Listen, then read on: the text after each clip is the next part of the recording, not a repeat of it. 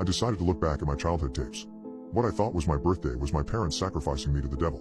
All the memories of our childhood were kept on VHS tapes. Tapes that we hadn't watched in almost 2 decades because, well, who still owns a VHS player? My mom kept them inside a box in our basement, labeled 1993 to 1999 tapes. I had no idea what the A meant until I found the others. I got lost in the attic, looking through all kinds of stuff until I stumbled upon the box that looked just like the first one I found. Except this one was hidden under a pile of old jackets. 1993 to 1999 B tapes. At that point, I obviously had no idea what the difference between them was, and my parents weren't home so I couldn't ask them. They'd gone on a cruise. I'd let myself in with the key I'd kept after moving out, so I brought both of them to my car. It took a week after I could pick up both boxes and a USB stick with all the videos from the shop. I watched the first few, the ones in which I wasn't even born yet, just to check if everything worked fine. Then I put the stick into an envelope with a card, so our family could watch them together after Luke's birthday and after my parents got back. 2 days after the party, my brother called me. He didn't tell me what was going on but commanded me to come over to his house as soon as possible. I'd never heard my brother sound more disturbed. What the actual hell, Max? I was confused why my brother was angry at me. I watched that VHS with my daughter. You think that's appropriate for a 2-year-old? Can you at least let me inside before you start harassing me? I have no idea what you're talking about. He moved to the side. Their living room was a mess, with toys, clothes, and crumbles everywhere. It had been like that ever since they got Ellie. It made me like my niece even more, bringing a bit of chaos into my brother's sleek life. Max, be honest. Why did you make those videos? How did you even? Huh? I moved a stuffed elephant from the sofa and sat down. I brought our old VHS tapes to a place and I told you when I gave it to you? I thought you'd like to see them. Luke frowned. You look like you have no idea what I'm talking about. He got his laptop and sat down next to me. He opened a folder with 2 video files labeled tapes A and tapes B.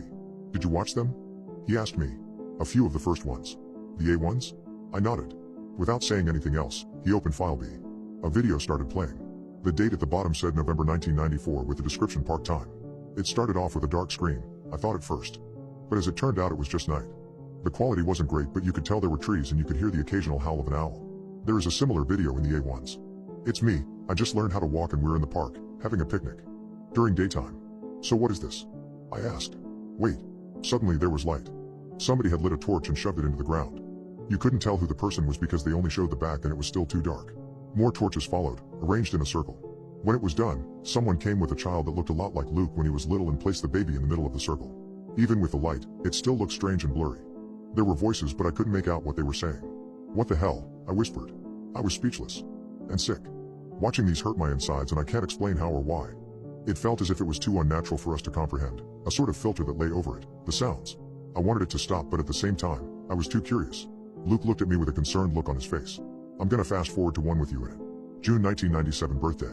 This one was during the daytime in our garden, but things looked slightly different again. Colors were much brighter, almost neon. 2 boys appeared in the frame, probably Luke and me. It must have been my 3rd birthday, so Luke was 5. We were dressed in purple striped shirts and pants but could only see our backs. We were running towards something that looked like a small bouncy castle, one that I don't remember ever having. We disappeared inside of it and the camera zoomed out further and further. And then all you could hear were loud screams, but they didn't sound like they were coming from children. When the 2 of us came outside again, the camera was still zoomed out but you could still see that we were laughing and jumping. And there was something red staining our clothes and hands. Blood? I ran to the bathroom and threw up my lunch. When I got back, Luke was waiting for me with a bottle of water. Happened to Ellie as well. Kept throwing up but also cried a lot. I didn't like the idea that my tiny little niece saw that, and I found it strange that she had such a strong reaction to it as well, how she understood that something was wrong. Because, technically, nothing really bad happened in those tapes. They were just disturbing. Luke, I swear. I have no idea what that was.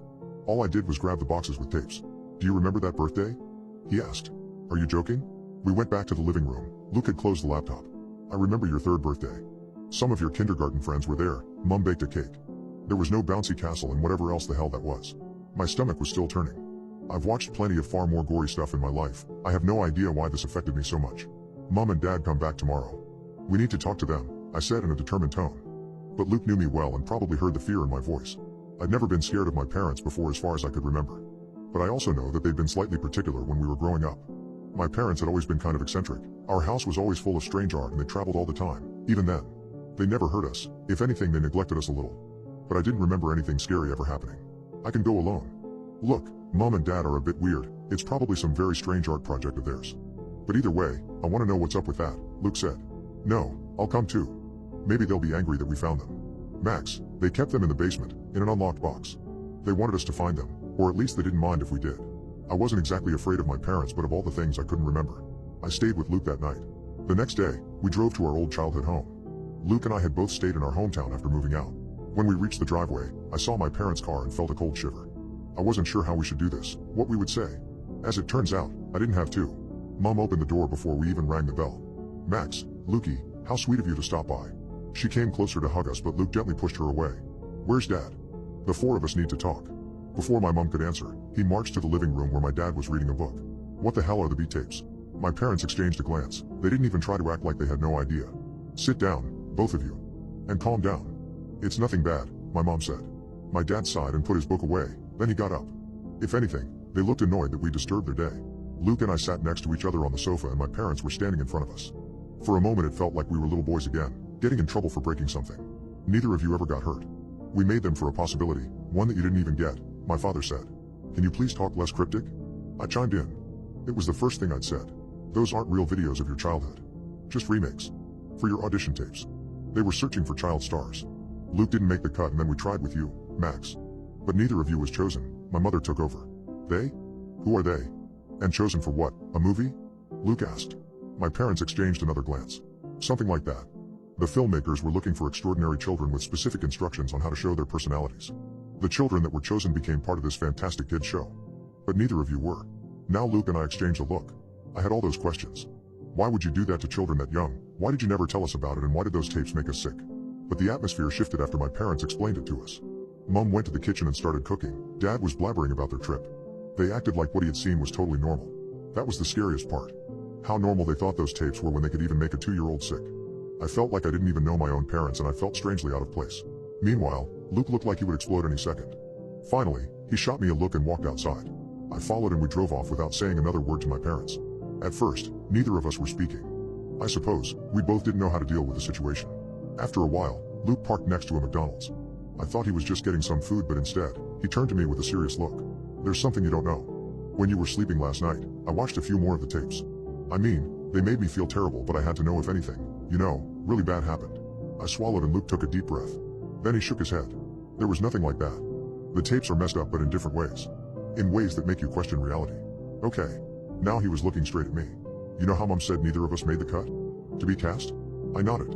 "Well, after 1996 there was a third child in the tapes. And the more I think about it, the more I'm starting to remember things. I know it sounds insane, but I'm wondering if we had another sibling that we forgot." I hid under the back porch from my abusive father. I met my dead mother while I was down there. I was a master at hiding. But it wasn't for a good reason. One night I chose to do something different. I could hear it in Dad's yells. He was pissed and was about to get violent.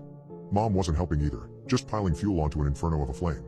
I had abusive parents, and we lived basically in the middle of nowhere on farmland. Based on this, I knew I had to find a good hiding spot. I'd gotten the idea a few days before, when I realized the lattice covering the bottom half of the back porch had a hole in it. Not big enough to fit a full-grown man, most likely, but it could fit a skinny 6-year-old no problem. So wrapping myself up in my blanket and grabbing my hippo stuffy, I snuck out my window and ran into the backyard. In the middle of autumn. When it was 40 degrees out and the temperature was steadily dropping. I crawled under the porch, scraping my elbows and getting splinters in my palms, but I fit inside. It was actually quite spacious compared to most of my hiding spots. I couldn't sit up all the way, but I had plenty of room to spread out my limbs. Of course I was also getting covered in dirt. It had rained a few days ago, so the mud was still a little wet. I wrapped myself in my blankie the best I could and settled in for the night. But soon, even with my blankie and my hippo, my teeth were chattering so hard I could barely breathe. I didn't want to go back inside though, knowing if my dad caught me I'd be in for the whipping of my life. So I had to tough it out. "Honey, are you cold?" That voice was not the voice of my mother, scratchy from all the smoking and screeching she did. It was sweet, like honey. I turned over to see the dim outline of a woman, lying on her stomach next to me. She had a pretty butterfly necklace and was just as dirty as I was. I nodded, not wondering how she'd been down there without me noticing. The woman's belly crawled forward and wrapped her arms around me, and suddenly I became warm. Like I was sitting next to a campfire. I snuggled into her arms, not minding the mud. After all, we were both dirty. "You've gotten so big," the woman said, examining my face. "How old are you now, Alex?" 6. How did I know this woman again? I didn't think I did. 6. The woman gasped. "You're all grown up then." "I'm so happy," she sighed pleasantly and stroked my hair. I'd never felt so cozy in my life. "What's your name?" I asked. She smiled, I could hear it in her voice. "I'm Lily." "What's your favorite thing to do?" I had to think for a second. "I like board games. And coloring." Lily chuckled. "Just like me then. Could never get enough of Scrabble. But I guess you're still too young to play that, huh?" I nodded. "Lots of words. I want to play it though. Would you play with me?" I heard Lily sharply inhale. I don't think I can." Your daddy put me under here, and I can't leave. But, she thought for a second. Alex, could you do me a favor? Of course. This lady was oh so nice. Why wouldn't I do her a favor? When you wake up in the morning, go to the police station. Ask for an officer by the name of Lowell Joyce. Tell him where to find Lily, okay? Under your back porch. He'll come and he'll get me, okay? And then maybe we can play Scrabble. Yippee. I was too excited about the possibility of playing Scrabble to notice how Lily's voice caught at the end. I nodded vigorously. I'll do it. We can be on the same team, right? Lily softly laughed. I'll help you understand the rules. Good night, Alex. When I woke up the next morning, I heard Lily's voice. Go now. Your dad's gone to work. I'll tell you how to get to the station. Rubbing my eyes, I crawled out from under the porch and went into the house to grab my shoes and a coat. I shivered in the frosty cold. But I thought Lily was right behind me. After my shoes and coat were on, I started walking. It was long enough to get to the neighbor's house. I really can't remember how long it took to get to the police station, although I have no idea why no one pulled over to see what the hell a 6-year-old in dirty pajamas was doing walking alongside the road. Lily kept guiding me onward. Wait, okay, cross the street now. Turn right here. I nearly collapsed with exhaustion by the time I walked into the station. The guys out front chatting and having a good time didn't see me until I almost made it to the front desk. Whoa. Kid. You okay? One of the officers knelt down to my level, eyes wide. I nodded. I'm okay. Can I speak to Lowell Joyce? I asked. One of the other officers picked me up. Sure kid, sure, let's just get you someplace warm. Holy crap, your lips are blue. I was given some warm cocoa and wrapped up in a blanket by the time an old man with a graying mustache sat by me. Hey kid. I'm Sheriff Joyce. What's your name? He asked. Alex. I set down my cup and looked him straight in the eye. I was told to tell you that Lily is under the back porch. You need to go let her out so we can play Scrabble. I had never seen a grown man turn pale before. Lots of things blurred together at this point. I remember being taken back to my house and there were a lot of police cars and people around. The back porch was surrounded by yellow tape, and someone was taking a black bag away while my dad was in handcuffs. After that, I lived with my grandparents. Sheriff Joyce and his wife. I tried to ask about what happened and who was Lily, but I always got shut down. I was too young to know. But life got better. A lot better. Grandpa was the best man I could have hoped for in my life. We went out on weekends to the movies where he let me have a giant soda even though I'd have to pee in the middle of the movie. When I asked if I could drink when I was 13, he let me try a beer. I spat it out and didn't touch it again. He never judged me for my love of art, letting me paint my own bedroom multiple times over the years. I felt safe around him. He never laid a hand on me. When I turned 16, Grandpa took me back to my dad's house. The whole thing had been bulldozed over. But I could still see the yellow tape wound around a few trees, faded and torn. We sat together on the back of his truck. He opened a beer and drank half of it before setting it down and grabbing me an orange soda. After I drank it, he told me, Lily was your mother. Good thing he didn't tell me as I was swallowing. I likely would have had it coming out of my nose. My mom? I questioned, confused. Your actual mom. The woman who lived with your dad was not your mother. My granddad grabbed another beer. Lily was my daughter. I loved her so much. But when you were around 6 months old, she vanished. My stomach dropped. My dad just imprisoned her under the porch? I asked, starting to feel sick. Grandpa took a deep breath before setting his unopened beer down. That's something I've never been able to understand. Lily told you to find me? And that she loved Scrabble? Yeah. She kept me warm that night. I probably would have frozen to death if she hadn't been there. I was a stupid kid, even I knew that. Grandpa went dead quiet before he opened that beer and slammed the whole thing. Alex, Lily had been dead the whole time she was gone. When we dug her up, she was bones. Experts confirmed it, and your dad confessed to what happened. They'd gotten into a fight and he threw her down the stairs. She broke her neck. He clenched his fists. I knew he had something to do with her disappearance, but I never had proof until you walked into my station, covered in dirt and telling me she was under the porch. I was floored. I couldn't breathe. All I could do was shake my head. But I saw her. She was alive. She had this butterfly necklace. I trailed off when Grandpa pulled an evidence baggie from his pocket. It was the necklace. As I stared back at the now barren lot, the chill of the air seeped into my skin, a deep dread worming its way into my bones. Grandpa started the engine, his face grim and unyielding. It was then I noticed something odd in his expression, something that mirrored my own fear. Grandpa, I said, swallowing hard, what is it?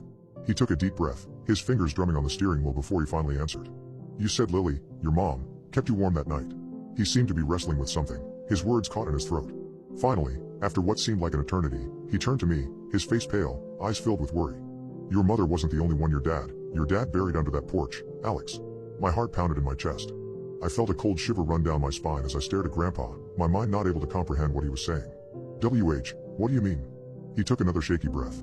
After your mother, after Lily disappeared, there were others. Women who your dad, they were never seen again. I felt sick. My stomach churned as I gripped the car seat tightly. Are you saying? I choked on the words, my throat dry. Are you saying there are? Or more? People under the porch? He simply nodded, a haunted look in his eyes. In that moment, the dread I had felt amplified, curling around me like a suffocating shroud. Lily wasn't the only one under the porch. There were others. Women my father had lured, deceived, and killed. My grandpa reached for the glove compartment while explaining. He claimed it to be a tradition. He tried to explain it to me, saying it was some sort of ritual. I didn't believe him, until we found out he was serious. It's cursed this entire family. I saw him take out a handgun wrapped in a towel. I began to grow tense. Grandpa, what are you doing with that? Alex, it's only a matter of time before you become just like your father. And I become just like you. I saw a tear shed from his eye. He put the gun in my hand. He whispered in my ear, pull the trigger so I don't have to. I'll be right after you. I took wedding photos for an old man that married a teenager. I wish I told someone sooner. There's the groom getting caught getting it on with the maid of honor, family getting into brawls, brides ODing in the bathroom, gay couples having no one attend their wedding stories. But we aren't here for typical stories. We're here for the wedding from last October. I think I should have been more put off by the parents coming to me rather than the bride, but I just figured the bride was busy with other wedding planning stuff and didn't think too hard about it. First time I saw the bride, Tanya, I had a brief moment of I don't know how old this girl is. She could have been 16, she could have been just 18. Definitely not over 20 though. I've seen young marriages when it's a shotgun affair, but then I met the groom. Marcel Wingate, who was definitely no younger than 30. And Marcel was just. Something felt off. The man was a giant for one, he towered over me. I managed to catch Tanya alone in the room she got ready in, sitting next to the open window. We got into chatting and I ended up asking her how old she was. 19. 20 in a few weeks. I have a bit of a baby face. She poked one of her cheeks. Why do you care? I glanced at the door to make sure Carol wasn't going to barge in. Tanya, are you not okay with this? The wedding? I asked quietly. Tanya's eyes widened and she glanced at the door. Harold, my stepdad, arranged all of this. If he had it his way it would have happened when I was 15, but Marcel kept delaying. Business, apparently. He tried to delay another year but my dad implied he had other offers. She shivered and wrapped her arms around herself. If I said no, Harold would kick me out and cut me off, frozen my bank account. I'd have nothing and no one, and I don't know what I'd do if that happened. I reached into my purse and pulled out one of my business cards. Flipped the card over, it has a number for a women's shelter. They specialize in helping women escape from dangerous home situations. Hides them, helps them get started in a new city if need be. Hello, that is my personal home number, if you just need to talk, okay? Tanya took the card and clung onto it tightly before tucking it into her bra. You might be the nicest person I've ever met, she murmured. I gave her shoulder a squeeze. I try, I said before extinguishing the cigarette on the windowsill. If you need to escape any time tonight, just ask me to help you go to the bathroom. We can pull a whole runaway bride, I joked. That got another laugh out of her, just in time for her mom to pop into the room. Well, what's taking so long? Hurry up, the wedding's going to be starting in 15 minutes, and I don't want you to cry and make your face all blotchy and ugly. She whined. Tanya's brief joy faded and she gave me one more sad look before following her mother out. The ceremony would have been so much more beautiful if I didn't know the dirty little secret behind it all. Tanya didn't smile once. I don't think even one of those bridesmaids was an actual friend of hers, or at least not a sincere one. When the priest said you may kiss the bride, Tanya let one tear slip down her cheek when Marcel leaned down to kiss her. I was seriously considering calling the cops, but what could they do? Tanya would likely cave and say nothing was wrong, and since she wasn't a minor they couldn't label Marcel a pedo and her stepfather a child seller. All I could do was snap pictures of the worst day of Tanya's life. At the reception I was constantly being nagged by Carol about what pictures to take to the point where I wanted to rip her hair out, but I did notice something different about the first dance between the couple. Tanya at first was stiff as a board, reluctant to even touch Marcel, but he leaned down and whispered something in her ear. Her entire demeanor changed in a blink of an eye to one of surprise and I managed to read her lips. Really? Marcel nodded and I managed to see Tanya smile. By the end of the dance, she was actually starting to get into it, resting her head on his chest. It was a complete 180 change. Tanya was now one of the happiest, and dare I say it, flirtiest brides I've ever seen. She even leaned up to kiss him on the cheek as they sat down, something that took even Marcel by surprise judging by how he blushed. I genuinely started to wonder if Marcel slipped something in her drink to get her acting so happy when Carol started to nag me again about where her husband was. She was the kind of mother who forgot this was her child's wedding instead of her own. In order to get away from her I told her I'd go find him. He'd been hitting the open bar a little hard that night. I assumed he was in the bathroom either throwing up or cheating on his wife. It could have gone either way at that point. When I approached the men's room, I heard something that sounded like gargling or swallowing. Ew, I know, but I kinda hoped to ruin the mom's day if her husband really was cheating, so I opened the bathroom door with my camera at the ready. I made eye contact with Harold. Or rather, I made eye contact with Harold's head. It was sitting in the sink, expression twisted in abject horror. The room was soaked in blood, body parts strewn around the floor. Meanwhile, Marcel had stripped out of his tuxedo and was currently swallowing Harold's arm. Whole.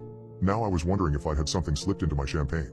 Humans can't just unhinge their jaw like that, each gulp taking Marcel's arm deeper down his throat. I saw the tips of Harold's fingers disappear with a small wave of goodbye. And then I dropped my camera. Yes, I heard something break. No, I didn't care. I just saw the groom eat the goddamn father of the bride. Marcel's head shot up in his eyes. Before now they were a dull, watery gray, but now they were mottled brown and red with slitted pupils. I felt frozen when those eyes looked at me. "Oh, I'm terribly sorry, one moment." Marcel turned to the sink that was free of a man's head and vomited. I heard several things clatter on the porcelain before he fetched them out and washed them off. With an embarrassed clearing of his throat, he walked up to me and pulled me into the bathroom. I thought I was dead, but instead Marcel placed several diamonds in my palm. "For the camera, I didn't mean to startle you," he said. "Aha," I managed to get out as I stared at the literal handful of diamonds. "This would pay for more than the camera." "Why did you devour Harold?" "Oh, I've wanted to do that for years." Marcel chuckled as he grabbed some paper towels to wipe off his chin, like that would take away from the fact he was still naked and bloody in front of me. "A terrible person actually tastes quite divine. You would taste absolutely terrible. It'd be like swallowing nails." Meanwhile, a man who offers his own daughter as a sacrificial lamb to something he knows eats humans, he tastes like the richest cut of steak, cooked medium rare and seasoned to perfection. Jesus Christ, this twisted situation had taken on a whole new level of messed up. "Wait, he seriously?" "Oh, absolutely," Marcel snorted, "and he'd do it again. All for what happens when my stomach processes human bone." I clutched the diamonds. "You're not going to hurt Tanya?" I asked. Marcel shook his head vigorously. "God, no." I kept delaying the wedding in hopes that she'd manage to find a way out, but I think Harold was getting bored with my cold feet. There would be plenty of other people willing to pay for her, even if my payment would be easily thrice what others would offer. God, I was starting to feel a little dizzy. Here I was, talking to a human-eating groom. I glanced out the door and a horrible idea entered my brain. One that would surely earn Marcel's good favor and help out Tanya, so if I told Carol she could find her husband in the men's room? I asked. Marcel seemed puzzled for a second but caught on quickly. With a nod, he picked up the head and tossed it into one of the stalls. I heard it splash in one of the toilets and I almost started giggling. I was nearing hysteria. "Go right ahead. I'll be waiting," he said as he kicked more limbs out of sight. I almost left when I had to ask one more question. "What the hell are you?" Marcel cocked his head to the side before he changed, just for a second. One moment he was a blood-soaked man, absolutely horrifying but normal. The next he was a snake. Sort of. His body was gone, replaced by the body of an anaconda, but his head was still the same, minus the flick of a slim, forked tongue from his mouth. Then he was back to normal. He responded with a shrug. "Funnily enough, I was hoping you'd tell me." "I don't have a clue." I left the bathroom and bumped into Carol almost immediately in the hallway. "Well, where is he?" she snapped. I just pointed a thumb towards the bathroom. "Think he's not feeling so well," I said. I watched long enough for her to open the door and for a scaled tail to shoot out, snag her around the arm, and drag her into the bathroom before I headed back to the wedding. The problem seemed to solve itself that night. Marcel came back, the men's room locked after apparently someone got quite sick in there. Tanya no longer had to behave a certain way to please her mom and I think she had a good night. Carol and Harold vanished into thin air, never to be seen or heard from again. And those diamonds paid for quite the nice new camera. Like I said, it's been a year. I sure as hell haven't forgotten that wedding, but what prompted me to share it was that I got a friend request from Tanya on Facebook. I normally don't accept friend requests from previous clients, but this one time I chose to make an exception. She does look so much better. She's going to college. She now sculpts and paints. She regularly volunteers at the women's shelter I directed her to when we first met. It was good to see her doing well. She looked so much happier in her recent photos. Marcel was usually there too, always smiling, and they seemed genuine, happy. I had moved on from that unforgettable wedding, chalked it up as a vivid fever dream due to the stress of photographing weddings. But then, the other day, something came in the mail that chilled me to my core. It was an envelope, fancy like the kind you'd find a wedding invite in, and, to my surprise, it was exactly that. An invitation to a wedding, not just any wedding, but Tanya and Marcel's. Again. The invitation had all the traditional decorations and elements, even the couple's photograph, Marcel and Tanya, smiling blissfully. But there was something strange. The date on the invitation was the exact same as their first wedding, the one I had photographed. I racked my brains trying to understand what was happening. Were they renewing their vows? Did they want to do another ceremony for some reason? But then, it clicked. As a wedding photographer, I had access to thousands of pictures from their first wedding, the one that ended in a bloody mess.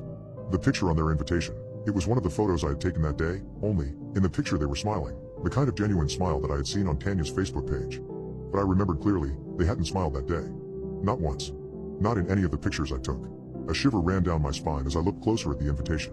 There was a note at the bottom that said, "Hope to see you there. We can't wait to have you capture our happiest day, again." But I also noticed something different with Tanya. Her eyes looked different. Similar to Marcel's. They were mottled brown and red with slitted pupils. I felt a pit in my stomach as I pondered whether I was going to be a guest at the wedding, or a dish on the menu. My boss murdered me yesterday, but I showed up to work anyway. I'm a keeper, but I can also be a sucker. Like what's been happening with my boss. I love working as a secretary, it's a job that makes me feel really fulfilled.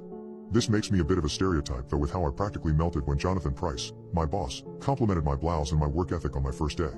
I just reminded myself by looking at the silver ring on his left hand and the picture on his desk with his children that I shouldn't read too much into it. Jonathan was perfect though, and over time I realized I read him just right. I never wanted to be the other woman. I just wanted to be loved. And being around Jonathan, working late nights just to have a moment to talk with him, having drinks after work. The inevitable happened. He kissed me after a few too many beers, and we ended up going back to my place. We slept together. I poured my heart out to him after that, how I'd liked him for so long, and that I really felt a connection with him. He just smiled and brushed the hair from my eyes, telling me that I was the kind of girl you didn't just let get away. Of course I believed him. Of course I swallowed the lump in my throat whenever I saw Mariana coming to visit her husband. My lover. Of course I ignored how I was the chosen topic of office gossip, how the guy smirked and the other women gave me the side eye and the cold shoulder. Of course I listened when Jonathan said he was going to leave her soon. He just needed to make sure he didn't hurt her. And of course, whenever he called me to meet him at our typical meeting spot, a hotel in downtown, I was there with bells on. Yeah, I know what you're thinking of me. I'm not the brightest bulb in the package, but like I told you, I'm pretty easily manipulated. But I love Jonathan, I love his work ethic, I love how he takes care of his kids that he learned soon enough I couldn't have. I wonder if that was part of my appeal to him. That he couldn't accidentally knock me up. He didn't love me. I was just an easy lay, a stereotype in every sense of the word. I only started wising up last week, when it occurred to me that Jonathan really wasn't slowing down his relationship with his wife and certainly wasn't preparing for divorce proceedings. She was pregnant with their third child. I saw the pictures he posted on Facebook of their anniversary dinner. It hit me like a semi-truck when I read his status about enjoying their 15 years together and couldn't wait to see what the next 15 will bring. I cried. I drank a lot of wine. And then I asked him to come to my apartment. That we needed to talk. Scary words for a guy, right? Took Jonathan a while to drag his ass over, which by then I was even more drunk. I don't drink often, and certainly not in excess, but can you blame me? I just had that reality-shattering realization I was just his pet to call on whenever he wanted to bang and spew nonsense words at. Nonsense words I fell for.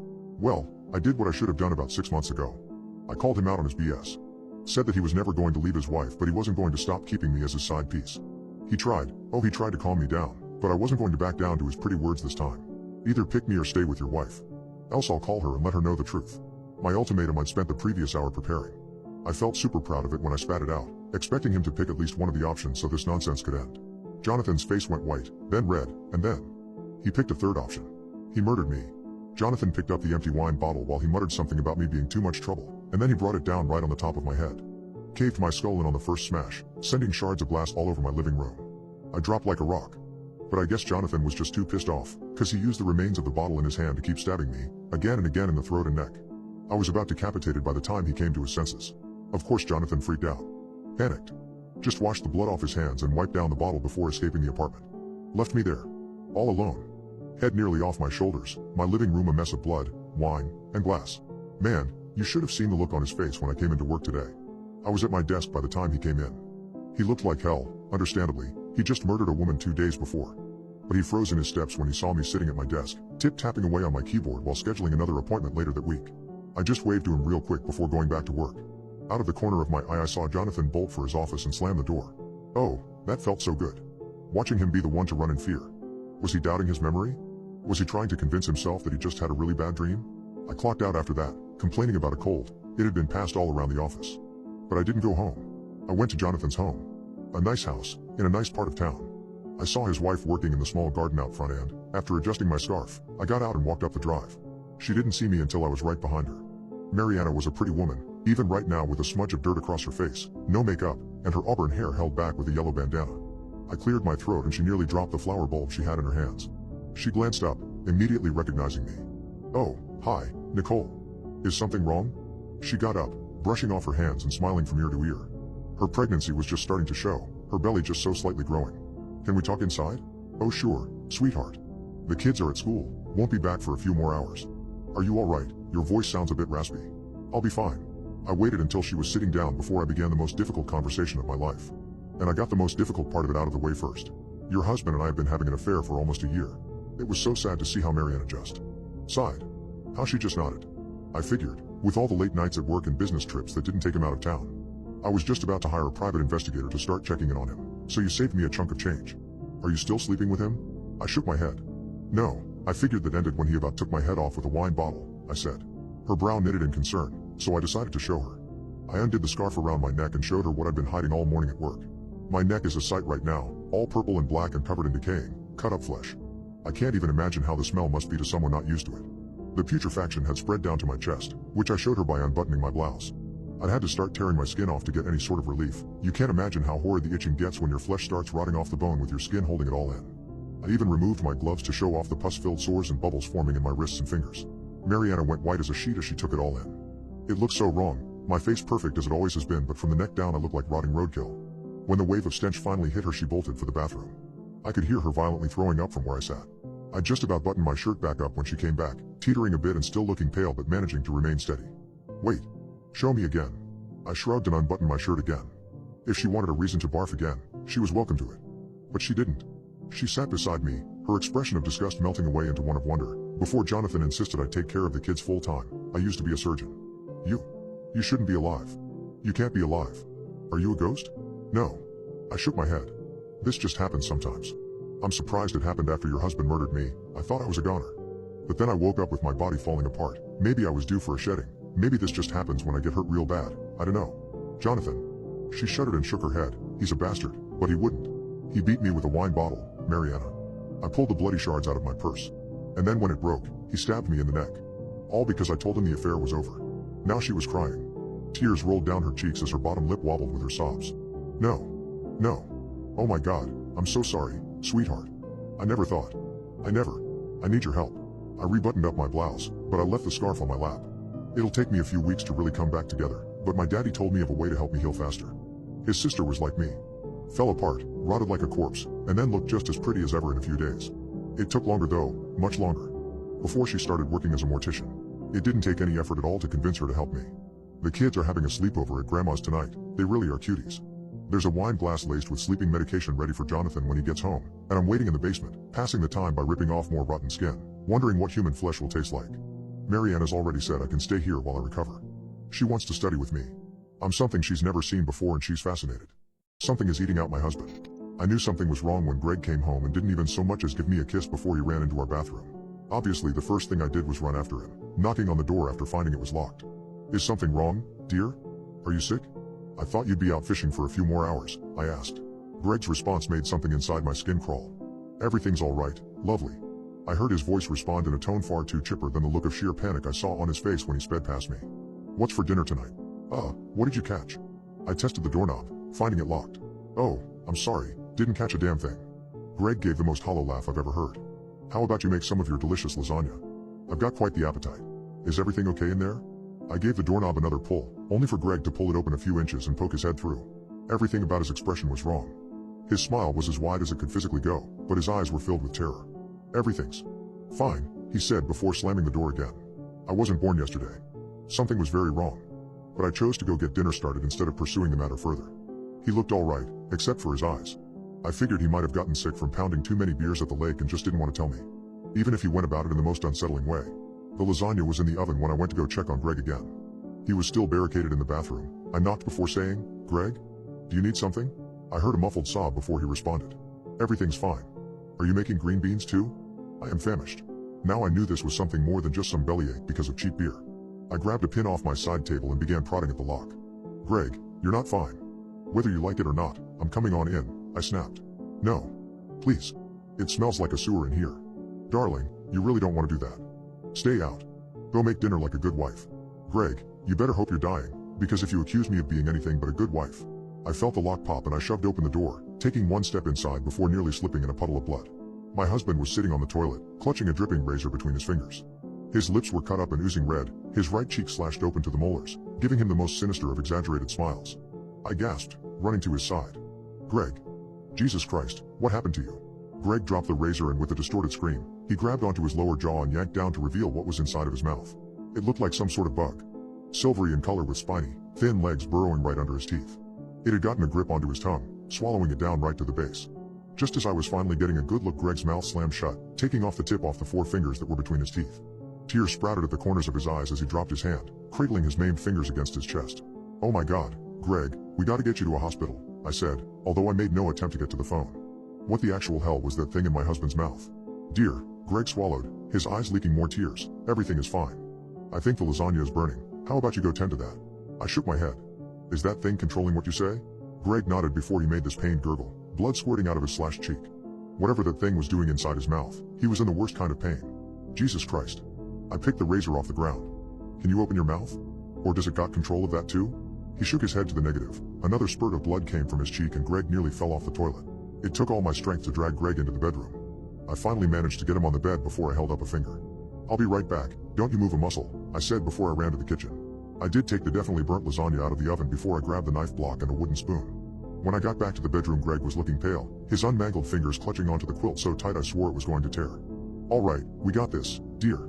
We've been through worse, right?" I lied as I set down the knives. "Don't you cut me, you freak." I flinched as Greg screamed at me, bloody spittle landing on my cheek. "And you know Greg would never call me a freak. Do you even know my name?"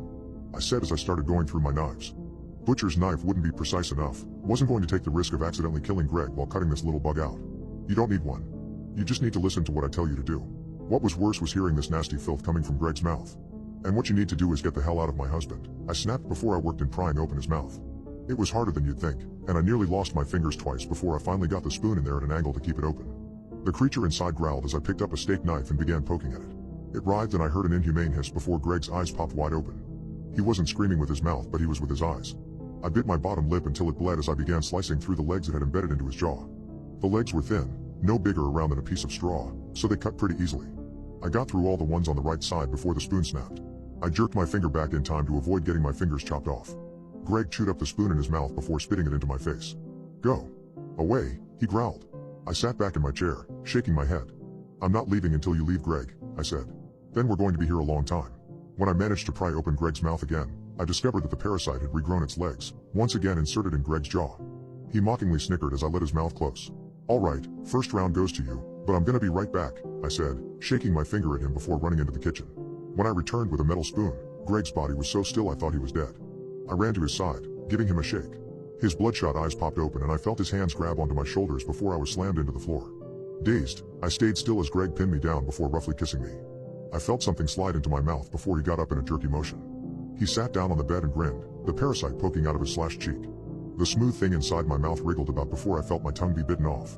I screamed as my mouth filled with blood, the creature attaching itself to the stub left behind from my tongue. I desperately clawed at my lips, trying to get past my teeth to grab onto the parasite. When I opened my mouth to scream, all that came out was a flood of blood. I passed out as I felt those small legs drill into my jaw. It's taken my tongue and mouth. I have no control of it. I feel it squirming around. Greg's gone. He left a note saying he'll be back soon and to have dinner ready for when he gets back. I can feel my body grow numb as its control starts to grow. They've taken our tongues and they're going to take the rest of us too. Cats started showing up on my front porch. I trained them to murder my neighbor. I was on the block with a dead husband. I was miserable and had nothing to do during my elder years. Well, that is, until I met Goliath. He was enormous. A tomcat that was bigger than some dogs. He had a mean face, matted long fur, and torn up ears. He came to a stop in front of the porch and froze, staring at me. I stared back.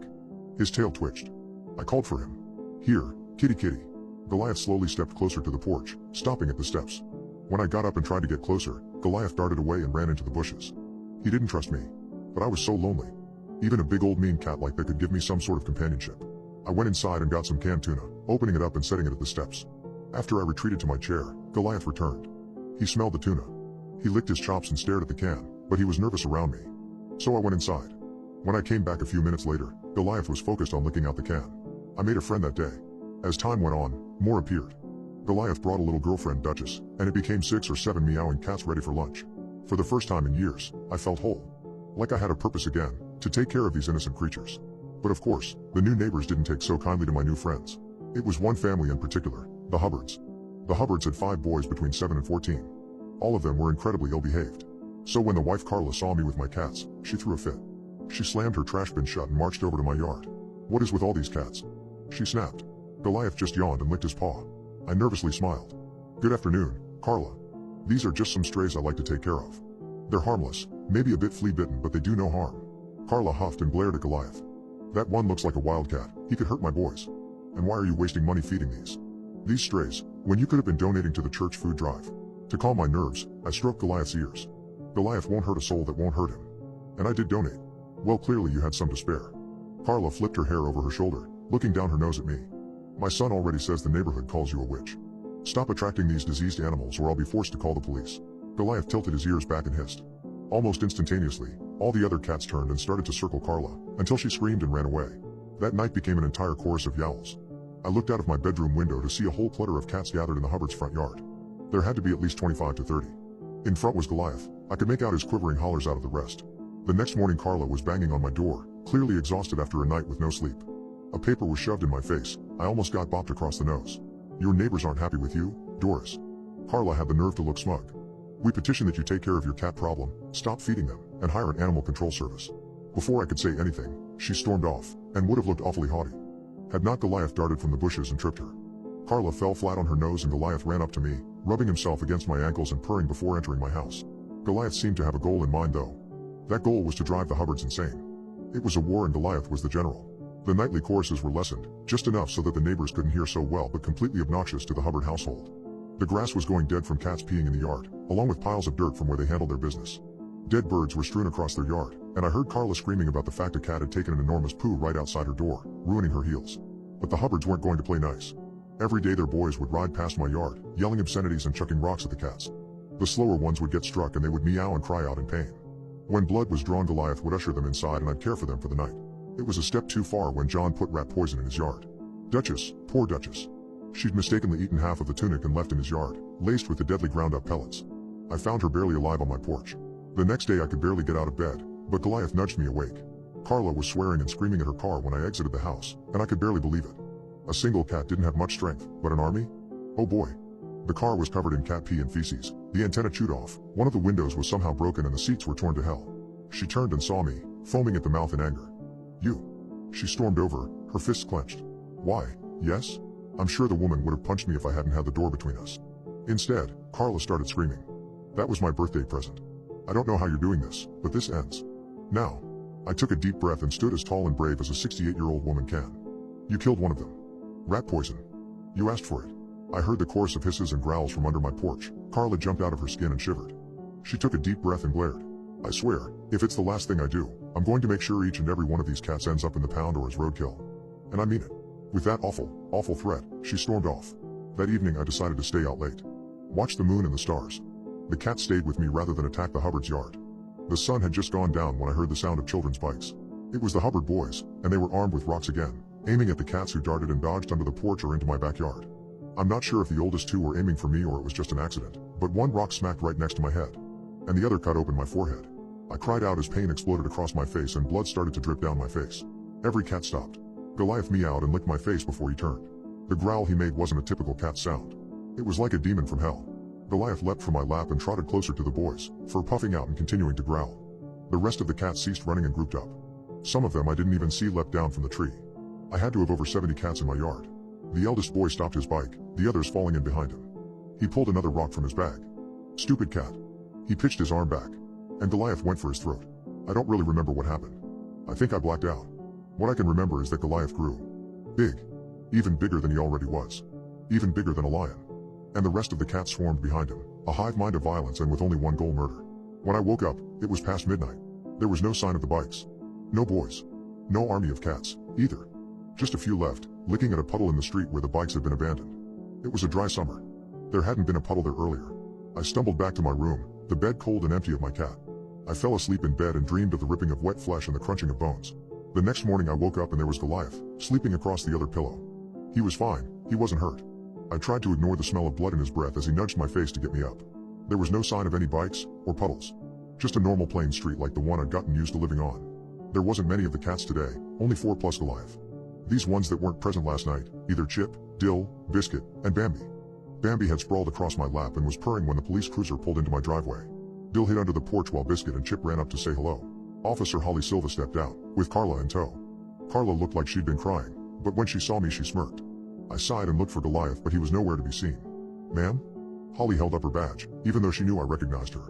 I need to speak with you, please. Carla's grin grew darker. I invited Holly inside and we sat at the table together. Carla invited herself in and was standing in the corner, looking around my pristine house. Thought it'd be more of a mess than this, given the animals you have, she grumbled. Holly ignored Carla before clearing her throat and looking at me. Listen, Doris. Last night 2 of Carla's sons came home shredded up and claiming you sicked your cats on them. Holly took this moment to conspicuously look at Biscuit, and Chip played with a ball of yarn, still quite kitten why. Her older 3 never returned home. Have you seen them? I reached up and touched my forehead. I can't really remember, last night I got my head bumped something awful. I looked meaningfully at Carla, who sneered back. It's not anything serious, but no, I don't remember where the boys went. I think they just rode past the house on their bikes. They were saying some quite nasty things, but that's all I remember. Holly nodded and wrote that down. Thank you, ma'am. That's all I needed to know. What?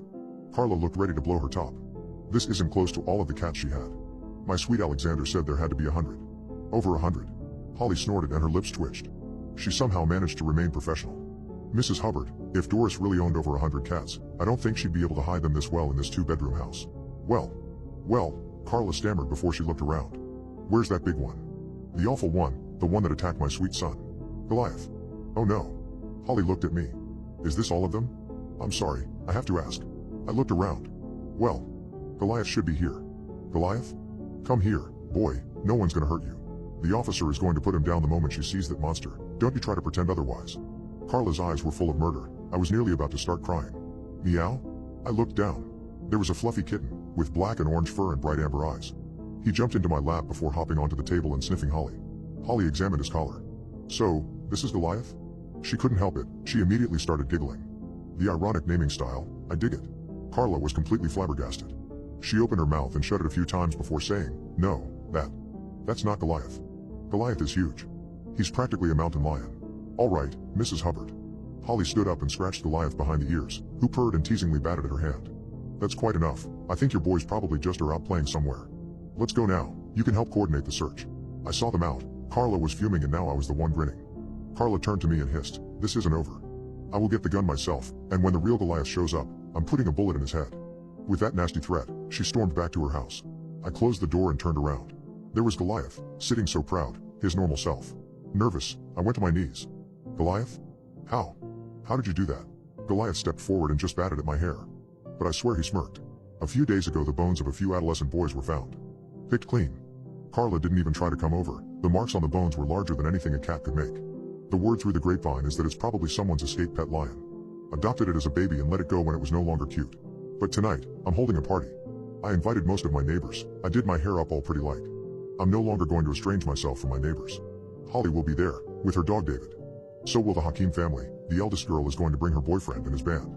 I'll have to clear out the dining room to give them enough space, but they're fond of classic rock. Everyone responded enthusiastically. Even my son Dylan's going to come home, and bring his wife and twin children. That should be enough noise to cover up Goliath and his army handling the Hubbards and their goons. In the morning it'll either be interpreted as a mysterious vanishing or written off as another animal attack. My mom's murderer became my caretaker. I never thought I'd be sleeping with her. It happened 10 years ago. I was only 8 years old. I woke up that morning to the smell of frying eggs and bacon. Stumbling down the hallway, I was greeted by the sight of a dark-haired woman at the stove, humming some friendly tune as she filled a cup to the near brim with orange juice. She turned to me and I nearly jumped out of my skin. In a sense she was pretty, but she had a vicious scar running down the left side of her face. Andy, you're up. She beamed as she picked up the plate stacked with the delicious-smelling breakfast. I had to run to the store, but I hope you like breakfast. Too shocked to say anything else, I replied, I don't have breakfast. Where's my mom? The woman laughed and set the plate on the table, now cleared off of shredded bill envelopes and clutter. She's gone, so I'm here to make sure you're all right. You can call me Aunt Victoria, or Vicky, whatever you prefer, I don't mind. And while I'm here, you have breakfast, she said in a chipper tone. Is she going to be back soon? My mom? I asked after I swallowed. It was impolite to talk with your mouth full. Vicky shrugged. She didn't say. Clean your plate, then you can show me your favorite cartoons, okay? Only until 10 though, that's when we're going to the zoo. She laughed and tucked a lock of hair behind her ear. The zoo? I remembered my mom telling me that our zoo trip wouldn't happen this year. She was just too busy with work, but if Vicky was going to take me, I suppose it wouldn't be too bad to let her stay. Maybe you think I was a dumb kid, and I'll understand that. Maybe I was. But you have to understand, my mom was a single parent working as many shifts as she could pick up. It wasn't uncommon for her to send a babysitter my way when she couldn't get home in time, although typically they were younger teens that spent all their time on the phone and maybe threw a frozen pizza in the oven for dinner. Vicky was different in every way. For the week she took care of me. The house was clean top to bottom. I helped in the bathroom while Vicky handled mom's bedroom. Every night meals were freshly cooked and done to perfection. Vicky was almost too good of a babysitter. It was like she wanted to be my mom. To be honest, I think she did want to be. She was bizarre, in small ways. Ways I didn't think about until much later. She was never home at night, and she always did her laundry in the morning. I could hear the machine banging around when I woke up. Whenever we went out, she slathered her arms and face in sunscreen, almost a ridiculous amount. I asked her about it once. I just have delicate skin. That was all she'd say about it before she'd change the subject. It was late summer, so I accepted the excuse. She made sure I had sunscreen on at all times as well, but even if she was popping out to check the mailbox, she'd grab the tube and start slathering it on. I found over a dozen bottles in the towel cabinet, stashed with the ibuprofen and cough medicine. Nevertheless, it was one of the best weeks of my life, but every night I asked the same thing when Vicky tucked me into bed. Did you hear from mom yet? Every night, she'd just kiss my forehead and tell me to chase the dream butterflies. I never knew what she meant by that, but I always slept soundly. The last night I woke up to quiet sobbing. I glanced at my alarm clock. The numbers 1:32 blared back in bright red. I slipped out of bed and into the hall, following the sound to my mother's bedroom. Vicky was curled up on my mother's perfectly made bed, a photo album open next to her. I slowly walked up to Vicky and set a hand on her shoulder. "You should chase the dream butterflies too, Vicky," I said. Vicky flinched and sat up. The room was dark, but I could tell her mouth was covered in something. I turned on the lamp. Her mouth was soaked in bright red, along with her hands and shirt. "Blood. Oh. Andy." Her voice cracked as she picked me up and set me on the bed next to her, wrapping her arms around me. "I'm something horrible. I've done horrible things." I remained still in her arms, my eyes flicking open to the page in the album. It was a picture of the day I was born and my birth certificate. My mother proudly showed it to me every birthday and told me how she went through 12 hours of labor before I came into the world. And she'd go through those 12 hours again if she had to. She loved me so much. I might have not quite understood what labor was about, but I knew she loved me very much. "Are you hurt?" I asked, reaching up to brush some of the blood of her mouth. Vicky shook her head. "No, sweetheart. This isn't mine." She trailed off and shook, shaking her head. I thought, maybe, just maybe, I could make things better by taking care of you. I think I'm just making them worse. So much worse. "Andy, I'm sorry. Do you forgive me?" "Forgive you for what?" I asked. "Do you forgive me for the horrible things I've done to you?" I frowned. "What horrible things?" I asked. "The worst thing possible." "No, it's not fair." Vicky sighed and released me from her hold. "It's not fair to ask you to forgive me." She got up. "I have to leave, Andy. Can I do anything else for you?" I had one more question. "Why do you have a scar, Vicky?" Vicky reached up and brushed the side of her face. "Horrible things happened to me too, Andy. The worst things. I suppose that's why I can only do horrible things too." She took the quilt and tucked it over me, smiling softly. "Go to sleep now, Andy, and chase those butterflies to the end of the world and back." I woke up the next morning to a police officer shaking my shoulder. "Hey. Holy crap guys, the kid's here." Wiping the sleep from my eyes, I sat up and slipped out of bed. The police officer stumbled for words for a moment. Whatever he'd been expecting, it certainly wasn't this. "Andy? Are you okay?" he asked. I looked around. "Where's Vicky?" I asked. "We'll find Vicky. We need to get you to the hospital." I think I baffled all the doctors and police with my case. When they broke into the apartment to find me, they expected to find this half-starved kid, scared out of his wits and desperate to find his mother. But instead they found me dressed and clean, with the house taken care of and with a full stomach. I think you can guess by now that my mother was dead. I was taken in by my dad, who had no idea I even existed, but he did okay with that. He'd remarried after he and my mom split and I had 3 half-siblings that I didn't know existed. It was fun being the big brother and my stepmom Mika was super sweet. She wasn't my mom though. And she wasn't Vicky. I had to pry the rest of the story out of my dad when I was older. The reason there wasn't police hammering down my door sooner was that my mom was a Jane Doe in the morgue. She'd been found practically shredded to pieces. The cause of death was bleeding out from an artery in her neck.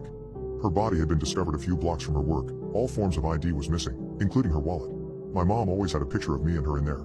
And they found that wallet, with bloody fingerprints, in my mom's nightstand. Right next to where I was sleeping. My dad still wonders why my mother's murderer returned to her house only to care for her son, but I don't need to wonder. I know this is a long shot, Vicky, but I remember you liked horror, so maybe you'll find the story. I know you murdered my mom. But I forgive you. My daughter died 1 year ago. Today she called my phone. When I first saw I was getting a call from an unknown number, I thought it was another sales call.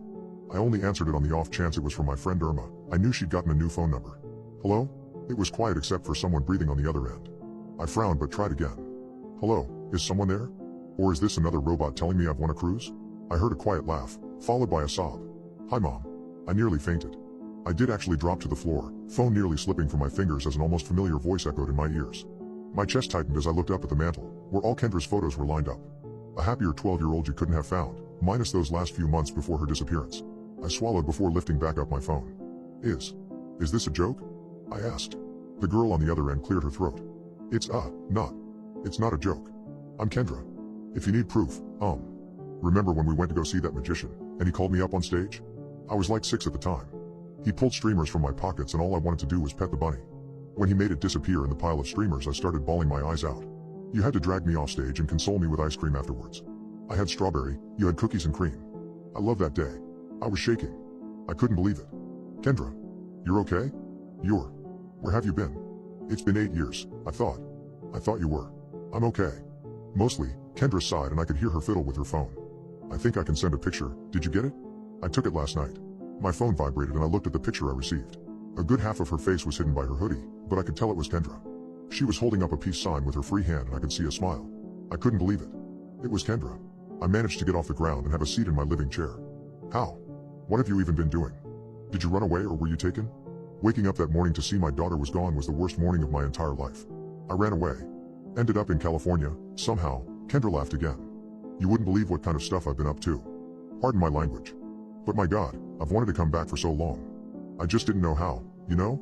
You're always welcome home, I said. Are you coming home now? Just waiting for the bus to take me that last leg. I actually should be back tonight. You haven't moved, have you? I couldn't stop myself from sobbing. I was still trying to absorb that my daughter was alive. No. Your dad wanted to, but I couldn't. Just in case you ever came back. What have you been even doing? Oh, that's a story. I heard Kendra shuffle on the other end. I'll give you the full story when I'm back, but I can give you some of the highlights now.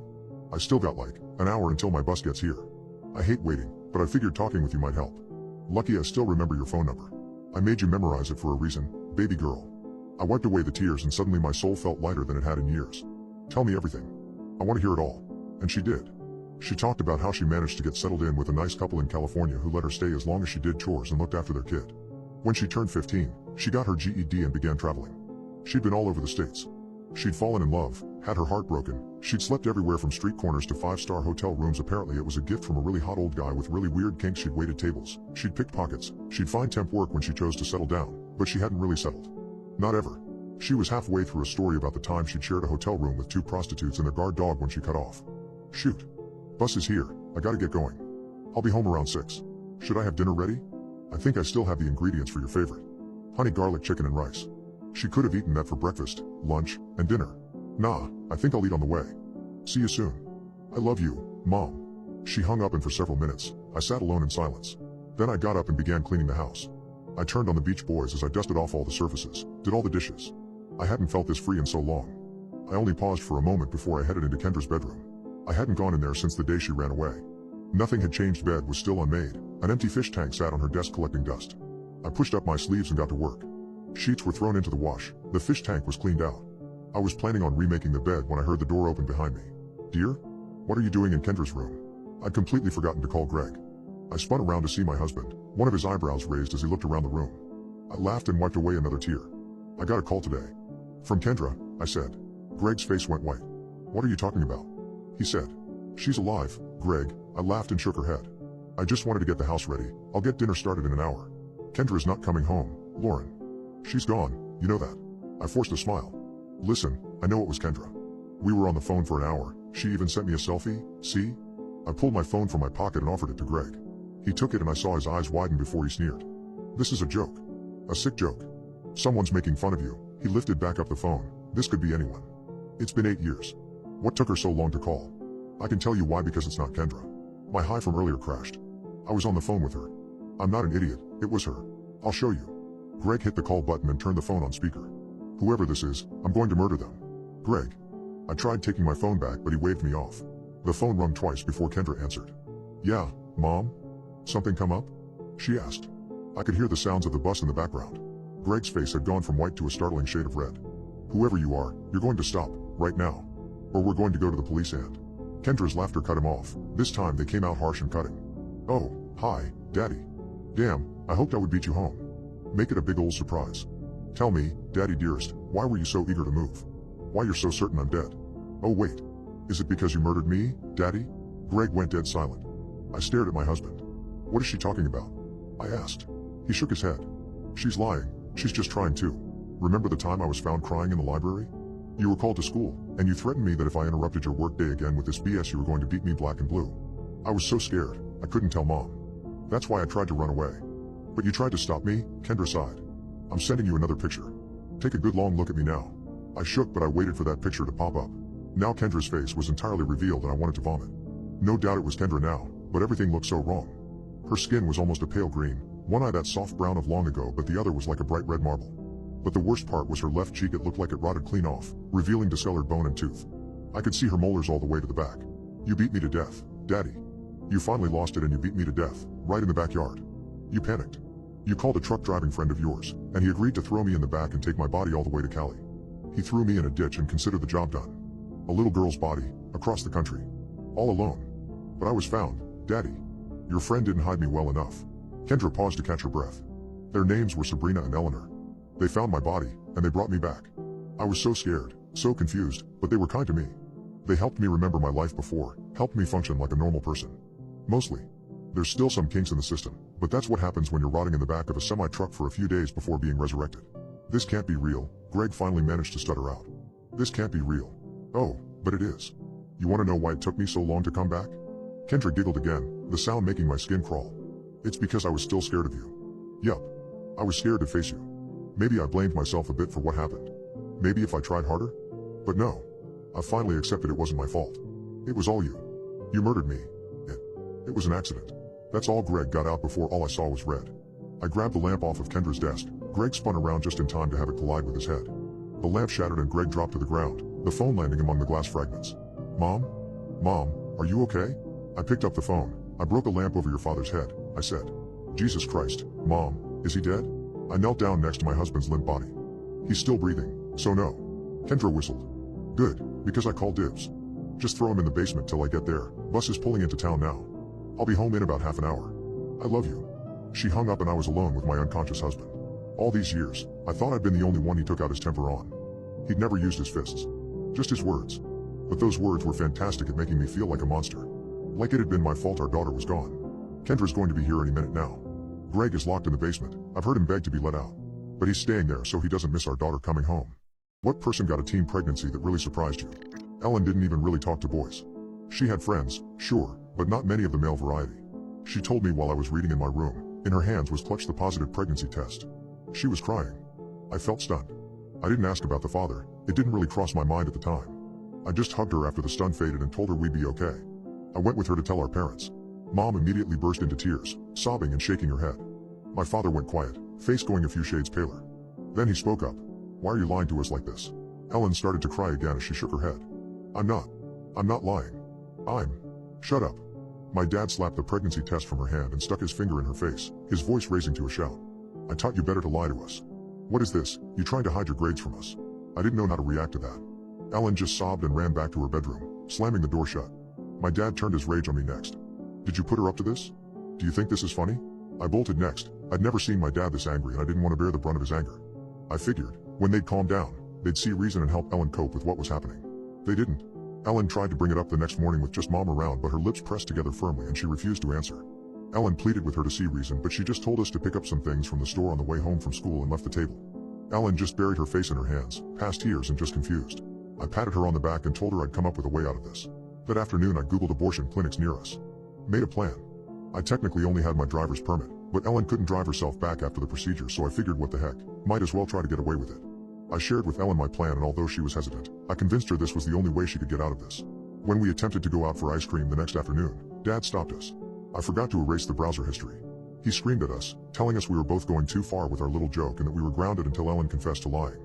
His face was bright red. A vein was popping out so far in his forehead I thought it was going to pop. Dad was always hot-tempered, but I'd never seen him like this. The moment Ellen opened her mouth to say something, Dad punched her in the jaw. Actually punched her. And he's no small guy, so he hits hard. Ellen hit the floor. I saw her spit a bloody tooth on the ground before she started sobbing. I dragged her by the arm as Dad screamed after us how we weren't leaving this house for anything but school until we came clean. I helped clean up Ellen's mouth, wiping away the blood and managing to sneak down for some frozen peas to press against her jaw. She shook her head and looked at me. I am pregnant. You believe me, right? It didn't really matter if I believed her or not, because she was. Over the next few weeks, Ellen would be nearly knocked over with morning sickness. Morning sickness is giving it too much credit. She had days where she was slumped over the toilet, unable to keep much of anything down. If Mom caught her, she'd just say Ellen had the flu. If Dad caught her, he'd call out her prank and make her get dressed for school. It was hell. Actual hell. And I could only stand by and watch. Ellen wasn't sent to the doctor for prenatal care. I did my best with school computers to research how to help, but the help of a 15-year-old isn't exactly much help. I wasn't a medical professional, after all, and that's what she needed. As her belly swelled, Ellen became a joke of the school. Rumors spread about how she slept with one of the teachers to pass her class, or that she had no idea who the father was because she'd been banged by anyone who would take her. To her credit, Ellen didn't ever respond to these rumors. She'd just simply carry on with how she had.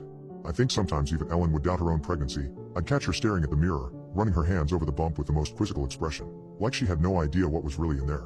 And no, the baby bump didn't convince my parents either. My mother began to restrict Ellen's food intake, saying that she really needed to watch her weight even though Ellen had probably never been above 100 pounds her entire life. It was incredibly messed up to have to sneak her food every night so she wouldn't be starving. As she became more and more obviously pregnant, her few friends drifting away or simply stopped talking to her. Months passed. Ellen graduated with passing grades and looked positively enormous, even with the graduation gown. She smiled during pictures, and I think that's one of the last times she sincerely smiled. Now that school was out though, there was no leaving the house. We were prisoners in our own home. I could only get on the computer with mom or dad lurking nearby, so no more pregnancy research. I had to rely off the notes I'd managed to take during the school year. I'd keep moving them around my room so that my parents couldn't find them. When Ellen went into labor, I thought my dad might have murdered her. Ellen was on the couch moaning in pain, begging Dad to call 911. She needed to go to the hospital. He just stood there, his arms crossed, and he glared down at her.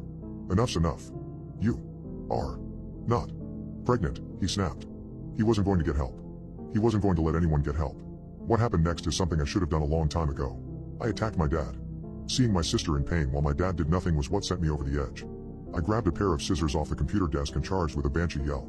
He didn't die. I stabbed him in the arm, and as he toppled back, I helped Ellen off the couch and got her into her room.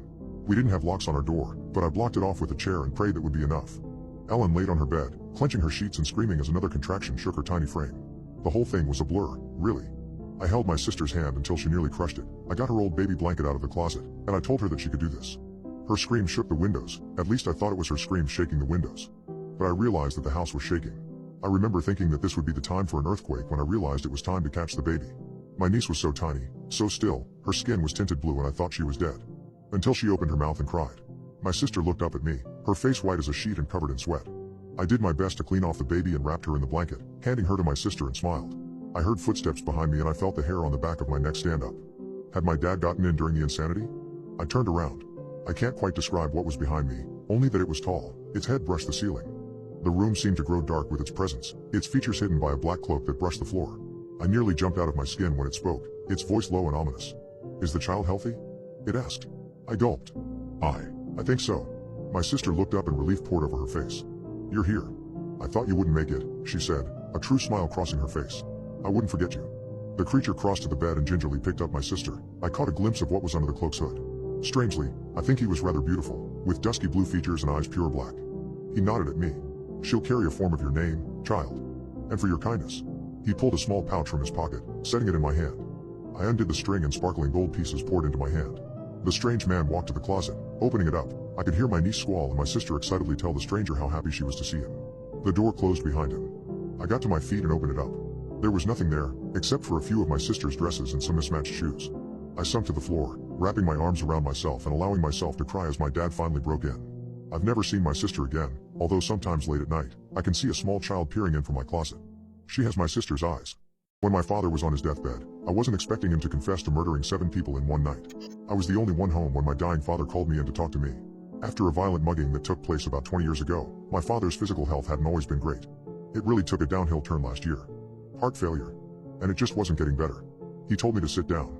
He told me I needed to know the truth about the mugging and about what really happened that night. After all of this, he'd pass in his sleep a few hours later. I can't ask for any more details. All I can do is relay this story to you. And find out how much truth there really is to it. This is his confession, exactly what he said, word for word. You know, if your mother and I weren't in the middle of our first separation, it may have never happened. I wouldn't have been alone in bed that night. That following morning I was found on the streets, all bloodied up, pockets turned out and missing my shoes. They concluded I had been mugged. I let them maintain the conclusion. I hadn't even left the house the night before. It was an early night, I was tired from work. I basically passed out on the couch while the TV was on. I don't remember if anyone broke in, if I woke up before they abducted me. The next thing I do remember? Waking up strapped to a chair, dressed in white scrubs with electrodes plastered on my now shaved head and sitting with a circle of people in the exact same condition. I only recognized 2 of the other people there. One of my classmates from back when I was in high school was to my right. I barely recognized Magnolia since most of the blonde hair had been shaved right off. A few patches were still plastered to her scalp. Whoever had taken the razor to our heads hadn't been the most meticulous about it. Perhaps because they had a lot to get done before we woke up. I also recognized Augusta, an older woman who lived down the street from where I grew up. There were 8 of us in total. The one thing I didn't see in the room was the speaker, attached to the wall right behind my head. It crackled to life before shrieking with feedback. This definitely got everyone awake, the portly fellow moaning and whining the loudest while the woman with smeared lipstick being the only one perfectly quiet. Her eyes I remember the most, dark and careful. She was watching everyone in the room. Welcome, everyone. Once the feedback died down, the male voice coming from it was perfectly calm, smooth. It would have almost been soothing if the situation surrounding it wasn't so bizarre. I am the judge. I flexed against the bindings experimentally. There was no coming loose from them. I was stuck there, here for whatever this judge had planned. You sit in them now because you have all committed crimes. Crimes ranging from white lies to ones that may result in capital punishment. The scowling woman's jaw dropped. What do you mean, capital punishment? This is my courtroom. Where we are, no one will hear you scream. I advise you don't cry out unless you can't avoid it. The judge didn't even take note of the interruption. These are my chairs of truth. When we are finished, you will pay for what you've done. If you lie or talk your way around the truth, you will be punished. We will start with you, Edward. I jumped. How did you pass your final exam in algebra, senior year? I actually sighed with relief. That wasn't nearly so bad as I expected, since I was following up on Charles' question. My friend helped me cheat. The judge paused for a moment before turning on Charles. Charles, how did your friend Rosemary Marshall make so much money from your company's stock? Charles shifted. Good luck? He tried to lie, so poorly though that no one was convinced. I didn't expect to hear the crackle of electricity in Charles' eyes to bug out of his sockets, his teeth clamping so tight as his body jolted with electric current running through his veins. When he finally did manage to scream, he flopped back against his chair, screeching and howling at the top of his lungs. The room beforehand reeked of antiseptic. Now I could detect a faint hint of urine.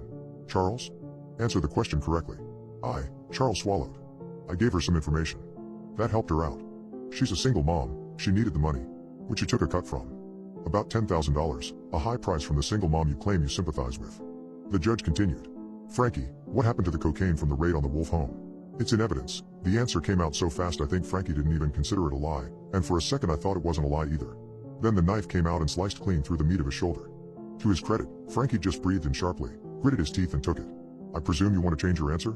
The judge asked as the knife slid back out, blood now staining Frankie's white scrubs. Frankie exhaled slowly, his body shaking as his face went white. Me and another officer took some. Sold it to someone we knew was a dealer. Therefore putting it back on the streets that you swore to take it off of? Frankie didn't get a time to respond. Now, Augusta? How did you get your eldest to sleep sometimes? Oh, I'd rock him to sleep. Augusta bobbed her head up and down. He was always so fussy, and she didn't even get a chance to finish her lie. Her whole body seized up and she screeched as the electric crackle filled the room. It wasn't as long a shock as it was for Charles, but Augusta looked far worse for wear, gasping and coughing as she tried to calm down. Augusta? Stop lying. Augusta wailed before her head flopped forward. Little whiskey in his bottle. Never really hurt anyone, honest, how could I ever hurt my own children? She said. I was blown away. Charles did inside trading, a police officer dealing drugs, and now one of the nicest neighbors on my block gave her kids alcohol so they'd sleep. Christ. It didn't get better. That first round wasn't always fair. After all I had to answer for was a false grade. I only lied once. I learned quickly enough after that. It was over something stupid, about driving drunk and getting into an accident, slammed into a tree. Jordan covered for me that time too, said he was the one driving since I was tanked. I'd never been electrocuted before that day and I never wanted to again.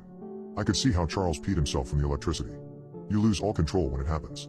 Meanwhile, Charles had to be shocked and stabbed nearly every other question, and Augusta lied literally every time. The elderly woman I'd thought was the kindest soul admitted to so many horrible things, some things I can't even say.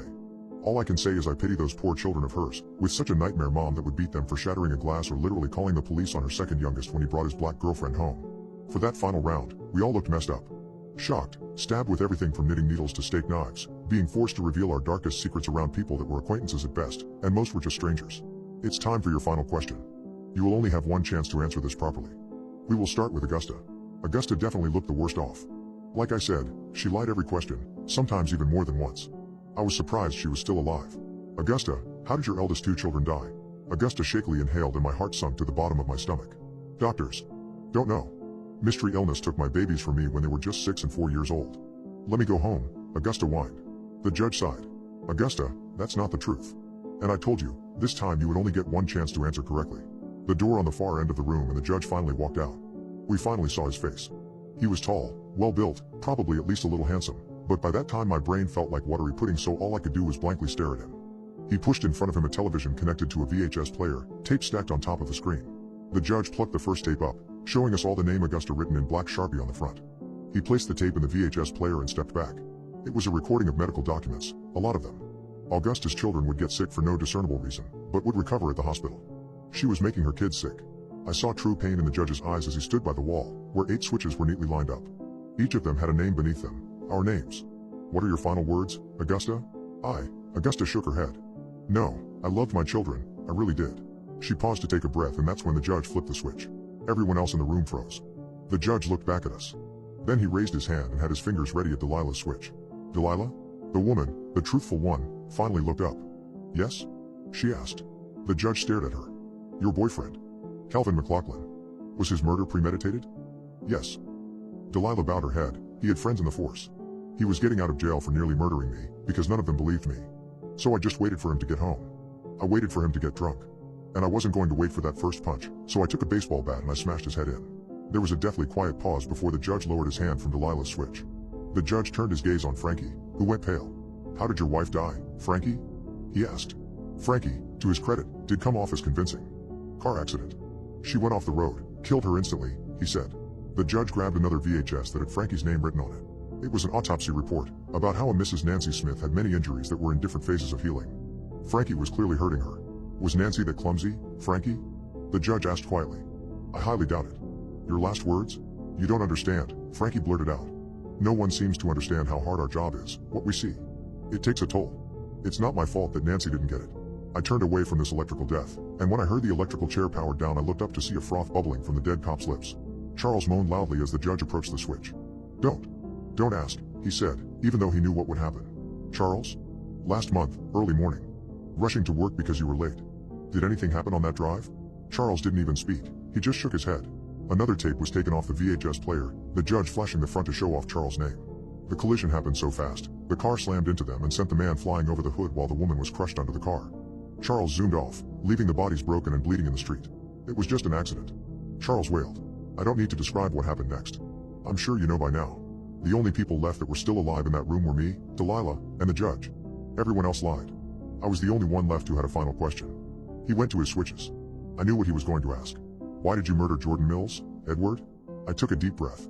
Because I was in love with his girlfriend. And she wouldn't give me a second look as long as Jordan was alive. And the girlfriend? We're now married. Have a daughter. We have another kid on the way. Delilah stared at me, probably shook that someone else confessed their most dirty secret, their most wicked of sins. The judge nodded. And with that, court is adjourned. The judge left the room, coming back a moment later with 2 needles. He jabbed one into Delilah's neck, the woman's eyes flickering as she fell unconscious. Why did you do this? I asked as the judge walked up to me, tilting my head to the side with the hands he just used to murder 6 people. So you never do it again, the judge hissed before the needle entered my neck. The next thing I know, I'm lying on the street, cops are all around me, asking if I was okay and what happened. I was back in the clothes I'd fallen asleep with, the only sign that anything that had happened was the bruises on my wrists and the memories. I regret it. Jordan was kind to me. It was a moment of rage, something not at all planned out. I was just lucky no one ever found the body until it was too decomposed to really tell anything. I paid for it my own way, of course. Ever since that night in the chair of truth, I've practically been a saint. Paid my taxes, watched my words, donated time and money to help others, and even when your mother finally left me for good, I never held it against her. And I hope, my son, that you learn from my mistakes. That no matter how well you hide your sins, you will be found out, whether in the afterlife or this one. I take frequent walks around my neighborhood. I left for what I thought to be 1 hour, but I was gone for 7 years. August 9th would be the day I took a walk for 7 years. I didn't realize I was gone for that long until I came back. I was passing by the cornfield when I heard laughter. To be more specific, it was a child's laughter. I paused and looked into the cornfield. A pair of forest green eyes looked back at me. The girl looked to be no older than 7, had red hair tied into twin braids, and I assumed she was one of Art's grandchildren. She smiled broadly. Catch me. She darted back into the corn and I could hear her giggles slowly fade away. Normally I would have scoffed at going into the field, as I'd have to cross the ditch and I didn't want to get dirt on my pants. But I felt a little bit of concern, a small child running around the field by herself. So with a jump that I knew my knees would feel in the morning, I jumped into the cornfield. Using the sound of her laughter, I started pushing through the corn. The dry leaves scratched at my face and hands, and dust kicked up into my face. I knew she couldn't outrun me for long. Even if she was a child with boundless energy, I had longer legs. However, I exited the cornfield in a place I didn't know. My house was nowhere to be seen. And there was a light layer of snow covering the ground. I spun around but the corn was gone, replaced by frosted evergreen trees. The temperature had significantly dropped and I was now thankful that my daughter insisted I bring a coat. I shivered and spun around a few more times, trying to make sense of this dream I'd apparently fallen into, and where was that little girl? Hey, mister. I finally spun around enough to see her, peering past a branch. She grinned. You catch me, I'll show you the way out. That began the chase. Getting smacked with tree branches was far worse than the corn, the needles tearing at my skin like knives as I pushed past them to find that little girl. Whenever I got lost, I'd hear her laugh.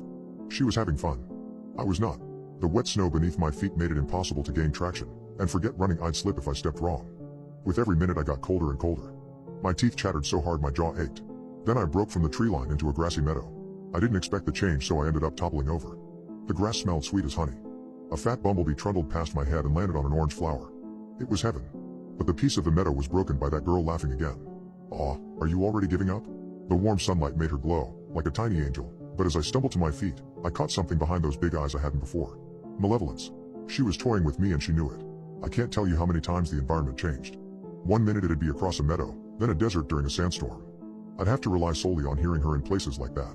Sometimes we'd be back in the cornfield, and I'd shout for Art to get me out of here, but no help ever came. Sometimes we'd be running across barren tundra, where she'd be just out of my grasp.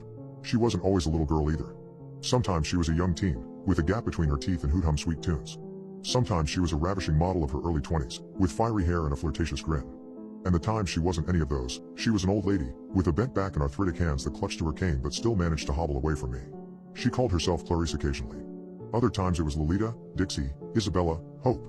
I lost count of her names too. A straight answer was impossible. She'd never lie to me though, just avoid answering any of the questions I'd ask her. So I knew she was my key out of there. It was in the meadow where I finally got her. She was a little girl again, and her taunting was beyond cruel this time. She'd stop, pick flowers, and run on before I could grab her. She'd throw the flowers about and sing ridiculous nonsense songs, and I knew I could never win like this. So I dropped to the ground. The little girl stopped. "Oh, are you really giving up now? You're so close." "Nothing." I remained still as I gasped for breath.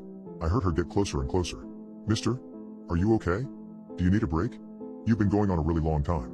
Once I saw her shadow, I lunged. She almost got away, but my hand wrapped around her braid and I pulled her back so hard I could have snapped her neck.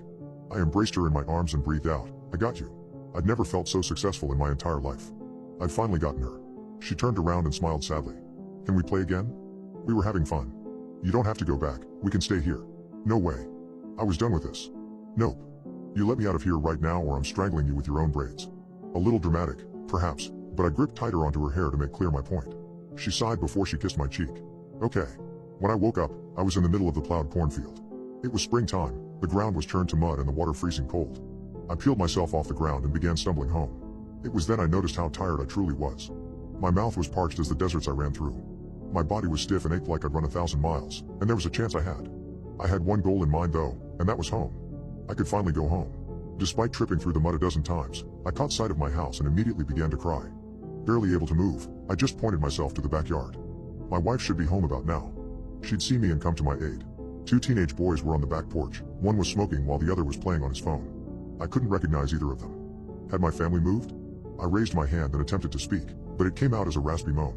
Both boys jumped out of their skin, the one smoking dropping his cigarette, and they backed off. The shorter one raised a hand. "Sir, you're gonna have to." He trailed off and his eyes widened. The eyes that looked exactly like my wife's. "Dad?" I passed out on the ground, just a few steps from the back door. I woke up in the hospital. I'd been cleaned up, had an 4 running into my arm, and a woman was sitting next to my bed. Fast asleep. With a tattoo of a bird on her neck. I'd been gone for a little over 7 years. When I didn't return from my walk, my wife reported me missing. At first law enforcement assumed I just ran off with another woman, but when that line of investigation went dry, they realized I'd been the victim of foul play. Search parties were made. People were questioned. No one was imprisoned. They never found me. And life marched on. The owner of that cornfield apparently died about a year after I went missing. Stroke. The farm went to his sons, who ended up selling the whole property to another family. A family who stayed oblivious to the fact that was the place I was last spotted. The boys on the back porch were in fact my boys. I just hadn't been around when Joanne announced he was now James, at the age of 13. I wish I could have been there to help him become a man. I apparently had a good replacement though. After 4 years and it looked like I was gone for good, my wife met someone new. His name's Clark. They'd gotten married 6 months after they met. Clark was a real outdoorsman, hunter, fisherman, and loved to go camping. As I chased a fairy child through her playground, he was taking James and John out on trips every weekend and putting away money to help James afford his surgeries and the like. Clark had 2 kids of his own, and I was soon a memory in this house. They could survive without me. Avis was the only one who hadn't given up on me. She pursued every lead. Every dead end. Every chance that I could be there, she was chasing it. Stubborn girl. My girl. But she'd grown from a girl to a woman since I'd been gone, and it was like talking to a stranger. A stranger who had my chin and nose, but a stranger nonetheless. My wife did want to help me adjust though, and kindly offered the guest bedroom for me while I recovered. I'd apparently been through hell, bones were broken and healed, muscles torn and strained beyond their limits. I was malnourished and could barely stand without my walker, and I just had nowhere to go. It was not a place I could stay though. Clark's kids looked at me like I was some bogeyman that lived down the hall. Clark and I tried to be polite to each other, but things became tense as my now ex-wife was struggling whether or not she should officially put down on paper who she would divorce. I was just in the way. But the little girl wasn't gone. Nightly I'd see her outside my window. She'd peer in, with those big eyes, and mouth the words. "Come with me. I've told my wife I'm just going out for a walk." The walls sweat in my new apartment. I think I need to move again. At first I blamed it on the open window during a rainstorm. I'd come into the room and found the wall next to my bed dripping water. I hadn't remembered leaving the window open, but I was pretty scatterbrained once I got relaxed in this place. I just closed the window and wiped down the wall, resolving to be more careful. The doctor called it agoraphobia. I call it a rational reaction after being stalked for 2 years by an ex-boyfriend. The moment he was finally jailed, I picked up everything and got out of there. Then I noticed that wall dripped a lot. Not like a leak from the apartment above. It was like condensation on a bottle, The walls would just grow little beads of water and drip. I complained to the landlord, but unsurprisingly, he told me the building just did that sometimes. Around the 5th time this happened, some of the water got in my mouth. I was just wiping down the wall. It had gotten exceptionally wet this time, and some just flicked into my mouth. I gagged. It tasted like sweat. It tasted exactly like sweat. Disgusting, but I rationalized this wasn't too strange. Maybe it was the paint that gave the condensation that salty taste. Nothing too strange.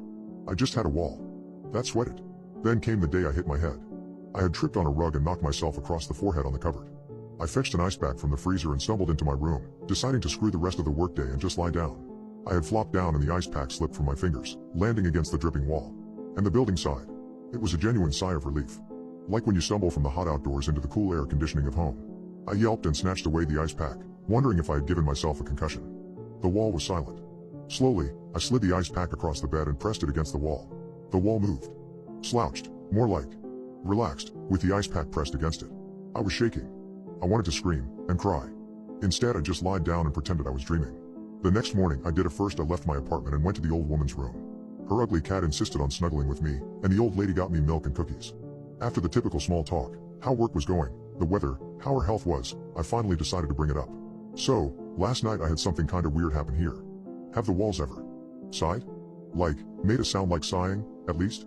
I felt like an idiot. The woman's milky eyes looked up in surprise, before she smiled wide. So you notice it too? It's been a long time since someone's put it together. I blinked owlishly. Ma'am, I'm not sure what you mean. The cat jumped off my lap and ran into the bedroom. The woman watched him go inside, eerily sounding like my bedroom wall.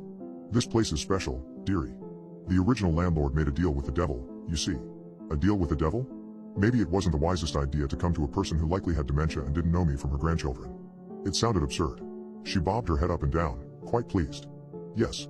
To get the money to build this place. But it's not a bad thing. This place only has a deal with the landlord. He refuses to step foot in this place. Try and call him, you'll see. But this place has a few quirks, I'd suppose. Just treat this place with kindness, and it will pay that back. Your neighbors on your right, they always keep the heat so high. Makes the building uncomfortable. I swear on my father's grave, they're gonna pay for that soon. I left back to my room feeling distinctively uncomfortable. I had to know the truth though. I started a routine where every night, I'd get frozen water bottles out of the fridge and the ice packs and start pressing them against the wall. It certainly helped the wall sweating, although the sighs were still unsettling. But sure enough, the building started to pay me back. I'd find that the oven was preheating when I wanted to make dinner. I'd find coupons in my mailbox. The carpet was always clean, little things like that. I even left the room once to get another water bottle and I came back to find that my laptop was booted up and plugged in, my writing program up and ready to go. The building did take care of me. In more ways than one. My mom called me the moment my ex was released from prison. Apparently good behavior while locked up was good enough to let him go free, with community service. I ran to the bathroom and immediately threw up. When I was done coughing up stomach acid, I looked up on the counter to find antacid tabs and a cold washcloth. Thank you. I croaked, taking the washcloth and draping it around my neck, throwing the pills down my throat to calm my sick tummy. I really hope this isn't too much to ask, but I'm scared. I'm so scared he's going to come find me. The building made a groan, but this groan was sad. Like the place actually pitied me. I felt crazy, but I kept babbling. Just don't let him in the building. Please. I know the doors are locked, but please make sure he stays away. I heard the click of my deadbolt and the sliding of the chain on the door. And then the poof of the oven turning on, and something falling out of the fridge. I walked out to see a pack of cookie dough that my elderly neighbor had given me sitting on the floor. I made myself some cookies and curled up the couch in a blanket to watch television. I didn't have a subscription, but apparently the building didn't care. It let me watch trash TV all night. I fell asleep and felt perfectly safe. Exactly 1 week later, my ex found me. I heard singing outside my window and my heart stopped. I glanced outside to see him, walking down the parking lot, looking right at my window. How did he know? How did he know? The window slammed shut and the building growled. Like a mad dog. I could still hear him yelling though. I got out on good behavior, baby. I'm a whole new man. Let me in, we can talk, I promise. I can make your life so much better. Again, the building growled. And then I heard it speak. Clear as day. Get into bed. I'll take care of him. Didn't need to tell me twice. Hiding under the quilts felt childish, but good. He wouldn't get in. He wouldn't get in. I heard the smashing of the glass door that was closest to my room. Then I heard him scream. And scream. And nothing. The next morning, the cops knocked on my door. Apparently my ex was drunk, and after breaking the glass, fell forward and his throat was cut open by the shards still sticking out of the door. I could smell the blood in the air. I told them I was in bed, asleep with the help of medication. I didn't even hear him. Thanking me for my help, they left. I sat in my living room, sipping the cup of tea that had been left for me on the counter. My stalker was dead. I had taken care of the building, and the building had taken care of me.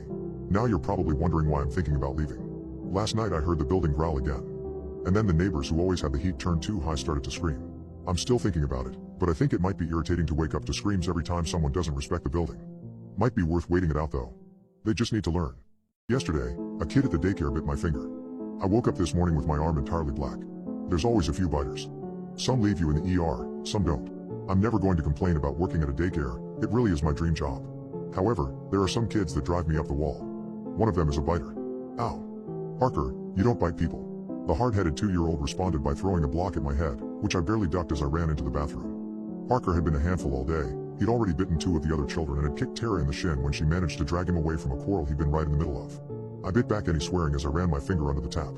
Jesus Christ, kids can really bite harder than you think. He'd managed to draw blood. After slapping a band-aid on the bite and calling it a day, I headed back out to see that Parker was sulking in the corner and Tara was on the phone. When she hung up, she turned and grimaced. How bad did he get you? She asked. Drew blood. Nothing a band-aid can't fix. I nodded at the phone. Who were you calling? Parker's mom. Did his mom pick up? Tara shook her head. Got sent to voicemail. Just keep an eye on Parker. I saw Parker start to scoot out of his corner and I tutted my tongue. Parker, 10 more minutes in the corner, then we're going to apologize to everyone you bit, I said, pushing his chair back into the corner. Parker glared and for a brief second I was nervous around the kid. Good thing too, because he lunged for me again. This time I managed to shove his ass back in the chair. Maybe I was a little rough but this kid was going for my throat. Sure, he was a rambunctious kiddo, but no more than any other toddler. This was actually concerning. That night I headed home, filled my bathtub and prepped for a night of relaxation. I deserved it. About a half hour of soaking, I felt the band-aid I slipped on come loose and fall off. I sighed and stepped out of the tub, grabbing a towel to dry off. I came to a dead halt when I saw my finger was turning black. At first I thought it was a trick of the candle light, but flipping on the light confirmed my initial inspection. The bite mark had turned completely black, while veins running down my finger had begun to darken. I wouldn't have known anything was wrong otherwise. It hadn't gone numb or anything. It was just black. I grabbed my phone and dialed Tara's number while I peeled off the scab, squeezing out the wound into the sink. I'm on a date, this better be good, Tara grumbled when she picked up. Yeah, it's good, Tara. Can you help me call the other parents of the kids that Parker bit? Because my wound is. I shivered as gray goop dripped into the sink, the same consistency of pus. I'm probably going to the doctor in the morning. I think it's an infection. I mean, I'm not surprised. Kids' mouths are actually the worst. I could hear Tara shudder, so many germs. I grimaced as more gray goop splashed off the faucet. I'll call Brittany's dad, you can call Logan's? Just tell them to check the bites and see if they're infected too. I hung up. I wasn't seriously going to lance the wound, squeezing it seemed to do the job well enough. I was in immense pain. I gritted my teeth before I turned on the sink, rinsing the wound off and grabbing some Neosporin out of the cabinet. A new band-aid later and I was right as rain. I checked my list of parents' numbers and texted Brittany's mother about the biting incident and to make sure that her daughter was all right before I headed to bed. I was drained, mentally and physically, from a rough day at work. I rolled over the next morning to find 7 missed calls from Tara and that the infection had spread, to put it lightly. I screamed when I reached for my phone and saw that my right hand looked like I dipped it into black ink. If I wasn't awake then, I was now as I shot up and grabbed onto my hand with my good one. I wiggled my fingers but it was like wiggling them through molasses, each movement sluggish and almost unresponsive. My entire hand was completely numb. No matter how much I poked it there was no response. I picked up the phone and saw the missed calls, immediately calling Tara back. Oh my god, where were you? Tara screeched nearly loud enough to pop my eardrum. Sleeping. I raised my hand and from my eyes, still shocked about what I was seeing. What happened? Go to the hospital, right now. I could hear the pain in her voice. I'm serious, how bad are you? I swallowed. Bad. Let's just say it's bad. Tara's voice cracked. I had a bad feeling about Logan when I called his parents and they didn't pick up. So Danny and I went to his house, just to make sure everything was okay. I mean, I live right on his block anyway. I knew it wasn't when I saw that all the lights were on and it was already past 11. His house is in bed by 10, at the latest. So I went up to the front door and knocked. I didn't get an answer. So I walked in. My heart sank as I heard Tara start to cry. Tara never cried. Everyone was dead. Black goo was everywhere, and his dad was just laying in a puddle of that and blood. I saw Logan just sitting next to his toys and he didn't look right, at all. I'm not kidding, he looked like a corpse stacking toy blocks. He looked up at me and his eyes were just black. He grinned and his mouth was all bloody. I ran out of there screaming. I got into the car just before that little ankle biter launched himself at the window. I already had thrown on a bathrobe and was walking out the door. I'm going to the emergency room right now, Tara. What happened after that? Did you tell somebody? Of course we told somebody, Tara sobbed. We're at the police station still. Logan's not the only family who has this happening to them. Brittany's mom was found hiding in the bathroom as Brittany was clawing at the door and screaming like a wild animal. Brittany's in the hospital right now and she's unresponsive. Please just get help as fast as you can. I'm in the hospital now. I think they're going to try to stop this from spreading further by taking my arm. The black's crawled up past my elbow now. I swear it's gained an inch every time I look to check. Across the hall from me is Parker, while his mom screams that he's fine and that he's just going through a phase. She claims she's going to sue them all, but I'm pretty sure she'll be the one buried in lawsuits. I managed to catch a glimpse of that stupid kid though. He seems to be just like every other little kid. Except that he's still a biter. I think I saw him take a chunk out of the nurse's arm before the door closed. One girl has been returned 13 times after being adopted. Today I found out why. The name's Bonnie. No one knows where Bonnie came from. They found her in the backseat of a car that had been in an accident. The driver appeared to have suddenly swerved and ran into a tree. He died instantly. However, when the driver was ID'd, he didn't have children that age. The girl wasn't one of his relatives, and she was found in a worn-out car seat that had the name Bonnie scrawled on it in black crayon. As much as it irks me to say this, she was the perfect case for an easy adoption. Blue eyes, blonde hair, 6 months old and perfectly healthy. Exactly the kind of child that anyone would want. It's no surprise to me that a lovely young couple brought her into their home within a week. But not even 3 weeks later and Bonnie was sent right back into the system, with no explanation other than she's a handful. I did some digging and it does seem that the perfect Johnson couple were not nearly so perfect. A well check revealed that the garbage can was filled to the brim with wine bottles and Mr. Johnson had been fired from his workplace for embezzlement. The next couple seems to be an even better fit, the Morrisons. They'd already adopted 3-year-old Lily the year prior and they were excited to grow their family again. Mrs. Morrison was a teacher, Mr. Morrison was an accountant. Lily was a happy, healthy girl. Well, she was. Immediately after Bonnie joined their perfect family, Lily was diagnosed with leukemia. This was out of nowhere. It worked fast. Before the year was out the family had shrunk, and the Morrison family had to buy a coffin that should never have to be made so small. Everything fell apart after this. Mrs. Morrison started having an affair with one of her students. Mr. Morrison came home to them in bed and in a rage he shot them both. The teenage boy didn't survive but Mrs. Morrison did, although she'd never be able to walk again. During the trial it came out that Mrs. Morrison felt like she was no longer in control of her actions. She claimed she was sleepwalking when she seduced her student and brought him into her bed. Funny part is, Mr. Morrison said he had no idea where he even got that gun, he didn't own one, and it wasn't registered to him either. Obviously, little Bonnie had to be sent back into the system while her parents were sent to prison. I wish I could say it got easier for her from here. But it didn't. Not at all. It got worse even. Not every house was as perfect as the Morrisons could have been. There are so many parents out there that are in it for the paycheck. Frankly, they got what they deserved when Bonnie entered their house. I was on the computer all night to see the path of destruction that laid in Bonnie's wake. House fires. Unexpected deaths, some explained, some not. Illness. Erratic and violent behavior. The most saintly of people became depraved maniacs, devolving into deviants that sold their kids to shickos and downloaded terabytes upon terabytes of bad stuff. Big brothers began getting cats and big sisters were found with their wrists slit in the bathtub. Parents threw children out the window on the second floor. Jobs were lost. Homes destroyed. And the only thing in common with each and every one was Bonnie. The last house probably had it the worst, the Raiders. This poor couple hadn't a damn clue what they were getting into when they adopted Bonnie. They'd already adopted 3 other problem children who came from abusive pasts, so they probably thought that Bonnie would be nothing new. Nothing unexpected.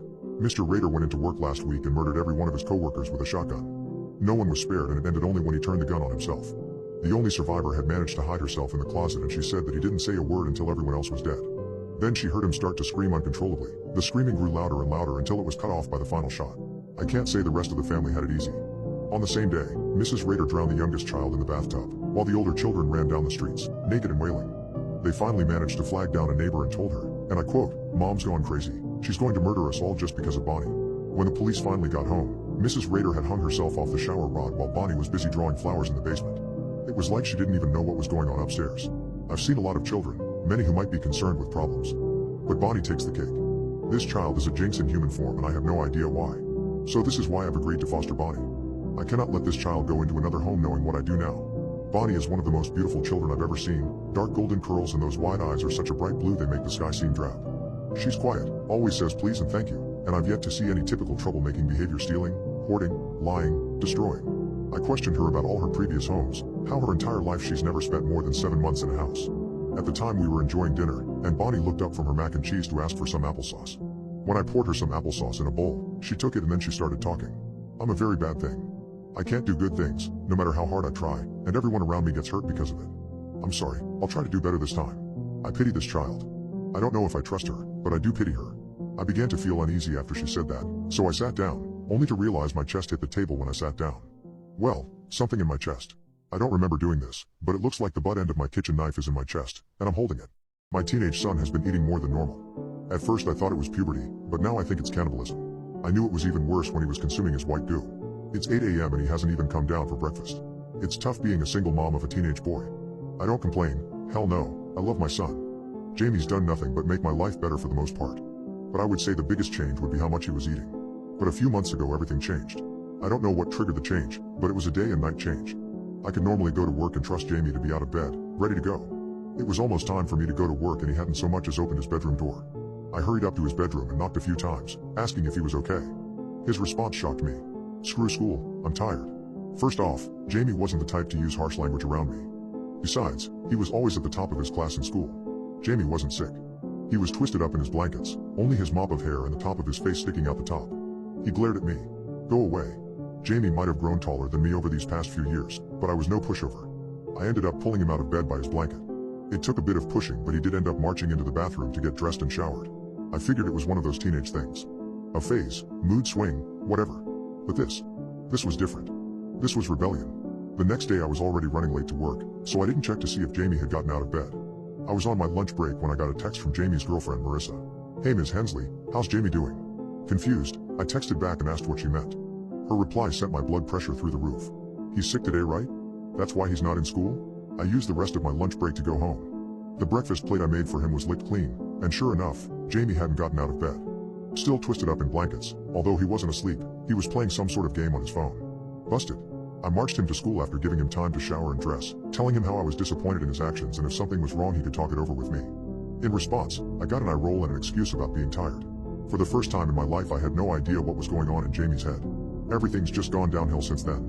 It was a miracle to get him out to do anything but eat on the weekends. And my God, did he eat. I set aside a foot-long sub for my dinner in the fridge and went out to water the garden. By the time I was back, the sub was gone, along with a family-sized bag of potato chips and a 2-liter of Pepsi. He ate my food. His appetite became voracious over the weeks. On days I knew he went to school, he would pack his own lunch but eat whatever the cafeteria had as well, and judging by the payments the school gave me, he was eating everything he could fit on those plastic trays. He obviously gained weight, and although he was never a skinny kid, he's now so large he's having a bit of trouble buckling himself in when he's in the car.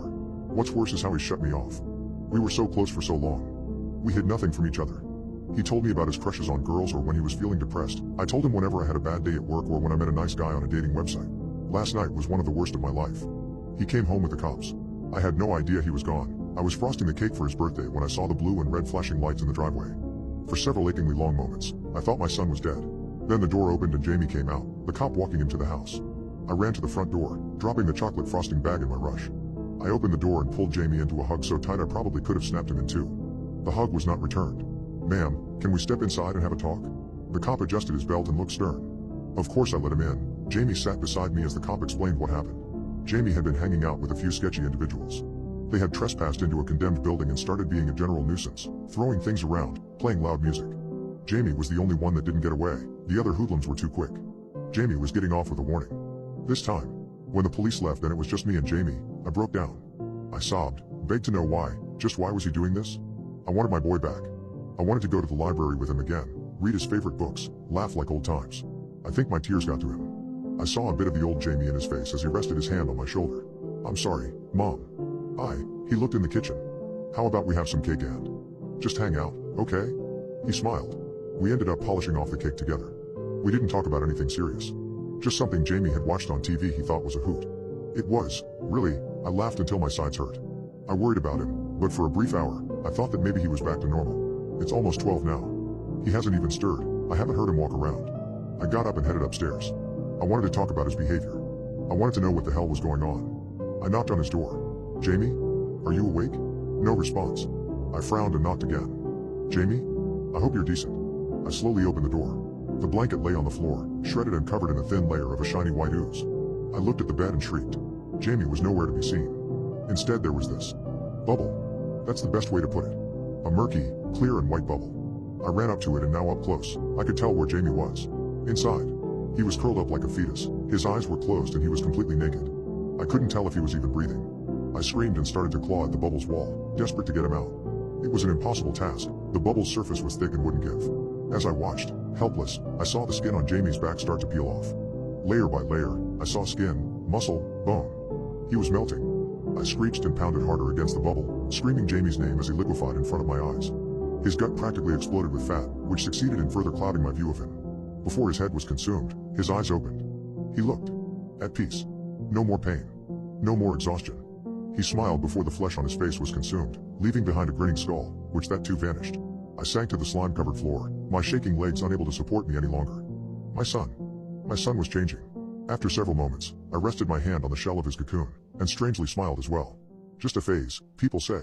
This would be just a phase as well. I died in a car accident. That is, until I was sewn back together. I was considered clinically dead from a car accident. I was driving home with friends, I made a bad joke, we all laughed, a deer stepped in front of the car and I swerved to avoid it. I remember crunching metal, how my friend screamed. And then nothing. But I'm also certain I was shot. I get flashes of feeling the muzzle of a gun pressed against my chest, how I sobbed and begged for mercy. I may have also unalived myself by hanging, or leukemia that plagued me my entire life finally finished me off. My father calls me Miranda, but I'm not sure if that's entirely true. But you can just call me that too, I guess. The only thing I know for sure is that 3 weeks ago, I died. And 2 weeks ago, I came back in my father's basement. It was dark, I was cold. I couldn't move my right arm or leg. I tried getting up off the table I was laying on, but I ended up just face planting on the floor. Despite the feel of blood trickling from my nose, it didn't hurt. A gentle hand rested on my back and I looked up to see an old man with thinning white hair and silver glasses. He looked like your typical grandpa. It looks like you were a success. I'll call you Miranda. I looked down then to see how my right arm was stitched onto my torso, how the light brown skin of my calf didn't match my pale thigh. I've spent a lot of time examining myself. I believe that externally, I'm made of 3 different people. I believe all of them were women. Internally is an entirely different matter. I cannot confirm either way. I'm an amalgamation of many different people, and it shows. I may have died a virgin or I had a son. Maybe I struggled with school my whole life because of dyslexia and ADHD, or I was about to graduate at the top of my class at an elite college. Maybe I was out hiking every weekend, or I lived for rainy days so I could curl up on my couch with a laptop and a cat. Maybe I was allergic to cats, I don't know. But I think it's all of the above. All the experiences of the people I was before turning into one singular being. My father's name is Albert. I'm not his first experiment, but I'm the most successful. I am still relearning how to talk, but I can type and have average intelligence. That's more than I can say for Michelle and Nathaniel. They're the other 2 successes of my father, but they're not nearly as advanced as I am. Nathaniel acts like a little boy despite looking to be in his mid-30s. He loves the color red and he thinks it's so funny to pop out his brown eye and hide it someplace for me to find. When I do find it, I always jump out of my skin, and since my legs are different lengths I tend to tumble to the ground. Then he comes around the corner giggling as he puts his eye back in. Poor Michelle is constantly afraid. Michelle looks like a 7-year-old girl and is constantly on high alert. If she doesn't want anyone to find her, no one will, but she obeys our father and always stays in the house. But given her petite size and the fact she can bend any which way she wants, she can hide quite literally anywhere for hours, even days before she comes out. I'm not sure if our father loves us or he's fascinated by us, but he can be very strict. We're not allowed to leave the house. I tried to go for a walk and ended up getting locked in a closet for 3 days. Nathaniel was nice enough to bring me a hamburger and fries on my second day in there. We don't really need to eat, but it feels good to have a full stomach. We're also not allowed to ask how father made us. He says he's still working on perfecting the process, and he'd rather not share until he knows it's complete. He did tell us that he did bring us back from the dead, and for that we should be eternally grateful for. I'm not sure if I am, but I'm not sure of anything nowadays. I want to go home. But I'm not sure where home is. Is it in a big city, where I took the subway every day to work? Or is it this small town where we always get snowed in every winter? I can't be certain. There's also the fact I may just fall apart if I run away. Although father does his best, he's not very good at sewing. Nathaniel is far better at it than him, but if he catches us he tends to start screaming about messing with his design. That's another thing, he doesn't want anyone to change what he's made. Since we are his children, and we should be grateful to him, we are to do exactly what he says and to not change how he made us. Even though Nathaniel struggles to figure out how to tie his shoes, Michelle can't go a night without having a screaming nightmare and the stitches on my gut are constantly coming undone. He refuses to see how we could be improved. He only prepares for the next experiment, deciding that next time he'll be the one to get it right. But I suppose that's why I'm here. Whether I'm Miranda, or Andrea, or Lucy, or Maria, I'm here. I'm here for a reason. And that reason is to fix his mistakes. Thankfully he's one of those old people who believes 1234 is a successful password, allowing me access to his computer to do research. Michelle helps me find his notes and while he sleeps at night I study. Nathaniel makes sure I have plenty of hot drinks to keep my belly warm. He's already almost a quarter ways done with his next child, but I've been watching. This one will not be any better than us. Once again he'll bring someone back in this half-dead half-alive state, caught in miserable paranoia or worse. But I'll be fixing him. Once I figure out how father keeps screwing us up, I'll fix everything. And if he objects, well, he's going to learn quite quickly that he's outnumbered 3 to 1. Beat a dog to death. Electrocuted 3-year-olds. Made a tree fall onto my roof. That was what Mr. Ferguson did to our neighborhood. I think the whole street breathed a sigh of relief when we saw the EMTs take a body bag out of the Ferguson house. I was only about 10 or 11 at the time and it's been a while so some details of my childhood are lost to time, but I can't forget Mr. Ferguson. There was never a Mrs. Ferguson in the picture, as far as I know. He lived in the house on the corner, the one with the bright yellow shutters and the gorgeous garden out back. The garden didn't make up for the rotten old monster he was. Mr. Ferguson had always been a terrible person and the neighbor from hell. All day long, Mr. Ferguson would sit on his front porch in his rocking chair, grasping onto his black cane as he stared out on the street. If someone walking their dog even got close to his yard, he'd start spewing threats about what he'd do if the dog took a poo on his lawn. If a kid put even a toe on his property, he'd get up from that chair and start shouting more terrible things. And he wasn't all talk. One of my friend's dogs wandered into the Ferguson yard, just sniffing around as beagles do, and Mr. Ferguson beat that dog bloody. The poor thing had anxiety for the rest of its life, and if you so much as passed the Ferguson house with it, the dog would lose its mind. Other than him, our neighborhood was a friendly place. Summers were full of cookouts and pool parties, winters had secret Santa gift exchanges, and someone was always willing to help shovel out your driveway. But not Mr. Ferguson. People did try to bring him in on the fun sometimes. He'd scoff and tell them to leave him alone in no uncertain terms. Mom said he just wanted to be miserable. I didn't understand how someone could want that, and well, I still don't.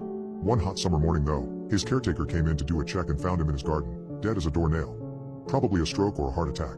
My mom made us go to the funeral. I don't know why, she probably hated Mr. Ferguson the most, and we were like one of 5 people that went. One of those people was the priest. At least it was short. The priest just said a few words about how we should treasure our lives and be good to others, and then Mr. Ferguson was chucked into the ground. That was that. Or so I thought. The accident started happening just a week later. I was at my friend Michael's house. We were playing board games when we heard the crash. It was so loud it shook the house, and Michael dropped his soda. Root beer spilled onto the carpet as we tried to figure out what that sound was for a second. Then we heard his dad screaming bloody murder. Forgetting completely about the spilled soda, we ran out to the garage where he'd been working on changing the oil in the car. Michael's dad was pinned by the car against the garage door, face white as a sheet as his head lolled to the side. I saw blood splattered against the off-gray color of the metal, and I puked while Michael ran inside to call 911. It was luck that he survived.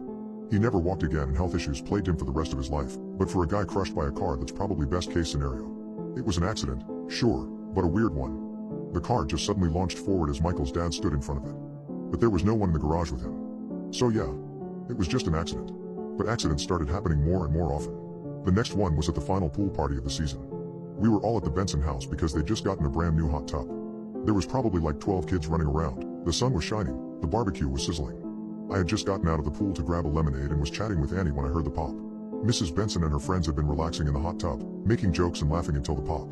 Their bodies suddenly went rigid before they began rapidly jerking about and twitching. Mr. Benson shouted if she was all right, and I heard this gurgled yell before Mrs. Benson went under. The kids stampeded out of the pool, and I smelled something burning before I realized that the hot tub was on fire. Mrs. Benson and her sister ended up dying on the way to the hospital. The other woman ended up surviving, but not without some serious electrical burns. Electrocution via hot tub. Just an accident. But there was one more accident we all missed until we returned to the pool to see a little body floating at the top. 3-year-old Maggie had fallen in during the chaos and drowned. Mr. Benson moved away after that. Losing both his wife and youngest child in that house just destroyed something inside of him. But after he moved away, we all saw it happen. His backyard became overgrown by plants. Not over a few weeks, like what happens when a house is uninhabited and there's no one to mow the lawn. The very day after they'd left that house, the backyard was now filled with dandelions, daffodils, lilies, and all sorts of flowers that shouldn't naturally appear in the late summer. It was like a garden. Similar to Mr. Ferguson's garden. Accidents happen, sure. But not like this. Not when a guy who's been working home improvement his entire life ends up toppling from a ladder and breaking his spine. Not when a mom trips and falls face first into the open dishwasher and ends up getting impaled on a knife. Not when a toddler was left alone for just a few seconds and ends up nearly drowning in the bathtub. Dogs ran into the road and ended up getting hit by cars. Kids fell from their bunk beds and cracked their heads like eggshells on their dressers. Teenagers got into fatal car wrecks. It was a mess. 2 other families ended up leaving our neighborhood, and their yards had the same fate as the Bensons, completely grown over. A morbid beauty. Similar to Mr. Ferguson's garden. Fall came and the yards grew brown, but the garden seemed to be even greener. The whispers started about a ghost. A ghost that was such a miserable old bastard in life and was now a nasty poltergeist in death. Mr. Ferguson had never left our neighborhood. It all came to a head when a tree was struck by lightning and a large tree limb crashed into our living room. I just tripped while picking up my things and suddenly the roof caved in above me. I was lucky I was on the ground. If I'd been standing, well, I'd probably not be telling you the story. 2 nights later my mom woke me up. She looked grim. Come on. We're going to see Mr. Ferguson. When we walked out of the house, I saw everyone on our street was out. Everyone had this same grim look on their face. The deaths, the mutilation, it had forever tarnished our street and we'd all had enough. We walked down the street. I saw several guys walk into Mr. Ferguson's house with mallets and chainsaws, but we kept going with a few of the others. I saw that several of the adults were carrying shovels and containers of lighter fluid. We walked into the graveyard and my mom led them right to Mr. Ferguson's grave. She took a deep breath. Start digging. It was the frantic endeavors of people who believed they were cursed. Dirt flew in the air and nearly pelted me in the head a few times. I hid behind my mom, who just stood there stone-faced. Even now the accidents weren't over. A man tripped in the hole and his leg snapped like a twig. He wailed as he was dragged away by a few others before they got right back to digging. Someone else got smacked in the face with a shovel and blood coursed down his face from his nose as he just kept on digging. Finally the coffin was reached, the lid cracked open. Mr. Ferguson's body laid inside. He didn't even look dead, It was like he was just taking a nap. Then they started pouring the lighter fluid in. It covered the corpse's skin, his clothes. They probably added more than necessary. My mom struck the match and threw it in, shielding me from the sudden burst of flames. I didn't get to see the body, but I swore I heard that old man yelling as his body burned. It was over after all that. The Gardens were all dead by morning. The accident stopped. And although we lost so many of our friends over the past year, we recovered. New neighbors moved in. We welcomed them into our fold. One or two asked about the property on the corner, the one that looked like a tornado hit it, and we'd just say it was vandals. They stopped asking. We never talked about what we did to Mr. Ferguson's body. And soon we just stopped thinking about it. I grew up on that street. Even now I only live a few blocks away. And for so long I wondered why our family was practically the only one untouched by the tragedy. We never got hurt, even when the tree branch came crashing into our living room. I think I found out the answer. See, my mom passed away a few months ago from breast cancer and I've been going through her things. She's always been such a good, kind woman, and it was great seeing pictures of her helping plant the garden behind the church and teaching at the local school. But in the bottom of the box, hidden under dozens of other albums, was a picture from when she married my dad. Unlike the family picture with the groom, all it was my mom and an older man. I didn't recognize him until I flipped the picture over. On the back was written Pauline Walters, P. Ferguson, and the father of the bride. There's a cult in my hometown. They took their focus off the devil, and now they've been worshipping me. I must have been 6 when I first saw the masked troupe. My mom and I were walking home from kindergarten and she was asking me what I wanted for dinner. I probably said something like mac and cheese or McDonald's, but that's not important, because it was then we passed the performers. They'd monopolized an entire corner of the nearby park and attracted quite a crowd. My mother was definitely familiar with them, with how she grinned from ear to ear and clapped. Oh, they're back. They're finally back. Tommy, look at the people with the masks. And by God, there was an assortment of masks. Animal masks ranging from tiger to mouse, along with some more human-appearing ones. Currently a zebra was reading out some sort of dramatic monologue while a white lady mask seemed to dab away at non-existent tears on her cheeks. The masks weren't made of any kind of plastic or leather, they were made from wood. They were incredibly detailed and ornate. The actors just tilting their heads in a slightly different position would entirely change their expression from sad to glad to mad. Yes, the animal ones too. I'm sure words were exchanged between my mom and the actor, but I was more distracted by the actors loading up a van with all their props. Not their masks though, no, they kept those on. But what really got my attention was the girl sitting in the passenger seat of the van. She was skinny, her stringy hair hanging crookedly by her shoulders, almost like she cut it herself. Our eyes met and she just seemed sad. I wanted to go up and say hi to her, but right before I was about to, my mom gently pushed me forward towards the king. The king knelt down to my level and took my hand. I couldn't tell if he was happy to see me or not, but he squeezed my hand tightly before standing and walking back to the van. They all piled in the back and the van drove away with the little girl. I never once exchanged words with her, but the memory of her sitting all alone in the passenger seat was burned into my mind. My mother passed away shortly afterwards. She was always troubled, so although my grandmother insisted it was just an accident, I have a feeling she purposefully jumped in front of the train that took her life. I lived with grandmother after that, which made me move back to my hometown. I reconnected with a lot of my childhood friends, managed to find a cheap apartment and a decent job while I scrapped up the cash to maybe one day go to college. It was starting to rain when I saw the troupe again. It was the tiger and the zebra, setting up a small stage in the park. I hadn't thought about the masked troupe in so long, but seeing them again made those memories flash back to the forefront of my mind. Without even realizing it, I was walking to the park, standing in front of the stage. I could almost feel my mom's hand in mine again, remember the warm autumn sun on my face. I felt eyes on me and I turned around to see another one of the actors. Another human-faced mask, but this one gave off the feel of a porcelain doll, with rosy cheeks and ruby-painted lips. But somehow I just knew that gaze on me. I'm sorry, this is weird, but have you been with this group since you were a kid? God, I felt awkward asking, but I had to know. The girl cocked her head to the side before nodding once. I think I saw you then. Sitting in the van. You probably don't remember me. She took my hand and shook her head before gesturing to the spot next to me, tugging at her hair afterwards. It took me a second to realize what she meant. You remember my mom? I asked breathlessly. The mask might have hid her expression, but I could feel her smile. She died. About a month or so after that. The girl stood still before bowing her head in respect. With that, she reached into her pocket and pulled out a notebook, scrawling out 2 words before turning it to me. Sorry. Karis. She quickly wadded up the paper and threw it away, it bouncing off the ground. It took me a second to realize what she meant. Karis, is that your name? I asked. She nodded again and took my hand in hers. We walked together until we ended up at a nearby cafe, where 2 other masked actors were, the lion and the rabbit. It was then I realized each of the masks had a slit where the mouth was, just large enough to allow them to eat. That was just the beginning of my discoveries about the masked troupe. For one thing, they never spoke off stage, occasionally using hand gestures to indicate what they wanted. If that didn't do it, Karis would write down 1 or 2 words on a piece of paper before throwing it away as fast as she could. Yes, they could speak, but it seemed it was not something they did outside of their shows. Karis ordered me hot cocoa and listened to me talk about how my life had been going since my mom passed. She tugged at her friend's clothes and drew a line across her forehead. Somehow that was enough for them to understand that I once saw their show and they ended up buying me a dozen pastries to take home. When I left, She wrote down her phone number on my hand before hurrying over to the stage that was now set up. I stuck around to catch a glimpse of the show, figuring I'd head home after an act or two. I stayed for the whole thing. There were skits, plays, jokes. And Kara sung. And when she sung, I think the world stopped for a second. All I could hear was her. Her beautiful voice, clear as crystal. I think it's pretty obvious by now that I immediately got a crush on Karis. She was just amazing. We hung out whenever I had a free moment and I went to every performance I could. On my nights off, Karis would invite me to go drink with the troupe. They'd buy all my drinks and I learned quickly enough if I wanted one of their attention. I'd just basically call out whatever their mask is. It'd get their attention at least. I'm not sure how many people are a part of it, but it's a lot more than I thought. I approximated maybe 6. I think there's easily almost 40 people a part of the mask troupe.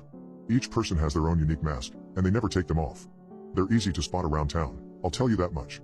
They also don't like people recording or photographing their shows. If they catch you, and by God they have a radar for it, all the actors go immediately silent and turn to face the opposite direction. They won't continue until the camera or phone is put away. I tried once recording Karis by putting my phone in my bag and turning on record, and somehow they still figured it out. She was pretty ticked at me for a while. But they're not normal. I knew something was always different. After all, people who always hide behind a mask have something more to hide than their faces, I'll tell you that. Although most of the town was cool with them, there were a few hecklers, a few whisperers about how damn creepy the mask troupe was. One night I was heading back from work when I saw a few of the troupe Karis, Tiger, Rabbit, and Doe, a tall woman with a deer mask who always told jokes on stage. I was about to call out to them and say hello when I saw they were in a hurry to get away from someone who was drunk as hell and being the worst kind of drunk as well. If he wasn't saying some sort of lewd comment to Karis or Doe, he was calling them freaks or weirdos. It came to a head when he grabbed Rabbit by one of her ears, yanking her down. She didn't make a sound as she attempted to squirm herself free, but Tiger grabbed the prick's arm and yanked it away. The women all hid behind Tiger, who might have been getting old but he was still one big guy. "Did you just touch me?" The drunk slurred, and it was only then I saw the bottle in his hand. He brought down the bottle on Tiger's head, breaking it. Tiger went down hard. I heard his head crack into the cement.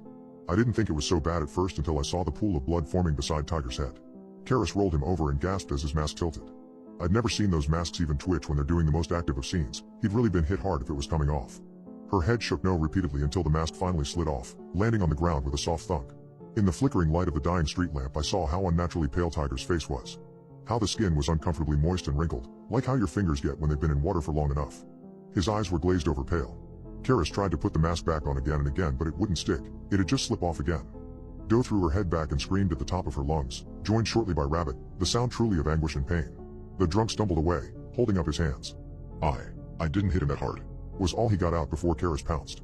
She grabbed him and with strength I didn't know she had, slammed him into the nearby wall of a closed mom and pop diner. Doe pinned his left arm against the brick and Rabbit joined her, pinning his right. Both women held him still as Karis picked the mask off the ground. Wait. It was an accident. I'm sorry. What are you doing? Put that mask down. Karis' mask grinned eerily in the yellowing light as she placed the tiger mask on his face. The drunk screeched in agony as I saw the edges of the mask glow like hot coals and seal to his cheeks and jaw, his knuckles going bone white as his hands clenched. Then he went still. Doe and Rabbit released him and the man stood under his own power, looking at the other masked members of the troupe. Rabbit clapped his shoulder and Doe shook his hand, welcoming him into the ranks. Then Karis turned and saw me. The only other person on this empty street. I ran like hell. I locked the door and hid in my room with a baseball bat, expecting people I thought were my friends to turn on me for seeing whatever the hell that was. I got a dozen texts from Karis, none I read. I didn't know what to do. I was half tempted to hightail it back to Grandma's, tell her the job didn't work out and that I needed some help. They came for me last night. Zebra, Doe, and the new tiger. They knocked on the door and waited for me to come out. They didn't barge in. They just knew I had nowhere else to go. I didn't resist as they escorted me to one of the motels they tended to take up whenever they stayed in town. No words were spoken, a silence I usually found comforting with the troupe but now felt was choking me. Karis was waiting outside the door of room 111. Her head was bowed and she looked like a mess, her hair tangled and clothes rumpled like she'd slept in them. I imagined if I could see her face I'd see bags under her eyes, but I wasn't sure if I wanted to see under her mask. She opened the door to the room and I was gestured inside. The door closed behind me and I saw I wasn't alone. There was a man on the bed, and it took me only a second to remember the man with the king mask. He was much older now, frail, bone-thin with only a few strands of gray hair left on his scalp. The only reason I knew he was alive was because his chest was slowly rising and falling. "Come in, Tommy. Sit next to me, please." Other than the screaming from the night Tiger died, I never heard one of the troupe speak off stage before. Trembling, I walked over to the bed and took a seat. "Do you remember me?" I nodded before realizing he probably couldn't see me all that well. "Yeah. You were the member of the troupe my mom talked to," I said. The king laughed, which came out more like a wheeze. "You don't remember who she said I was?" he asked. I shook my head. "No, did she?" "Think." I did think. And it took a bit of digging, but given how closely I linked that memory with trauma, it took me a minute before I remembered what my mom said when she pushed me towards the king. "Here, Tommy. This is your father. I almost couldn't breathe. The king's shaky hand reached over and grabbed mine, squeezing as tightly as he could. You've grown well. By the time we came back to this town, Valerie had already passed on, and you were with her mother. And well, your grandmother never liked me much. Didn't understand why we did what we did, he said. What? I swallowed, my mouth dry. What do you do? Are you? Even you? To an extent. The king stared up at the ceiling. I changed very much when I became the king, but so did my father. We all do, once we put on our masks and join the show. I squeezed his hand back. Am I supposed to put on a mask now? So I won't talk about what I saw? What you did to the drunk that murdered Tiger. We needed a replacement, and his body would do. But you're not going to put on any mask, my son. His head slowly turned back to me, and I swear I saw the corners of the mask's lips turn upwards into a grin. You're going to be a king. You're my only heir. And it's now your responsibility to lead the troop, to wear this mask, until the curtains close. I think I can leave whenever I want. Judging by the heart-wrenching wails I'm hearing in the motel room next to mine, my dad just passed away. I think I can leave whenever I want. But this is not something I should be running away from. The show must go on, and it's my duty to make sure it does. My father locked us in our rooms for 10 years. Last night I found out why. As children, my siblings and I followed a strict rule. We weren't, under any circumstances, permitted to open our bedroom doors between 10 p.m. and 6 a.m. Do you want a bedtime story, sweetie? My father asked. His sickly sweet voice, worming through the keyhole of my bedroom door, exuded a gravelly warmth. But it wasn't my father. And I don't mean someone else, it was something else. He'd never explained why we had to lock our bedroom doors every night, but we knew something was wrong with the man in the hallway. He became a terrifying thing in those torturous twilight hours. Some nights, our father let us sleep. Most nights, however, he stood at each of our doors in turn. He would somberly scratch at the woodwork like a wounded dog, yearning to be let inside. I don't know how we resisted the urge to open our doors for so many years. We were children. How did we know that it wasn't just a game? It might have been something about the tone of Dad's voice. The air always felt sour when he hissed those nightly words of caution. But the man would transform after 10 p.m. My fawning father uttered hollow platitudes in a bid to appeal to our childlike sensibilities. You've been such a good girl, Rosa, he once cooed from the other side of the door. Why don't you come out and have a slice of cake? Our little secret. And after an hour or so of badgering, I heard his nimble feet shuffle near soundlessly across the carpet. He begged my older sister, Hattie, to open up. Then, finally, he would beg Alden, his eldest child. Dad always seemed to rattle my brother's door handle the most insistently. It wasn't until the spring of 2014, when I was 9 years old, that my father's safeguard crumbled to pieces. On a dreadful night that I have tried to forget, a commotion woke me, but it wasn't my father. Help! Alden screamed, muffled, from his room down the hall. Let me out of here. Let me out. I rose from bed and walked to my door, listening to the cries of my terrified brother. I could hear shuffling sounds in my sister's room across the hallway. Rosa? Hattie whispered, muffled by our two doors. Are you awake? Yeah, I answered. What's wrong with Alden? I don't know, Hattie said, then she cleared her throat to project her voice. Alden? What's wrong? Hat. He screeched. I need help. She whimpered. Is it Dad? Did you open the door for him? No, of course not, Alden scoffed. I can't breathe. I need to go to the hospital. We need to check that he's okay, I whimpered. No. Hattie barked. You know the rules. We can't open our doors until 6 a.m. That's not for another 4 hours. I can't hear Dad on the landing, I pointed out. I'm quick. I think I could make it to Alden's room without being caught. I could hear my heartbeat in my eardrums. The thrumming sound swelled in my shivering head, striving to ward off foolish thoughts. No use. I'd already placed one hand on the door handle, whilst using the other to twist the lock open. It clicked. Don't do it, Hattie pleaded. Don't make me come out there with you. I will. I ignored her pleas. You know that something's wrong with Dad. He would never hurt us during the day, but that thing we hear outside our doors? It isn't. It's inhuman. I eyeballed the door handle for 10 endless seconds, carefully considering my sister's words. She was right. Whenever my dad spoke from the corridor, my hair stood on end. It was as if a primal sense within me could detect an unholy abomination on the other side of the door. As I mentioned, I knew it wasn't a game, even at the age of 9. But I couldn't bear to sit in my room whilst Alden screamed. I delicately eased my door open, terrified that I would see my father's eyes peering through the gap. Or, worse, something else. But I didn't, and I breathed a sigh of relief before stepping out into the hallway. Rosa, just wait. Something's bothering me, Hattie said. I crept towards Alden's room as quietly as possible, but I froze when I noticed that his door was wide open and he was nowhere to be seen. I turned around to head back to my room. He can unlock his own door, Hattie pointed out. Why does he need us to? I yelled until my lungs neared bursting, and Hattie trailed off. I'd found Alden. He was standing at the other end of the corridor, looking in the darkness. Well, something stood there. It wore Alden's clothes, but it wasn't him. With a mannequin head that had Alden's vague features, though its eyes were black husks, the entity looked at me. It wore an unmoving smile, etched into its plastic face, that filled me with breathless horror. And then the false Alden spoke in a garbled voice. It was his horrible plastic mouth that had muffled his earlier screams, not the two doors between us. Help, he giggled playfully. I need sustenance, little sis. The horrifying thing, barely visible on the dimly moonlit landing, snapped its plastic limbs into action and began to crawl up the walls, coming to a stop on the ceiling. It clung to the plasterwork like a sinister spider, eyeing me from an upside-down position. At that moment, I heard Hattie's lock clicking, and her door opened inwards.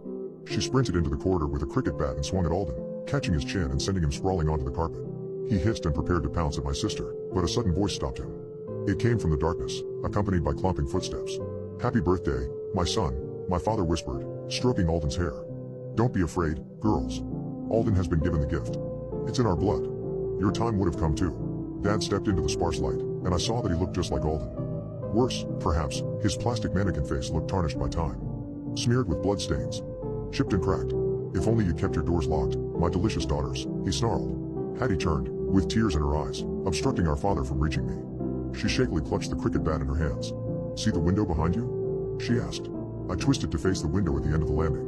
We lived in a bungalow, so I knew I could escape directly onto our driveway, but I wasn't looking at the outside world. As I ran to the window, I watched Hattie's reflection in the glass pane. She valiantly defended herself against our father, but the monstrous man snapped her weapon like a twig, before wrapping his plastic arms around her like a boa constrictor.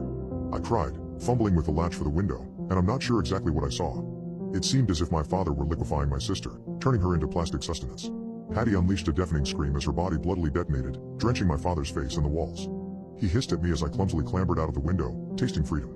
I don't know why he didn't pursue me, but I ran straight into town, stumbling into the local police station. Dad and Alden were never found, but the remnants of my sister corroborated my story. Anyway, I've spent the last 9 years reliving that ghastly night. You probably know why I suddenly felt the urge to tell the tale of my family's horrible secret. Tomorrow's my 18th birthday. I was an adult filmmaker for the dark web. After this, I don't know how I'm supposed to live with myself. It's one thing to record people banging each other, but it's another thing to record people being sawed in half. To be honest, I never thought I'd let it get that far. And I wish I never did. I started out wanting to be a legit filmmaker. But that's a hard business to break into when you don't know the right people. Just this once turned into just one more time, then this would be the last time, and before I knew it I started getting deeper and deeper into the taboo. Like 50 Shades of Grey looked vanilla compared to some of the BDSM I was behind the camera for. I knew I was getting out of the realm of legal when I filmed a girl cutting open her arms and licking up the blood. I don't know what she was on, but she had to be on something to do this all while smiling and giggling. But that check felt so damn good, so I kept my mouth shut. I was finally in the black. I told myself no one made her do those things, so what was the harm in it? Then one day I was approached with a once-in-a-lifetime deal. I normally work with my guy Charlie, he got all the hookups for the weird stuff. One day Charlie came over with this other guy I'd never met before who introduced himself as Noel. Noel doesn't look how you're probably picturing someone in this scene. He was about 5'6" and balding on top. I'm a fan of your work, Frank, can I call you Frank? Noel took out his wallet and counted out a few $100 bills. This is your signing bonus. Once the film is complete, I'll give you double that. My eyes nearly popped out of my head. How long's the filming going on for? I asked, already snatching up the money. Oh, just a day. Maybe 2, if we need to do reshoots. Don't worry, you'll be compensated if it takes any longer than it should. Noel extended his hand for a handshake. I figured it would just be over the top BDSM when I saw the set, all chains and brick. I had a few drinks with the 2 male actors while we waited for the actress to make her appearance. Not gonna lie, I got Ted Bundy vibes from the guy calling himself Tommy, but Gabe seemed like another average, fun guy. When I saw the actress get dragged in, I realized how very deep I was in over my head. Her mouth had been duct taped shut, she'd clearly been crying and looked pretty banged up. Noel followed the men dragging her and clapped his hands together. Let's get to work then. Frank, I'd like for you to focus a lot on her limbs. The commissioner is very into legs and arms. You'll only get one chance, but since this is your first time filming this sort of kink, I won't be too upset if it's not perfect. I should have just bolted then. Gave Noel back his goddamn money and left. Gone to the cops, gone to someone. Instead, I quietly sat behind the camera and treated it like any other adult film. I never knew the girl's name. Both Tommy and Gabe wore full leather masks and were armed with hand saws. I zoomed in as they started sawing through her shoulder. Drops of blood landed on the camera and I brushed them off without even thinking. I saw Noel nod approvingly at that natural motion. The arm fell to the ground and I panned over it nice and slow as it rested on the floor. They took off her other arm and both legs, her struggle slowly fading and her eyes fluttering shut by the time they got through the final femur. Tommy and Gabe stood, bowed to the camera like they were on stage for a play. And cut. I had to run to the bathroom after that. I vomited for what felt like an hour. When I finally stumbled out, Noel handed me the rest of my payment. He patted my shoulder and helped escort me to my car. It's always hardest the first time. I bet you had dreams of filming the next summer blockbuster someday? He said. I didn't say anything, but I didn't need to. Noel just nodded. We all had dreams like that. Maybe if things turned out differently we would have been working on one of those blockbusters together. I'll call you when I need your services again. I told myself that I wouldn't pick up the phone again when Noel called. But I did. I did 25 adult films in total. The money felt so damn good. And after a while, you really do become desensitized to it all. For me, it just felt like I was in a dream. A dream with gore and guts, horrible things happening to people, but it wasn't happening to me. I just saw it through a lens. The 25th film was the one that finally made me quit. I was out drinking with my fellow crew members when Noel came up with his darling blonde on his shoulder. "Gentlemen, this is Rada. Rada, this is Tommy, Gabe, and Frank," he said, gesturing to them all. Rada giggled and clapped. "Noel tells me you are actors?" she said, her Russian accent thick on her words. Gabe puffed up. "Tommy and I are the actors. Frank's the cameraman," he said. "Cameraman?" She cocked her head to the side. "Is it fun?" she asked. I shrugged. "Well, I like it. It pays the bills," I said. "Could I be in a film? I've always wanted to be an actress." I nearly dropped my glass. I had to excuse myself from the table, unable to ignore the glint of darkness in Noel's smile. I got a text about 20 minutes later saying to head to the studio. I stopped by at home to change into clothes I didn't mind getting bloody before I walked over. Rada was clearly drunk as she teetered around the set. She poked at the chains on the wall and smiled. "Am I a captive in your scene, Noel?" she asked. "That sounds about right." Noel helped her into the chains, Rada's innocent doe-brown eyes looking excitedly around. This whole thing made me genuinely sick. It was one thing when she was terrified, begging for mercy and sobbing as they realized they were doomed. But the innocent expression on Rada's face, how clear it was she had no idea what was going to happen. I almost walked out then. But then Noel slipped a few hundreds in my hand and I just got the camera ready. "Now remember, Rada, you are terrified. You are in true fear of your life as this man is about to gut you. Don't be afraid to scream," Noel said. Rada nodded. "I can do that. I'm very good at being scared," she said. Tommy snickered before he pulled on his leather mask. "This is just too easy sometimes," he murmured to me. I just rolled my eyes. Rada's bubbly expression changed to one of true terror as Tommy walked into the camera. "Please, why am I here? I want to go home, please," she said as a tear rolled down her cheek. Tommy twirled around the knife before sliding it down her front, slicing through the front of her dress. Rada whimpered and turned her face away. "I'll do whatever you want. Please, take my money, use my body," she begged. The knife nicked her skin and I saw this brief moment of confusion before she began to struggle in earnest, realizing this wasn't just a movie anymore. "Unchain me. I don't like this game. Director. I don't want to play anymore," she shouted. The knife went into her stomach and her breath caught before she screamed so loudly I felt my ears pop. Tommy sliced down her stomach, thrusting his hand inside to pull out her intestines. He held them in front of her eyes as she continued to scream actual bloody murder. Even Noel, who was typically quite passive during these scenes, winced and rubbed one of his ears. Rada's dying breaths came as all her organs were spilled out in front of her. Tommy bowed for the camera. And cut. "Incredible," Noel shook his head before he got up and threw Tommy a towel. "You've outdone yourself." Tommy nodded before I heard a groan. "Noel, can I go again? I can do better." I am not lying when I say I literally peed my pants when I saw Rada's head roll back up, blinking a few times before her eyes focused on Noel. Tommy screamed like a schoolgirl as he scrambled away, ripping off his mask. "How the hell?" he yelped as Rada began to tug at her chains. The girl groaned before rolling her eyes and smashing her right hand against the wall. I heard bones crack before she pulled her mangled hand free. She did the same to the left before she began the impossible task of shoving her organs inside her mangled torso. She grunted as she popped her large intestine back inside. "The scene would look better, covered in my blood? I can be cleaned." She looked up with a smile as she attempted to pull her skin together. Noel got up from his chair. I saw him shake as he slowly approached this woman that should absolutely be dead. "What are you?" he said softly. Rada giggled. "An actress, Noel. I want to be a very good actress. We filmed that scene 3 more times." Rada had to film the rest of the shots naked, but she didn't mind. Only thing that bothered her was how cold the stone under her ass was. After each time she'd get up, put herself back together, and would go again. I'd never filmed for so long before, not for one of Noel's films. The sun was coming up when Noel finally said we were done. I was about to leave when Rada stopped me. "Can I see?" she asked, snuggling into the shirt she'd stolen from Tommy. Swallowing, I let her have the camera and rewound to the final time we filmed, which Noel had said was going to be his best work yet. She watched silently, nodding approvingly as Tommy tore out her heart and squeezed the beating organ in his hand. "My expressions are believable?" she asked. "Does it really hurt you?" I asked. Rada nodded. "It hurts like it would if it would kill me. But like I said, I want to be an actress. Will I be famous in these films? I can change if the director needs me to be a different girl." She looked so eager for my response. "In certain circles, you'll be a star." I left that day and never went back. I never picked up Noel's phone calls. Charlie was as good as dead to me. I cut my lease early and am now living back with my parents in Ohio. I think I'll be going back to school, go into something less bloody like accounting. I never want to film anything again. Especially one of Noel's films. I wonder if Rada's starring in all his movies now. I am a guard in a hidden prison located in the Arctic. Something is horrifying about the inmates. And somehow, one of them knew every single detail of my life. The warden called me into his office on a Monday. During the entire walk there down the hallways, I thought of the trouble I could be in. "Shut the door," he said as he looked up at me from his desk after I entered. Those words sealed it in my mind, how much hot water I was in for some sort of infraction I was not aware of yet. Bureaucratic micromanaging and constant procedural changes were nothing new to me. I still hated petty political grievances. I nodded and sealed the entranceway. He demanded I take a seat, so I did. "You're the best officer here," he said. I waited for the but. I anticipated news of termination. I saw a forced transfer to some mundane position filing paperwork headed my way. "I want to give you an opportunity," he said. "You will make $600,000 in 1 year. Your benefits will remain unchanged. You would have less oversight than what is present for you now. You would be in a leadership position, albeit an isolated one." "That sounds ideal," I said as my mind swam in the possibilities of how much profit he offered. "There are only 2 things we ask of you. 1 is that you cannot tell anybody about your new position. 2 is you locate somewhere else. There's a prison in the Arctic, and that is where your life will be for the next 365 days. The confusion must have been readable on my face. "If your wife asks, tell her that you are going to a federal academy. There is no cell service or Wi-Fi there. Any contact you make with her must be through snail mail. We will handle the addresses given.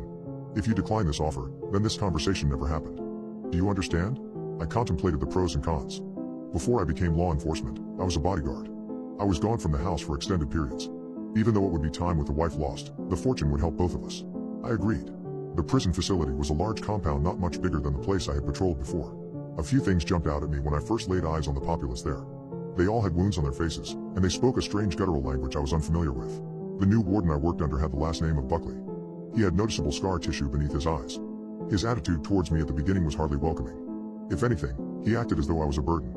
He seemed to resent me due to the mere possibility of having to train me on things.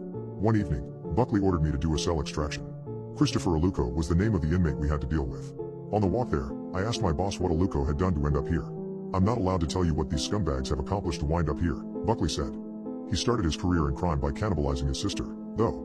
Tonight, our only goal is to get him moved to the hole. He's proven himself to be way too dangerous to share a space with anyone." The doors of each cell were closer to that of an insane asylum than a prison. They were complete barriers that you could not see through. It was me and 3 other guards who were about to deal with this high-profile detainee. The supervisor was present, doing the thing the bosses generally do. That is to say, he remained on standby and did not get his hands dirty. Upon walking in, the first thing I saw was Aluko sitting upright on his cot. I noticed he was huge, at least 6'8" and 320 pounds of pure muscle. His skin cracked all over. His face had the normal scarring that I associated with most people in the place. "I'm going to need you to stand up and put your hands behind your back," I said. I kept my hand near the holster where my pepper spray was. "Show me respect and I'll show you the same," I continued. "You won't have handcuffs on you for long if you cooperate." "You are not better than me," Aluko said. His voice had a baritone quality, which I expected from a man of his size. What I did not was how weird it sounded. It was as though 4 or 5 people were chanting the words in unison. "All right," I said. "Let's get you moved to where you need to go. The faster we do this, the better off we'll be. You shot at someone in broad daylight when you were in a gang years ago," Aluko said. "It took 10 years for the paranoia to go away. The fear of the cops coming to arrest you for a potential murder before you became a low-grade one yourself. To this day, you don't know if any innocent civilians got caught in the crossfire." We had to restrain his huge arms and place the metal bracelets on his wrists. He laughed all the while. As we brought him to solitary, I thought of his words and how much they unsettled me. They were true, and that story from my past was one I had not told anybody. Near the end of the shift, Buckley went into one of the sniper towers and smoked a cigarette. Since my duties for the day were complete, I took the spiral staircase to the level he stood on. When I saw him, I was only a few mere inches away from where he puffed. He did not seem to mind or even care about the footsteps behind him. He focused on the distant and lowering winter sun. "I need to know what kind of prison this is," I said as I felt blood rush to my head. "Why does everyone have open sores all over their body and face? Either that or they're always high on something. That would explain why they're always speaking gibberish. Also, how in the hell do they know things that I haven't even told the closest people in my life? Better to do the job assigned. Don't worry about things above your pay grade." Buckley pulled out another pack of cigarettes and lit one. "I hope we're not exposed to dangers we weren't warned about. I'll have to find a way to get the word out. If you break your non-disclosure agreement, it would be far worse than a termination. Your wife back home, the one with the dark curly hair and the nice curves? I'd hate to see the impact of your decisions on her."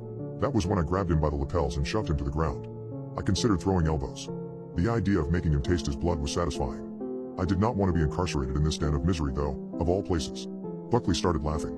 What he did next took me by complete surprise. He patted me on the back with his free hand instead of trying to defend himself or resist. "You've proven your point," he said as he pushed on my chest. "Now get off of me. I don't want to give the signal to one of my buddies in the next tower. He has a modded Remington 700 pointed at you." I released him. After he stood and brushed some frost off, he made eye contact with me. "I respect you for your bravery. Most people wouldn't be willing to do that to me, especially someone beneath me in rank. Tell you what, I'll shed a little bit of light on what kind of place this is for you. And if I ever find out you told anyone, you'll wish you would have died at birth." I felt the adrenaline start to wear off. As my energy lowered, I nodded, thereby giving tacit agreement to his new offer. I looked to my left and saw the sniper he was referring to. It occurred to me that if he wanted to take action against me, he could have had me executed right then and there. Buckley waved at me to follow him as we made our way down the steps. He escorted me through the yard. Ice encased the weight sets and pull-up bars. We followed the chain link fence to another facility that had coded key access. After we put in the correct digits, he swung the door open. We made our way down a hallway that did not seem modern. There were lit torches on the walls.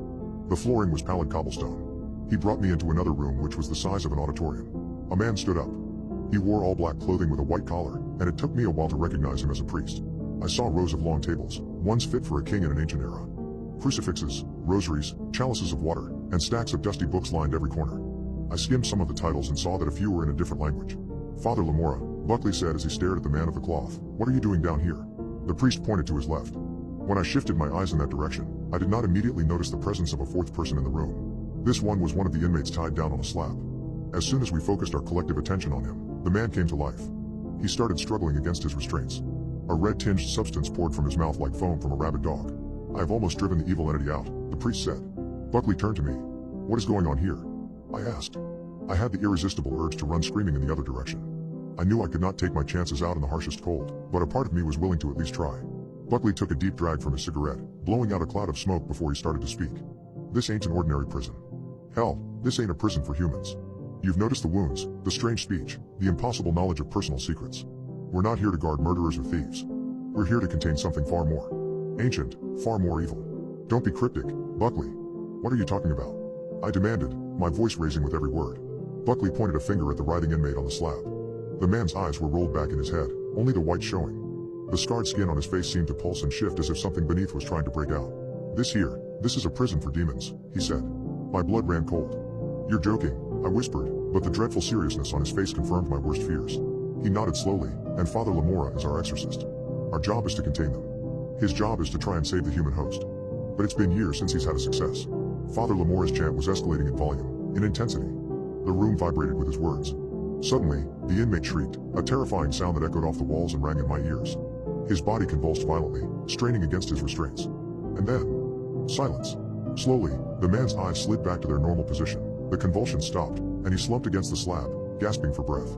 The priest released a heavy sigh, wiping his sweat-beaded forehead with the back of his hand. The ordeal appeared to be over, for now. How did they get here, these demons? I found myself asking, my mind racing to comprehend the reality of my situation. That's a story for another day, Buckley answered, his gaze firmly on the still gasping inmate. Buckley walked out of my vision. I was so caught up with staring at the prisoner that I didn't realize the sudden click behind me. My hands were brought together, and I heard the voice of Buckley reappear. And that's why you're here. Because you're under arrest. It all happened so fast that I didn't even resist. He threw out the other treated prisoner, and put me in his place, on the slab. Suddenly, when Buckley was walking away from me, his eyes were cold and unyielding. Oh, and one more thing. Aluko, the inmate you moved today. He's not just an inmate. He's the oldest and most powerful among them all. And now, he knows you. The thought of the demon's grotesque face, his unsettling, inhuman voice, the knowledge of my darkest secret. It all made sense now. I always wondered what brought me to shoot a man in broad daylight. If you think the sky is blue, you're clearly mistaken. I'm scared. I think I'm going to die soon. I can't tell if I'm hallucinating or every other person on earth is just crazy. Even my husband thinks I'm crazy. Look. The sky is blue. Google says so. Everyone says so. He laughed and thought I was playing some sort of joke. We argued about it for a little, before eventually tiring and going to bed. When I woke the next morning, the sky still looked red to me. But Holden insisted it to be blue, as did my concerned friends and family. And that was when I really started to feel frightened. I realized I was seeing something that nobody else could see. I wondered why the topic of a blue sky had never come up in conversation before. It had. Of course it had. And worse than that, I'd once believed it to be blue too. So, what changed? Was it a psychotic break? Psychologists tried to ascertain whether I'd experienced some sort of neurological trauma, and doctors ran brain scans to search for signs of physical damage. Nobody could pinpoint the problem. And I'd never experienced any mental health issues, so this sudden disconnect from reality, well, everyone else's reality, terrified me. Ironically, it ended up being enough to challenge my mental well-being, if I hadn't already been experiencing psychological problems. But then I started to notice other things. Please, Holden, I begged. Tell me you're joking. My husband looked at me with frightful eyes. You're scaring me, Dahlia. First the red sky, and now this. No, there aren't giant holes in the earth that open and close. When's your next hospital appointment? Thursday, I said, teary-eyed. Holden held my hand again. I want to call Dr. Hansen tonight. Is that okay? He said we could contact him whenever we need him. I'm certain the doctors have missed something important. I want them to do the tests again. I hesitantly agreed. When we arrived at the hospital, Holden engaged in a heated debate with Dr. Hansen, And that's when a gray-haired, strangely serene lady entered the main lobby. She patted my husband on the shoulder, and he led her over to me. "This is Dr. Lang, honey," Holden said. Apparently, the hospital contacted her last night, and she flew over from the States to help us. "Hello, Dahlia," Dr. Lang warmly said. "Do you think you'd feel comfortable with a private conversation?" I nodded feebly and followed Dr. Lang down the sparse hospital corridor, away from prying eyes and ears. "I was contacted for a reason, Dahlia," Dr. Lang explained. "You'll be pleased to hear that you're not a special case. There is a solution." "There are others." "Others?" I asked. She nodded. "Others who have spoken of red skies and things that ordinary folk cannot see." I gulped. "So, it is a psychological thing? Hallucinations?" When Dr. Lang ferociously shook her head, I was perplexed to find that I didn't feel comforted. Being diagnosed with sudden-onset schizophrenia had been a terrifying prospect, but I knew that the doctor still had awful news to deliver. "Not hallucinations," she said. "People with your ability have seen things which affect our world behind the scenes. There are things that humans were never meant to see." That last sentence still rings in my mind, offering no respite from the horrors that would unfold, even 2 years later. But what frightened me at that moment was the hospital's sudden power cut. I shrieked in horror, and the doctor frowned at me. "Why haven't the generators kicked in?" I asked. "Generators?" she asked, before quickly shifting her demeanor. "Oh. What do you see, Dahlia?" "The lights are out," I whispered, shuddering in horror. "No, Dahlia. They're not," Dr. Lang assured me. "Listen, we haven't got time for this. You're in grave danger. They're coming for you." "What's coming for me?" I cried. Red lighting filled the hospital. Not emergency lighting, some nightmarish, paranormal illumination, guiding the way through the labyrinth of terror in which I found myself. With my survival instinct seemingly disoriented, I screamed and hurtled my body through the hospital. Dr. Lang was in tow. "Dahlia, listen to me," she pleaded. "They don't want you to see them. You're not supposed to see them." And then I saw what she meant. Through a long glass pane, overlooking a patient's room, I saw 3 macabre figures. Like inside-out corpses, their red meat forms loomed over a man lying in a hospital bed. Doctors were frantically attempting to save him, but it was no use. The patient's life was fading. I saw the sheer primal horror in his eyes. Perhaps he saw the inhuman corpses before he died. Perhaps we all see them before we go. I think they might be reapers. I have nightmares about that patient. I think he felt one of the horrifying figures placing its red, meaty hands on his chest, crushing his heart. Stillness followed. My screams drowned out the voices. In unison, the 3 unholy ghouls twisted their inside-out heads to face me. The supposed leader, which had killed the man in the bed, strolled to the glass pane. In a sudden movement, its ghastly hand, veiny and fleshless, protruded through the glass with spectral ease. I tried to screech, but the slimy palm was already wrapped around my neck, constricting me.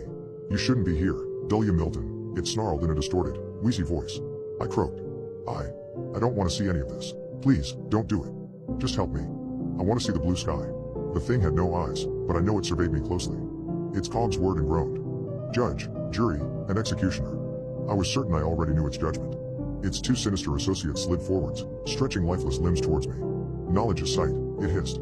"You cannot unsee the way the world truly looks, even if we take your vision." As the world faded to black and I slipped away, my terrified lips uttered one final plea.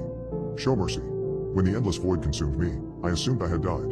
To wake in a hospital bed was an overwhelming relief. My husband tightly embraced me, but Dr. Lang watched me with a disgruntled look on her face. It was when my husband left the room that she spoke her mind. "Don't worry. I can't see weird things anymore," I chirpily said. "They took your gift, but they didn't take your eyes," Dr. Lang whispered. "They always take the eyes. That's what worries me." "What did you say to them?" I shrugged. "I just begged. Anyway, what about your solution? How did you save the others like me?" She shook her head. "It doesn't matter now. Just pray they've truly shown mercy. There are things that humans were never meant to see. The sky is red, and it has always been red. I know that. I can't pretend otherwise. I'm just glad it looks blue again. If I put those murderous walking corpses out of my mind, they might spare me. They work behind the scenes, and it's got nothing to do with me. It's got nothing to do with any of us. I'm only allowed to open my eyes for 1 minute per day. I now know why. I disregarded the crystal clear warning. Stupid, given how uneasy I felt. It was the most lucid dream of my life. That should have told me something. I should have realized it was more than a nightmare. When I awoke, I carried out my ordinary daily routine. I ate breakfast with my girlfriend, and we both went to work. My day seemed mundane. Just the way I like it. Towards the end of my working hours, whilst I was in the office bathroom, I noticed something strange. As I was washing my hands, something peculiar caught my attention in the mirror. The reflection revealed a pair of crisp, white brogues, which were protruding through the gap beneath the cubicle door. Until that moment, I hadn't seen or heard anybody else in the room. When I turned to face the cubicle, I was horrified to find that the reflection had deceived me. There was nobody in the cubicle. There were no bizarrely out-of-place white shoes. Nothing. Shaking it off as a trick of the light, I returned my gaze to the mirror. That was when I screamed. Well, I tried to scream, but I was horrified to find that my voice box had failed me. Petrified, and mouth agape, I gulped at the man who was standing in the now open cubicle doorway. Well, he had the shape of a man, but that was all. He was some sort of macabre mannequin. The creature had a hairless head made of stone, and its eyes looked like small, gray pebbles. A razor-sharp, horizontal slit served as a mouth on its white-skinned face. By that, I mean it was as white as a sheet. The same could be said of the stone man's attire. The thing wore a white, collared shirt, white trousers, and white brogues. The haunting entity raised a finger to its lips with purposeful poise. It soundlessly shushed me. At that moment, my reflection moved, even though I did not.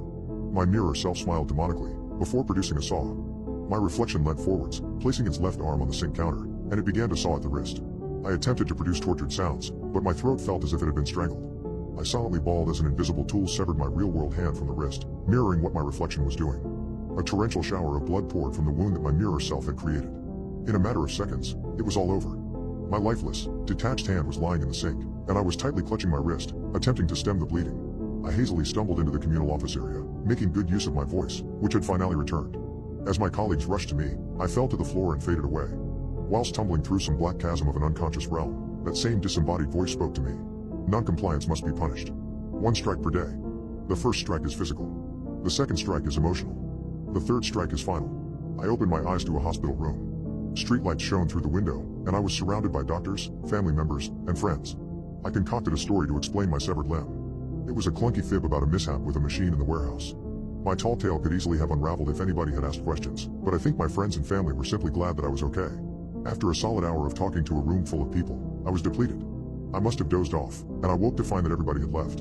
I was lying in a darkened hospital room, contemplating the horrors that had befallen me. I wasn't planning on questioning the featureless demon ever again. The first strike had been grueling enough. I squeezed my eyelids together, and a single tear trickled down my right cheek. I had never considered the pain that would come with a life of blindness. I jumped in horror at the return of my tormentor. This time, it did not come to me as a vision. Too late, a sourceless voice taunted. It's Tuesday. No, I internally despaired. A day has passed? How? I assumed it had still been Monday. I should have kept my eyes closed. I had been high on all manner of medicine, and I thought I was safe. I thought it was still the day of my incident. I only kept my eyes open because I thought I'd already been dealt a strike for the day. I sobbed. A new day, the voice whispered. Second strike. Suddenly, the lights in my pitch-black room sprang to life. And what I saw was so horrific that I'm struggling to put it into words. I'll try. In the chair to the side of me, I saw my girlfriend. Lucy. She hadn't gone home. She was still smiling at me, frozen in the position she had assumed earlier. Lucy's skin was lifeless, and her clothes were soaked in blood. The bottom of her shirt had been lifted to reveal her disemboweled corpse. I wasn't sure how my tormentor had inflicted such a dire, excruciating death without altering the contented expression on her face, but I didn't want to know. Yet again, I struggled to make a sound. I wanted to scream. I wanted to scream louder than I'd ever screamed before. I'd never felt such sorrow. I hammered the emergency button beside my bed, and staff rushed to the scene. The days since that night have been a blur. I've faced so many questions from detectives, but I can't give them the answers they need. They wouldn't believe me, would they? I refuse to open my eyes. No matter how many times people encourage me to look at them, I keep my eyelids firmly pressed together. During the day, it's fine. I don't want to see the world, anyway. It's at night that the ghastliness truly begins. I've been hearing things. Barely audible scuttling noises ricochet off the walls of my box room. Miniature footsteps, I think. When I open my eyes, the sounds stop, but I'm too scared to open them for more than a few seconds at a time. What are they? What do they want? I'm currently typing with my eyes closed. I hope the autocorrect function has been working. They're about to discharge me from the hospital. I don't know what to do. Even if you were to try, I don't think you could help me. I just thought I'd tell my story. This post is a warning. If the monolithic stone creature speaks to you, do as it says. I can't offer more help, I'm afraid. Obeying its request might not even save you. After all, I still don't know what I'm hearing in the dark. My hearing aid picks up horrible sounds that nobody else can hear. I'm going to get my ears surgically removed tomorrow. If I even have them by then. Then? I was crying when I was able to hear the doctor after a year. Following a motorcycle accident, I lost my hearing and spent a tumultuous year in silence. I know many unfortunate people endure lifelong deafness, but my 18th year was the hardest of my life. For various reasons that aren't worth discussing, I had to wait a long time to receive a cochlear implant. Thanks, Dr. Stewart, I croaked with tears in my eyes. As my family and I were gleefully gliding down the long corridors of the hospital, lost in conversation, I disregarded numerous red flags. Overwhelmed by the hospital's cacophony of sound, I didn't pay attention to the noises that only I could hear. It was in hindsight that I realized I'd been overlooking unusual things from the second my implant had been activated. Where? I asked my sister. I didn't say anything, weirdo. Mom, Ben's ears are broken again, Beth said. I snorted at her sassy quip, though my mom didn't seem to find it quite as funny. Still, I frowned, as I was certain I heard a voice say, in the doorway. When we arrived home, there was a welcome party of friends from my 6th form and relatives I hadn't seen in a long time. It was a jubilant occasion. My first ordinary evening in a year. The last ordinary evening of my life. It was on that first night, as I lay in bed, that some unholy breeze seeped beneath my duvet, biting my flesh with frozen fangs. The doctor had warned that things would sound tinny, but that wasn't what I was experiencing. My family and friends had all sounded robotic as they spoke. The voice in the car and the footsteps in the mud, however, had a distinctness to them, more intimate than any sound I'd ever heard, even before losing my hearing. I sat upright in my bed and listened to the paced, purposeful footsteps. I did consider that a noisy neighbor might be strolling through their own squelching garden. I considered that I'd simply gained superhuman hearing. Eventually, the footsteps ceased, and I lay down, tucking myself beneath the duvet and closing my eyes. In the doorway, my toes curled until the nails had burrowed painfully into my flesh. It was the whispery voice that I had heard in the car. It sounded as if it had been whispered directly into my ear. My eyelids flew open. I sprang to a sitting position. There was nobody in the room. But I know what I heard. It wasn't an implant glitch. It wasn't the radio. It was a real voice. I started to hyperventilate, my skin itching under the weight of the invisible eyes that watched me. I didn't get any sleep. I sat in the dark for hours, eyeballing my bedroom wall. When I finally heard my sister stroll across the landing to get ready for work, I exhaled. I was still quivering, but at least I wasn't alone. She knocked on the door and entered without waiting for a reply. "How'd you sleep?" she asked. "Any problems with the implant?" Heart still racing, I feigned a smile and shook my head.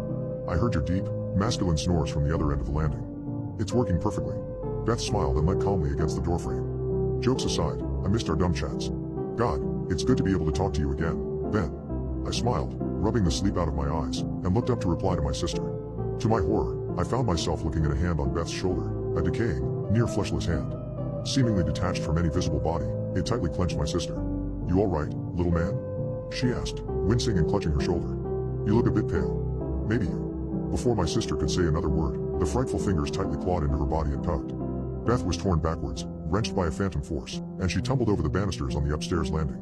I screamed and ran out of my room, only to find myself standing at the top of the stairs, faced with a sight I cannot scrub from my memory. My sister's body lay crumpled and disfigured at the foot of the staircase. Her ears were non-existent. They were torn off, only replaced by the raw flesh below them. I could see the inner workings of her ears, and I almost passed out right there. My parents quickly emerged, screeching incoherently for help. As I stood there, transfixed by the horror of events unfolding around me, I felt something haunting, a hand on my own shoulder. Words tentatively trickled into my ear. "It's not polite to eavesdrop, Benjamin. I was clinically dead for a week. The afterlife is not what you think. It's not heaven, nor is it hell." At first, it was my patient that experienced it. It would be me that followed shortly after. Jason, the one that signed up for this, was concerned. "What if you can't bring me back?" I sighed. "We've run multiple trials, and I can assure you that you're perfectly safe in our hands. We wouldn't do this unless we were absolutely certain we had the tools to bring you back. Jason has incurable cancer. With this experiment, we're attempting to extend his life.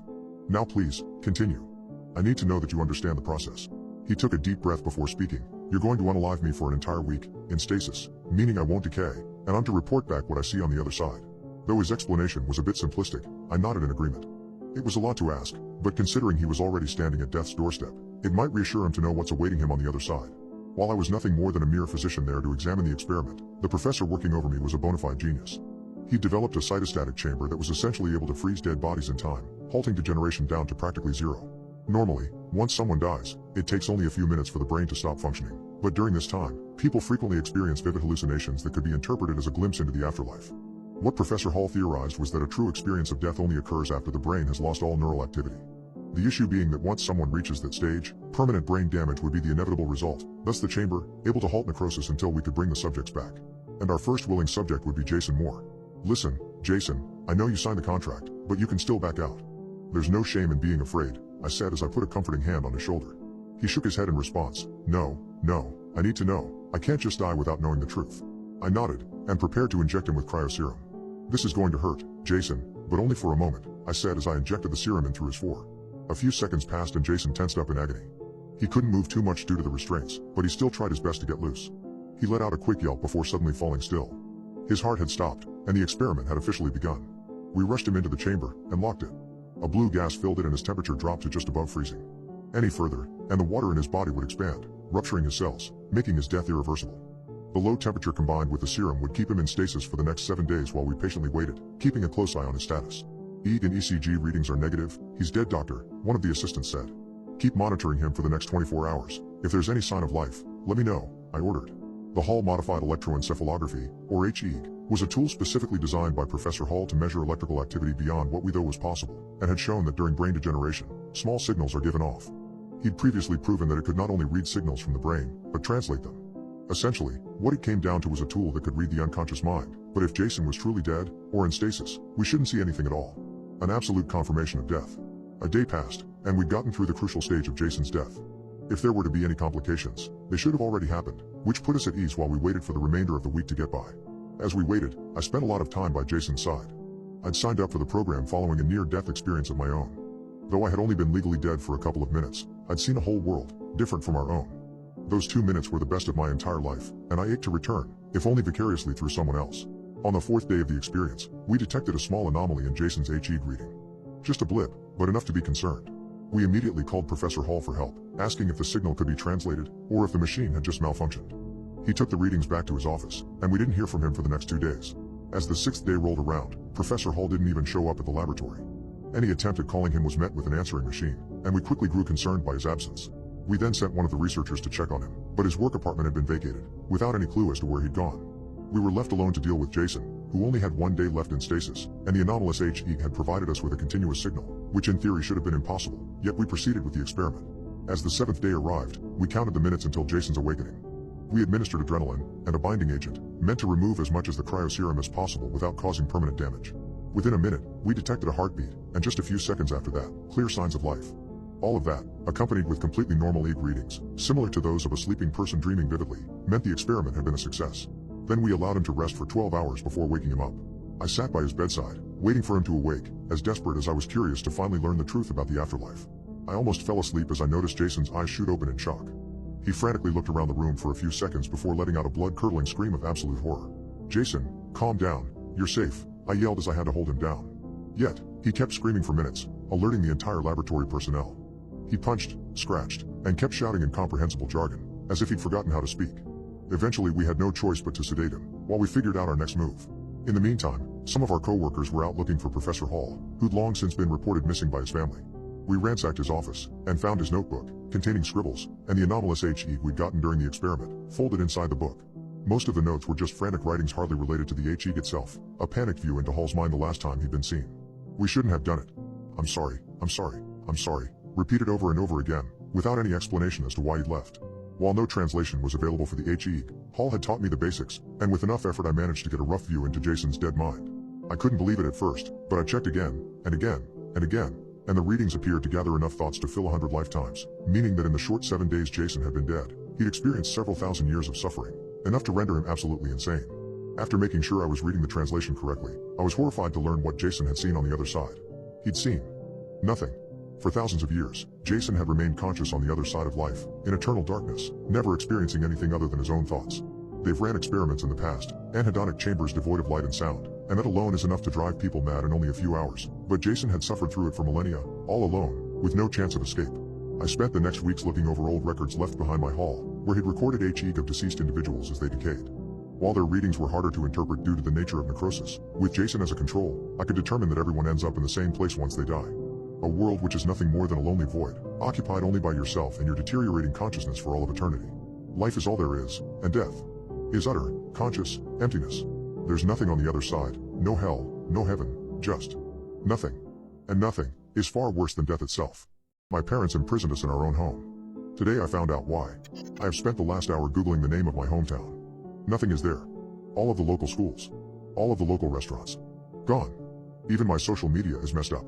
I can't find any of my friends online. I can't find anybody. I'm actually kind of freaking out about it. Don't believe me? Try it yourself. Fullerton City High? Gone. Fullerton Middle? Gone. Fullerton Elementary School? Gone. Fullerton City College? You get the idea. All gone. Thousands of people. Dozens of places. I can't find information for anybody. It's like we disappeared. I can't even reach the cops. I wish that were the only problem.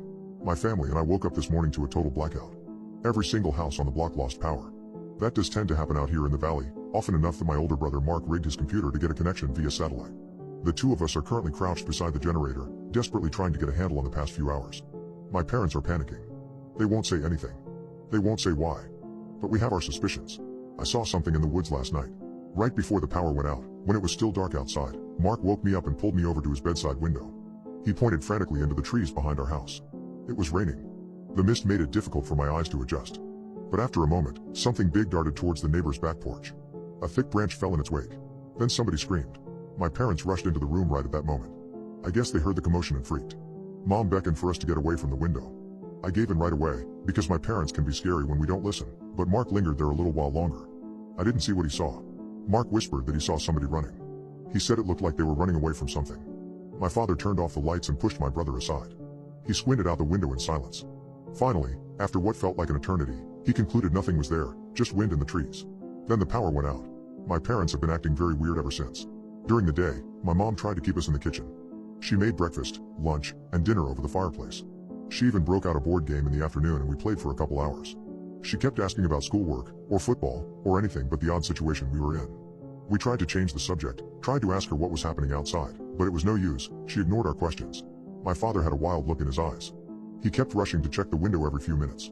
Then he would sit down to check his cell phone. Then back to the window. Then back to his phone. Like clockwork. Each rotation left him more agitated than the last.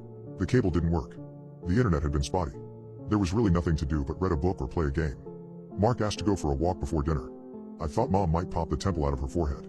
Nobody goes outside, she snapped. There could be live wires on the ground. Mark snorted. Watch your attitude, she barked. And keep the windows closed. I asked why, and she just stared at me, with these deadly fearful eyes that made me really uncomfortable. She looked like she wanted to tell me something. But my father answered instead. I didn't even realize he was listening. Nobody goes outside. I returned to my book without argument. Time moved a little faster while I read.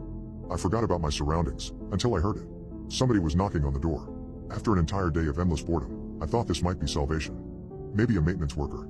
Maybe a neighbor. I got up from my chair to answer the door. My father sprinted across the room to block me. I don't think I had ever seen him run before. He put his hand over my mouth. I tried to protest. He squeezed my arm. He didn't look angry. He looked scared. His eyes were on fire. It grew quiet outside. Like somebody was listening. One finger over his lips told me to be quiet. I looked over to my mom and saw her doing the same thing to my brother. He looked like he wanted to cry. The knocking resumed. The pace was pleasant. At first, your typical formal but friendly rat-tap-tap. Then a pause. Then rat-tap-tap. I was confused. Why were they scared? Why would a burglar knock? I thought that this could be somebody who could tell us what was going on, and it annoyed me that my parents were paranoid, so I got the idea to try saying something anyway. Not my best thought. My father grabbed me by the throat and pushed me up against the wall. His sweaty palm slipped against my mouth. He raised one finger to his lips and held it there. Rat-tap-tap. Rat-tap-tap. My brother whimpered in the corner. The door hinges whined from the pressure of the knocks. My father reached into his pocket with the hand that was formally placed around my neck. I knew he had a knife in there. Rat-tap-tap. Rat-tap-tap. And just as soon as it started, the knocking stopped. The house got quiet again. My father let go of me. It's been hours since the knocker left. My parents still won't talk to us. My mom is sleeping on the couch. My dad is sitting in front of the door with a gun across his lap. My brother and I had managed to get the satellite back up for a bit. We were just trying to find anything about our situation. About the thing in the woods, the blackout, the eerie silence. Mark and I were about to give up and join our parents in their silent vigil when I saw it. An old article from an obscure local news site. It talked about the town of Falladin, our town, in the late 1800s. A plague had swept the town, the symptoms similar to our parents' fear. The town was locked down, everyone quarantined in their homes. There was no detail about the cause of the plague or how it was eventually controlled. I scrolled further down, reaching the end of the page. There, I found a small paragraph, an odd local legend. It said whenever the town fell into despair and chaos, a knocking entity would arrive. It wasn't clear whether it was a symbol of salvation or the final harbinger of doom. It only knocked, and after its visit, the town was never the same. As I read the last line, the power flickered out again. The sudden darkness was startling, but then Mark's pale face caught the faint moonlight streaming through the window. He was looking at me, and I could see his lips move to form words that echoed the chills coursing through my body. Falladin wasn't saved last time, was it? It disappeared. Suddenly, we heard a creaking sound upstairs, the undeniable noise of a door opening slowly. The only room upstairs was my parents' bedroom. We had left them downstairs, and none of us had been up there since that morning. There was a sudden chill, and I found myself frozen, staring at the bottom of the staircase. Then we heard it again. The knocking. But this time, it wasn't coming from our front door. It was coming from upstairs. I thought my dad died from natural causes. Now I know the disgusting truth. My father died in 1995. For years, I thought he might still be alive. It's not that strange. A lot of young children struggle to understand the confusing concept of death. The priest who spoke at the service filled my head with a misguided idea. At the end of the wake, he talked to the guests about my father's life. He mentioned Dad's time in the military, and how much he loved his family, and then he ended with one final line. Someday, we will all be reunited with Timothy. Amen. I told myself the priest had to be right. Dad was around. We just needed to find a way to see him again. Eventually, months after the funeral, I found the answer to my questions. The website called itself fixyou.org, and I can still remember the neon lettering and corny graphics on my crappy computer monitor.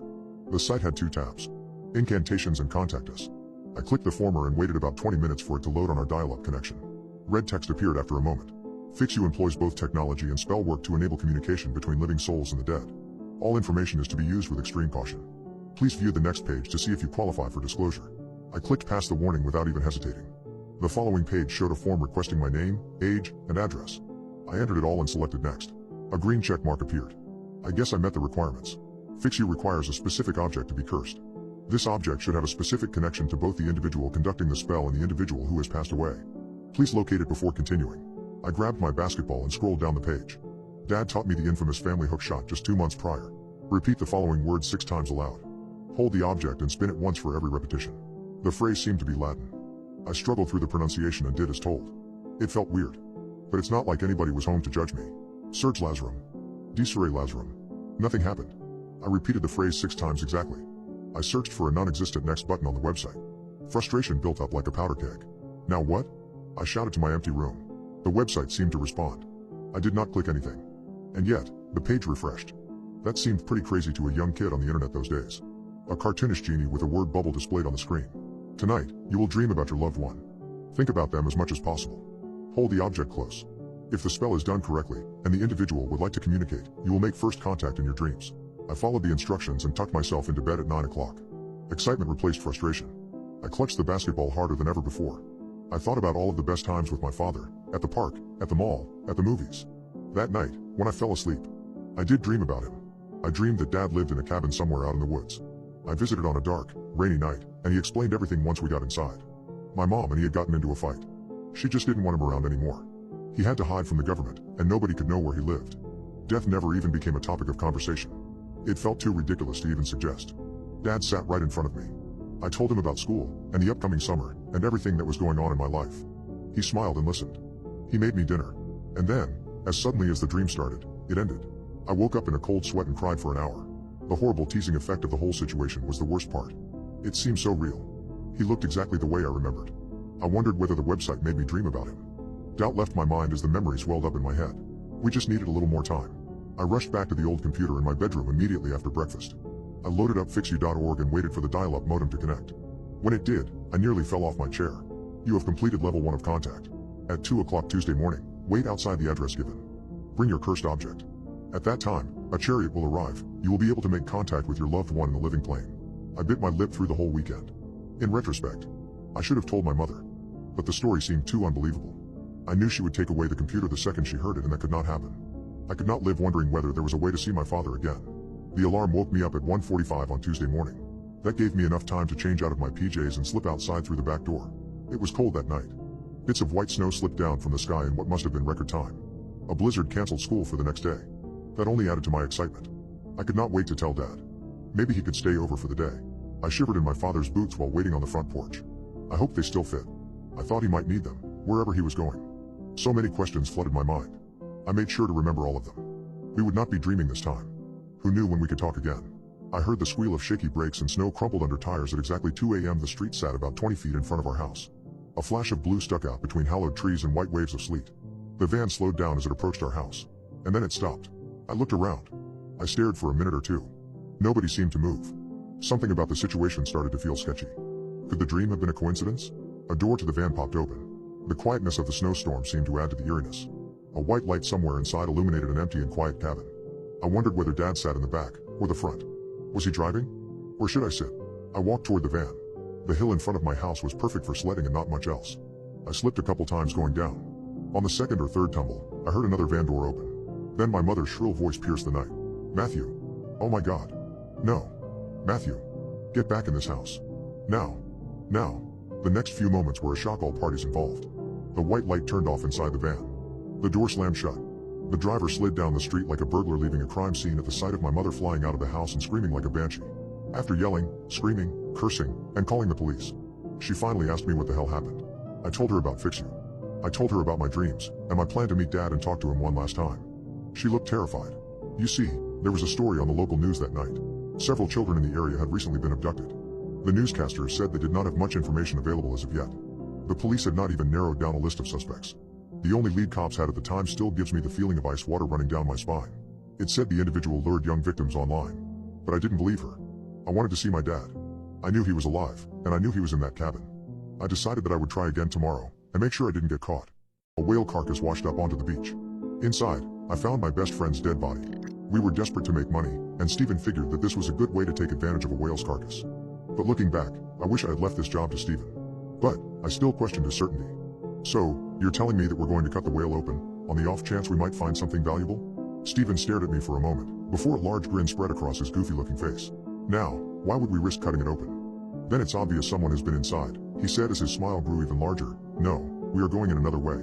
At first I was confused, but when Stephen turned and looked towards the gaping mouth of the whale carcass, my stomach dropped. He could see me backing away. Think of it like this, Stephen said earnestly, miners probably don't like squeezing through tight spaces underground, but they do it. They do it for the riches on the other side. That's what we are doing. I knew, at that moment, nothing was going to deter Stephen from crawling down the throat of the whale and hopefully recovering some hamburgers from within. I also knew that, if I didn't go with him and he did manage to make a fortune, I would regret it for the rest of my life. That doesn't mean I particularly wanted to go into the whale's mouth though. But I did anyway. But there was something I couldn't stop thinking about. Hey, Stephen, I called out, I have one more question. It might be a bit touchy, but I need to know. Stephen turned back around, his head torch shining directly into my eyes, and simply said go on. This is the beach where Jonah went missing, isn't it? Stephen's cheeky smile suddenly dropped off his face, and his usual cheerful expression changed to one of anger. Don't mention that name around me ever again. You understand? He said, in a hushed angered whisper. I understand. I'm sorry, Stephen. His facial then once again changed. Back to its previous joyful face. He then faced the whale's mouth again, and climbed up into it. I followed. I climbed up and over the row of sharp teeth that lined the bottom of the whale's jaw. I then commando crawled along its wide, slippery tongue.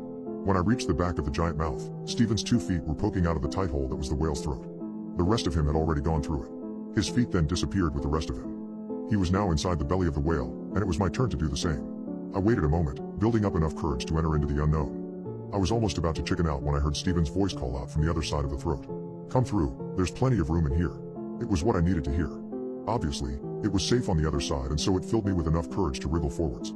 I crawled forwards into the throat of the whale.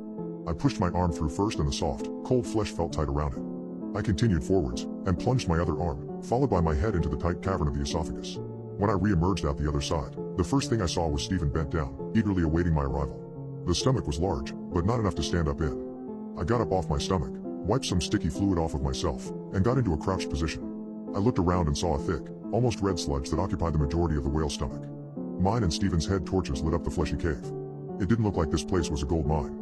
And it certainly didn't look fit to go into perfume. That's when I heard Stephen let out a slight gasp, quickly followed by him calling out to me. Quick, get over here now. I crawled over to him as fast as I could, excited because I thought he had found a lump of ambergris. I crouched next to Stephen and looked towards where he was staring. He pointed towards it and said, "What the hell is that?" My eyes followed his outstretched finger and I immediately saw what he was pointing to. Silhouetted at the back of the stomach was something that looked remotely human-shaped. Go towards it, Stephen prompted me. Why should I go? You go look, I replied, trying to not show the fear that I was currently feeling. Stephen ignored me and gave me a small nudge towards the silhouette. I stumbled forward slightly from the push, just enough that my head torch provided enough light to reveal what was hidden in the shadow. Both Stephen and I screamed when we saw what it was. The complete human skeleton was perched up against the lining of the whale's stomach. Its skull was pointed towards us and its hollow eye sockets almost looked as if they were staring right at the pair of us. My mind tried to make sense of what I was seeing. I didn't truly expect to find ambergris inside, but I definitely didn't expect to find human remains. My brain then turned to one possible explanation as to how this skeleton ended up in the belly of the whale. An explanation Stephen wasn't going to like. But I had to tell him my theory anyway. Steve, I said as I looked across at him, you don't think that this is, well, you know? Stephen looked back at me, slightly confused, then I saw the realization spread out across his face. You don't mean? You don't think it's Jonah, do you? He asked, and I was unsure if he agreed with me or was angry at the mere suggestion this was his missing friend. I mean, he drowned. He wasn't eaten by a whale. Stephen replied curtly. I didn't push the point any further. Stephen wouldn't even entertain the idea that this was Jonah. I instead moved closer towards the skeleton, trying to see if I could find anything else nearby to it. I edged toward the remains, shining my torch light onto the surrounding area. It lit up the strange sludge that filled the giant belly. As I shone my light across the stomach contents, I saw something glint near the skeleton. I quickly crawled over to where the light reflected and dug my hand down into the gross slush. I felt something solid and so I grabbed a hold of it and pulled it out. Stephen gasped as I pulled out the wristwatch. He recognized it. He looked up at me and said one single sentence. I tried to save him. I know you did, Steve. Everyone knows you did. I did everything I could to stop him from going under the water. But nothing could stop him slipping under the surface. Tears were welling up in his eyes. I moved closer to Stephen in an attempt to comfort him. But in an instant, Stephen stopped crying and his signature grin once again appeared on his face. "So, that all sounded believable then? You actually thought they were my true emotions?" he said, looking pleased with himself. I was immediately confused, and my confusion must have been visible on my face because he continued to speak. "You wanted to find riches inside the whale. Well, here is your gold mine," he said as he pointed towards the skeleton. "What are you talking about?" "That's Jonah." "That's your friend," I replied, trying to make some sense of what was happening. "Yeah, he was. Until he drank a little too much and took a few too many pills, and drowned in my pool. Then he was just a body. So, it was a little too perfect when this whale washed up on the beach." Stephen finished talking and rubbed his fingers together, making the gesture for money. "And now, we are going to be rich." Stephen slapped me on the shoulder and let out a chuckle. I think he expected me to smile too, but I just stared at him in horror. "Oh, lighten up. He died from his own stupidity. I had nothing to do with it. We just get to profit off his death. It's perfect. I'm not making money out of Jonah's death. You're sick for thinking up this idea. And then you actually went through with it." Stephen's face changed. His grin disappeared quickly and was replaced with a scowl. "I'm making my money. You are either with me, or you are against me. Well, sorry to disappoint, but I am against you." "Very well. It's my lucky day. I found 2 bodies inside the whale. Not just one." Before I could say anything, Stephen darted towards me and tackled me down onto the soft, fleshy ground. He grabbed a hold of both my arms and forced them up over my head. He then placed both my knees onto my arms to stop me from being able to move them at all. "I really didn't want it to come to this," he said, almost disappointedly. In one swift move, Stephen reached into his back pocket, grabbed out a piece of rope about half an inch thick and began to tie it around one of my wrists.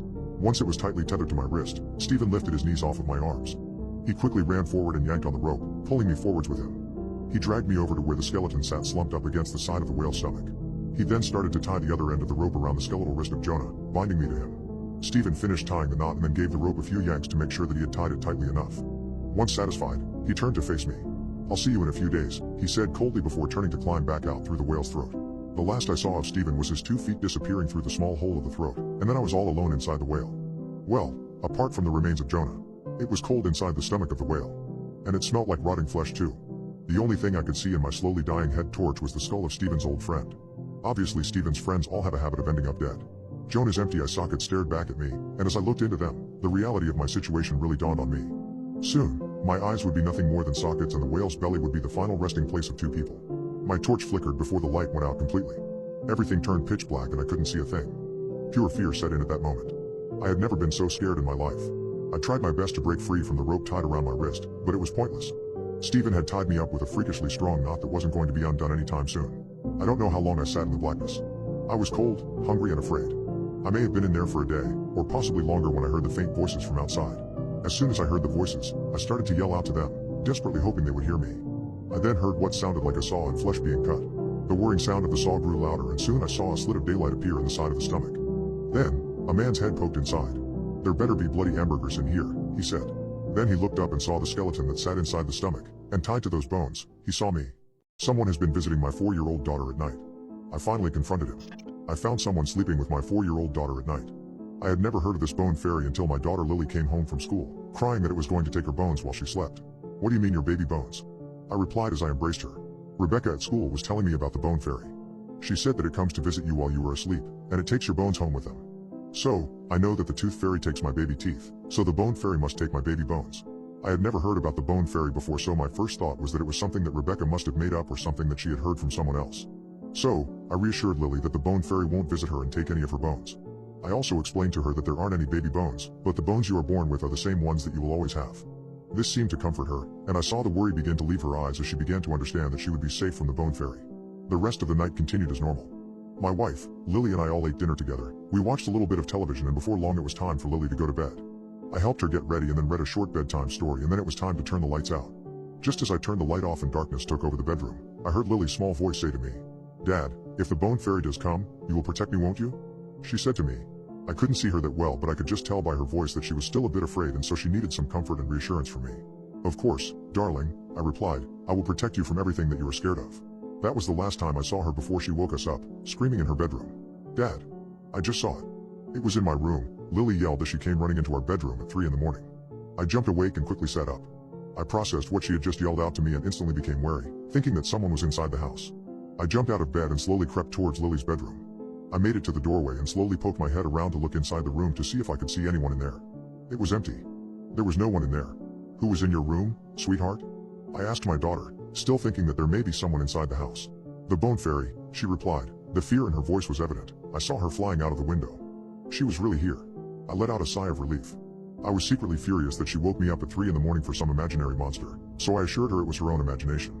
I told her that no one was in her room and walked into the bedroom and looked around to show her that no one was in there with her. I could tell that she was still scared, so both me and my wife decided that she could sleep in our bed for the night. The next morning over breakfast I asked Lily if she felt any better and if she slept okay in our bed. She said that she did feel better and that she felt a lot safer in our bed and not in her own.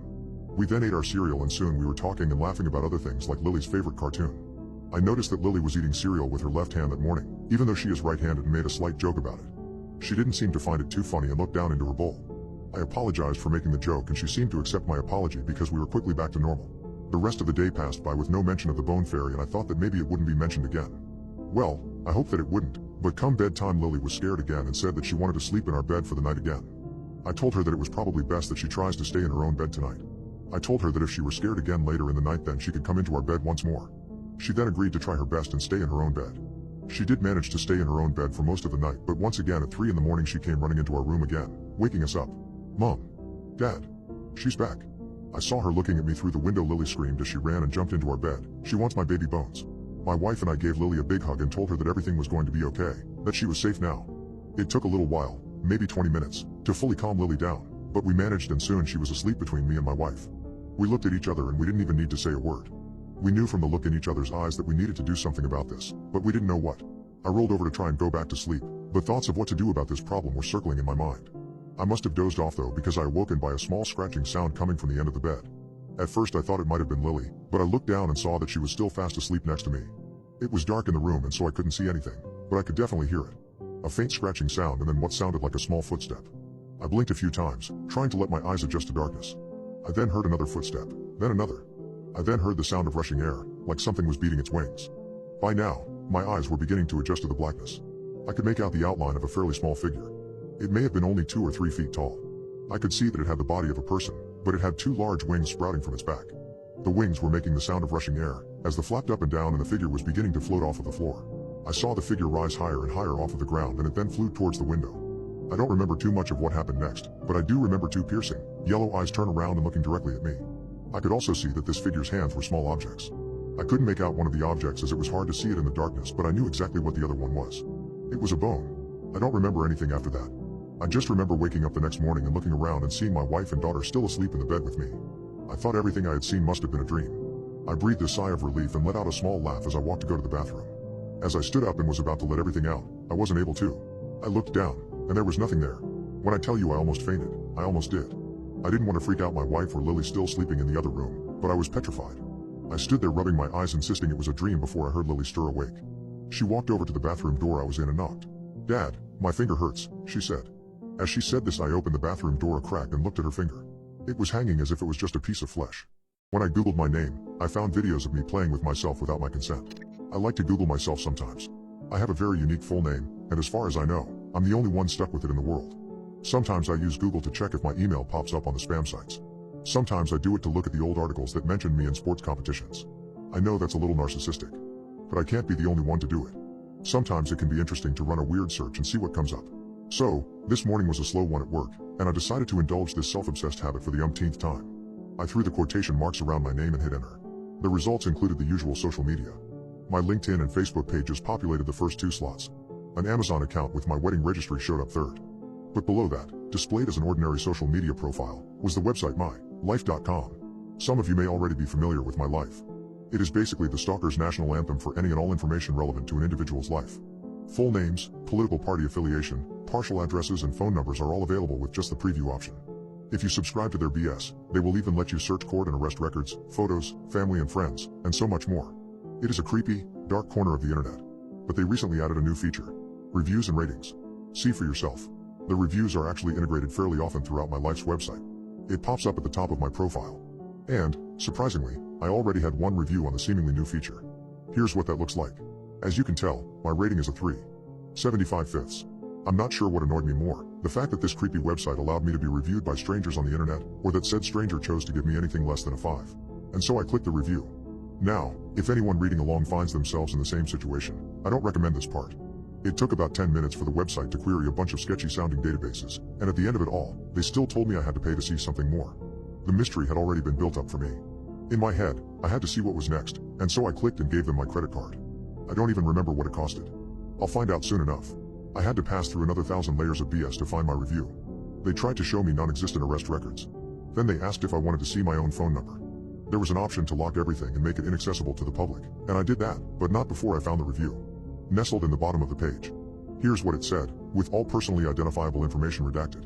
I have since sent it to the police. Here is the summary. Ava is the daughter of, mom's name redacted, and, dad's name redacted.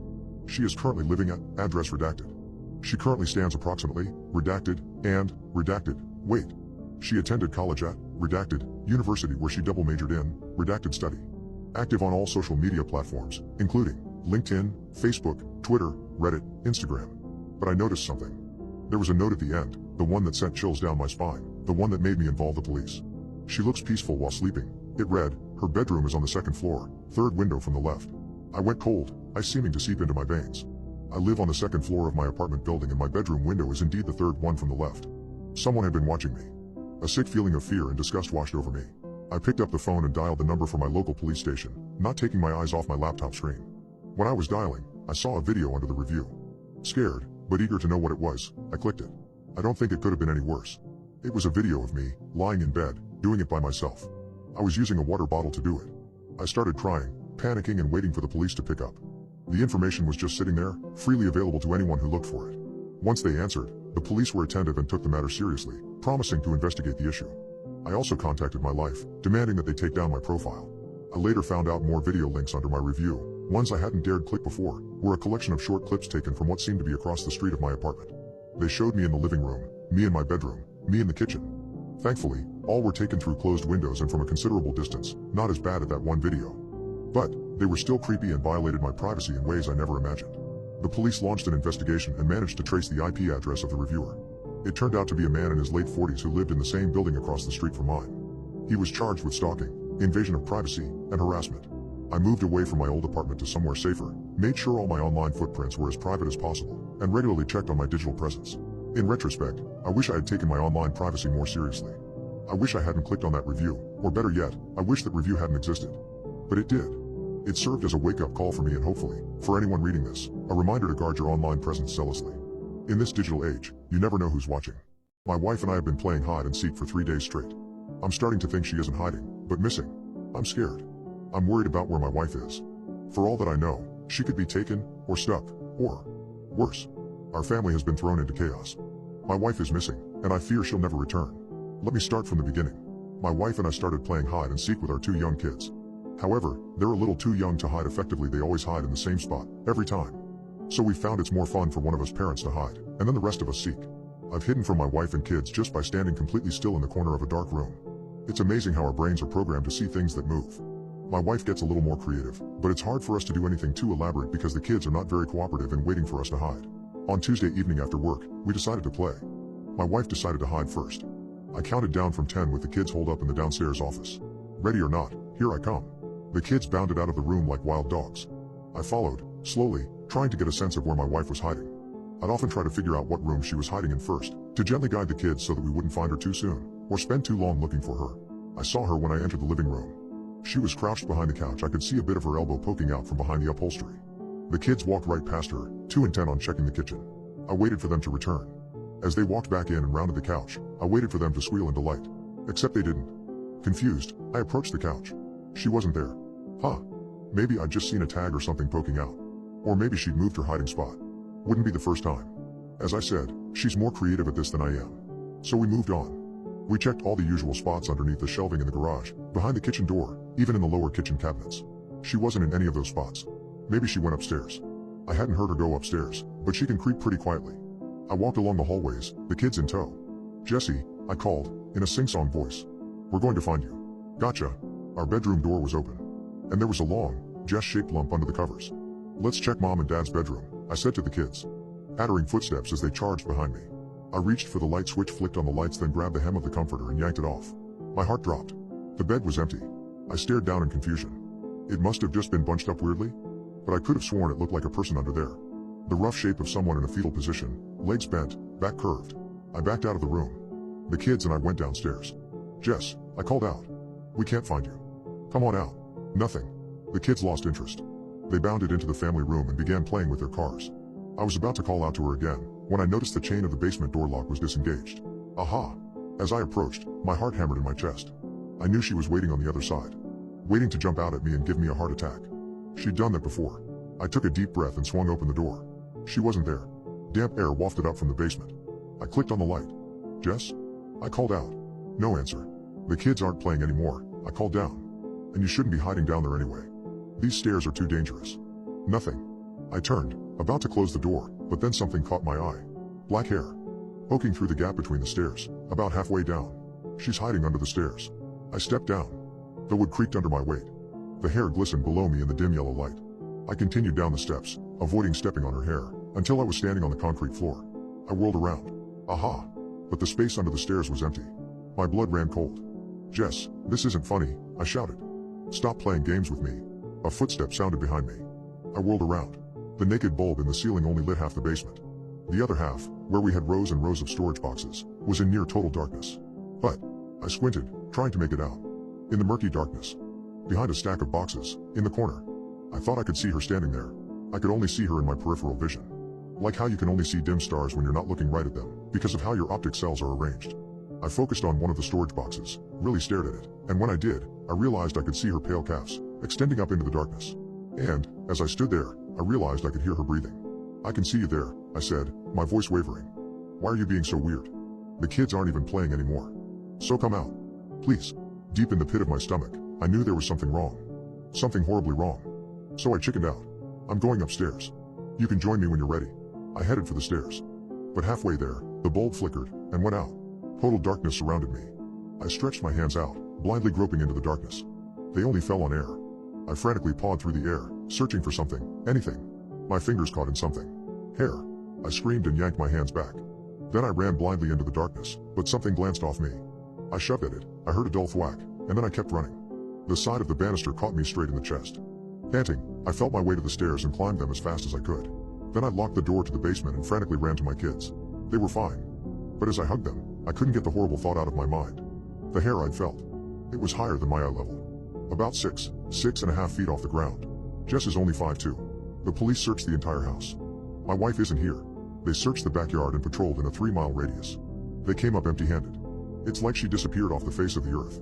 Except, last night, as I rolled over in bed, I swear my fingers touched something warm. Just as I was about to drift into sleep, I stretched out my arm to where my wife used to sleep, half expecting to find her there, her warmth, her steady breathing. To my surprise, I felt something. A warm lump.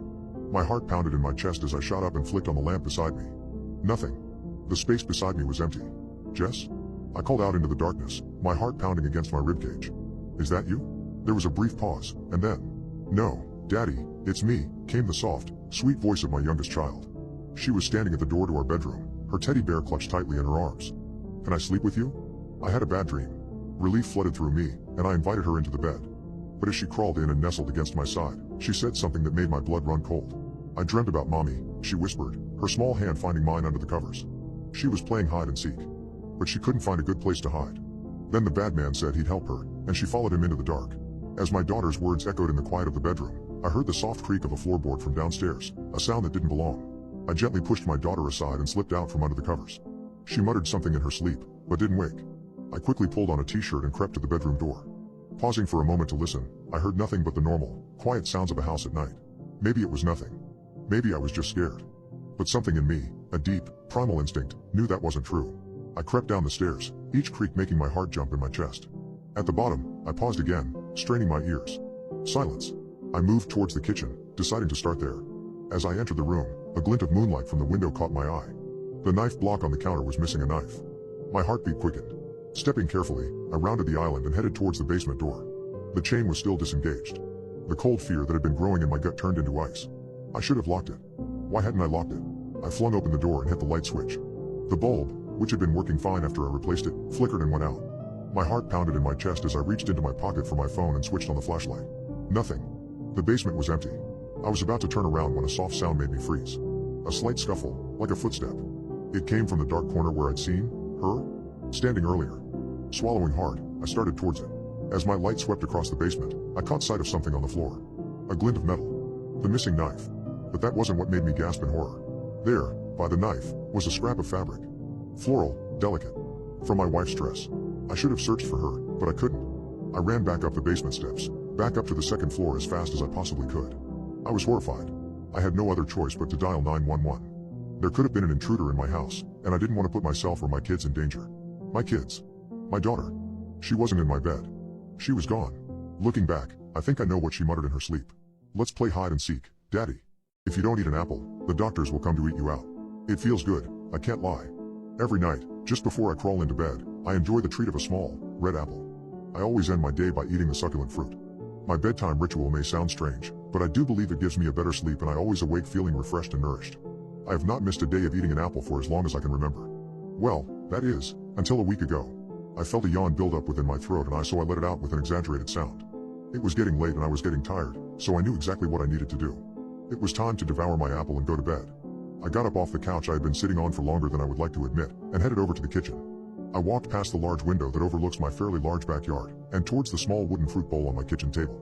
I looked down into and expected to be greeted by a shiny, red apple, but instead saw nothing but the bottom of the bowl. It was completely empty. I had completely forgotten to buy more apples that day, which would have been a better use of my time other than being parked on the lounge. This was the first time that this had happened to me. It would be the first time in my post-infant life that I had not eaten a piece of the fruit before going to sleep. I tried not to worry about it too much, but deep down I knew that my sleep would be restless and unfulfilling. I climbed into bed, my stomach rumbling slightly as I positioned myself underneath the sheets. I closed my eyes and tried to clear my mind to try and give myself the highest chance of going into a peaceful slumber. With my mind blank and seeing nothing but blackness, sleep was about to be upon me. I was about to knock myself out, when I was startled awake by a slight bumping sound. I jolted upwards in bed and listened for the noise again. Another bump sound echoed through my house.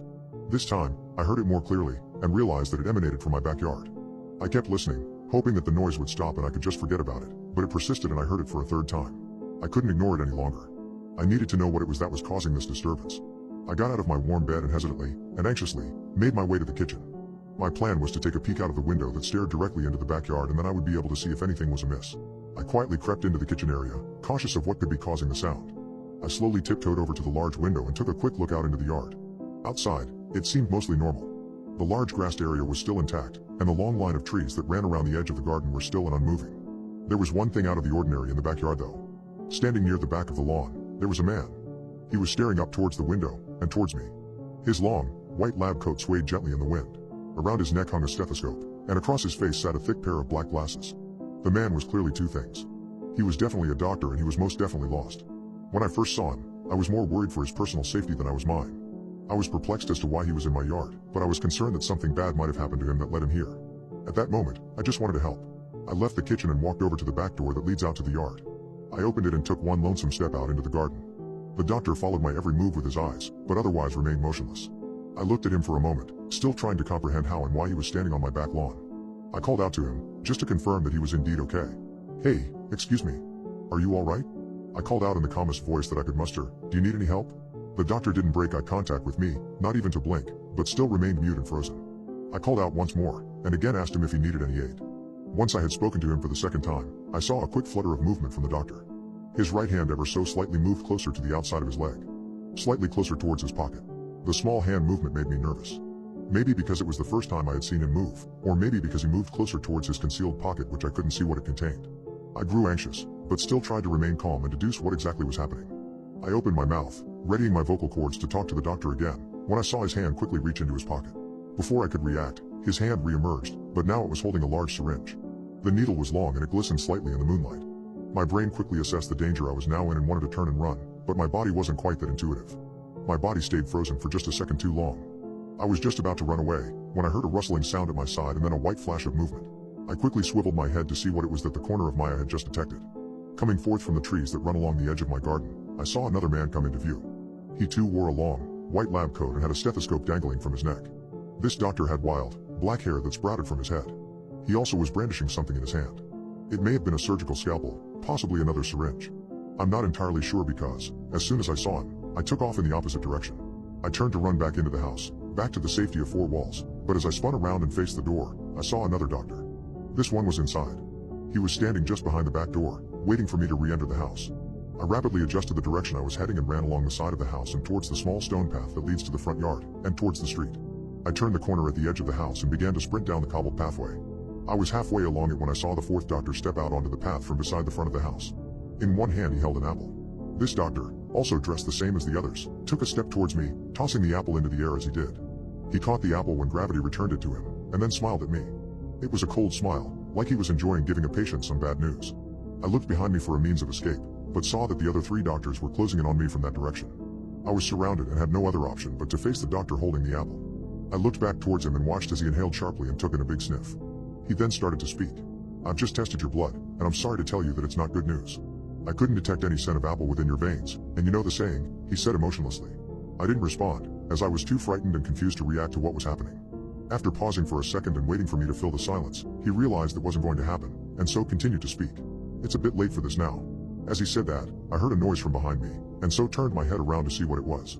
I immediately saw that it was the other 3 doctors advancing towards me. I instinctively moved forward to avoid them getting any closer, but in doing so, I moved closer to the 4th doctor.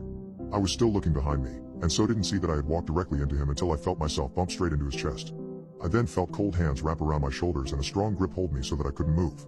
I spun my head back around and faced the doctor that now had me captured. I looked directly into his cold, blue eyes and begged him to let me go. "Please," I stammered, "I don't understand what's happening." All 4 doctors began to laugh at the same time, and I felt the presence of the other 3 directly behind me. I didn't know what else to do, and so I decided to fight. I had to fight, it was the only option left. I swiftly swiped my hand at the doctor who was holding me. My nail scratched across his pale cheek and I saw 4 deep gouges in his skin appear.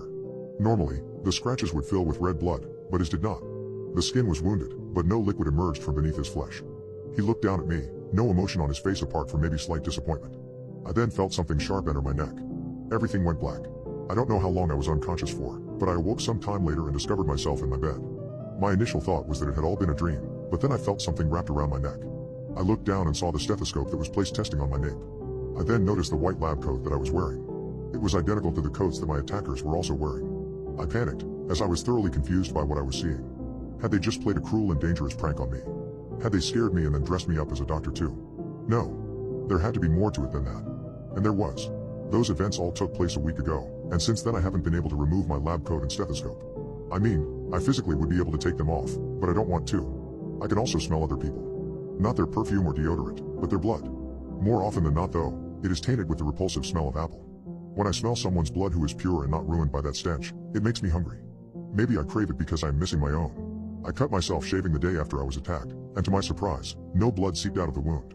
I then decided to prick my fingers with a sewing pin, and again there was no blood. I think the doctors drank my clean blood and it somehow transformed me into one of them. I have no other explanation as to what has happened to me, but I have a feeling that they will return to me. I think they will come back, especially that I'm now getting a feeling that my neighbors forgot their apple today. I think I'll start with the dog, though. My son was kidnapped last year. He came home last night, but I wish he was found dead. My son Levi was taken from his room in the middle of the night. My wife Kelsey and I were sitting downstairs watching television when my son's scream rattled the entire house. It was a sound that I continue to hear every minute of every day. When we ran into his room, everything appeared to be normal. There wasn't even a single wrinkle on his bedspread. The only thing missing was him. Shortly after, life became a living hell. The authorities questioned us relentlessly about his disappearance, and I don't blame them for their ruthless persistence. What had happened simply couldn't be explained, and if I were the detectives, I would have thought my wife and I did it too. That's what the rest of the community thought. The mystery surrounding the case drove me insane. Every day we had reporters beating down our doors demanding answers about my son's disappearance. Having those vultures swarm my home enlightened me to a definition of hate that I did not understand, a hate so pure that murder was constantly on my mind. Everywhere I turned, stories of my son were painted across the front pages of local news outlets, Levi's name printed in bold. The town gazette constantly printing pictures of Kelsey and I, wet with tears at our absolute worst, tossing them on the porches of every home in our community. I couldn't escape. The agony of the situation slowly tore my marriage apart. Kelsey left her job and never went back. Her full-time gig became spending her days crying on the couch. It was harrowing. As for me, I would be a liar if I didn't say I became acquainted with the taste of gunmetal on a few occasions. Every day felt like my heart was being trampled, squeezed in a vice, and robbing me of my oxygen. Life was misery. Misery was life. When we decided to separate, my world imploded. Kelsey was my everything. The love for one another ran so deep, but my son's disappearance proved to be enough heat to dry up the well. Somewhere inside of me there is still love for her, and I frequently fantasize about us being together again one day. But now, I haven't heard from her in months. Yesterday evening, I was enjoying my evening at home, cooking myself dinner, and blasting music throughout the house. Music always made home feel less empty. Through the sounds of the bass rattling the walls, the pattering from the kitchen, and my loud, clumsy feet dancing across the hardwood, I thought I heard a knock at the door. I turned down the music and looked at the clock on the microwave. It was 8:30 and already pitch black. I stopped my breathing to listen in closely. The knocking rattled the door once more. I'll be the first to admit that when an unsolicited knocker comes to my door, I immediately turn into a wimp and go into hiding. A grown man cowering behind his kitchen counter afraid of the knock at the door. What a sight. I patiently waited while crouched down on my kitchen floor hoping to hear nothing but silence. When the doorbell rang, I recoiled, my heart unsure if it wanted to continue beating. Waiting it out until the person on the other side went away was no longer an option. The rapping became quicker and louder, my heart beating in synchrony with the rapid knocks. The knocks turned into pounding, causing the keys hung next to the door to rattle. I thought the door was about to blow off its hinges. I grabbed my chef's knife, stuck it between my belt, and swallowed my anxiety. I ran toward the door with such ferocity, ready to attack whatever was on the other side. I put my hand on the doorknob and felt the energy from the other side transfer into my bloodstream and pulsate behind my eyes.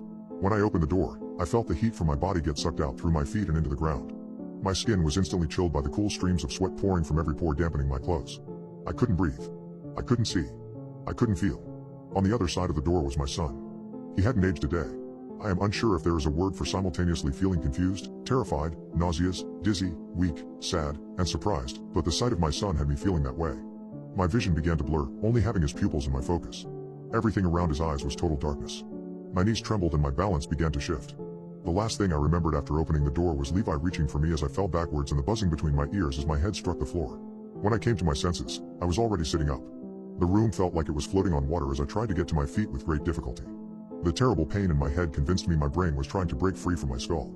The smell of burning food crawled through my nose. As the room began to level out, I called for my son's name. Silence. It all felt so real, but then again, so does insanity. There was just no way, no explanation. It had been nearly 25 years since I last saw him, and there he was, at my door, with the fairest of skin, baby fat still filling out his cheeks, beautifully blue and large eyes that his face had yet to grow into. It was my baby boy. One foot in front of the other, walking an invisible tightrope in my concussed state, I went from room to room searching for him. Each time I called Levi's name and for each room I found empty, insanity became a much more plausible answer. I walked upstairs, careful not to fall back down the way I came, and headed down the hall. His bedroom door was open.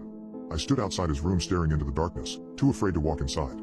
I was terrified at the thought of walking into another empty room, accepting that my mind was slipping, but equally terrified of finding him sleeping soundly in his bed. Until that point, I had not gone inside Levi's room for 20 years. The last time I paid his room a visit, I didn't leave his bed for 3 days after learning that memory lane didn't always have paved roads and sunny skies. As I opened the door with my breath held tight, the light from the hallway cast itself onto the back of his head lying peacefully in bed. I sat down gently on the side of his bed, my aged knees cracking as I sunk into the mattress. The sound of Levi's breathing tugged on emotions I didn't know I had. I placed my hand on his back to feel the heartbeat of a life I thought I had lost. All I could do in that moment was stare at my 17-year-old son, tucked into his faded race car sheets, wearing the same pajamas as the night he disappeared. The light from the hallway began to fade as the sunlight from the window progressively brightened the room. Throughout the entire night, I sat there watching my son with marvel. I had no idea what to do. What could I do? Nothing about what happened that night was normal. I took my phone from my pocket. It was the first time throughout the night I took my eyes off Levi. I scrolled through my contacts until I saw Kelsey's name. Attached to her contact info was a picture of her from right after she had Levi. I looked at her picture, hand on my forehead, wondering what her face would look like as I told her Levi was laying in bed right next to me. I wondered how she had aged throughout the years and what kind of person she had become. I wondered what life would have been like today if Levi had never disappeared. My thumb hovered over the dial button with paralysis. I had no idea what to say. There was no way to dress up the words to explain that our son had returned. We hadn't spoken in years, and I was about to give her a call and say, "What? Hey Kelsey, how have things been? Oh, and by the way, our son came home." Yeah, right.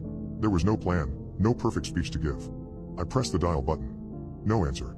I took a picture of Levi sleeping in bed and sent it to Kelsey. I have no explanation, but Levi came back. "Please call me." Laying at the foot of Levi's bed waiting for her call, my eyes became heavy. I began fading in and out, and right as I was about to cross over into unconsciousness, that's when I heard the whisper, "Don't call mommy." A loud crash came from downstairs. The room went silent and I froze. My heart pounded against my chest as I carefully listened for any other sounds. There was only the soft echo of the crash that slowly faded away into nothingness. I strained to hear footsteps, a voice, anything that could give me a clue as to what had happened downstairs, but nothing came.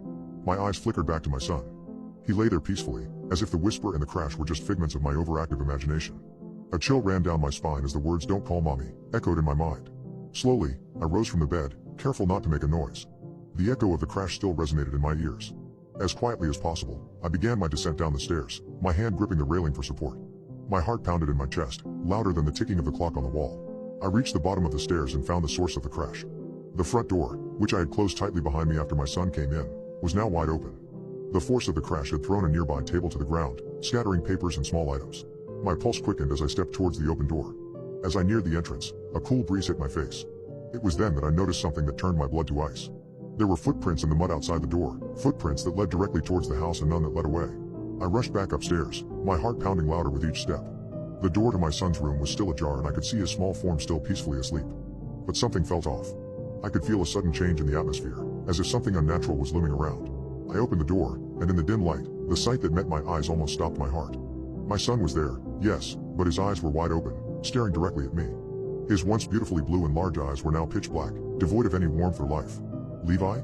I stammered, backing away, unable to break his gaze. In a voice that was not his, he said, "Daddy, you should have listened." His lips twisted into a cruel smile as he sat up, the light from the moon outside casting long shadows on his face. "Mommy's not alone anymore." Just as he finished his sentence, I heard the front door slam shut, the house shaking with the impact. The sound echoed throughout the house, followed by the chilling sound of a woman's laughter coming from downstairs. A laughter that I recognized, a laughter that belonged to Kelsey. She was standing at the bottom of the stairs with a knife in her hand. Levi stood up and gave me one last warning.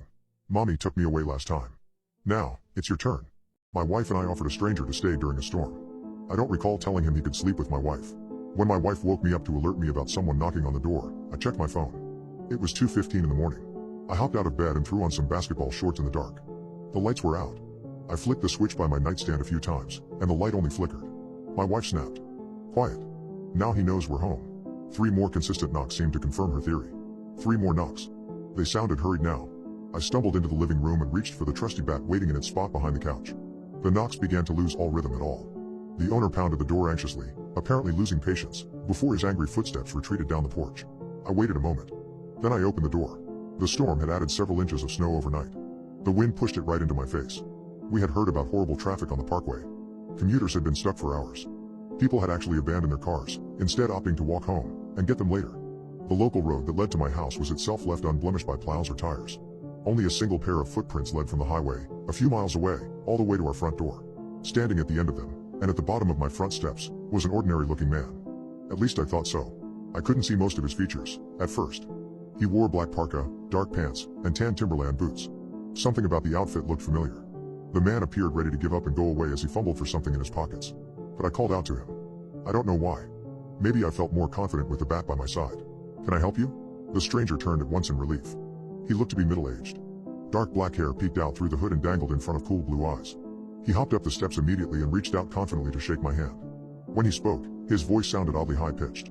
His breath and coat stunk of some unfamiliar type of old man cologne. "Oh, thank God.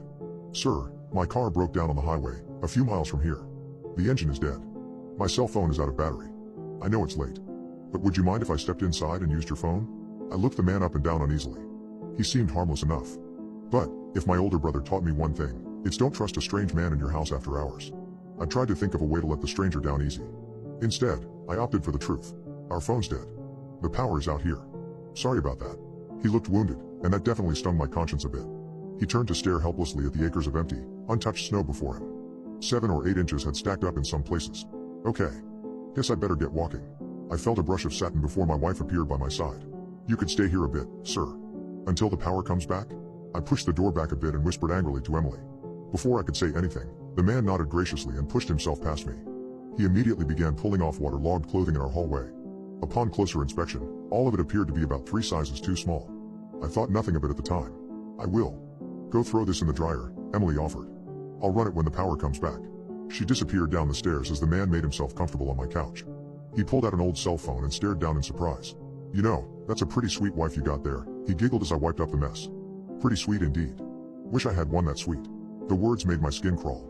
Emily waltzed up from the basement in a hurry and smiled happily to both of us in the living room. "Sorry about that. Hopefully the power comes back soon." I wanted to say something to her. But not in front of the creep. He stared at her like a dog eyeing a brand new bone. I suddenly noticed the shorts she was wearing. I noticed the lack of a bra. We were just in bed, after all. And the stranger seemed to notice too. "Say, honey, do you work out a lot?" he asked. My wife blushed and covered herself apologetically. She always looked for the best in people. And she had heard her fair share of inappropriate jokes in the day. "Oh, I should put something on, excuse me." I moved to follow her into the bedroom as a familiar jingle danced its way towards the couch. "Oh, look at that. You've got yourself a fat cat." My tuxedo kitten, Figaro, hopped happily onto the couch and into the man's outstretched arms. He purred at the attention from such new and strange company. The man happily allowed his face to be licked and pawed. He reached out and snatched Fig up in his burly arms. Yeah. Loves attention, I explained awkwardly. The man smiled a toothy grin in my direction as he offered generous pecks to Figaro's confused forehead. Oh, they all do, they all do. You know, they say cats are one of the only animals to prefer human interaction to food. They tested it, in a lab somewhere. Isn't that something? I nodded and said nothing. Something about the way he squeezed Figaro closer to him made me uncomfortable. You know, I could snap this cat's neck right now, and he'd let me do it. That did it. I'm sorry if this is rude, but I think you should leave. The stranger blinked. The atmosphere in my living room changed in an instant. A moment's hesitation caused Figaro to hiss and jump through his weakened grip. The ringing bell disappeared down the stairs. Well, doesn't seem very Christian of you. I grabbed the bat still resting up against my front door. My wife called out from the bedroom. Matt, is everything all right? I shouted my reply without ever taking my eyes off the stranger in front of me. Stay in the bedroom and lock the door. He got to his feet lazily. He was smiling. Like the threat of me holding a bat amused him. Maybe that wasn't such a bad assertion. At his full height, the stranger stood well over 6 feet tall, and easily dwarfed my scrawny 5 feet 10 inches. Yes, Emily, stay in bed.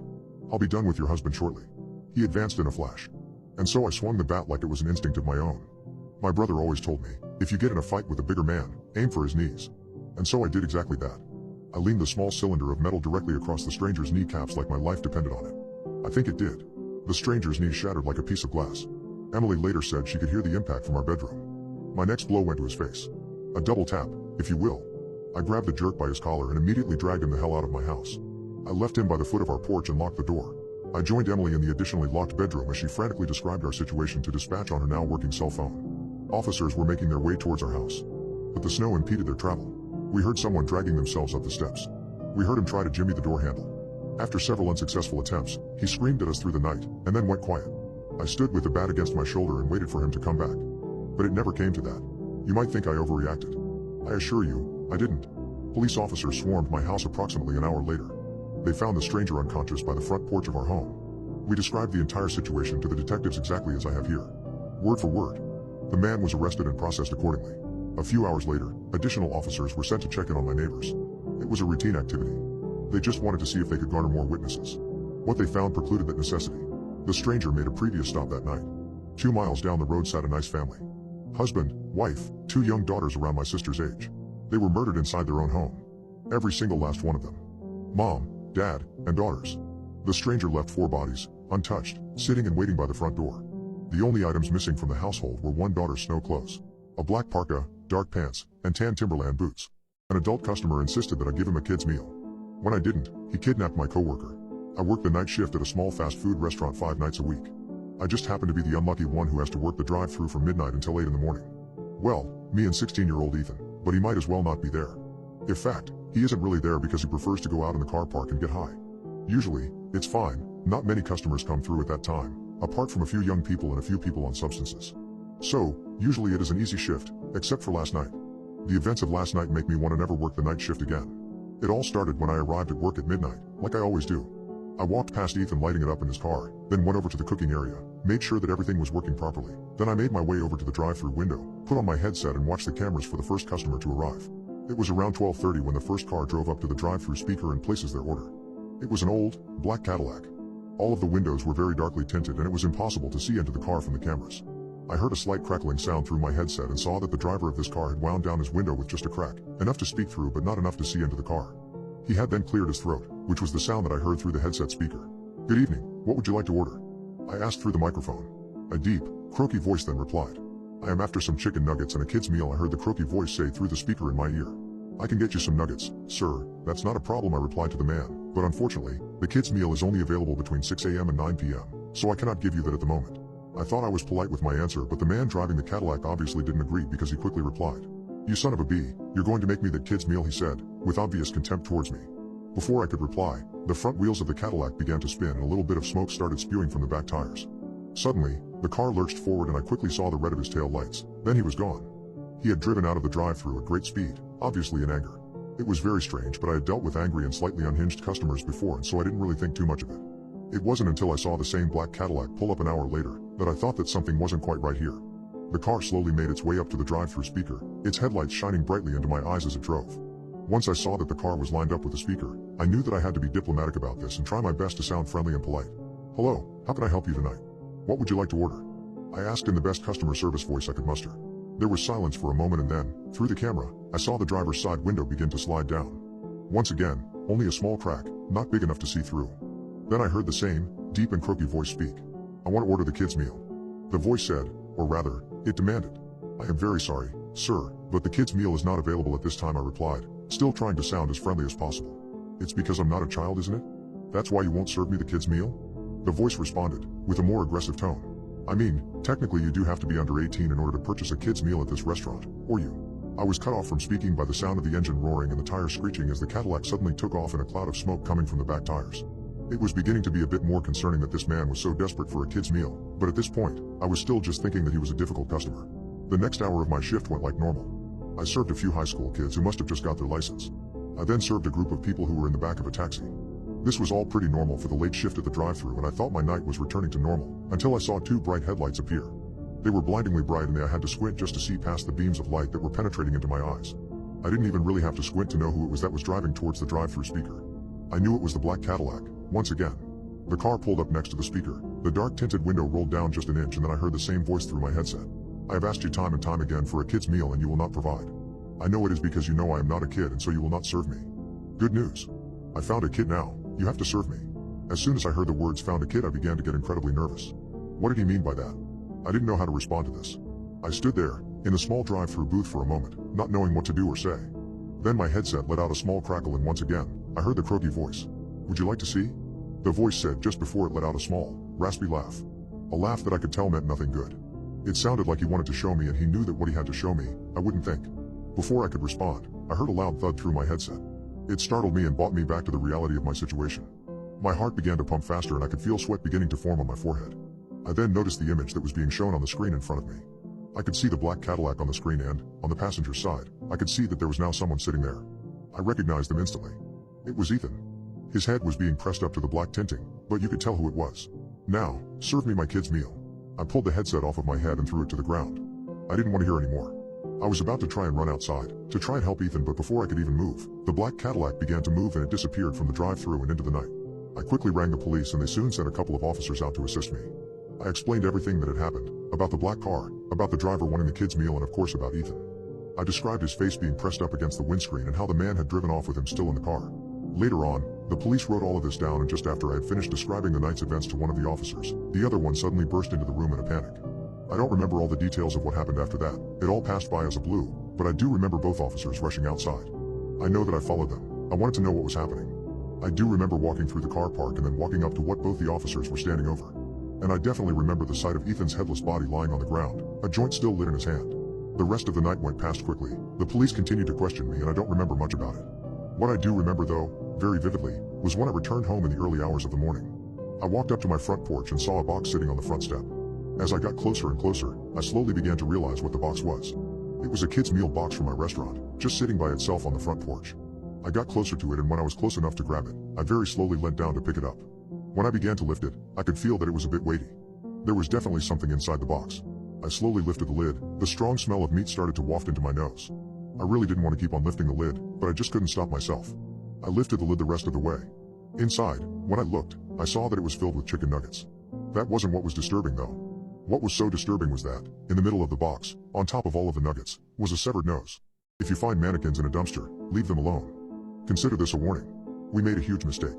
Dumpster diving helps us make money, but I never thought it would leave me barricading myself in my bedroom. If you had asked me a week ago what the worst thing we'd ever found when looking through the garbage was, I would have told you that it was a bag of dog poo. That was until we found these things. It was a few days ago, and me and Nolan were cruising through some local alleys in my car, looking for treasure. We had found a few small things, some cool old plates, a busted painting, a nice wooden side table, a good haul more or less. We were driving behind a strip mall, passing some dumpsters, when Nolan grabbed me by the shoulder.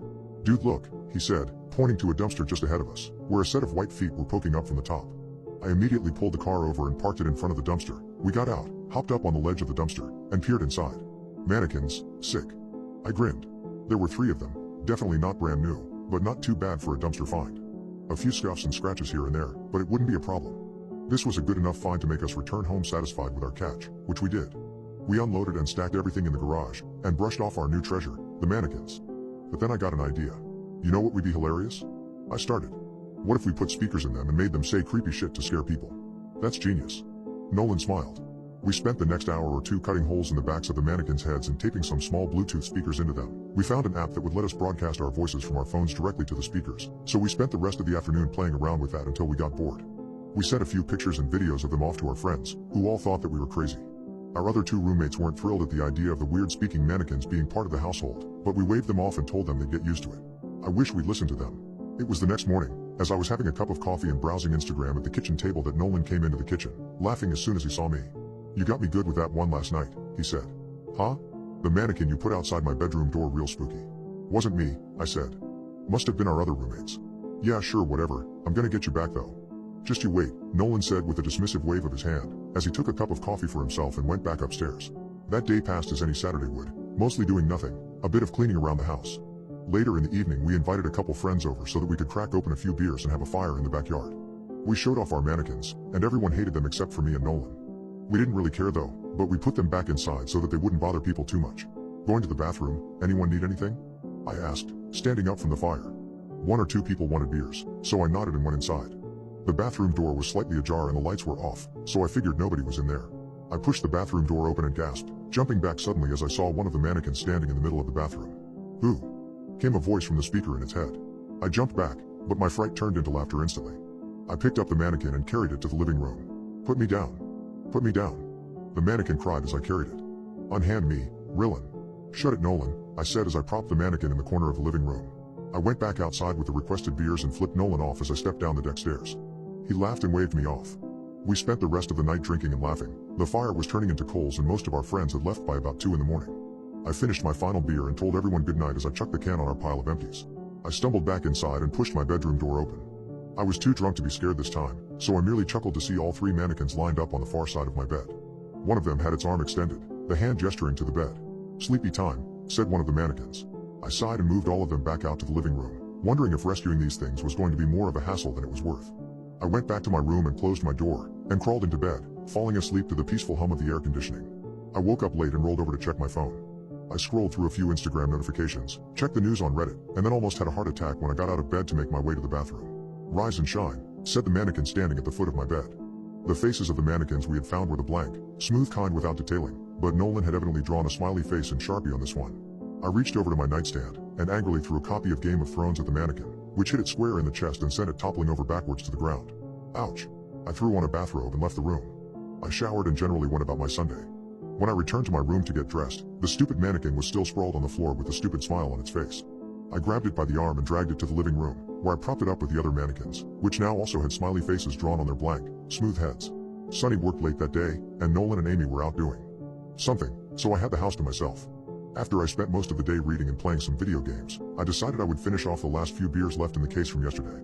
I grabbed one out of the fridge, took a cigarette from my pack, and stepped out onto the back deck. As I stepped out, I saw the 3 mannequins were standing in a circle around the fire pit in the backyard, holding empty beer cans in their hands. I set my beer down, walked back inside, and picked up the baseball bat I kept next to my bed. I walked back outside, lit my cigarette, and proceeded to knock the head of the closest mannequin clean off, the white head sailing across the backyard. "Mistake," said one of the mannequins behind me, after which I immediately turned and slashed it across the torso with the bat. I laid into the mannequins, caving in the chests, knocking the heads off, and bashed the limbs apart. I picked up the remnants of the mannequins, and carried them into the alley where I dropped it all next to the garbage. I remember thinking, how the hell did Nolan do that? As I walked back into the backyard, I smoked another cigarette on the deck, chugged my beer, grabbed another, and went back to my computer to play some more games. About an hour elapsed, when the nicotine started to call to me again and I went back to the deck for another cigarette. I couldn't tell if I wanted to cry, scream, run, or rage as I stepped outside and saw all 3 mannequins standing around the fire pit again. Their heads were all turned to face me, and where before they had smiley faces, all 3 now had frowning faces drawn on in Sharpie. The worst part was, they all had duct tape wrapped around themselves, reattaching arms, heads, patching holes, and holding them together where I had smashed them apart. I stood in stunned silence, blinking, pinching myself, hoping I was dreaming for a good minute. I felt afraid to even take my eyes off these stupid things, so, staring straight at them, I put the cigarette to my lips and lit it, puffing out the initial cloud of smoke. "Mistake," said one of the mannequins, breaking our staring contest. I immediately strode down the stairs, yanking the garage door open and grabbing the jerry can of gasoline that I kept for my lawnmower. I went back into the yard, snapped each of the mannequins in half, threw them in the fire pit, doused them all in gas, and threw my cigarette onto the pile. The entire thing went up in a great rush of smoke, and the heat flashed against me so suddenly I stumbled back from the fire pit. I angrily flipped off the burning pile, and sat on one of our deck chairs, silently, angrily watching the fire burn. I knew on the inside that Nolan was probably watching me from somewhere in secret, laughing his bum off at my reaction to these stupid dumpster mannequins, but I didn't care. I hated them at this point, and I didn't care if I looked like an idiot. Once the fire had burned itself out, all that was left were a few charred pieces that evidently weren't made of anything meltable, and a pile of molten, black. Something? Plastic maybe? I don't know what they make mannequins out of. I angrily made my way back inside the house, heading for my office. I was walking by the living room when I heard it. Ah! I stopped dead, too afraid to look. I slowly turned my head, and in the darkness of the living room, I saw three, still, humanoid, shapes. They were charred black, with wisps of smoke rising off of them to the ceiling. I felt my legs go weak and my heart start racing. I ran back to the bedroom and slammed the door. I threw everything on the top of my dresser to the floor and pitched the whole thing on its side against my door. They're not real, it's a joke, it has to be a joke. Please, you guys are the ones who know about supernatural, creepy things. I need to know what's happening, I need to know this isn't real.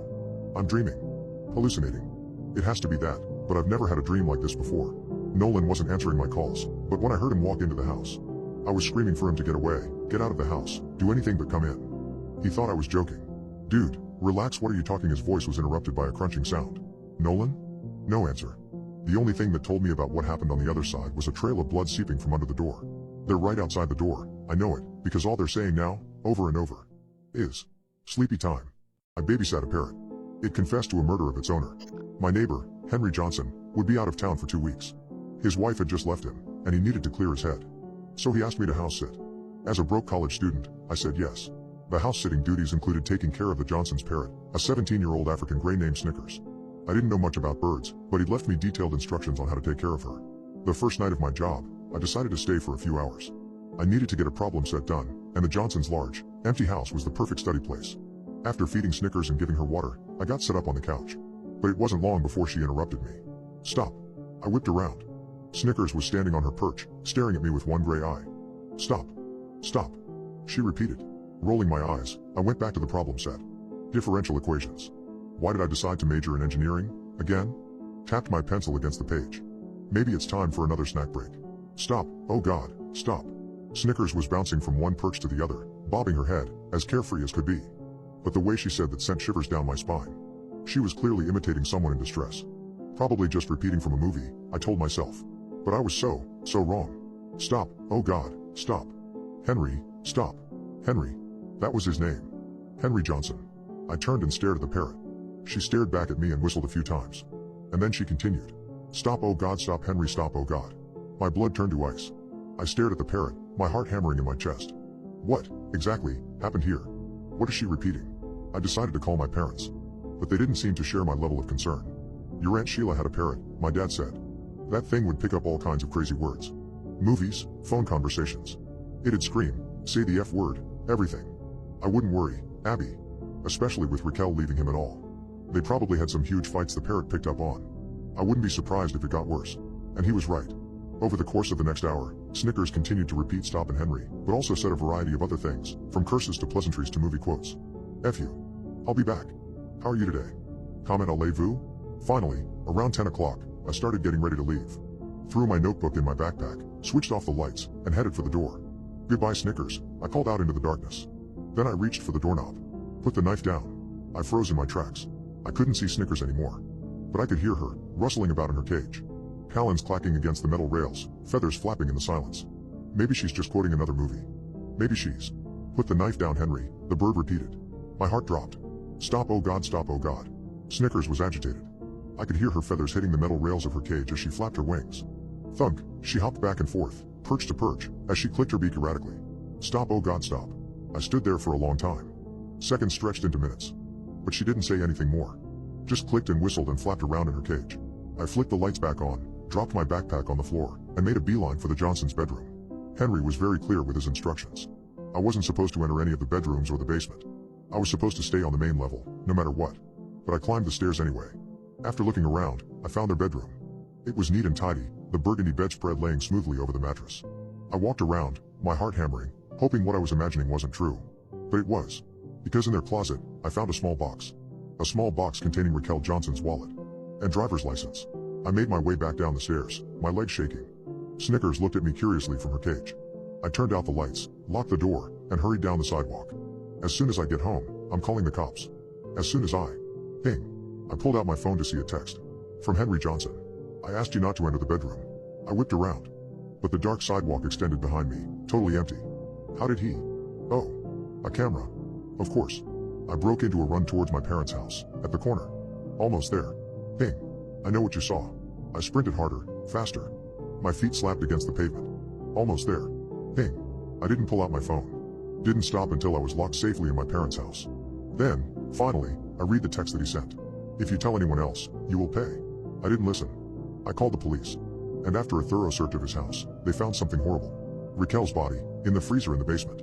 Henry was trying to flee town, but got a head start by making it look like he was just going on vacation. So he hired me to house sit. I don't think he realized Snickers might repeat what she heard that night. And sometimes, I wonder if Snickers knew more than she let on. Because, apparently, she was Raquel's pet. From before they were even married. Maybe she wasn't mindlessly repeating. Maybe she was trying to get justice for Raquel. I popped my friend's pimples. I stopped when I found a parasite living in her skin. Puberty kicked both our butts. Gemma got perfect bazongas plus a face full of acne. I was flat as a board and model tall, but my scalp was a dandruff-y mess, constantly oily and flaking. Gemma would always have problems with acne, so it became a ritual where I would pop her pimples for her. Looking back, I don't know what I was thinking. It's gross, I already know that, but I didn't even hesitate.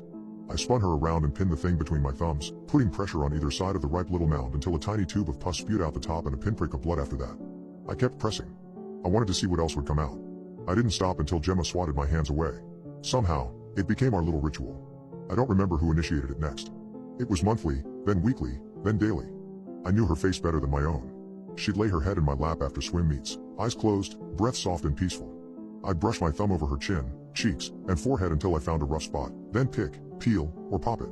Sometimes I could pull off an impressive sheet of dry skin, bigger than a quarter, revealing the pretty baby pink layer underneath. Perfect and taut, just beneath the surface. Other times, she'd have me use toothpicks and tweezers to empty her clogged pores or dig out blackheads. I stole my mom's cosmetic magnifying glass once or twice to get a good look at the honeycomb-like holes neatly arranged on her nose and the minuscule maggoty growths that stuck out from them. It was our special thing, just her and me, a secret only the pads of my thumbs and the hills and valleys of her face could know about. Eventually, the inevitable happened. Gemma and I were doing the usual. She was lying in bed, me straddling her torso, hunched over and craning my neck to survey her face. Prom was coming up, and she wanted to be doll smooth before then. I dug my nails into her face, popping a stubborn pimple and peeling up the lifted edge from the indent I'd created. It was harder to pull back than usual, stubbornly stuck on. I jolted up when something warm wriggled beneath my thumb. The startle made me yank way too hard, making Gemma buckle and yowl beneath me. I covered her mouth fast, but it was too late. Her mom busted in, horrified, and dragged me out for mutilating her baby girl. Whatever. We didn't talk much after that. Gemma was evasive in class. There was a raw, pinkish strike across the right side of her face from where I dug too deep. We orbited each other, but the shared shame ran too deep to do much else. Gemma's mom blocked my number from her phone, and when prom came, we got ready alone. She never looked at me on the dance floor. Our friendship fizzled out along with our filthy little secret, and that was the end of that. Years passed. We went to colleges on opposite ends of the province. We were still friends on Facebook, but nothing more. She got a boring boyfriend and an impressive degree. I dropped out and got a cat. A week ago, though, she messaged me. Hey, it's been a while. Wanna hang? Gemma was waiting for me when I arrived. She'd gotten much better at makeup since I'd seen her last. Although I could still make out faint bumps indicative of adult acne, her foundation was creamy and perfectly matched her natural complexion. Her liner and brows were thick and dark, bold enough to distract the average person from the uneven texture beneath it all. Me, though? I saw through all of it. We could never hide from each other, her and I. But I noticed something I hadn't before. Gemma's nails, usually manicured and pristine, were nubby and uneven. Her cuticles were dry and flaking, with a couple of brown-red scab spots around the perimeter. My eyes narrowed. Gemma, I said, firmer now. Deathly serious, or trying to be. Honestly, what's going on? Why are you here, in this city? I want you to do it again. Her eyes were piercing, huge, awful things. I'd never noticed how big they were until now. My tongue felt fat in my mouth. She trapped my hands between her wiry fingers, caging them together. She pinned me in place with her stare. I mean it, she continued, there's this tingling. Or an itch. I tried to scrape it out like you did. I remembered her nubby nails. I thought about larvae. I thought about pupation. I'd ripped my hands from hers and hauled my purse over my shoulder before she could finish.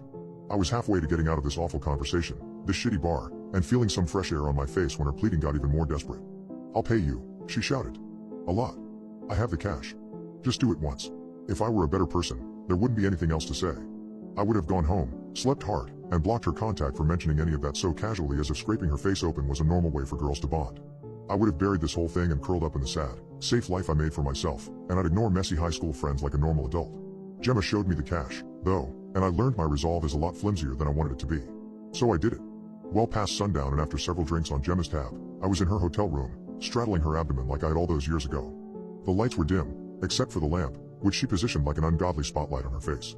She'd spent half an hour in the bathroom rubbing herself raw to remove her makeup. I had a clean canvas and free rein over all her spots and bumps. My hands were clammy. I was a mess. I could tell. My head was heavy from the wine, and my mouth tasted terrible. Gemma used to close her eyes for this, fluttered shut like a movie princess. This time, they were painfully open, bloodshot around the edges. She looked awful. But I could fix her. I wish I could say that the whole event was fumbling and awkward. That I was repulsed. I wasn't, though. Not at first. I slipped into the trance as easily as I always had, sweeping my fingers over her pretty cheeks and slim nose. I found 3 white-headed pimples on her cheek that I popped with ease, swiping the yellowy pus on her pillowcase for cleaners to deal with later. I scraped my nail over dead, dry skin, urging it to lift off, like separating an apple's waxy, red skin from the crisp fruit beneath. Bits lifted like teeny snowflakes, then I coaxed it enough to loosen off in long, papery strips. I caught her eyes again. This time, she was smiling. Bubbles of saliva foamed at her mouth's corners. I looked away. I found a swollen lump at the height of her right cheekbone, a cystic pimple, I guessed, and applied pressure. Her face was burning up. I pressed more and more until the tips of my thumbs went pale, the angry lump barely shifting. I hesitated, and Gemma scoffed, so I doubled down. Hard. The thing popped with a gross, bloody clot rolling out. Not pus at all. I was about to recoil when Gemma's bird-like hand seized me in a vice grip. Her gaze was white-hot. "Don't you dare," she hissed. "You're so close." I could feel my heart in my throat. I swallowed hard, feeling my mouth fill with saliva. I did the breathing exercises my therapist recommended to soothe anxiety-induced nausea, which helped until I inhaled a lungful of something putrid. She stunk like rotting plums and copper. Past the blood clot came pus. Or, that's what I thought. It was an off-white tube, only a millimeter wide but longer than expected. I pressed down, feeling Gemma's judgment searing through me, always so susceptible to her scorn. I watched in dismay as it just kept oozing out, longer and longer, coiling as it extended past her face. Morbid curiosity set in, and I touched it. It wasn't pus at all. It was hard, like a fish line. Then it moved. "What?"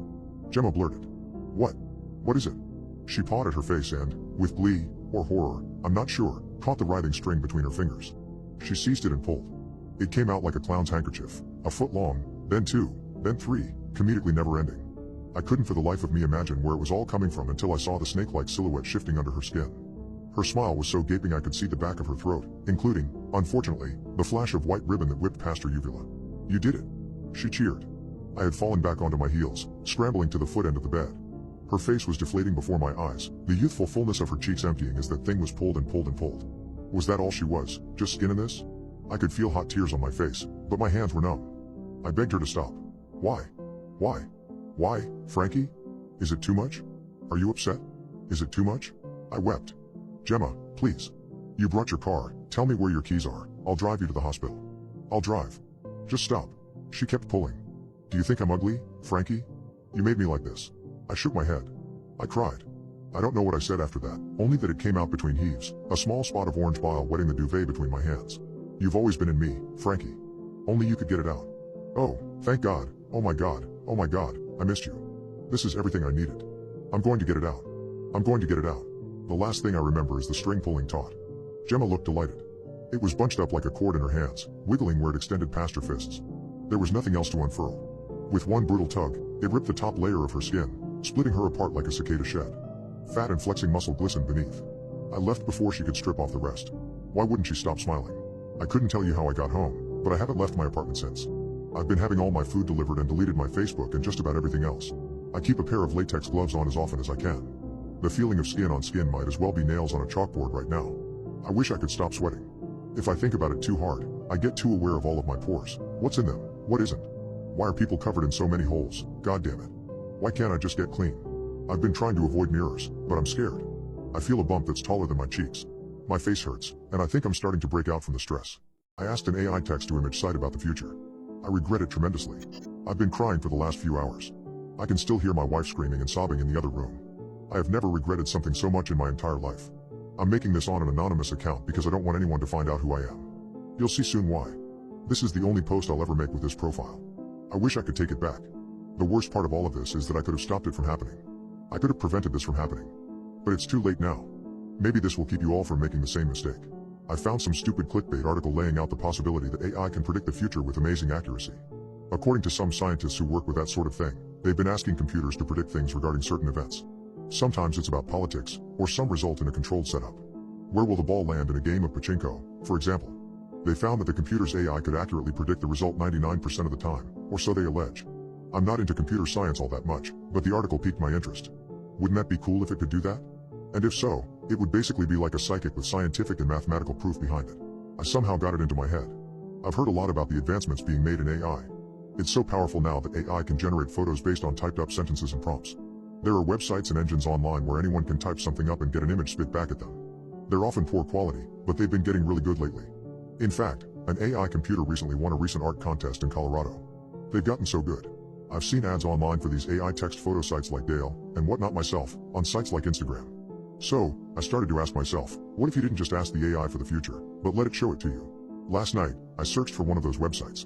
I typed in future predicting AI, and I got one result. Just one. Under the name identical to my search query, there was no description. I was spooked, but I clicked it anyway. Usually these types of websites were used to generate silly photos from typed up sentences like flying pineapples with pearl earrings. Instead of typing in a sentence or a descriptive phrase about what I wanted generated, I asked the AI about my future. I did it as a joke at first. I had read that article and I figured it'd bring back some dumb image or something nonsensical. All I typed in was, me, my wife, and our 2-year-old son's future. This is what I got back. As you can see, it was creepy as hell. I've cropped the image to protect the identity of myself and my wife. It showed our faces and what looked to be my son, his face turned away, on the road in a pool of his own blood. But I laughed it off. The faces were similar to us, but we don't own a car like that.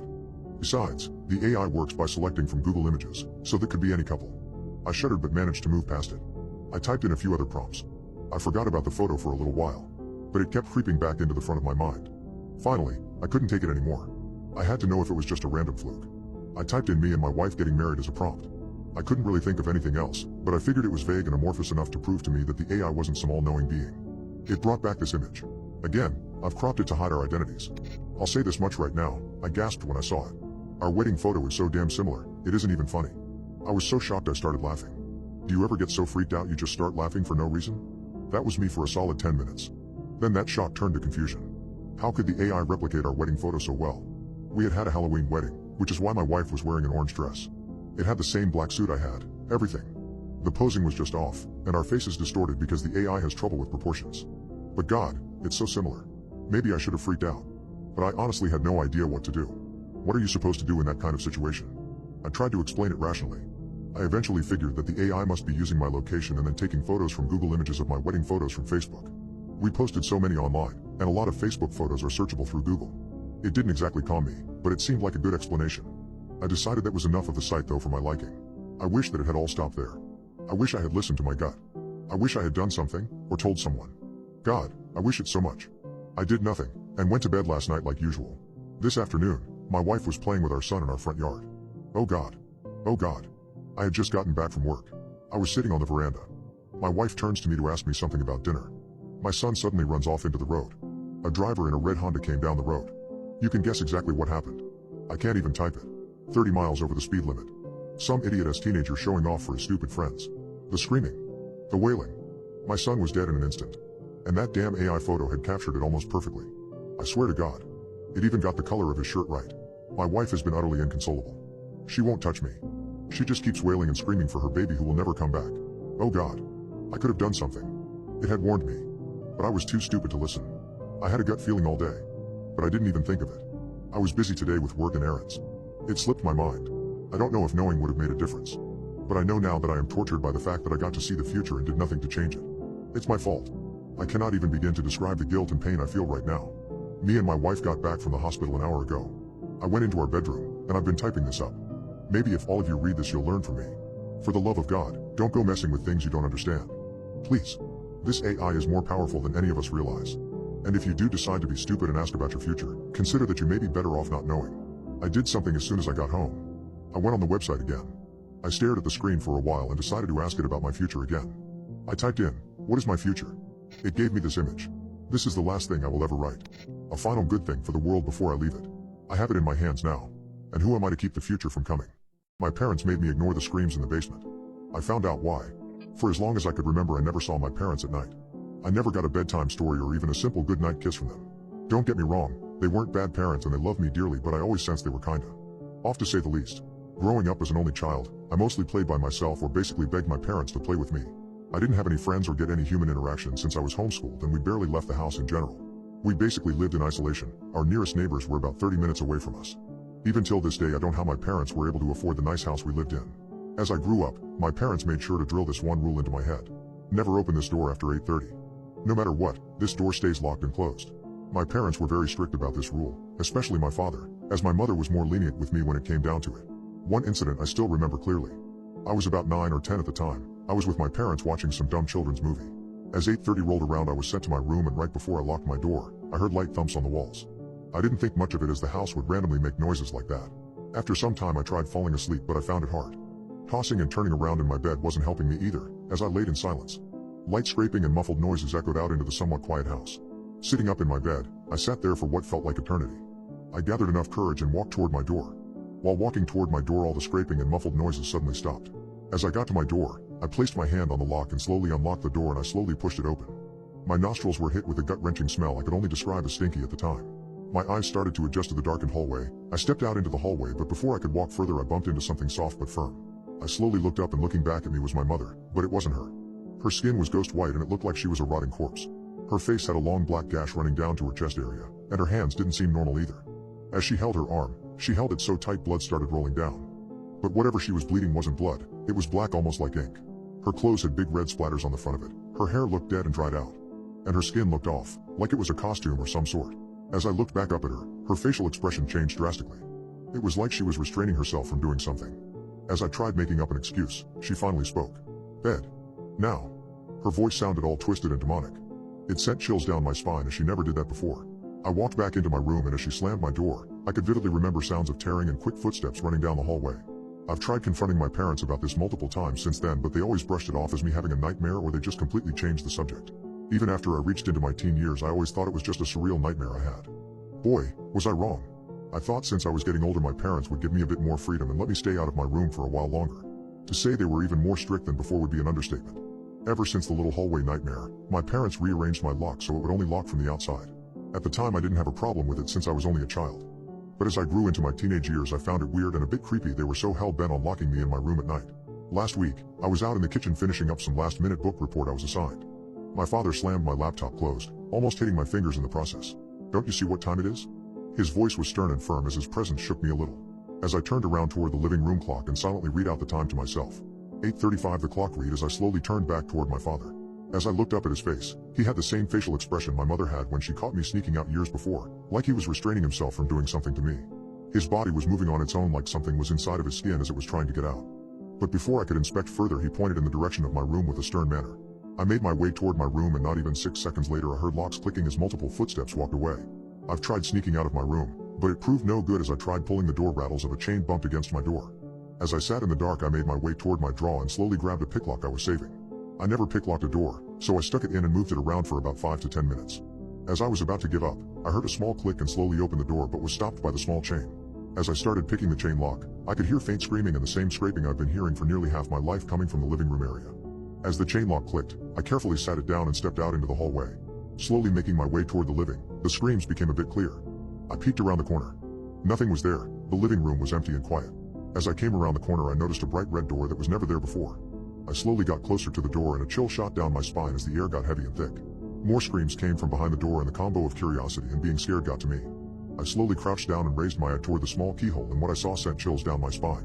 It was my parents. They were standing around a silver table. There were red and black liquid splattered all over the place. As I scanned the room, the muffled scream started again. I looked back at the table and saw a pair of feet covered in red liquid struggling and wiggling around.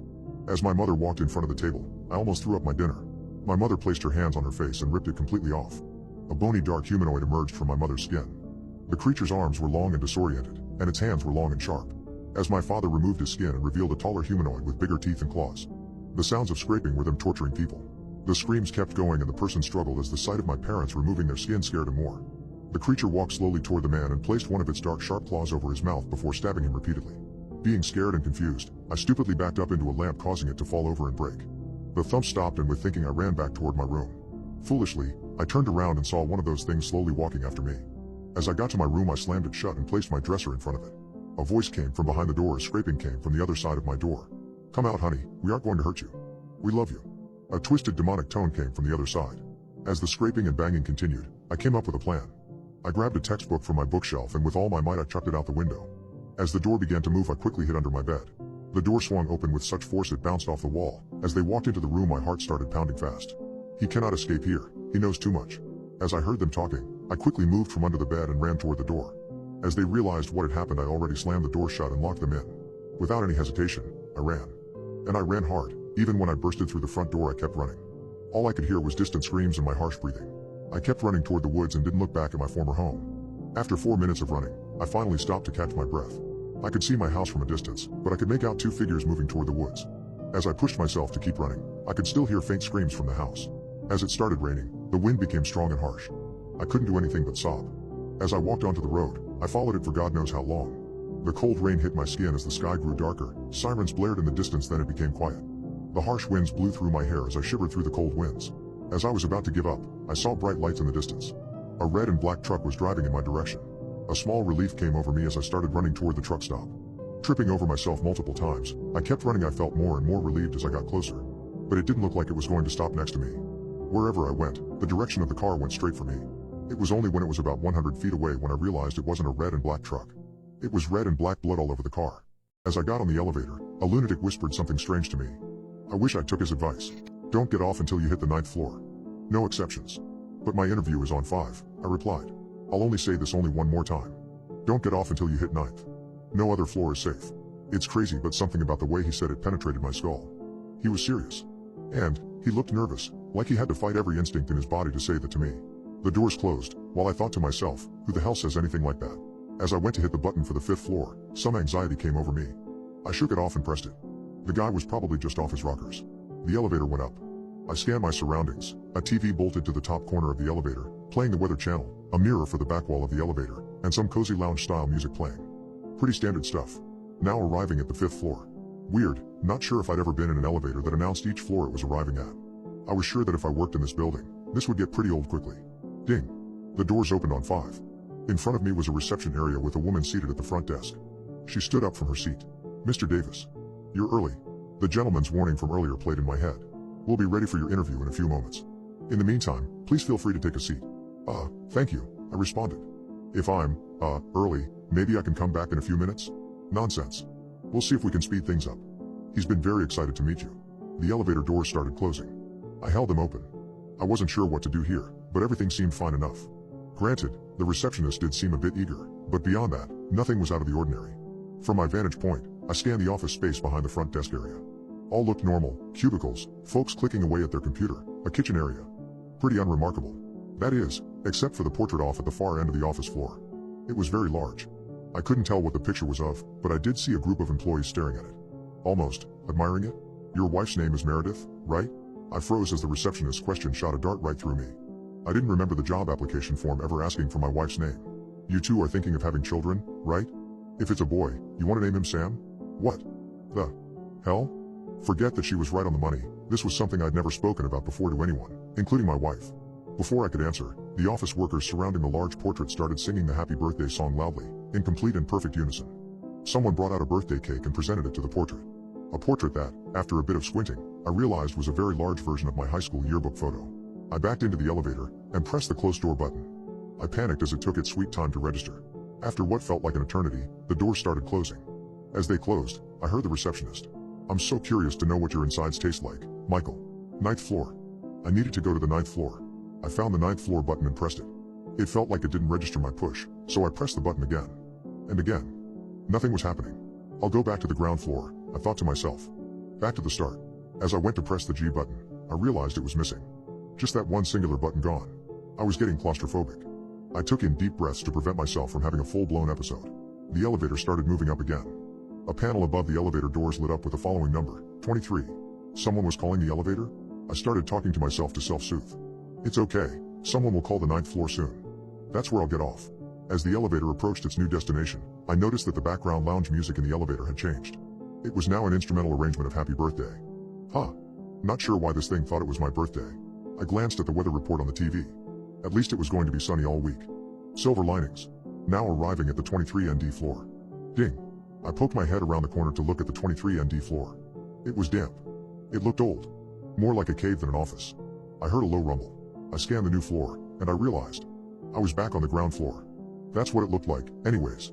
Did I escape? Was I finally free? A man stood not too far from the door. He looked familiar, but I couldn't exactly place him. Hey man, he spoke. Was this the guy who got off the elevator just as I got on? Hey, it's over man. You got out, he told me. I felt a wave of relief wash over me. But I had to fight it. But you said the 9th floor was the only safe one, right? That was a trick. You followed your gut and you were right. 23rd floor. The real safe floor. You can step out now, man. I didn't leave. There's someone here who really wants to see you. I couldn't move. He wants to give you a job. He thinks you're gonna be great. Why the hell couldn't I move? He's in the other room. I'm gonna fetch him, okay? All you have to do is look at him. It'll feel a bit weird at first, but then it'll all be okay. It's a permanent position. Great benefits. It is fully on site, but no better birthday present than a new job, right? I lowered my gaze to the floor. I forced myself to mutter the following words, it's not my damn birthday.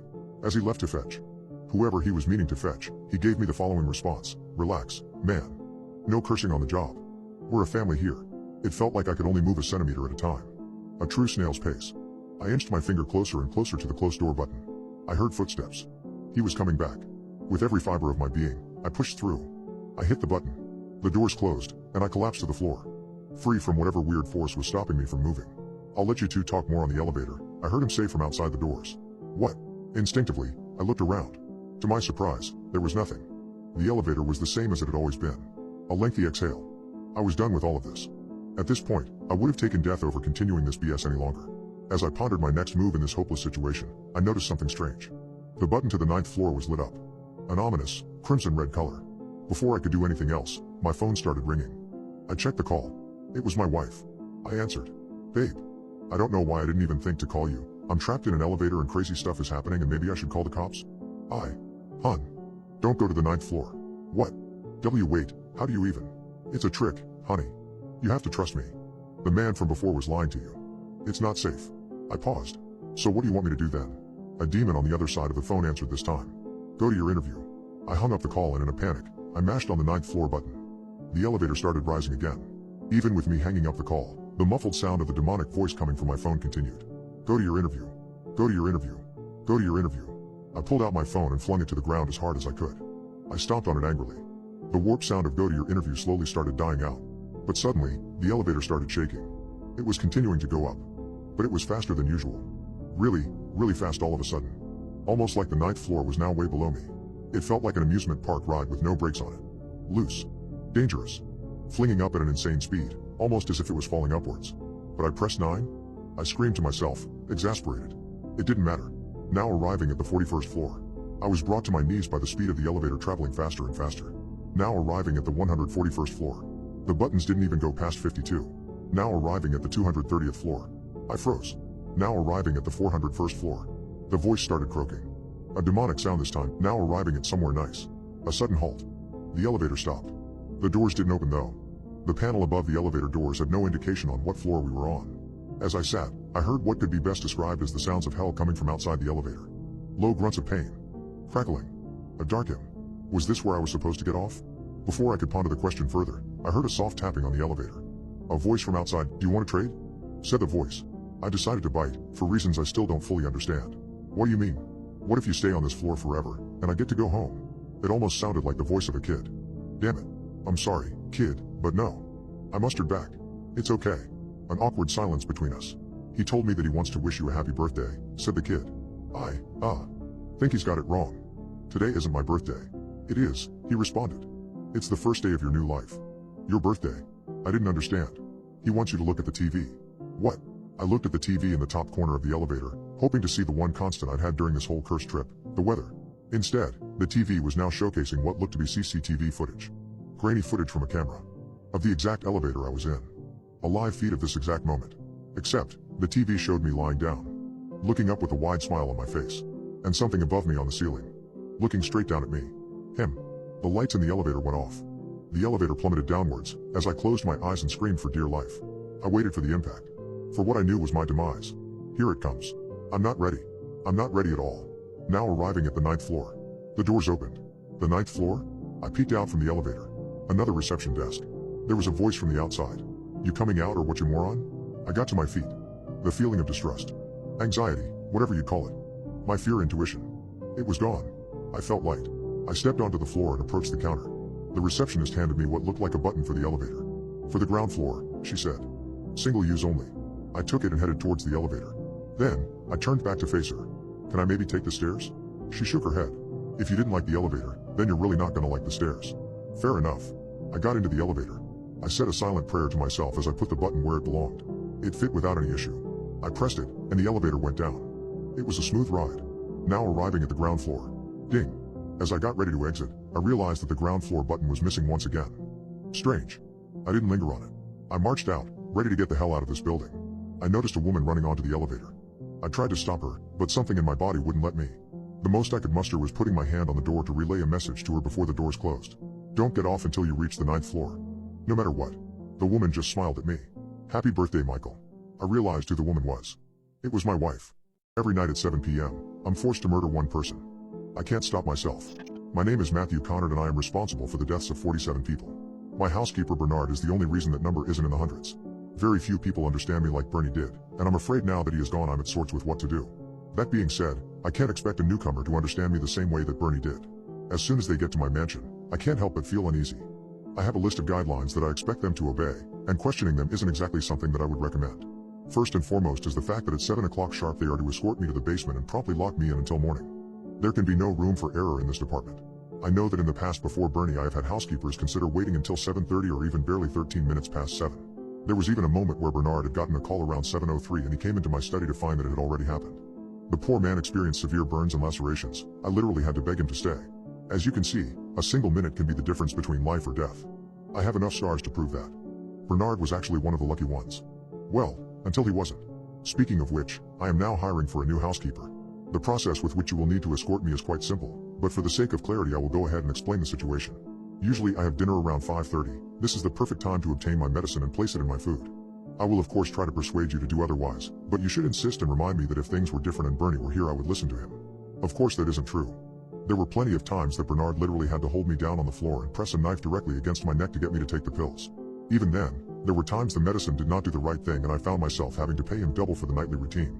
Once I have taken my medicine you will need to draw up a warm bath and take the dogs for their walks. The dogs shouldn't be anywhere near the house at night. They aren't safe near me and quite frankly neither are you.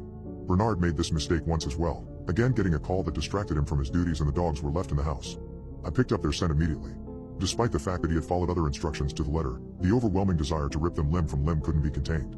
They were strewn about in 50 different places across the house and if it hadn't been for Bernard I suspect it would have been even greater.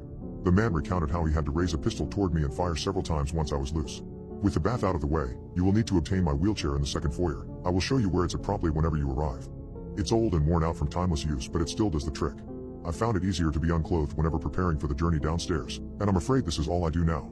I have soiled too many clothes and ripped apart too many suits to consider the need for it any longer. Completely unclothed and still wet from the bath, you will need to strap me down to the wheelchair and then take me to my study. I love to try and look up at the stars shortly before going down below. Bernard was always kind to offer me a towel, but honestly it just made me become more infuriated. Anything near to me could easily be torn apart and ruining fine linen is a practice that I hate repeating. There may be a need for you to show extra restraint at this point because you might find me in a fit of hysterics or foaming at the mouth as the hour approaches. In such instances it's better to stay on the side of caution and simply escort me to the basement early.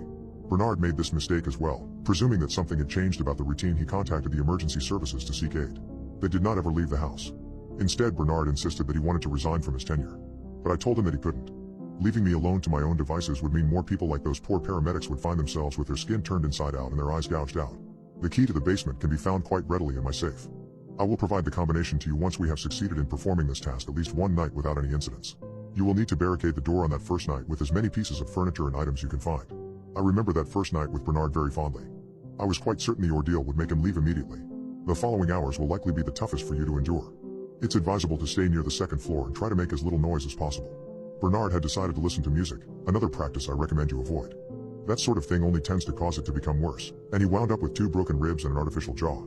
The man has more spirit than most, and told me that he didn't want to leave as he was too fascinated with what he had seen to consider it. There will be screams, there will be noises that you have never heard before in your life. I will beg you to let me out. Do not listen. Bernard did the night he died. The noises will grow louder. You might even be tempted to leave my property. That would be fatal to you. The dogs don't let anyone leave overnight. Bernard unlocked the door to see if somehow things had changed and I was returned to my normal self before the waking hour. I remember seeing the terror fill his eyes as he realized this time he wouldn't be able to survive from his failure. I know this likely sounds very offsetting, and I completely understand if you decide to reconsider the position that I am offering. But the pay is considerable, contingent of course on your survival of the first night. I think that's what made Bernard stay so long. Although it is quite useless now since there isn't even a body left to bother purchasing a coffin for. I need someone soon though, for if I am left to my own devices it will be destructive not only for me but also for the entire population of my city. If you can come immediately I will meet you at the train station and we can discuss all the finer details of this arrangement. Please hurry, there isn't a moment to waste. I can already feel it taking over. Someone that claims to be my father is trying to get into my house. The dead giveaway is he tried to eat my cat. I need help. I don't know what's going on. I'm terrified. None of this makes sense. It just can't be real. I don't know how much longer I'll be alive. It's currently 1:32 a.m. Just under an hour ago, I couldn't sleep and decided to go out for a smoke. I rolled my spliff, went to the back door and unlocked it. As I opened the door and stepped out, I did realize something was slightly off when I couldn't hear anything outside, the blood rushing in my ears suddenly deafening. I brushed it off and sat down. It was almost pitch black outside, but my eyes would adjust. As I lit up, I began to hear something around the corner, directly opposite side of the house from where I was. It was like this. Movement. It sounded kind of clumsy, it was uneven and would stop and start. I was put on edge by it but stayed out there, listening to it. It eventually got closer, I could hear it shifting surfaces and making a different sound, going from grass and leaves to the tiles around my house, meaning whatever it was much closer than I had realized. My heart dropped. Deciding I'd had enough of this, I put out my spliff and went to go inside. Looking in the direction of the back door I froze. Peeking around the corner, was a face and hands just staring at me. It looked eerily familiar, but the darkness obscured the face enough to where I couldn't tell whose face it was. I dared not move a muscle. Unintentionally beginning a starting contest from hell. I began to think of an escape route. I could run away from the back door, hop the fence and run to my front door instead. The only problem being that the back door was still unlocked from when I left. I took my chances and, in a split second, turned and booked it for the fence. Hearing footsteps almost immediately heading towards me at a terrifying, inhuman pace, I screamed as I ran. By some miracle, the footsteps didn't advance enough to catch me and I made it to my front door. Only to realize too late that I needed my keys to get in. I spun around, expecting the worst, only to find not much better. Whatever it was staring at me again. From around the corner, they peeked their head and hands out. I couldn't tell if they were someone I could take in a fight or not because they were obscured by my house in the darkness of the night. But the eyes it stared at me with. They bore into me, they were utterly terrifying. Inhuman, predatory eyes. I stared back at whatever it was, not daring to break eye contact, and tried to remember where my keys were. They were either at the back of the house where I was sitting, or they were inside and, in which case, I would have to go in through the back door anyway. Both outcomes meant I was potentially done for. I stared at this horrible thing, the tension hung thick in the air and the total silence didn't help. I prayed to whatever deity that I would make it back safely, starting to slightly lose hope but desperately not wanting to admit it. I frantically thought for any kind of solution. I slowly moved my arms down to my pockets, for any salvation, when I felt my keys. They were on my belt loop the whole time. I moved as slowly as I possibly could so as to not make any noise and set it off, still silently praying for this to all be a nightmare. With my back still turned to the door, I slowly felt for the keyhole. I took my keys, raised them to the door and, psyching myself up, turned the key, swung the door open, removed the key and slammed the door shut behind me. I fell to the floor the second I got in. I didn't realize I was sweating until I was inside and drenched in it. I slowly gathered myself to get up. I planned to go straight to bed, exhausted from the situation I just dealt with. But it wasn't over. A tapping sounded from the window right next to the door. My heart sunk once again. I didn't want to look, and I couldn't tell you why but, I did look. Inside was just as dark but I could see from the slightly brighter sky, the silhouette of that thing standing right outside the window. I felt its gaze burning into me with pure, seething anger. Within a matter of seconds though, it backed away from the window and walked off. Its footsteps became quieter. I was relieved, again. Until I realized. It walked off. In the direction of the back door. My heart dropped once more. I had to get there first. I scrambled to my feet and bolted through rooms towards the back door, silently praying again as I ran. As I got closer to the door, I heard terrifyingly fast footsteps on the tiles outside. I dove towards the door and turned the key that was, thankfully, already there. As soon as I twisted the key enough for it to just about be locked, the footsteps sounded from behind the door and the handle started turning wildly. I barely made it in time. I was relieved once more, almost collapsing on the floor right then and there. I decided to check the rest of the doors and windows through the house. I returned to the back door once I was satisfied, to double check everything. And I did double check it, everything was in order, so I went to leave for bed, again. Yet I was stopped, again, this time by a voice. Hey, it spoke. I froze. The voice was weird. I can't describe it well. It was a familiar voice, like a friend or something but innately wrong. The pitch was inconsistent. It sounded warped and unnatural. You. Open the door. I jumped at the raised voice it used for the last word. It sounded pieced together. Like words from a song that might make sense next to each other but when taken from different parts of the song, it sounds weird. I was completely frozen in place by the voice, unsure of my next move. What I really wasn't expecting, though, was for my cat's meow to come from the cat flap, all distorted and wrong again. It made me want to cry hearing that. I knew my cat was upstairs. He was sleeping deeply on my bed when I left him. I knelt down, and without looking at the plastic window, tried to lock it. I was completely caught off guard when a hand shot through the cat flap and tried to grab me. Thank God it missed me. I jumped back and stared at the dark shape of a disgustingly long arm feeling around for me. It moved in a truly unnatural way, like a giant serpent frantically looking for food. It made me feel sick watching it. Another distorted meow came from the door and failed to lure me to it. When it didn't find me, it felt its way up the door towards the handle and the key that was still in the lock.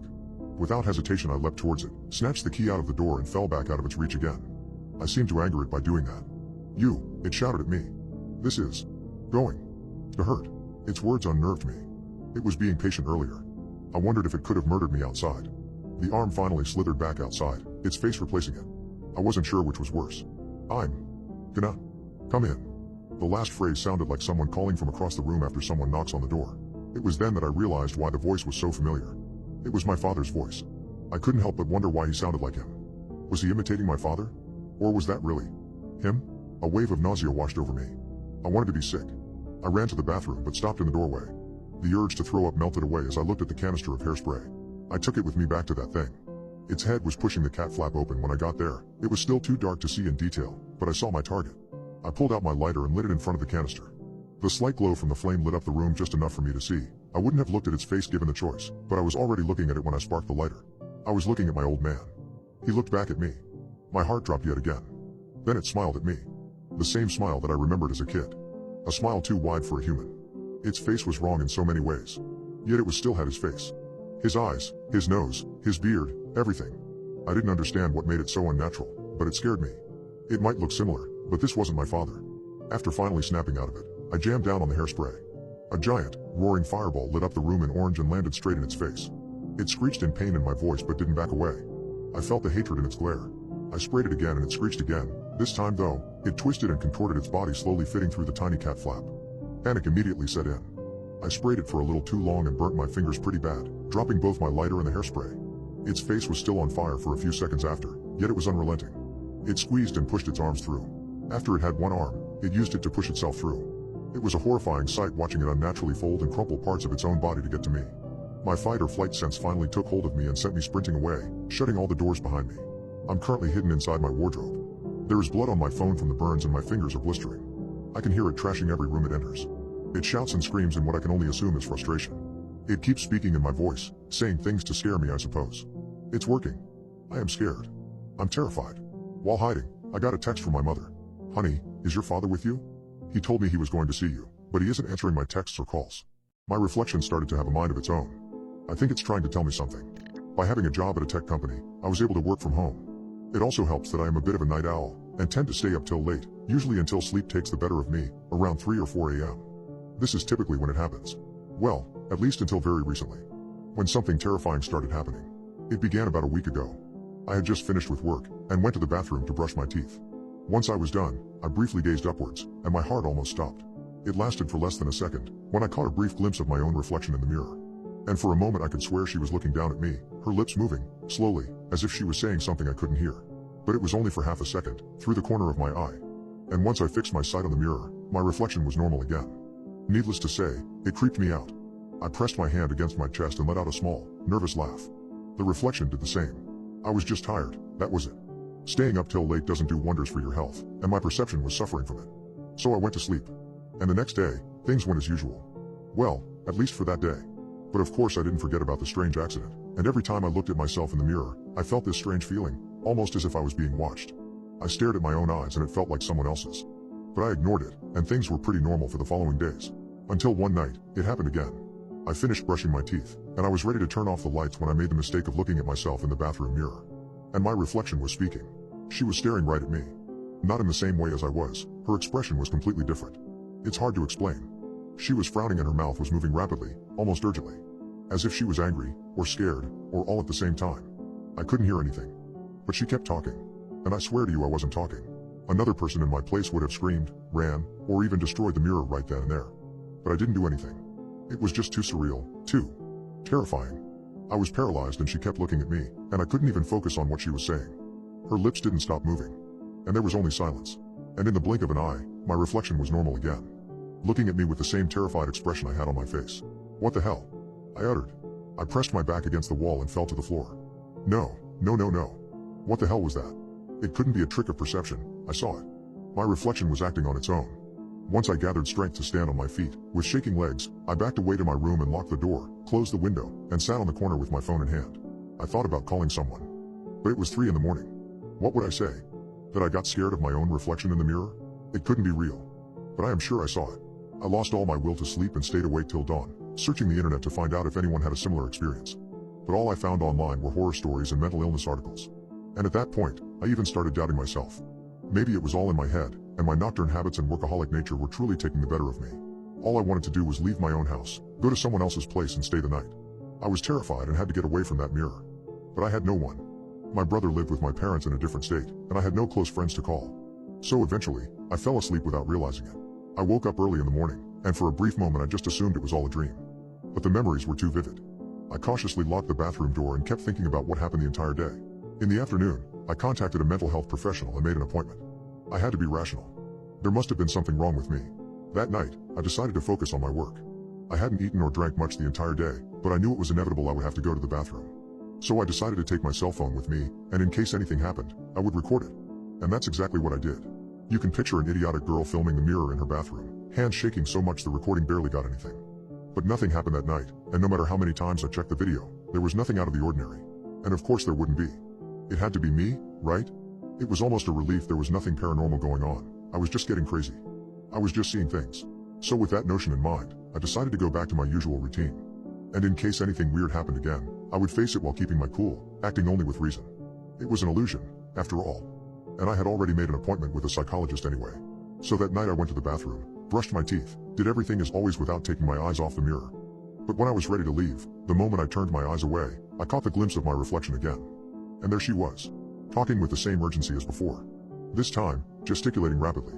I breathed in, controlling my panic, and turned around to face her. It was just an illusion, I thought to myself. She kept talking, and for some reason, I wasn't as scared now. It was different. There was something strange about the way her mouth moved. I couldn't hear, but I felt like she was saying something important. As if she was trying to tell me something. It didn't feel like an illusion. For some reason, I felt nervous. Almost angry. So I just frowned, and asked out loud, "What? What is it? I can't hear you. I don't know what you're saying." For a moment she stopped. Our eyes locked. It was so strange seeing myself that way, not like in a recording, but almost as another person. She seemed desperate. Then she did something I couldn't predict, and left me utterly baffled. She reached for something behind the mirror, and my eyes followed exactly in that direction. It was where I kept my lipstick. She took her own version of it, without me even touching mine. And she wrote something in the mirror. It was reflected backwards. Ui Niheb. It took me a second to realize what was written. But when I did, I froze in place. Then I instantly looked behind me, the hall, followed by the door to my bedroom and the window. There was nothing out of the ordinary. There was only me. So I gazed back at my reflection, and her expression had changed. She dropped the lipstick. She had this terrified look on her face, almost as if she just had a sudden realization. And then I noticed the reflection of the hall, and her bedroom. My bedroom. There was something over there, a large shadow. Something hiding almost out of sight. But right behind her. I was sure of it. And in the blink of an eye, the terrifying experience cessed. My reflection went back to normal. Even the writing disappeared. But I kept staring at the mirror for what felt like an eternity. Perplexed. Then I went and checked every lock, every window, every corner of my house. No, that was not an illusion.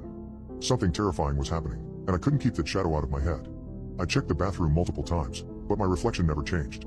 I couldn't focus on work, and I was way behind my quota. The next day I decided to take some fresh air, go outside and drink some coffee. I even called my brother, told him everything that was going on, and to my surprise he believed in me. Strangely, he also seemed scared. Told me he would be traveling to pick me up, and I shouldn't go back to the house. I should stay the night at a hotel, or someplace else. But I didn't do that. I know it's infuriating, but I went back to my house.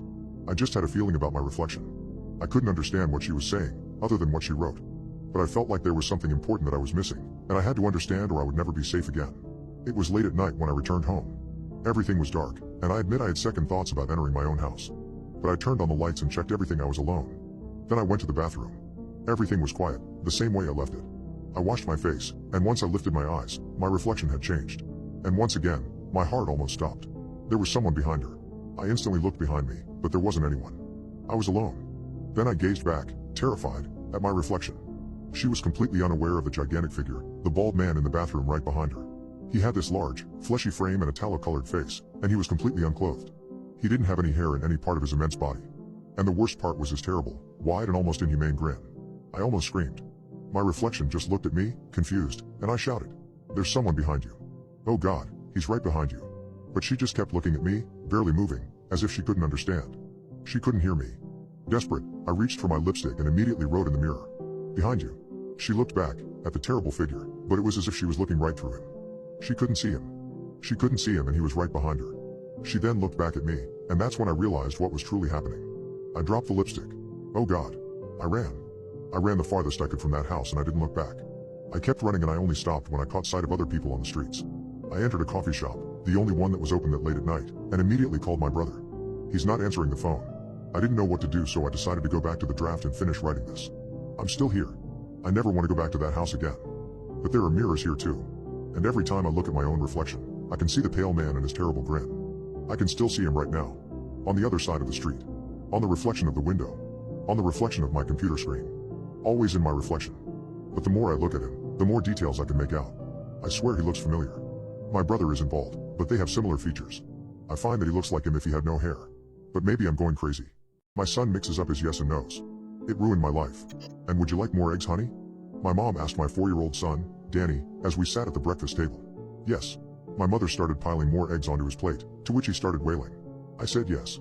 My mom gave my wife and I a confused look. I'm sorry, Danny, does yes mean something different in your home? She asked. I explained to her that Danny's been getting his words mixed up. We're going to take him to a speech therapist once we get home. Just last week he threw a tantrum at daycare because he said no to a cookie, and was upset that all the other kids got one and he didn't. Well, if you say so. I'll go give Danny a bath, and then we can head out to the London Eye. Are you excited to go on the big Ferris wheel, love? My mother asked. No. Danny excitedly exclaimed, throwing his hands into the air, and we all laughed. This trip was almost perfect. It was the first time my American wife and son had visited my hometown of London, and so far we were all having so much fun. The only thing to put a damper on our vacation was my son's constant mixing up of yes and no. I should have got it checked out long ago, I know, but I guess I thought it was cute, and now I worried it was too late. My wife, Laura, seemed to think the same thing. Mark, we really should get Danny's speech checked. It could cause some problems later on. My wife Laura said. I mean, it's bad enough when he got a British accent from hanging around you. Well, like father, like son, I joked, and we laughed. Just then my mum walked towards us, Danny in tow. He was holding his favorite stuffed animal, a Dalmatian plush he called Doggy, in his hands. He insisted on bringing Doggy along with him on our trip. Are you sure, love? I don't want Doggy to get lost. My mum said. No. I'm bringing him, Danny said stubbornly, and I laughed as I hoisted him up onto my shoulders. It really was a lovely day. We walked around London, took Danny and my wife to ride on their first double-decker bus, rode the London Eye, all that tourist-wise stuff. We ended it off by getting Danny some ice cream. Danny still kept all of his energy throughout the day, even as the adults slowly got more tired. He was running up ahead of us, which my mom and I had no problem. We both grew up here, we knew the area. Once he got out of our eye shot though, we began to call him back. Danny? Danny. I called, but he didn't come back. After 2 hours of searching, we called the police. After 2 days of searching, he was officially reported missing. I ruined my life looking for him. I made Laura sell our house in the USA so we could move in with my mom to continue searching for him. Every day, I'd wake up at 5 a.m. to search the city, not coming home until 10 p.m. that night. I wouldn't eat with my mom and Laura. In fact, most days I wouldn't eat at all. I became more irritated by small things. I started taking my anger out on Laura.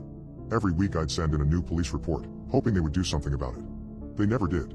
There wasn't enough evidence. They would say, it's a cold case. Laura left me 3 years after Danny disappeared. She said she had moved on. It was time I did the same. Mom died from a heart attack 6 years after that. I was alone. No son, no wife, no mom, and it was all my fault. Danny had been gone for 9 years. He would have been 13 now. Then I heard something that rocked my world. I was sitting at the table, the same table Danny ate his last meal at, eggs, which he didn't even like. The news report came on, saying that the police had just busted a 9-year-long child abduction scheme in the middle of London. They were now rescuing all the kids. 9 years. In London.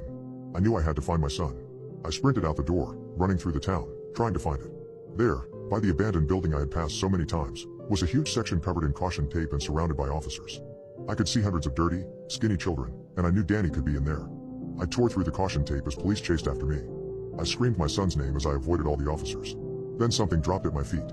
It looked like a lumpy, dirty rag, but upon further inspection, I could see it was Doggy. Daddy? A boy said. He was about 3 feet taller now and dirty and thin as a stick, but under all that grime, I knew. This was Danny. Oh, my boy, I yelled, throwing my arms around him. At last, I had finally found my son, who I spent 9 miserable years looking for. That's when the police caught up to me. 3 restrained me, while the 4th approached my son. "Boy, do you know this man?" He turned to me. I looked to my son, pleading to him with my eyes. "Danny, please," I whispered. The 3 policemen tightened their grip around me. Danny looked to me, then back to the officer. "No," he said, and the 3 policemen all picked me up with ease and carried me into their policeman. "Danny." "Wait, Danny. That's my son, he's my son. He has a speech issue. I loved him with all my heart, you can't take him away from me again." And as we drove away, I could see Danny one last time. He followed me with his eyes, and mouthed one last thing to me. "Bye, Daddy." My daughter got her hand stuck in a wall. I should have amputated it before it took her whole body. It's been over 24 hours since the incident happened, and my husband and I still have no idea what to do, or how this even started. I'm laying on the floor now, my eyes bloodshot and weary from crying, holding my little girl up as she leans against the hallway wall and continues to sob in pain. She's been having fits of pain more frequently for the past few hours, and I still don't have a solution for her. All I know for sure is that I will take any suggestions possible. I'm ruffling her hair, soothingly whispering to her and trying to get her to calm down, but it isn't working. Nothing we have done has worked so far either. When I first heard her screams yesterday, I thought for sure it was a problem with one of her toys getting lost. Instead, I turned the corner from the laundry room to see that she was against the wall, desperately trying to tug her arm from the plasterboard. At first I thought somehow or another she had ripped a hole and I was about to scold her. As I got closer, I was shocked to find that instead it seemed as though her entire hand and up to the middle of her arm was somehow meshed with the wall. It was impossible to determine where one ended and the other began. "Okay, sweetie, calm down, calm down," I told her as she started to have a crying fit and kept tugging. "It hurts," she screamed. I could tell her efforts weren't making any difference though, so I immediately distracted her with something else so I got a closer look. It wasn't easy. She was fidgety, and any sudden movement I worried would make the situation worse. Even after an hour, I couldn't find a way to pry her arm from the wall, so I immediately called my husband at work and told him what was happening. "Should I call paramedics?" I asked. He suggested trying to rub some coconut oil on her arms and letting it slip out. Then I sent him a snapshot of the way the wall basically was part of her arm now, and he immediately called. "I'll come home right away." "Get 911, he said. I had never heard him so alarmed, but maybe it's because I'm normally the panicky one. All I could think about was how scared my little girl was. I soothed her and let her watch some videos on her tablet as we waited for the EMT to arrive. When they got there, however, our troubles were far from over. There were 3 of them, and from the looks on their faces I could tell none of them had ever seen anything like this. "We need to check vitals first," the oldest on the team decided as I squeezed my daughter's free hand and tried to tell her it was going to be okay. But any reassuring words I had were falling on deaf ears. She just continued to sob bitterly and tell us how much it hurt. "Hey there, what's your name?" the lady EMT asked, getting at eye level. Marcy," my 6-year-old stammered. "Hey Marcy, I know it's scary, but we're gonna take care of you, okay? And when this is over, if you were a good girl, maybe your mommy would let you have some candy," she suggested. I nodded and kissed her forehead as the other EMTs worked around the awkward standing position we were in to check everything out. But as soon as we started to calm her down, she screamed and said something was squeezing her arm. And it got louder when she saw her daddy walking in the door. "Sir, please step back," the woman EMT advised. "I'm her father, Stan. Please, tell me you've come up with something. What is causing this?" he asked as he rushed to kiss me and then check on Marcy. The older EMT talked in between her bursts of fear. "Well, honestly, I can't say for sure, but it seems like the best option right now would be to tear the wall down." Stan boded eagerly as he rubbed Marcy's arm, trying to soothe her pain. "Yes, of course. You have my permission. Tear it all down," he demanded. The EMTs radioed for a fire station nearby to bring a sledgehammer. Stan and I just kept holding our little girl tight, not daring to say a word as they returned with the equipment. "Please step aside," one firefighter ordered us. I didn't want to be away from her as it happened, but I knew not to disobey, so I quietly stood up and watched as they prepared to smash at the wall. As soon as they began to slam the hammer into the wall, we were all surprised to hear Marcy scream even louder. I thought she might even go deaf from the noise. As they hit the hammer again and nothing seemed to damage the wall. Instead, it only seemed to make Marcy shriek and cry and even twist her arm to the point of nearly breaking it to get away. Still, she remained lodged in place and I couldn't be quiet any longer. "You're hurting her," I screamed as I motioned for the EMTs to stop. "Is there no other way?" Stan asked. The team consulted amongst themselves for a few minutes as I wiped away Marcy's tears. They asked to talk to Stan privately. For a moment I heard him get upset and I cringed, wondering what their suggestion even was. Then he returned to the hall and asked to talk to me while the EMTs did their best to distract our daughter. "They're wanting to amputate," he said with a stone face. I could see the tears that had streaked down his face when he had been arguing with them. I knew that if he was coming to me now, it meant he didn't see there was another option. "They can't. No. She's just a little girl," I said as I covered my mouth and tried not to hyperventilate. "Listen to me, just listen," he said as he grabbed my shoulders. "They said we could think it over. And that they would consider other options too. But it's not looking good, not the way it's lodged in there," he told me. I shook my head, trying not to think about it. I knew that he was also struggling with this choice as well. So we told them we would call them back in a few hours. I sat down on the floor beside Marcy as she complained about her feet getting tired from standing and told her she could rest on me as I rubbed her arm tiredly. "It hurt so much, Mommy," she complained with a whimper. She was all worn out. "I don't know how, but we got some sleep." Then this morning, I decided I couldn't bear to hear her in pain any longer. We got on the floor next to Marcy and he tried to explain to her what was about to happen. They're coming back now, coming to try and get you out. But sweetie, what they are going to do, it's going to hurt. Can you be brave for mommy and daddy though? He asked. She whimpered, unsure how to respond, and we held her close. Stan even said a prayer, and we all huddled together until the team arrived. When they did, Marcy was desperate for us not to leave her side as I watched the EMTs get out some syringes and anesthetic to numb the area closest to the wall. We'll get everything set up and then tie her arm off right above the elbow to limit blood flow. Then once the medicine is in her system, we'll try to make a clean cut, the team leader told me. I was visibly shaking. I can't even describe the way that Marcy screamed as they stuck her with about 5 different needles. Then it was time to operate. The 2 EMTs moved to either side of her arm with a bone saw and asked me or Stan to hold her still as they prepared to make the cut. I immediately fell to my knees and squeezed her other hand. They activated the blade and she whimpered and her lip quivered. Mommy, I'm scared. Please don't let them hurt me, she begged. I touched her cheek and cried alongside her as the blade hit the edge of her arm and I heard the loudest noise imaginable from the machinery. But Marcy's high-pitched wail was even louder. They immediately stopped and Stan rushed over, all of us surprised to find that somehow her skin had managed to break the bone saw. They had to try again. They tried 3 times, each time only causing more damage to the saw than any progress on Marcy's arm. Finally, they admitted they couldn't try any longer. They left muttering apologies and promising they would call back as soon as another solution presented itself. That was over 6 hours ago. We haven't had a call back. Stan has taken off work, but he is no closer to a solution. We tried to bust down the wall from outside the house, but no such luck from that end either. I'm at the end of my rope. I've done my best to keep Marcy well fed and dry, but I don't know how much longer this will go on. I'm asking anyone, please help us. Help my little girl. Help. My MILF neighbor is a cannibal. I think I'm going to ask her out tomorrow. Throughout the years, I've had my share of quirky and strange neighbors, but none quite as interesting as Eliza Munoz. I met her during my 2nd year of residency at Baylor Medical in Dallas, and from that very first encounter she immediately caught my attention. I was just stepping out of the elevator and jingling my keys when 2 people shoved their way out of the emergency stairs and up against the wall. One of them was a tall, slender redhead with a curvy figure and a short black dress with lace stockings underneath and pumps. She was gorgeous and vivacious as hell, but I immediately felt dirty for thinking such thoughts about a woman that was clearly old enough to be my mother. The man that was pinning her to walk was younger though, probably 2 or 3 years older than I, and muscular as heck. The 2 of them were kissing and moaning like 2 animals and I rolled my eyes in disgust. Get a room, I muttered as I went into my apartment and closed the door.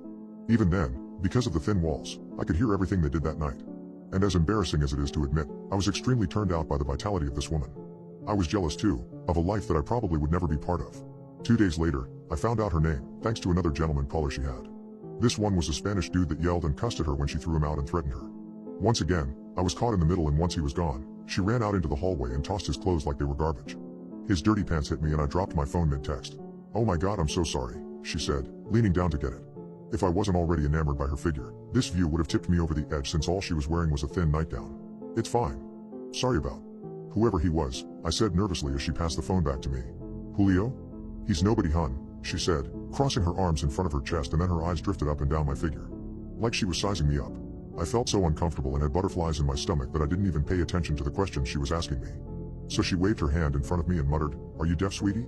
I said, "What's your name?" "Richard." Richard Pressa, I told her. She told me her name and I memorized it like it was the only thing in the world that mattered. You look about my son's age. Have a good night, Richie, she said with a smile and closed the door. I'm not afraid to admit that I did it to myself about her calling me Richie about 3 times that night and almost every other night that week. What can I say? I haven't been laid much since I started the job, and this woman and her abundant sexuality was driving me stir crazy. Every time she would bring a different man home while I was up late doing studies and I would hear her and her lover rock the bed, I would lose all concentration and just have to take a cold shower. Eventually I realized I would need to work up the courage to actually try and make a move. After all, some of these men were even younger than me, so what was the harm in me giving it a go too? Life is too short not to take risks. I said those types of boosting phrases about a zillion times before finally deciding to go over to her apartment one night and ask her on a date. My plan was simple. I was just going to use some cheesy pickup line and return some mail that got accidentally placed in my box downstairs. Yet instead, that night changed everything. Her door was slightly ajar, as though her and her latest boy toy were in such a mood that they couldn't be bothered to even close it. I was just about to turn around and go home, deflated that I had come on a night when she was busy, when I heard what sounded like a bone crack and a squeal of pain. Immediately I thought she was in danger, so I pushed the door open and stepped into the dark room. I heard what sounded like soft gasping and I whispered her name. "Are you okay?" I asked softly as I made my way into the small den of the apartment. The noises were coming from her bedroom. I felt wrong to intrude like this, but it felt like she might be in some kind of danger. The sound of pain was getting worse with each second, and my curiosity got the better of me. What I saw is something I doubt I will ever get out of my mind. At first I could make out just the curve of her back, but it wasn't the same way I was used to seeing it at all. It was almost like she was twisting her spine around the man she was straddling, her body stretching and constricting to surround him the way a boa would. As my eyes adjusted to the darkness, I realized that was exactly what was happening. She had managed to contort her entire body and was suffocating the man the way a snake might when preparing to devour its meal. Her milk cannons were pressed right up against the man's face as he lost all consciousness, and then her mouth was stretching and detaching her jaw to allow room for her to swallow him whole. In the middle of this horrific scene, her sparkling green eyes darted up and focused directly on me. Not knowing what else to do, I ran. I didn't look back until I made it to my apartment and bolted the door shut. I hardly had time to even catch my breath when I heard a sharp knock at my door. Gazing through the peephole told me it was my sultry neighbor standing there in just a gown with her midsection showing and no underwear underneath it. Her torso was still covered in her lover's blood. "Richie, I need you to let me in," she said in the most sensual voice. I closed my eyes, trying to shake away the visions I had just seen in her apartment, and I swallowed a gulp of air. "I'm sorry you had to see me like that," Eliza told me. "If you let me in, I can explain."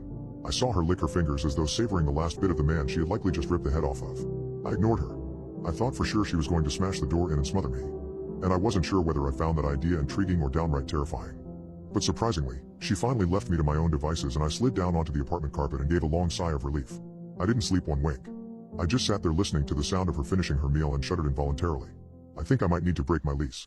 My wife would post herself eating online. Her food obsession quickly escalated into cannibalism. I swear, it all started out innocently enough. My wife and I had fallen on hard times due to the pandemic. She'd gotten laid off from her position and my hours had been cut due to our clients tightening up their purses the last couple of years. We had a toddler, Marcia, and a cat to feed, as well as ourselves. It was eating up our savings. We didn't want to be without a home. We were terrified. One night, while we were sitting at home, she had, at least I thought, jokingly talked about creating an OnlyFans. We toyed with the idea a bit, and eventually her face got more serious and she started talking numbers. I loved Carol, I trusted her, and honestly we could use the money. We talked for a while longer about it, what our boundaries were on. We agreed that it wouldn't be anything outright lewd or erotic, and she suggested the idea of eating in front of a camera. Apparently it's a thing, whatever, I guess. I agreed. It seemed harmless enough. It started out harmless. We set up a camera in our spare office, facing the desk. Every other night, she would order takeout and eat in there while filming. She would post it wherever online.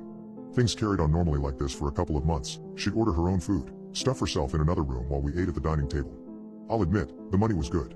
Good enough that it actually surpassed what she would have been making working a normal job. Carol bumped up to filming once a day. One day at lunch and the other day at dinner. Of course she gained some weight, but, hell, I'm no prime example of vigorous health.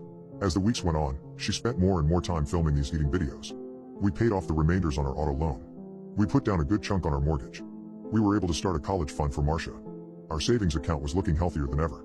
Her health, however, wasn't looking too hot. She'd begun to lose breath quicker than usual. Eventually she stopped coming on our family walks in the park. It wasn't a big deal, just a couple times a week we would go to stretch our legs. After a while she said she would prefer to stay home for the time being. At this point I started to get a bit more concerned. No amount of money is worth throwing away your health, even if our insurance would cover whatever came up. I remember talking to her about it, that maybe she should slow down with her project and maybe even cut it off entirely. She was furious with me, she cried. She asked me if I still loved her. Of course I told her I do. I did. She was the love of my life, she'd given us our beautiful daughter. I caved in and just pleaded with her to be careful. She didn't listen. As a few more months passed, we saw her less and less. She moved a television into the office. She got a larger, more comfortable chair to sit in.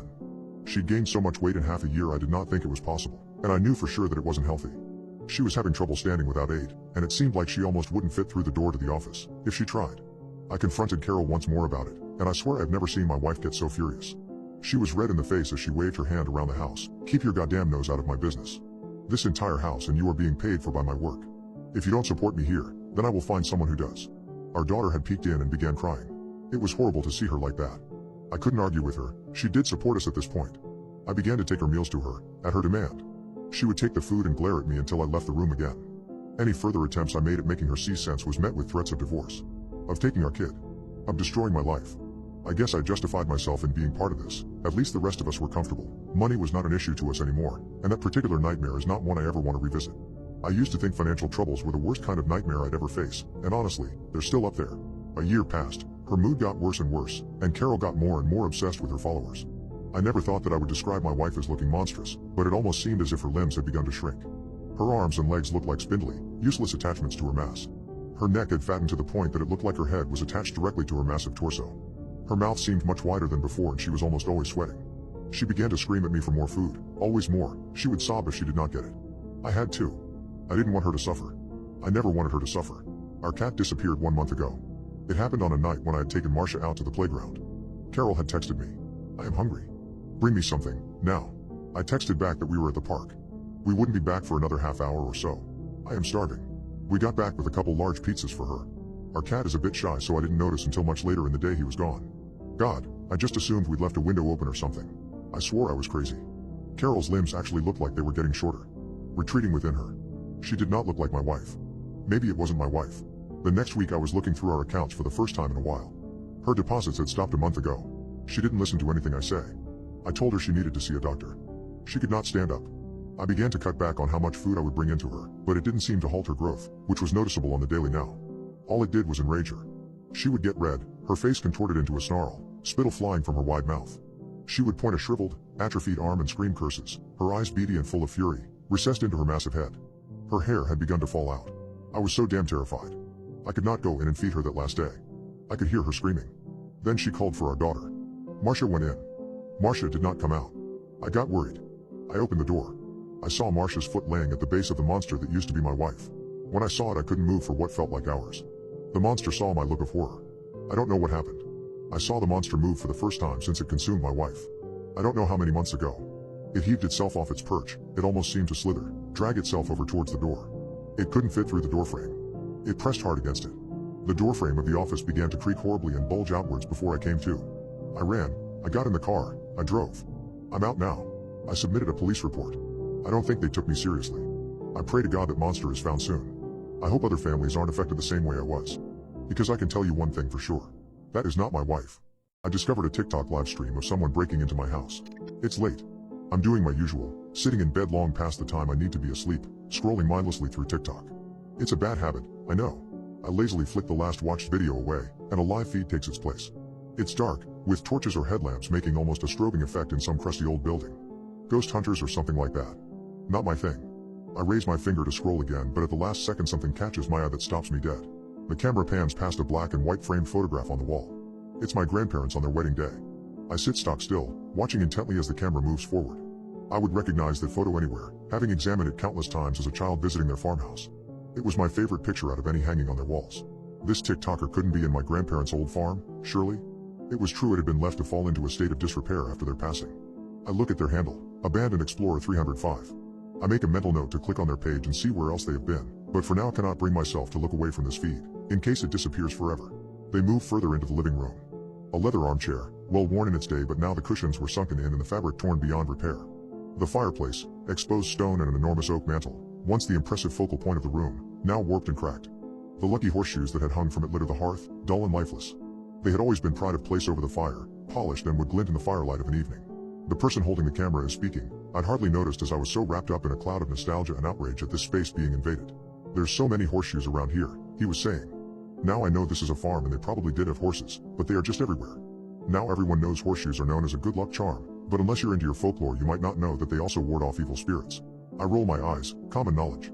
Another TikToker claiming to be an expert on the paranormal. His observation does set off a small prickle on the back of my neck though. There were a lot of horseshoes at the farm. Many years ago they had horses, but since the advent of modern tractors and farming methods they were not needed, and neither Granny nor Grandpa had any great love for horses that I was aware of.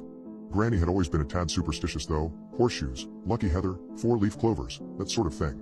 For the most part, I loved going to stay at Granny and Grandpa's when I was small. Apart from going to the bathroom alone. The only bathroom was upstairs, at the furthest end of the house from the kitchen or living room.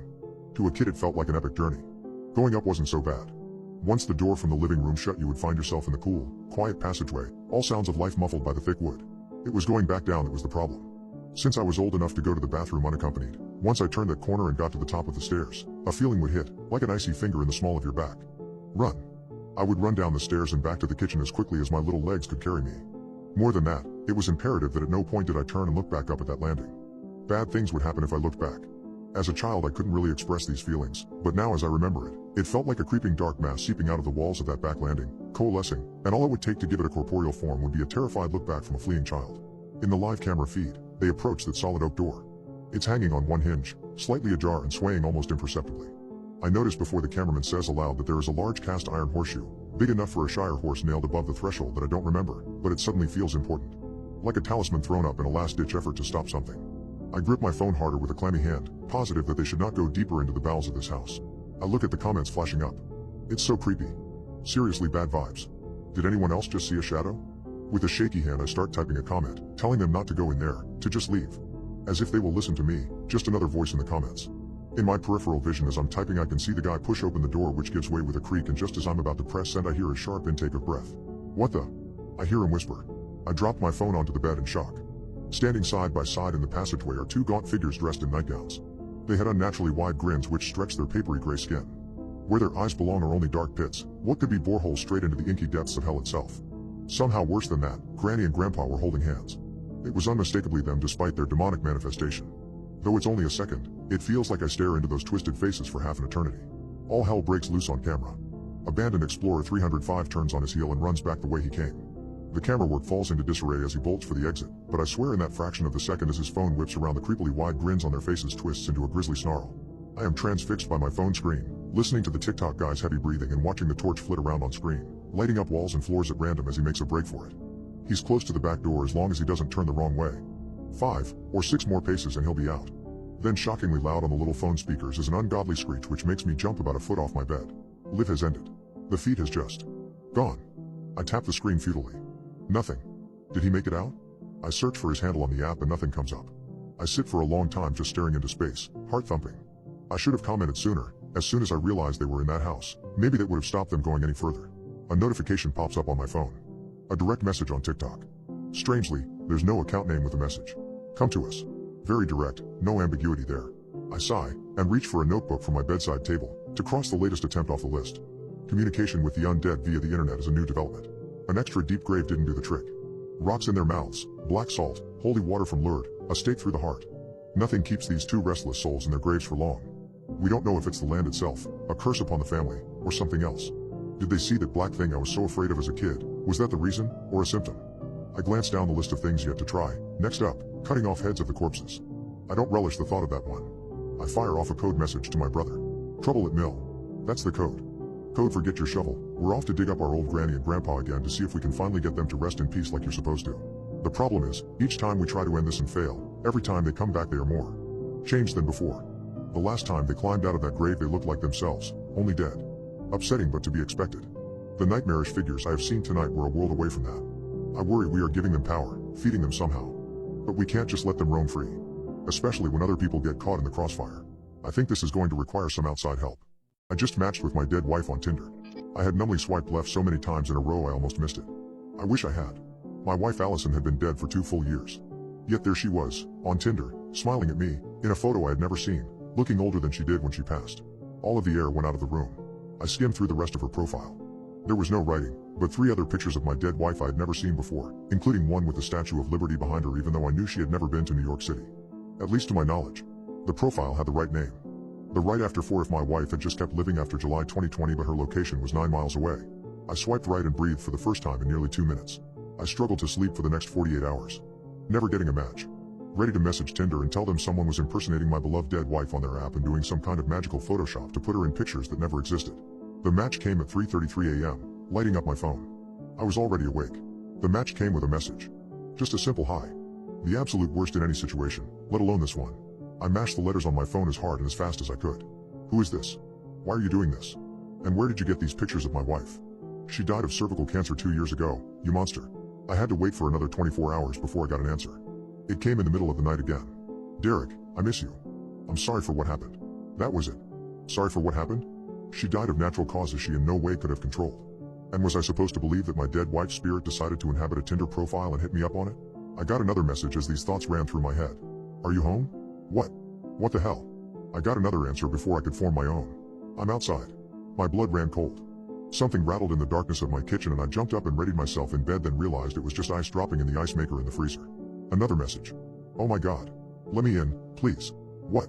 Someone had to be messing with me, but who would be this impossibly cruel and diabolical? There may have been a couple of people who didn't like me at work, but no one who would go anywhere near this far. Another message. Never mind. I got in. I heard the front door of my house close and I tightened up in my bed. I started to write back, but another message rang in before I could shoot mine off. You're on Tinder too soon, Derry. The pet name only the two of us used between each other. The logistics of who knew that name flashed through my head as I heard footsteps approach my unlocked bedroom door. Then the footsteps stopped right outside.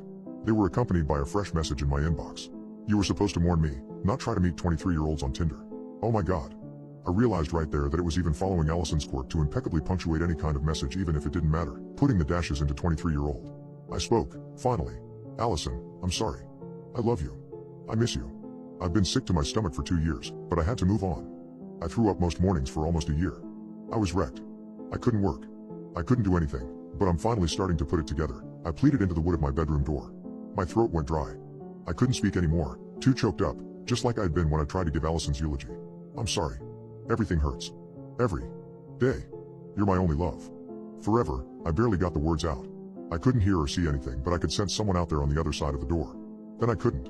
Then I heard footsteps walk away. Then I heard my door close again. I checked the app. I had a message waiting for me. Okay. Goodbye. XO. I felt like my spine tried to climb out of my body. My entire being went numb. I couldn't feel anything other than an odd disconnected pain. It was her. I walked out to the front door and looked outside. There were no signs of life. I went back to my phone in the bedroom. Allison's profile had been deleted. I felt okay. Until a couple of nights ago after I came back from a date with a 26-year-old I met off of Tinder. I came home tipsy after a few drinks and a make-out session in my car. On a high. I checked the app to see photos of the girl whose tongue had just been in my mouth and noticed that I had a new like. I had my account on premium so I could see who it was. It was Allison again, but with the same profile. She was only 1 mile away. I swiped right. The next day, I stepped on a dead bird when I walked out my front door to go to work in the morning. I picked up my heel and looked down at a snuffed-out robin that had just been underneath my boot. I thought nothing of it until I found another dead bird. This one a fat, brown little sparrow, deceased at my feet. The sparrow and the robin were just 2 of what looked to be a dozen dead birds strewn around the entry and front yard of my home. This couldn't have been an accident. My pet name for my wife was Birdie. I took the lead this time. Messaging Allison on Tinder. Who is this really and why are you doing this? I've been through enough already. I had to sweat out the longest day of work of my life without an answer. I was numbly eating my signature dinner of spaghetti carbonara that I could make with just 5 ingredients when I got it. I missed the smell of your carbonara, and it's me. I could tell you something that only I would know. Allison shot another message before I could reply. Your secret favorite song is All Too Well, by Taylor Swift. Shit. I had never told another soul that. Another message from Allison before I could think more. I miss you so much, Derry. You really made my life special. I tried to hang on. You were the last thing I thought of and it made me happy. I truly felt loved. I could feel your hand holding me strong. Sorry I couldn't hang on. My throat went dry and tears fell on my phone screen as I read her message a few times. Those last moments we shared at her bed at the hospital. That rhythmic beep of the heart monitor still played in my head. I took my time to think out what to write back to her, now actually happy that she had found some digital afterlife way to contact me. Allison, there's no way to properly write out how grateful I am for the life I was lucky enough to share with you. I miss everything about you. I miss the way I would catch you looking at me with starry eyes when I walked across a room. I miss the way you talk like you're telling someone a secret even when you're not. I miss watching your reflection on sunny hikes. Honestly, I can't write anymore. I'm sure you can feel what I feel. I know that. Sometimes I feel like you're still here. Even before this. Allison replied in just the amount of time it would take someone to read that message, twice. I've been there. What? Her message came across as eerie and endearing at the same time. It was at that moment I realized I hadn't turned the lights on in the house, but it was almost nightfall. I sat there in the dark, crying into my congealed spaghetti, wondering if Allison was watching me right there or if this was just the world's cruelest prank. The buzz of another message nudged me in the dark. I'll step away, I'm sorry for causing you any grief. I let that sit there. It felt right. But I also had to do some housekeeping. The thought of Allison lurking over my shoulder and sifting through everything in our house dug a burning hole into the lining of my stomach. I started the nightmarish task of purging the house of any remnants of our life together that Allison could use to mess with me, the way she had with the dead birds. I began with the pictures, starting with the ones on the refrigerator. Hours passed and my home was beginning to look empty, desolate. It was as if I was packing to move out, erasing all the signs of life and love we had shared. My fingers trembled as I picked up a small photo album, the last of our memories. One of the pictures slipped out and landed face down on the floor. I bent down to pick it up, but froze when I saw it. It was the photo from the Tinder profile. The one with the Statue of Liberty in the background, the one I was certain didn't exist. My heart pounded in my chest, the sound echoing in my ears. The photo had not been manipulated. It was a Polaroid, undeniable proof that it was real. But how could it be real? She had never been to New York City. Or had she? Before I could contemplate any further, I heard a soft ping from my phone. A new message from Allison. Now do you believe me, Derry? Suddenly, I was not alone. There was a cold presence in the room, a sense of dread that chilled me to the bone. Then, I felt a soft touch, a caress against my cheek. Another message lit up my phone. I was always there, Derek. You just didn't notice. I turned around, the blood in my veins turning into ice. My phone buzzed again, illuminating the dark room. And I am still here, watching. Suddenly, the lights in my house flickered on, and a shadow passed in front of me. A message flashed on my screen. I'm not done with you yet, Derek. I was lured into a building to be eaten out. It wasn't as bad as I thought. I never knew her that well. I was only 8 months old when she died, when she was murdered. I don't know much else about it. In fact, I didn't even know she was murdered until 2 years ago when I was 15. You see, my dad doesn't like to talk about her at all, and so he never discussed why she was no longer with us. I have seen photos of her and so I know what she looks like, but I wasn't told much about her. I always thought that she died of a sickness or maybe in a freak accident, so I was very surprised when I found out that she had been murdered. I wish that my father would talk about it more though, because I want to know how it happened. I have heard a few rumors at school about how she died. I overheard one kid say that she was kidnapped and held for ransom before being killed when my dad didn't pay. Another kid told me that she was decapitated, and her head was never found, so I really didn't know what to believe and I couldn't ask my dad to fill in the details. Ever since I found out about my mother's fate, however, I have become overly interested in true crime and I especially enjoy learning about unsolved mysteries. That's how I found out about the strange museum that suddenly appeared in my town. My friend, Ellie, had first told me about it. Have you seen that museum that opened in the old library? She asked me one day at lunchtime. I replied that I hadn't seen it and that I didn't know anything about it, so she went on to explain what it was. I heard that it is a museum that is all about famous murder cases and has a lot of exhibits that feature real crime scene photos and even a few items that were taken from murder sites. She explained, I'm going there on Saturday, did you want to come? I thought about it for a moment, but then remembered that I had planned to spend the day with Dad, so I had to tell her that I couldn't make it, which she seemed disappointed about. I thought about this museum for the rest of the school day, and I began to wonder what crimes would have exhibits. Maybe they will have an exhibit for my mom, I thought. Maybe I could find out more about her murder. I thought long and hard about whether or not I should try and go to the museum, and finally, I decided that I would go on Sunday. My dad was going out of town that day for work, so it was the perfect time to go. I spent the rest of the week leading up to Sunday both excited and nervous. I was excited because I knew that I would find the museum very interesting, but nervous because I didn't know exactly what to expect. When Sunday finally rolled around, I was more excited than nervous. My dad left early on Sunday morning, so I knew I had most of the day to explore the mysterious museum without him seeing me there. I got up at around 8:30 and walked across town to where the library used to be. I soon arrived and saw that instead of the sign that used to read Town Library, there was now a sign that was freshly painted with the words The Murder Museum. There were already a couple of people in the line when I arrived, and so I stood behind them and waited my turn to enter the museum. In front of me was a large man that had a small tattoo of a bird on his cheek. He appeared to also be by himself, and it looked like he was quite excited to go in. He made it to the front of the line and bought a ticket and entered through the front door. It was now my turn, so I walked up to the little booth that had been set up and I approached the younger man sitting inside the booth. The man selling the tickets was around 25, and he had long black hair and a large smile that was filled with crooked, yellow teeth. Ticket for one, please, I said to the young man and handed over a $10 note that I had gotten from my part-time job. The man took my money, without saying anything, and handed me a small, paper ticket that read Admit 1. He then pointed me to the direction of the front door and said, enter at your own risk. I walked over to the main door and pushed it open and stepped inside, not knowing what to expect. What I found inside was mostly old newspaper articles of old murders and old, fading photos of what appeared to be crime scenes. They were all in glass displays, and the displays lined up in a row that led to another door. I looked through each newspaper article, searching for any mention of my mother. Unfortunately, I couldn't find anything about her, not even a mention of her name was present in any of the newspaper articles. I was disappointed, but I still found it fascinating reading about all of the true crimes that had been committed. I read about Kevin Fuller, the killer who would hide his victims' bodies inside his own private jet, and I read about Terry Sturt, the man who murdered both of his closest friends. I probably spent an hour or so walking down the long line of displays that feature the newspaper articles. I finally made it to the end of the row of newspaper cuttings and found myself standing in front of a small, black door. It was shut, but I had no other way to go but through it. I opened the door, which creaked as I opened it, and I stepped through into the next room. This room had a lot more interesting items. There were displays of old clothing, that according to the small plaques underneath displays, were clothes that the victims were wearing when they were killed. There were also a few murder weapons that were in small glass cases. There were a few knives, a couple handguns, and even a machete, that apparently were used in various murders. I did find this interesting, but I found myself becoming a little bit overwhelmed. Thinking about all of the victims, got me thinking about my own mother. I didn't spend too long in this room because I was becoming increasingly uncomfortable. I moved through the large number of display cases, trying to avoid looking at what was contained inside, and I moved to another door. This one was a bit larger than the previous one, and it was painted a dark red color. I opened the door and stepped into the next room, worried about what I might find. I walked in, and the first thing I noticed was the large glass case that stood in front of me. Inside was a small car. A Volkswagen Golf, I think it was. I quickly read that this car was used to lure victims and then they would be killed inside of the car. I felt chills run down my spine as I learned that people were killed inside of the car that I was currently looking at. I turned away from the car, and that's when I saw it. The shrunken head. Sitting in a small glass case, across the other side of the room. I had heard of shrunken heads before and I had seen a few photos of them, but I had never seen one in real life. I excitedly walked over to it and had a look at the small, shriveled head that was staring back at me. I looked at the head and had a sudden sense that I recognized the head. I looked closer, and even though the head was a lot smaller than usual and it was shriveled and it was hard to make out any facial features, I could still tell exactly who this used to be. It was Ellie, my friend from school, who told me about the museum. I knew that she had come here yesterday, and I hadn't spoken to her since, and I suddenly knew that something terrible had happened. I stood there frozen, for a minute, not knowing what to do. What had happened to Ellie, yesterday, at this museum? Could the same thing happen to me? I didn't even want to think about it. All I knew was that I had to get out of here. I began to run back the way I came and tried to open the dark red-colored door that I had entered through. It was locked from this side. It was only open to people coming through, but you couldn't go back through it once you had already entered. All I could do was keep on going through the museum.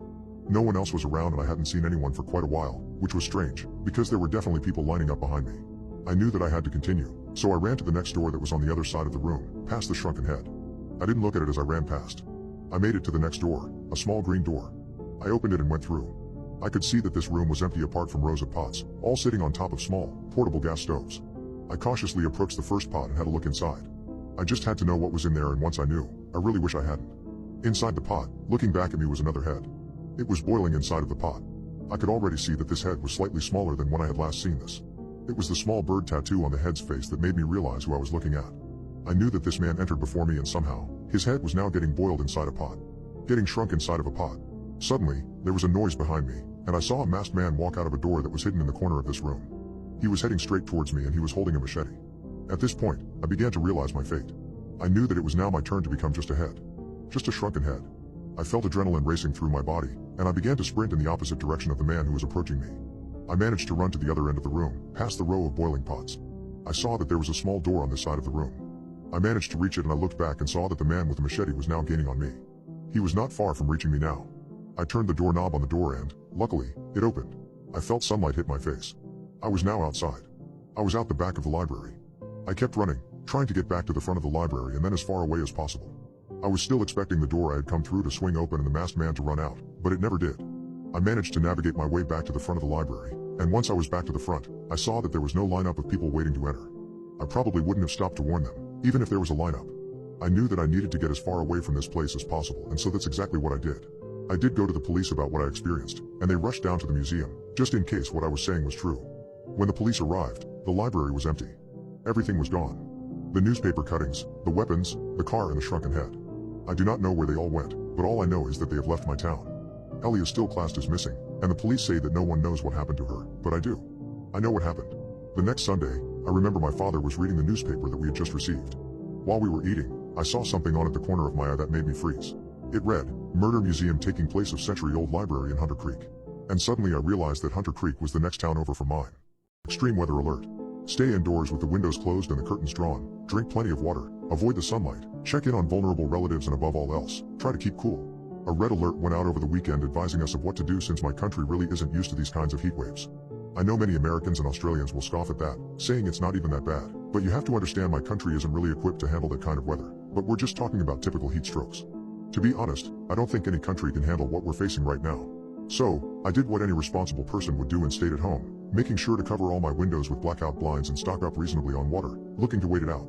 I figured I'd spend a few days sweating indoors with the bladeless fan on, play some video games and try to focus on other things. But, as the day was creeping on, I realized very quickly something was very, very wrong. I'm not one for watching regular TV, but I do keep track of the news through my phone like most people. I got a push notification around 3 p.m. on the first day of the heat wave that stirred me from a heat-induced nap. I'd been leaning back in my leather recliner, clammy skin clinging to the leather like sticky paper and every part of me feeling hotter than it had done earlier. Breaking, all-time heat record broken, fires breaking out across the capital, water rationing now in place. Do not go outside. I clicked the notification and cast to my TV as I checked the local temperature. I almost choked on my water when I saw the number. 52 degrees Celsius or 125 degrees Fahrenheit being currently recorded. The air felt thicker just seeing that, and the video loaded with some commotion going on in the background, people jumping around and holding their hands up like weirdos. Nasty sunburns across their skin, and one of them dropped to the floor likely from heat stroke before being hastily pulled off screen. In the center shot stood a young woman with no protection from the harsh rays as she held a thermometer with shaking hands, smoke practically rising from something around her. When she spoke, her voice was coarse as if the throat had been packed with sand. And as you can see, everyone at home, we've just reached a new record temperature here in the UK. Experts predict thousands could die in this unprecedented heat wave. Isn't it wonderful? Back to you. I did a double take in my recliner, leaning forward as my back burned and rewinding the broadcast. I took a better look at her as the makeup ran down her face, hair matted to her forehead and the business casual outfit clinging to her in what must have been a terribly constricting manner. But then I saw her expression and something in it unsettled me even more than her words. She was elated, eyes twitching and almost bubbling in the scorching heat as those uncanny words repeated again. Isn't it wonderful? I thought the poor girl had heat stroke and mentally begged the producers got her some immediate attention as the broadcast continued in the background, my mind so frazzled from the heat that I could barely think straight. I was tempted to grab a shower, but I remembered the rationing and thought I'm better off in front of the fan where it's at least semi-cooler. I've famously never done well with the heat and I didn't want to spend the evening with my head in the toilet. So, I grabbed my laptop and tried to socialize with friends to see how they were beating the heat. When I tried calling my mom, it was a garbled mess on the other side. The heat my phone was generating was enough to singe my ears, but I pushed through to try and understand what she was saying. "Mom, you okay? Have you been drinking plenty of water? The sun. The sun? Yeah, it's really hot. Make sure you're indoors. No helping out in the garden. You know you're getting on in years. Honor. The sun." My hand instinctively dropped the phone as the feeling of skin boiling overwhelmed me, and as I did, the damn thing smashed on my wood floor, terminating the call. Naturally, I jerked forward to grab it and I realized just how bad things were. The pain started in my shoulders and rapidly descended down my back before spreading to my arms. It was my skin. It had began fusing to the leather, and the strain of pulling against it felt like someone was flaying my skin. I screamed and the dehydration ripped at my throat to add a further agony. Slumping back, eyes glazing over, and a combination of pain and heat exhaustion began to set in, I cast my eyes out the window for something to distract me. It felt like the air was swirling around outside. Infrastructure that should be stable began dancing, and the very road itself twisted, bubbled and smoked. It was almost hypnotic in nature, captivating me.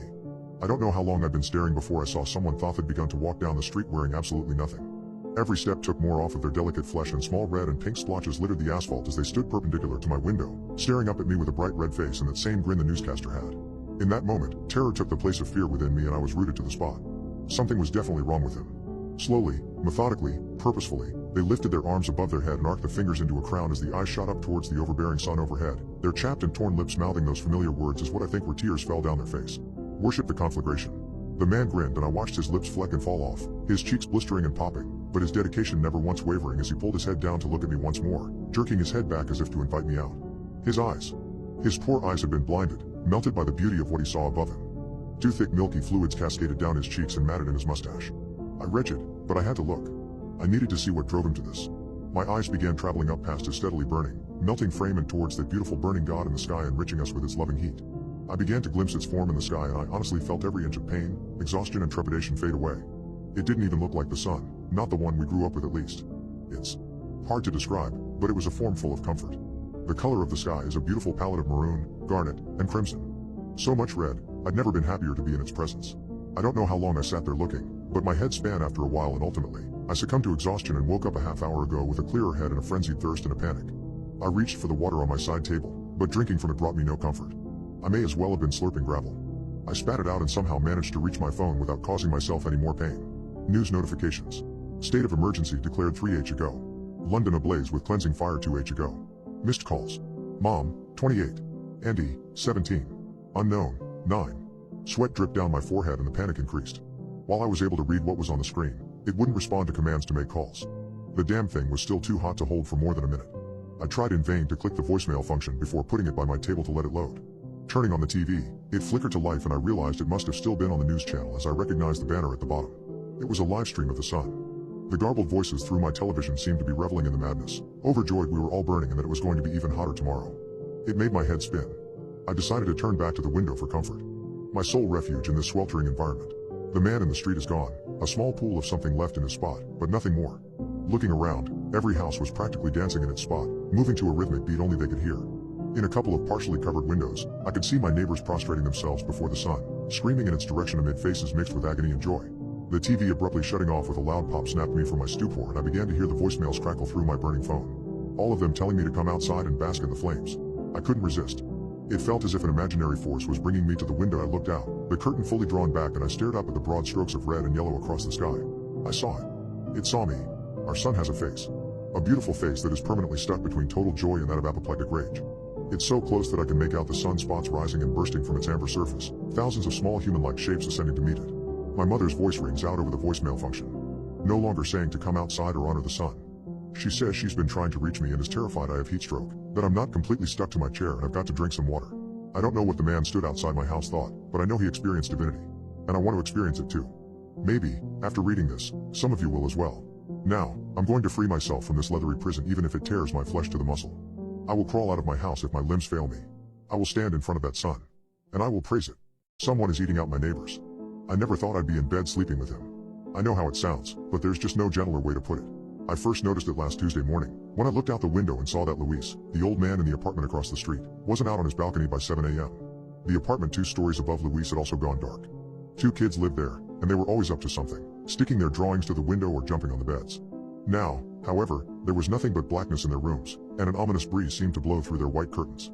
Even when it rained on Wednesday and Thursday, no one bothered to close the windows. Worse still, when I rang Luis to check on him, there was no answer.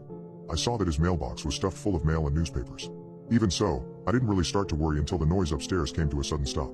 The 20-something couple in that unit had a very active lifestyle, getting up early, working out in the middle of the day, and hosting parties late into the night. From the sound of it, they also had a very healthy relationship. Lately, however, there's been nothing but silence. Millions of people live in this city, all strangers to one another. And if one person, or even an entire family went missing, how long would it take anyone to notice? If several went missing all at once, how long would it take the underfunded, overworked authorities to recognize a pattern? Weeks? Months? Even longer? Uncounted hours later, I woke up in the pitch blackness of my sealed-up apartment. My home was as dark as the dream I'd been having, another nightmare of dusty insulation and tangled pipes. A pounding sound was coming from somewhere inside my apartment. 3 methodical taps, one after the other. It was no random noise. Something was trying to get in. I grabbed my flashlight, but its batteries must have died after my excursion into Amy's unit. Lost in my own apartment and unable to find a light switch, I bounced off of furniture that seemed to have moved during the night, until I finally glimpsed a glow up ahead. The hallway. That's where the pounding was coming from. Daylight blinded me as I flung open my front door. A slender Asian man in a black suit and tie stood before me. "Lucas Williams?" he asked. I nodded, shielding my eyes from the painful brightness. "I'm Agent Wei. I'm investigating some dangerous, unusual occurrences in your neighborhood, and I believe that you might be able to help me. Can I step inside?" In retrospect, I probably should have looked more closely at Agent Wei's badge. I should have asked him for a warrant or spoken to him outside. But at the time, I was so thrilled to find out that I wasn't crazy that I welcomed the young man with open arms. I flicked on the lights, embarrassed by the boarded-up, chaotic mess of my apartment. Agent Wei, however, seemed to take it in stride. "As I'm sure you've noticed, Lucas, there have been a number of disappearances in this area." I nodded vigorously. "As part of our investigation, we're asking the residents of buildings on these streets to permit us to temporarily install motion-activated cameras in their apartment. These cameras will alert us to the presence of any intruder in your unit and allow us to respond immediately." I frowned. This was unexpected. I wanted to help, but still, cameras? Watching me all the time? Of course, in the end, I agreed. With his slick black suit and sidearm, Agent Wei seemed trustworthy, and besides, what choice did I have, if I wanted my life to go back to normal?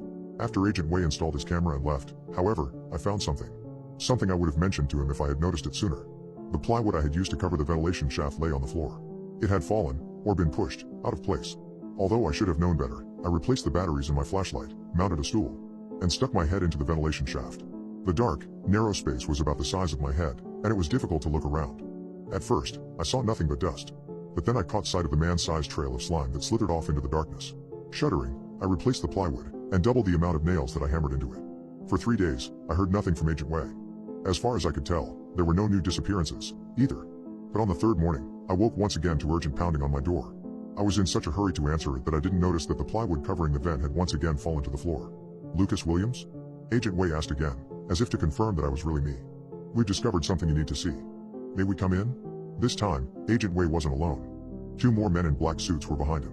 A dark, spindly man he called Agent Jalida, and a stocky, nervous woman who went by Agent Lopez.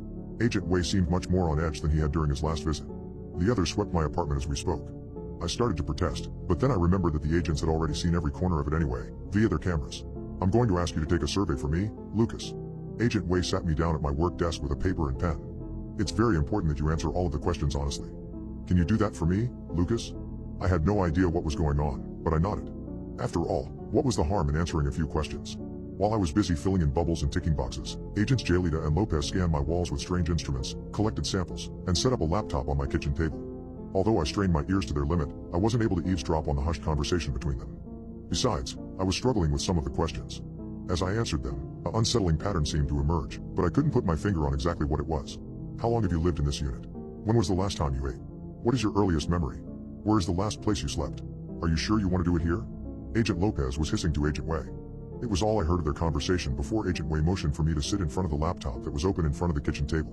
He nodded through the answers to my survey questions, as though they confirmed something he'd long suspected. As he prepared a video to play on the screen, I was uncomfortably aware of the aggressive presence of Agents Jalida and Lopez behind me. Out of the corner of my eye, I could see that their hands rested on their weapons. "I'm going to show you a video now, Lucas," Agent Wei explained, "and I warn you, what you're about to see may disturb you. Please, try to remain calm." I didn't understand what I had to be disturbed about. After all, the image on the screen was me. It was a night vision recording of my bedroom, captured by the cameras Agent Wei had installed. He fast-forwarded through several hours of me sleeping, tossing and turning in bed, and then, in the recording, I watched my left leg suddenly stuck out rigidly beneath the sheets. It seemed to extend somehow, followed by my right. My hands pawed at my bedroom wall as my arms and fingers stretched, almost doubling in length. I brought my hand to my mouth as I watched the me on the screen descend into something hideous and wrong, and slither across the floor toward the bathroom ventilation shaft. I was still processing the nightmarish video when Agent Wei brought up another clip. This was grainier footage from a security camera. It showed Marie Puig's husband, Javier, walking through a dark alley on the far side of our building. As he passed a sewer grate, a horrifically distended hand that I now recognized as my own shot up with tremendous force and grabbed his leg, dragging him down. I'd seen enough.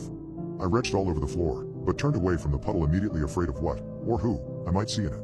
"We're aware that you're a special case," Agent Wei was saying, from what felt like very far away, "and we know that it's not your fault. For beings like you, this is part of a natural cycle that occurs every 30 years or so. We're going to get you the help you need, but there are crimes here that have to be answered for." Louise Dubois, Rachel Kellerson and her 2 children, Tom and Rocia, Javier Puig, Emmy Martin and several other. Wait. I held up a hand weakly. Emmy Martin. That can't be. I was in my apartment when she disappeared. I heard her. I fell silent as a groaning noise echoed through the pipes above us. Oh no. Agent Lopez drew her pistol. What? Agent Jaelita responded. That means there are 2 of them. From the darkness of the ventilation shaft in my bathroom, a pair of glowing eyes stared out at me. And grinned. I was trapped for 12 days in the world's quietest room. Now I wish I was deaf. As I slowly regained consciousness, I felt a wave of dullness wash over my fractured mind. I couldn't move, much less remember what had happened before I passed out. My eyes burned as I opened them. I'd spent too much time in darkness to quickly adapt to the incessant flow of light. Hello? I tried to call out, but what emerged from my lips was merely a whisper. Once I could finally see, I took note of the room I'd awoken in. The walls, floor, and ceiling were all covered in weird sound insulation foam. Is there anyone there? I asked, a bit louder that time. No response. I tried to think back, hoping for even the faintest scrap of information. I'd been heavily sedated, that much was clear, but why they'd placed me in a soundproof room, I didn't know. After what felt like an eternity, I finally managed to pull myself up onto my feet. Still feeling wobbly, I started to look for an exit. But everything around me was perfectly sealed in that ridiculous foam. I collapsed back to the floor, still exhausted from sleep. That's when I truly realized just how quiet it was. The room wasn't just keeping sound in, but it kept everything out as well. No people talking, no traffic, not even the sound of water pipes built into the walls. It was deafening. I held my breath, and pressed my ear against the wall. Nothing. All I could hear was my own heart beating, and the sound of my intestines churning away at whatever I'd eaten the day before. What seemed almost fascinating at first, quickly became my worst nightmare. Within the room, I was the only source of sound, and in the absence of any external stimulus, the silence got louder. "Please, let me out of here," I begged. Then, I remembered something. Nothing more than a faint hint of a distant memory, a glance into a time long since past. It was a meeting. "Why are you here?" the man asked. "I'm sorry, sir. This isn't a good place, Ryan. You're young, healthy. Shouldn't you be out in the real world, maybe find a wife?" I had one. The brief memory was cut short by a paper floating through the air. While distracted, someone had delivered a note through the ceiling. "Hey, what the hell is this? Let me out." I called as I looked for whatever hole the note had come from. Without a response, I picked the paper up. It was oddly soft, producing almost no sound as my fingers brushed over it. On it was a single line of text. Day 1. Listen. Listen to what? Listen to what? I called out. I started running around the room, desperately trying to pry the foam off the walls in search of a way out. It was a futile task, and before long, I collapsed to the floor in exhaustion. The drug still lingered in my body, and I couldn't think clearly enough to form a coherent escape plan. As my mind drifted away, another memory greeted my shattered brain. "So that's it?" the man asked. "You lost her, and now you're here." He paused. "What happened to her?" "I murdered her," I responded with a trembling voice. Once I awoke once more, I was immediately assaulted by the sounds produced by my own internal organs. That's the first time I noticed how desperately I needed to use the bathroom. "What if I need to go to the bathroom?" I asked out loud. With that, one of the foam panes popped up from the ground. Beneath, lay little more than a small, foam-covered tunnel. Even my own stream of pee fell silently down into the darkness below. Once I finished relieving myself, another piece of paper fell from the ceiling. Alongside it, a stream of water appeared. I dove under it, parched from a day without liquid. After the stream stopped, I picked up the second piece of paper. Day 2, do you hear them yet? It read. "What the hell are you talking about?" I yelled to no one in particular. Still, no response. Not that I expected anything else. I spent most of day 2 investigating the room. With the drugs cleared from my system, I could finally think. Though, despite being clear of mind, my memories remained hazy. On the 3rd day, I didn't awake until I heard the faint sound of water hitting the foam. I shot to my feet and started drinking from the short-lasting stream. That time, they even dropped down some weird loaf of bread that I ate. A note also dropped down alongside the food and water. Day 3, accepted, it read. Then, I heard something new, a faint voice hidden beneath the sound of my beating heart. "Please, just make it stop. I can't take it anymore," the voice said. It belonged to that of a woman. Oddly familiar, yet so strange. "Ryan? It hurts so much, please help me," she begged, before the voice vanished into thin air. "Linda? Oh, my God," I called out, praying her voice would return. It had been my wife, the voice I'd longed to hear for so long. But she wasn't real. She had to be a figment of my imagination, or a hallucination brought on by the quiet room I'd been living in. The fourth day arrived, and another piece of paper dropped from the ceiling. Day 4, don't ignore them. They're as real as you and me, it read. I tore the letter apart. Not out of anger, but to enjoy the barely audible sound it produced as I ripped it to pieces. I made sure they were only thin strips, keeping it going for as long as possible. I savored every moment of it, before I was forced back into silence. No sooner had the silence returned, before I started hearing whispers all around me. At first, they were just incomprehensible sounds, voices that didn't make any sense. But among it all, I heard Linda call out for me. Ryan, stay away. It's not safe here. She begged. Day 5 arrived. I was on the brink of total insanity. The whispers had kept me awake for hours, only to vanish when the next paper quietly hit the ground. The voices will set you free. It was a temporary relief.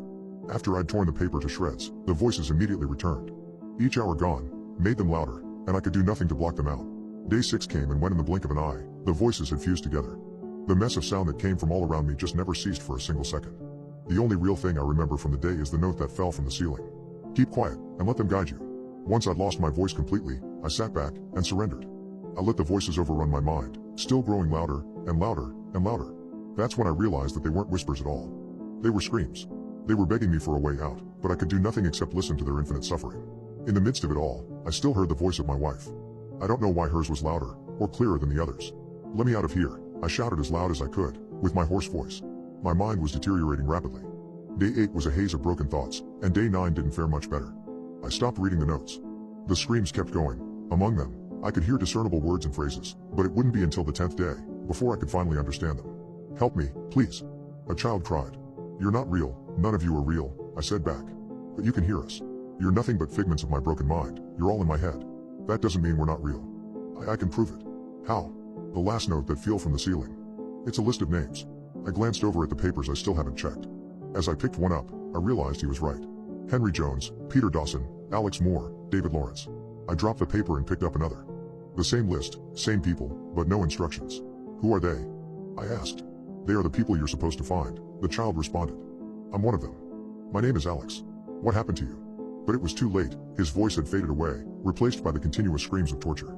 As I read the names on the paper one more time, another memory flashed by. Do you know what to do? The man asked. Yes, sir. We need to sedate you, and you'll undergo electroshock therapy. It's the only way you'll be susceptible to the environment. I understand. I responded plainly. For the next day, I sat in a corner, barely drinking or eating. All I did was repeat the names on the list, hoping the mystery would somehow unravel itself. Henry Jones. Peter Dawson. Who the hell are you guys? I mumbled to myself. Then, as if a switch had been flicked on, I suddenly understood. The screams, the whispers, the voices, everything I'd heard for the past 11 days made sense. Ryan? My wife called out for me.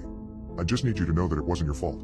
Her words of comfort hardly masked the pain she was in. Yes, it was. I was. Before I could finish my sentence, I was interrupted by more, deafening screaming. It's time for you to leave, she said. Wait, are you okay? I mean, where you are. She paused. No, none of us are. I'm sorry, she said with a trembling voice. With that, she vanished for the last time, and a final paper fell from the ceiling. Day 12, did you find them? I took a moment just to listen. There, among the pain, I heard them call out for me. They'd been a part of the same project as me, and had since died. Yet, they held the instructions I needed to get out of the room. There was something scattered around within the phone. 7 buttons that had to be pushed in a certain order. Based on the voices, I could easily open the door. I stepped outside. For the first time in almost 2 weeks, I saw another human being. Welcome back, Ryan. You made it, the man said. I didn't respond, I just walked past him. Once outside, I just collapsed to the ground, and listened to all the insignificant sounds around me. Water flowing through pipes, the silent hum of old fluorescent light bulbs, footsteps shuffling around the facility, it was all equally heavenly. Once I'd gotten used to the real world, the man joined me. He was my boss, I could remember that much, but my memory still remained hazy due to whatever treatment I'd been given before entering the chamber. The names, he said. Do you remember them? Henry Jones, Peter Dawson, Alex Moore, David Lawrence, I responded without skipping a beat. And you're aware of what happened to them? I nodded. Tell me. Henry Jones, age, 75. Passed away from 4th stage lung cancer. He signed up for the Orca's project a month before his death. Payment was supposed to be sent to his family. Go on. Peter Dawson, age, 32. Diagnosed with ALS, and immediately signed up for the Orca's project. David Lawrence, age, 56. Passed from heart failure. And? Alex Moore. He wasn't a part of the project, he was a child. I still don't know what happened to him. Neither do we, the man said as smiled at me, a smirk born from completion of selfish intentions. Good work, and how are they doing now? He continued. I thought back to everything I'd heard. Through the screams, I'd been given mostly bits and pieces. It took me a moment just to put it all together. They're in pain. They say the last moment of consciousness they ever experienced is what they've been going through for every moment since their passing. There's no safe haven on the other side, no paradise, only the everlasting pain they felt before death. He scribbled down some notes onto a piece of paper. A smile still occupied his face, as if his theories had been confirmed. Thank you, Ryan. We at Artifacts owe you a great debt for your services. This marks the end of our partnership. As agreed, you'll be well provided for, he said, as he gestured for a couple of guards to take me away. As they escorted me towards the exit, my boss gave me a final glance. Enjoy the rest of your life, Ryan, he said. Once I returned home, I started to remember the life I'd left behind. The rough memories of my dead wife. The reason I'd signed up to get away from my failure to keep her safe. And, when the man first told me I could talk to her again, I was ecstatic. It was a mistake. Because, even now that I'm 100 miles away from the anhedonic chamber, I still hear them screaming. They never stop, they're in so much pain. And, once we die, we'll all join them in their misery. Two old men play chess in the park at midnight. I made the mistake of interrupting their game, and it cost me my life. I'm traumatized. I'm horrified. They never stopped. Not once. 24 hours a day, 7 days a week. And now, after enduring what I went through, I don't think I'll ever live the same. And it all started with that stupid job I accepted. During the recession of the early 80s, employment was hard to find. But most of the time, I usually found myself getting jobs simply by talking. I went to a bar on the Nevada side. Believe it or not, that was how people networked in those days when they wanted to find a source of income. I walked into that tap house and struck up a conversation with a man named Gillen. He sat next to me. He was well dressed in a pressed suit, and almost seemed out of place in such a dive. The dust mites and the rays of sunlight settled on the counter between us as he sipped his highball. You look like a biker from an action movie, he said. I'm a handyman searching for a job, I said. If you know anyone hiring, I'd love to interview. What can you do? Gillen asked. I did not want to sound like a braggart, but I responded in full by notifying him there was little I was incapable of. I could perform cleaning, light repairs, landscaping, carpentry, and fix appliances. A wrench is a natural extension of my body, I said. I'm installing a fence around my property, he said as he finished a gin and tonic. The contractors I've talked to want to destroy my wallet. Do you think we could work something out? I'd rather give money to a stand-up guy like you than some of these con artists claiming to be something they're not. Yes, I said. I proceeded to ask him how many feet of wire he needed. I told him off the top of my head how much the cost would be when he responded that it would be thousands of pounds worth. I reasoned his estate must be massive. He also emphasized that he wanted barbed wire. I should have found that detail alarming but did not think much of it in the moment. When can I look at the place? I asked. Tonight, he said as he shoved the tumbler towards the server. Hell, right now. We went out to the parking lot. An Audi was awaiting us, the headlights already turned on. A man in a suit sat behind the wheel. I could not fathom having a chauffeur. How far away is your place? Only a few miles.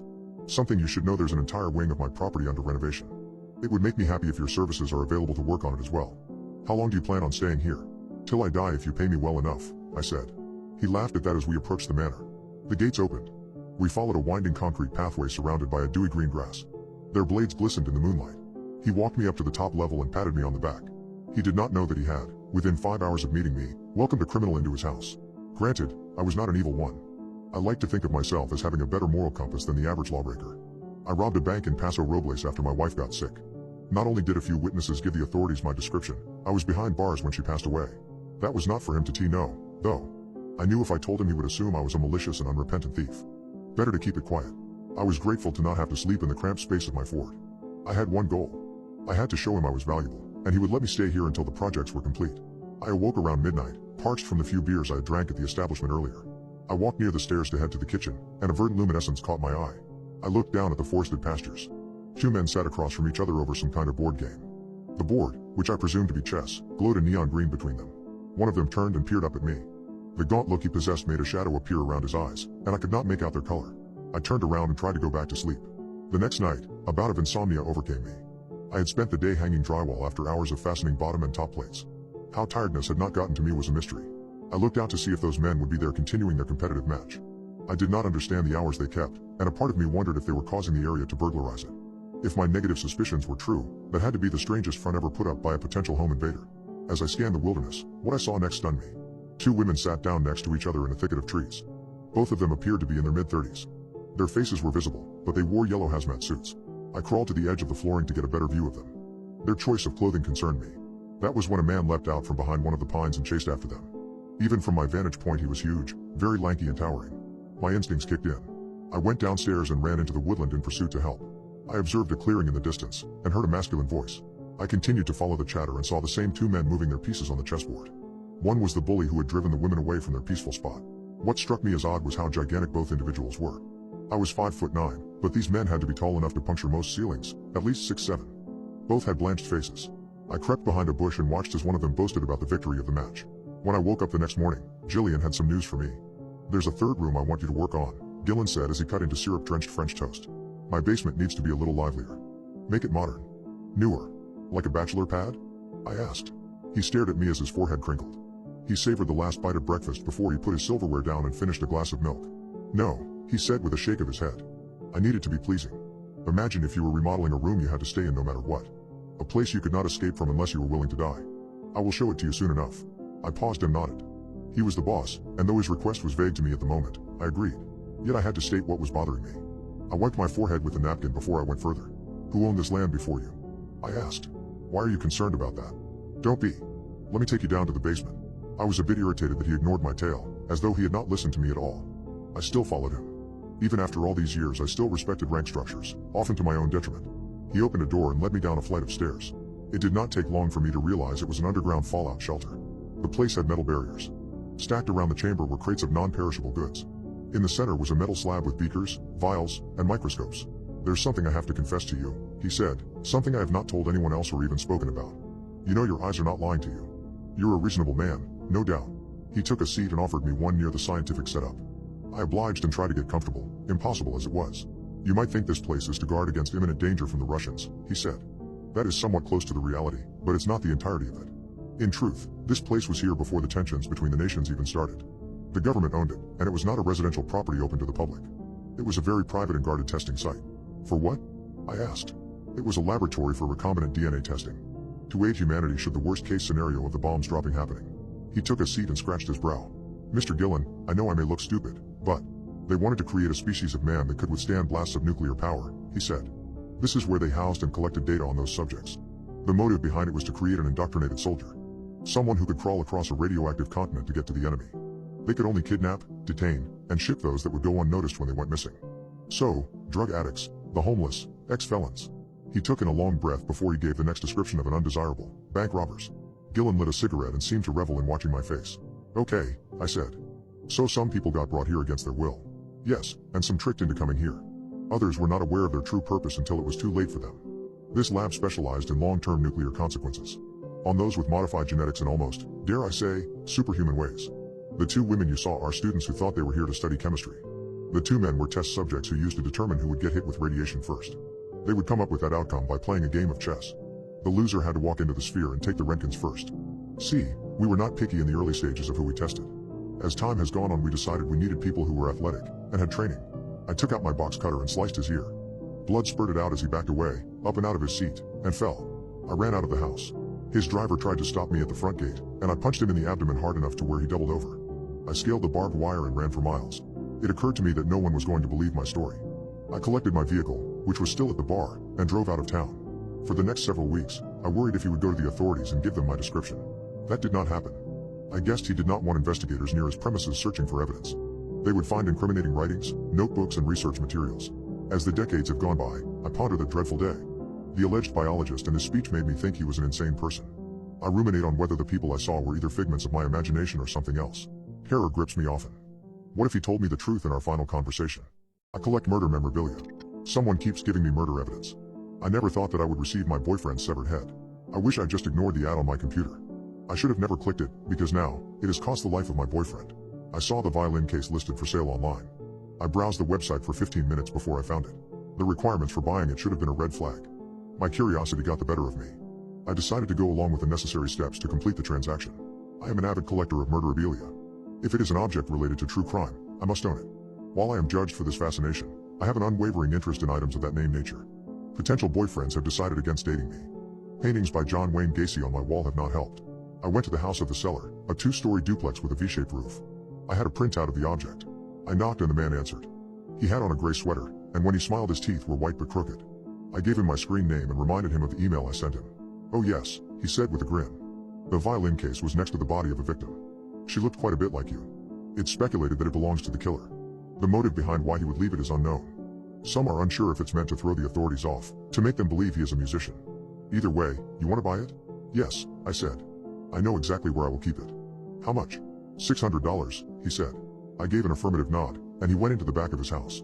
When he returned, he held the violin case in his arms as though it was a newborn. It was rosewood and only had a few noticeable chipped cracks. The price he gave had not changed from the listing. I brought along the appropriate amount of cash and handed it to him. He gave me the case. As I turned around and returned to my car, he snapped his fingers to get my attention. One other thing, he said.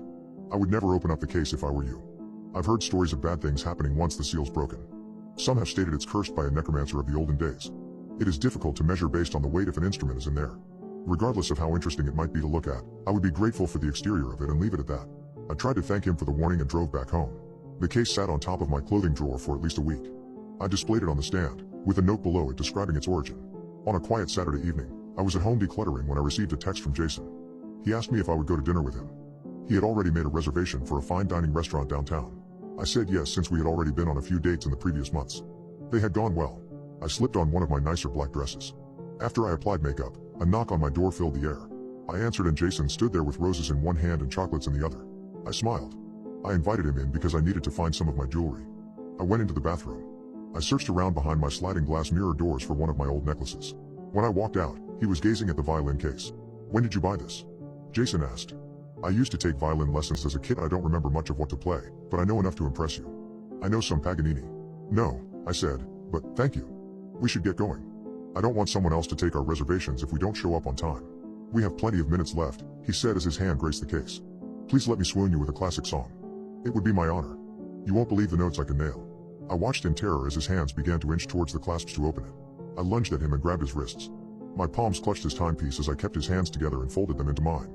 I'm not ready for anyone to open it yet, I said. I know it's strange, but you have to trust me. Let's go to dinner. I'm getting hungry and we don't know how bad traffic is going to be. I leaned in and kissed him. His scent was of sandalwood and citrus. After our embrace, we left my apartment. I did not know until later that he had undone one of the clasps. All I can remember of the rest of the evening is how well the meal went. We had several courses. I drank at least 3 glasses of red wine, which was more than I intended to indulge in. The couple beside us were elderly people from the East Coast. They were on vacation and talking at a high volume about their stock investments. I could recall having ordered a rum milkshake topped with banana slices. There was a live violinist who walked between tables and played romantic melodies. He took song requests of everything from classical to top 40. Jason was polite enough to not mention anything about it. I feel he was disappointed in me for not allowing him to show his musical talents. I have no recollection of when the bill came, let alone when we departed the establishment. I cannot remember if we took a cab or if he was sober enough to drive. I could not recall if we went back to his place first or if we went straight to mine and made love. I blacked out. When I came to, I was in my bed. A headache attacked every microfiber of my being. Nausea overcame me. I was groggy and felt as though I could have slept for another few hours. The gap of time I had somehow lost disturbed me. I knew there was not enough alcohol in my system to cause such erasure of my reminiscence. I checked my phone for new text messages and did not find any. I squinted in the darkness and noticed the violin case looked different. Someone had left paint marks on it which I knew were not there beforehand. I sat up and felt lightheaded. I was going to pass out. I turned the lamp on my nightstand to bright. Once my bedroom was illuminated, I saw strange symbols created with crimson fluid on my walls. Moonlight poured in through my window and gave the redness a shimmering quality. I stared at the violin case again. It shifted to the left on top of my dresser. What I could only halfway rationalize as not being blood poured from the sides of the violin case. It was also cracked open. I saw something behind the hinge. It did not look like an instrument or anything mechanical but something fleshy. I neared it and dropped my phone in a puddle of carmine after I fumbled to try and catch it. The bottom of my feet was slimy with the cherry-hued dampness as I walked towards the case. I took a deep breath. I opened it. A severed human hand was there. The fingers pointed skyward. Adorning its wrist was the same Kenneth Cole watch I was so familiar with. Circling the stump were other pieces of jewelry. I was unable to distinguish them as belonging to anyone I knew. I ran to the bathroom and almost slipped on my way there.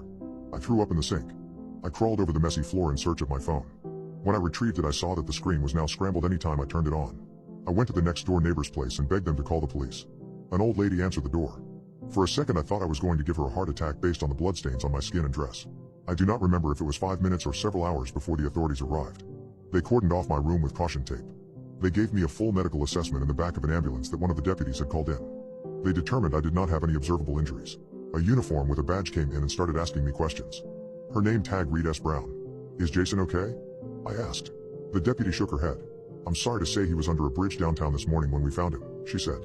His body had washed ashore. He may have been floating out there for 2 days. I began crying. One of the first things she wanted to know was why I had so much crime scene evidence from other homicides. It's a morbid interest I've always had, I said. I'm someone with a fascination for the darker side of things. It doesn't mean I glorify the people who commit the actions.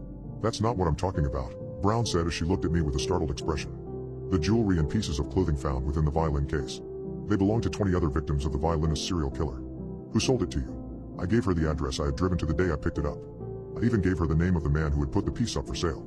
After the interview was complete, Brown told me I could stay in the room. I could not believe that no one had cleaned up the scene. She told me they could send someone out to mop up the place, but it would be another day. There was so much I wanted to ask her. How did the case move on its own? Someone bathed in blood and wrote all those occultist symbols on the walls. Then they escaped without detection. It all seemed so irrational, but I knew she would look at me like I was crazy if I tried to describe everything. I had dealt with something inexplicable and paranormal. No one can convince me otherwise.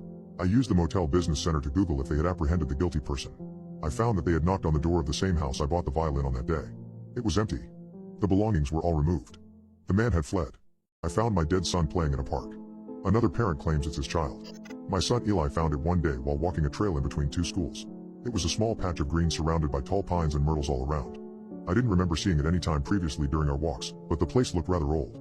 There wasn't much to it, just some swings, a jungle gym and a single slide. But Eli wanted to go and play immediately. Something about the place felt immediately wrong to me. It was too quiet.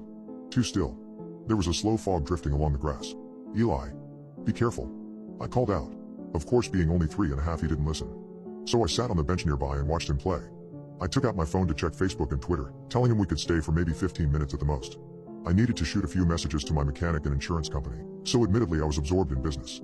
As my eyes occasionally glanced up to make sure he wasn't getting hurt, I saw someone else standing there just on the outskirts of the playground. He was a tall man wearing a perfectly ironed white shirt and pressed dark pants. He was just standing there, staring. Watching us. Eli, we need to get home. I called out. The man was making me uncomfortable. My son whined but listened to me as we continued down the trail. The man didn't stop watching us until we were out of sight. Mom, I didn't want to go, Eli said as we made it back to the SUV. He climbed in through my side to get the back seat. We can come back another day, buddy, I told him. Truth be told, I didn't want to go back to that playground at all. Everything about it was giving me a very bad vibe. But I don't like lying to Eli, and I figured that as long as the weird guy wasn't there it would be harmless. So the next weekend I walked him back there and let him enjoy it. He was smiling from ear to ear. I noticed also there were other children running about, so that put me at ease. But then as I watched I also noticed that none of their parents were there. These are 5-year-olds or younger. How could any parent worth a grain of salt just let them wander out here? This trail isn't exactly well known. In fact, before we found the playground I would say I almost never saw anyone. So where were these kids coming from? Their laughter was more intoxicating than the fog. I tried to approach one of the children, to ask them their name, but they were too shy. In fact, they all seemed adverse to even talking to me altogether. I got that uneasy feeling in my gut again, and called Eli to leave. This time he was even more upset. I don't want to leave. I hadn't seen him this mad since he was sick, and I had promised to let him play outside. Probably the last time I had failed to keep my word. Buddy, we can't stay here forever. Come on, I insisted. But Eli wouldn't listen. He ran to the top of the slide and sat down defiantly. I hated to be mean, but I didn't want this habit to continue, so I snatched him down and scolded him. Don't run away from me like that. I told him. Eli looked confused. I knew he still didn't understand why he had to always listen to me. It broke his heart when we left. The other kids just stopped and stared as we walked away. Like they were sad to see him go too. Another day, Eli told me that he missed his friends. Which one, sweetie? I asked. At the hidden playground, he said. The name he gave it was disconcerting but fitting given the fact that it did seem hard to find. In fact, when Eli wasn't with me I couldn't find it at all even when I tried.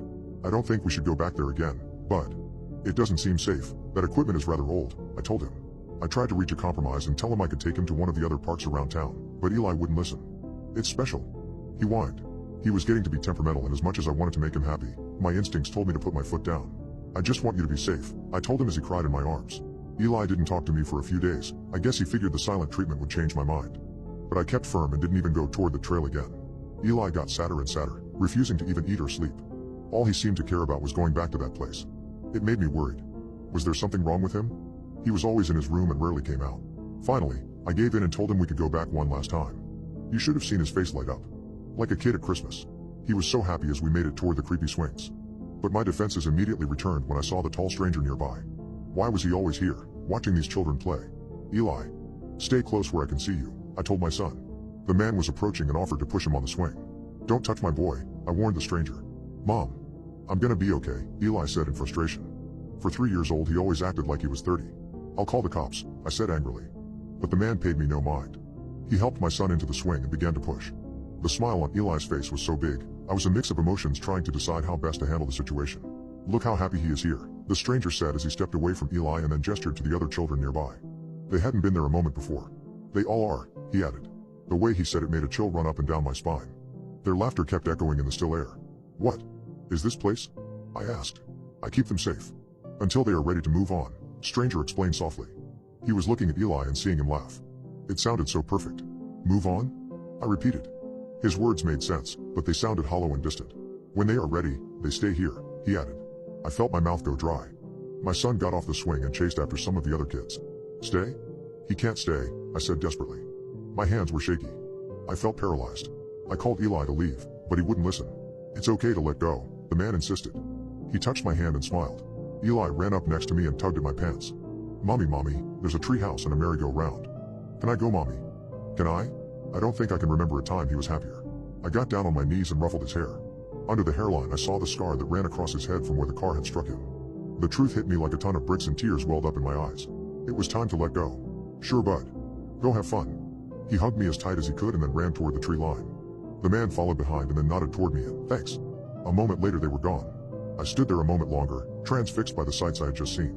Watching as the swings and the slides faded away. Until nothing was left besides the green grass.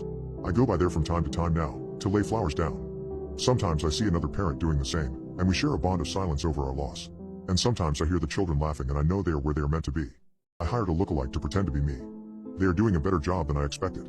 So good, in fact, that my family has forgotten about me. I just couldn't afford time off, even though I desperately needed it. Then my friend Natalie told me about this website that might solve my problems. Where you can find someone that matches your appearance and they'll step into your life for a few days while you recharge. At first it sounded just a little freaky to me. I mean, what are the odds that an agency would even be able to find someone that looks like you in the first place? Still, day in and day out the grind was getting to me. I needed a break. So one night after a particularly gruesome 12-hour shift I went to the website to check it out. There were pictures of people side by side with similar albeit slightly different faces and reviews from customers that talked about how the program matched them and it worked out for their benefit. I figured since Nat had given me a coupon to try it out, why not? I typed in the code and got a long list of terms and conditions that like everyone else I scrolled through. Then I was asked to provide a recent photo or take one with my webcam. Once that part was done I was asked a few personal details and I adjusted my radius to within 100 miles. Not long after the results came back. No matches found within the area. I kinda figured that response, but it had been worth a shot. I went to bed not thinking about it much, until the next morning when I got an email notification that told me there was a new match. Lookalike in your area. Do you want to make contact? The message read. I checked out the user's profile, a bit disturbed at how they looked like me in almost every detail and then shook off the feeling for a second, consenting to the arrangement. According to the contract my lookalike would be there within the hour.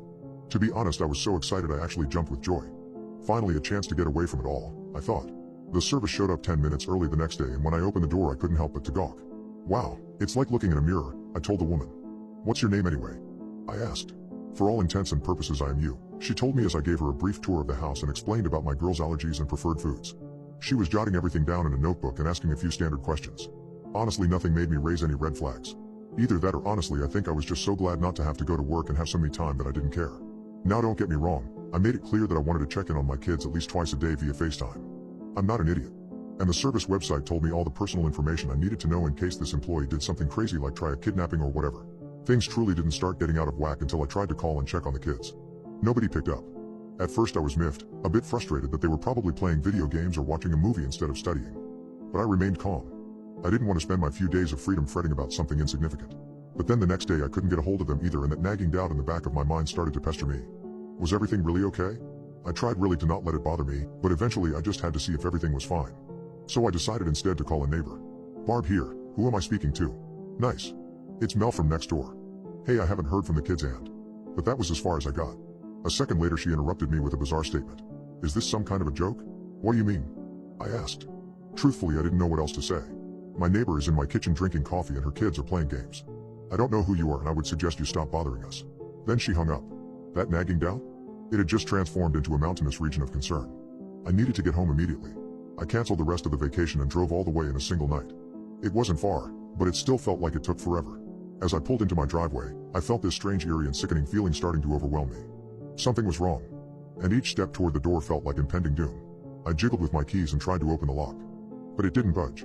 I double-checked to make sure I had the right key, then I knocked. It was cold and a little past 10. The porch light flickered on and the lookalike came to the door wearing my pajamas. My youngest was right behind her, sleepy-eyed and brushing her teeth. Can I help you? The lookalike asked through the thin glass that separated. Yeah. Let me in, I said waving to my daughter. She gave me a look that I will never forget. She acted like she didn't recognize me. Excuse me? I don't know you. Now I would suggest you get off my front lawn before I call the cops.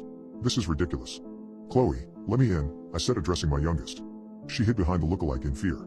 Ma'am, this is scaring my daughter. You need to leave, the lookalike instructed. You're?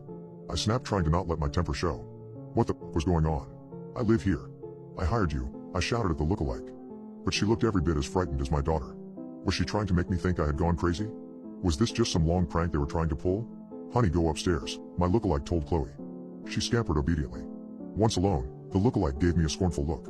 You have 5 minutes to leave before I contact the police, she said.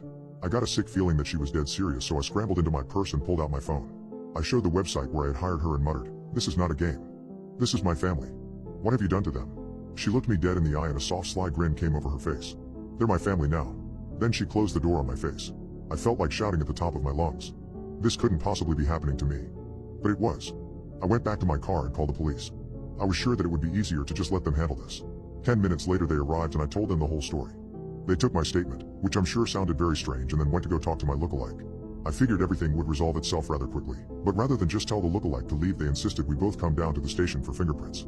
Even better. I'm tired of this fraud trying to take my daughters away, I said, glaring at her. But then I saw Chloe again, still looking just as scared of me as ever, and I wondered. Had she threatened them? Were her and Tia in danger? I needed to find a way to talk to them alone. At the station, I let the lookalike go first for fingerprinting just for that chance. Tia and Chloe had rode up in the police car and were waiting as I got there. I ran up to them and grabbed their hands, talking as fast as I could. Girls, you need to tell me, is everything okay? What has she done to you? Both of them looked as pale as ghosts. Tia pulled away from me. Don't touch us. Chloe squealed. An officer rounded the corner and gave me a stern look. Ma'am, until we resolve this, you need to stay away from the family, he said. I bit my tongue and felt like strangling them. They were my family. This was insane. Still, I didn't risk more problems, so I just sat and waited as he escorted the girls to another room. My heart felt like it was going to explode as I fixated on my youngest. She had never seemed so scared. What the heck was this woman doing to them where they had forgotten all about me? But 2 minutes later it was my turn for fingerprints. I went in and slapped my hand on the device, figuring this would resolve everything. But a few moments later, the officers gave me another strange statement. That's weird. Let me see your hand, he said. He turned it over and looked at it. Did you burn your fingers, ma'am? I snatched my hand back and looked. My fingerprints were gone. I think I must have been standing there for a long moment because the officer was asking to take blood and saliva, but already I saw the lookalike trying to convince the sheriff to let her go with my children. I snapped. You can't take them. I don't know what the hell you did to me. But those are my kids, I shouted angrily. I lunged for her as she grabbed a hold of Chloe and Tia. 2 officers tased me a moment later. When I woke, I found out that the woman who was now going by my name wasn't pressing charges. But she did file a restraining order. You can't come within 100 yards of her or her children. I found out shortly that her fingerprints matched my own. It was impossible. Impossible but true. How is this happening? I sobbed as I came out to the lobby. I had only one last thing to try. Natalie. The one that told me about this website in the first place. Surely she could solve this crazy problem. I left the office in a mad dash and caught a taxi toward her house. She was outside gardening. Thank God. You're here, I shouted as I ran toward her. What? Natalie asked, shocked by my expression. You need to help me. That website you told me about. That woman I hired is taking over my life. She even got the girls to believe her. I don't know how. But you're the only one I can turn to. I screamed. Natalie processed everything I said slowly, her brain clicking into gear as I finished my statement. Then, she opened her mouth and the dread overwhelmed me again. I'm sorry. Do I know you? I installed hidden cameras to catch my wife cheating. What I saw in the footage was much worse. It started a few months ago, around her birthday. Claire came home from work and was smelling like Axe body spray. At first I brushed it off. Not my wife. She loves me. We have been faithful to each other for years. But then the doubts started to creep in. I've had to start working late shifts, weekends too. Since we have been behind on our mortgage, my time at home has literally been less than 5 or 6 hours a day, and most of that time was spent asleep. But she rarely complained. In fact, most of the time she seemed happier when I left. Then one day I tried to kiss her on her neck and I saw a blemish there, as though someone else's lips had touched her skin. My first mistake was confronting her head on about it. Of course she denied. She yelled. She called me the bad guy. Typical cheater behavior. Worst of all, she got what she wanted. Insisted I start sleeping downstairs and saying that we needed a separation. Maybe even a divorce. All I got out of it was desperation and depression. She insisted that she was still faithful to me, but all the signs were there. I just didn't have the proof to back it up. What you need is a security system for your home, my buddy Chad said one night when I went to drink away my troubles. Wouldn't she realize what I was getting it for? I pointed out. So don't tell her. Wait until she is out of the house. And make it discreet. You know, cameras and the smoke alarms. Stuff like that, he said as he downed his whiskey. His half-brained scheme didn't sound that bad. And I knew that Claire had said she was going to spend the next few days at her mother's house to supposedly let things cool down between us. If I was going to get to the bottom of this, it was now or never. So that's what I did. As soon as I knew that she was gone, I contacted a local shop and had them come that afternoon. The technician didn't ask any questions, just put them exactly where I said that I wanted them and even threw in one of those doll cams as an extra bonus. I gave it to Claire as a peace offering, saying that I was sorry for the accusations. Sounds stupid, I know. What are the chances she would even leave the doll around to let me listen in on her? But then I know my wife.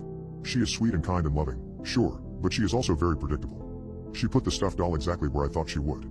I let a few more days pass, kept things amicable between us as I went to and from work. Then the next time I was off, when she again insisted that she didn't want to spend any time with me alone, I went to check the cameras. Finally, I could get the answers that I was looking for. The grainy tape started up around 13 minutes past 7 the previous night. That was about half an hour after I left for work. And I saw my wife sitting there on the bed, wearing nothing but a sheer robe staring up at the ceiling. At first I puzzled over what she might be doing. She was perfectly still, her back turned against the camera as she took off her robe, and I saw what looked like little marks on the edge of her shoulders. Then I saw a man enter the picture and I knew. I was right. She placed him on the bed, ready to mount him, and I almost wanted to turn and look away, disgusted with what she was about to do. Then, to my amazement, I watched as those little bumps began to gently push her skin outward. At first it wasn't noticeable. Just a slow curling of her back. Then suddenly the movement quickened and long pieces of bone broke out on either side. They made a cracking noise as I heard my wife scream out.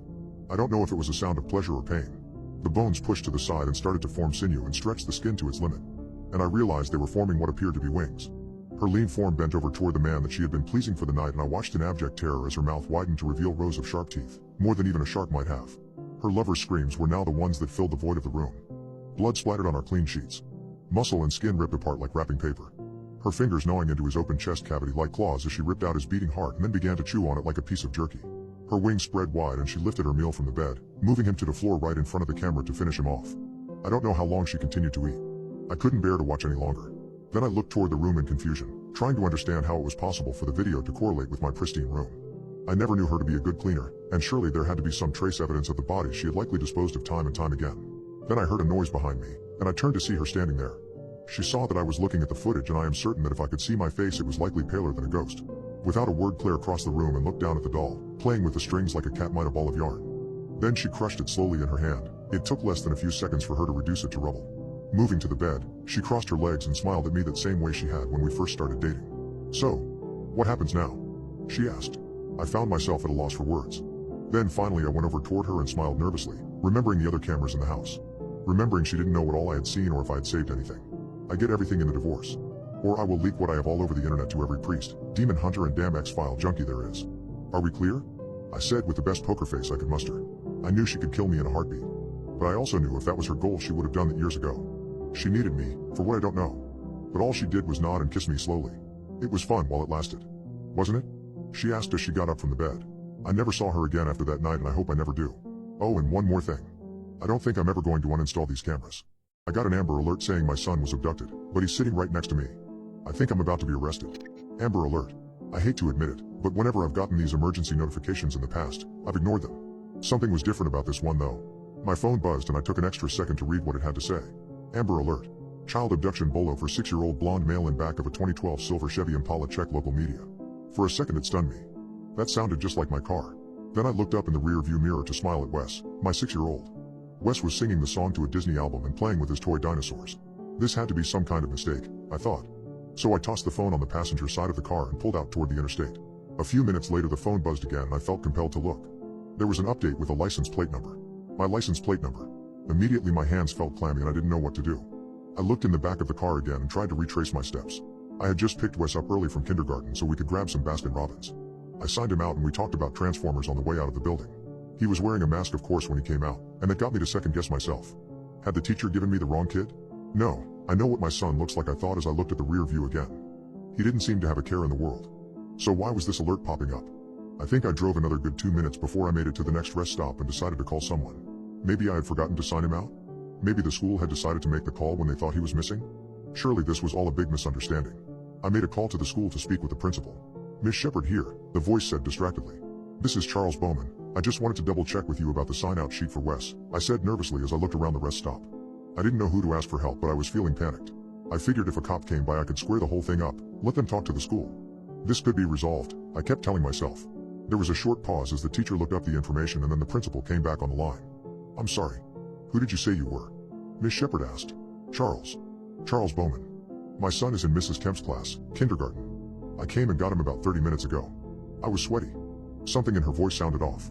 And then she said something that made me feel numb. I'm sorry, sir.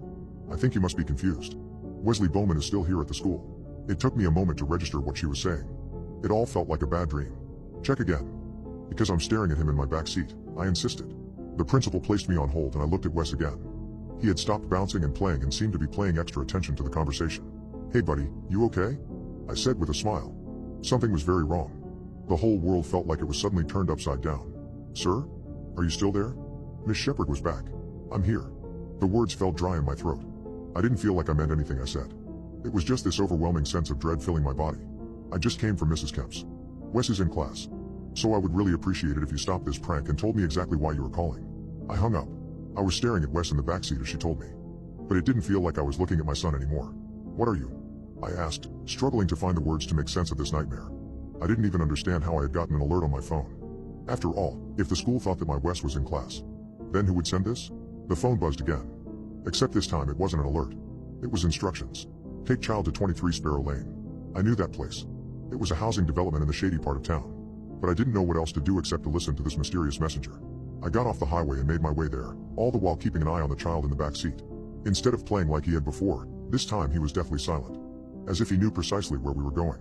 As we got closer to the stop, his attitude changed dramatically. Suddenly he started screaming, a blood-curdling cry that told me there was danger here. I slowed down right outside the address, looking toward the desolated building and wondering who could have brought me here. My phone instructed me again. Place child outside vehicle. At the point the child that looked identical to my son was thrashing, trying to break loose, screaming and gnashing angrily trying to cut at himself with his teeth. You can't do this, Dad. You can't. It sounded just like Wes. It made my skin crawl. Calm down, I insisted as I unbuckled and got around to his side.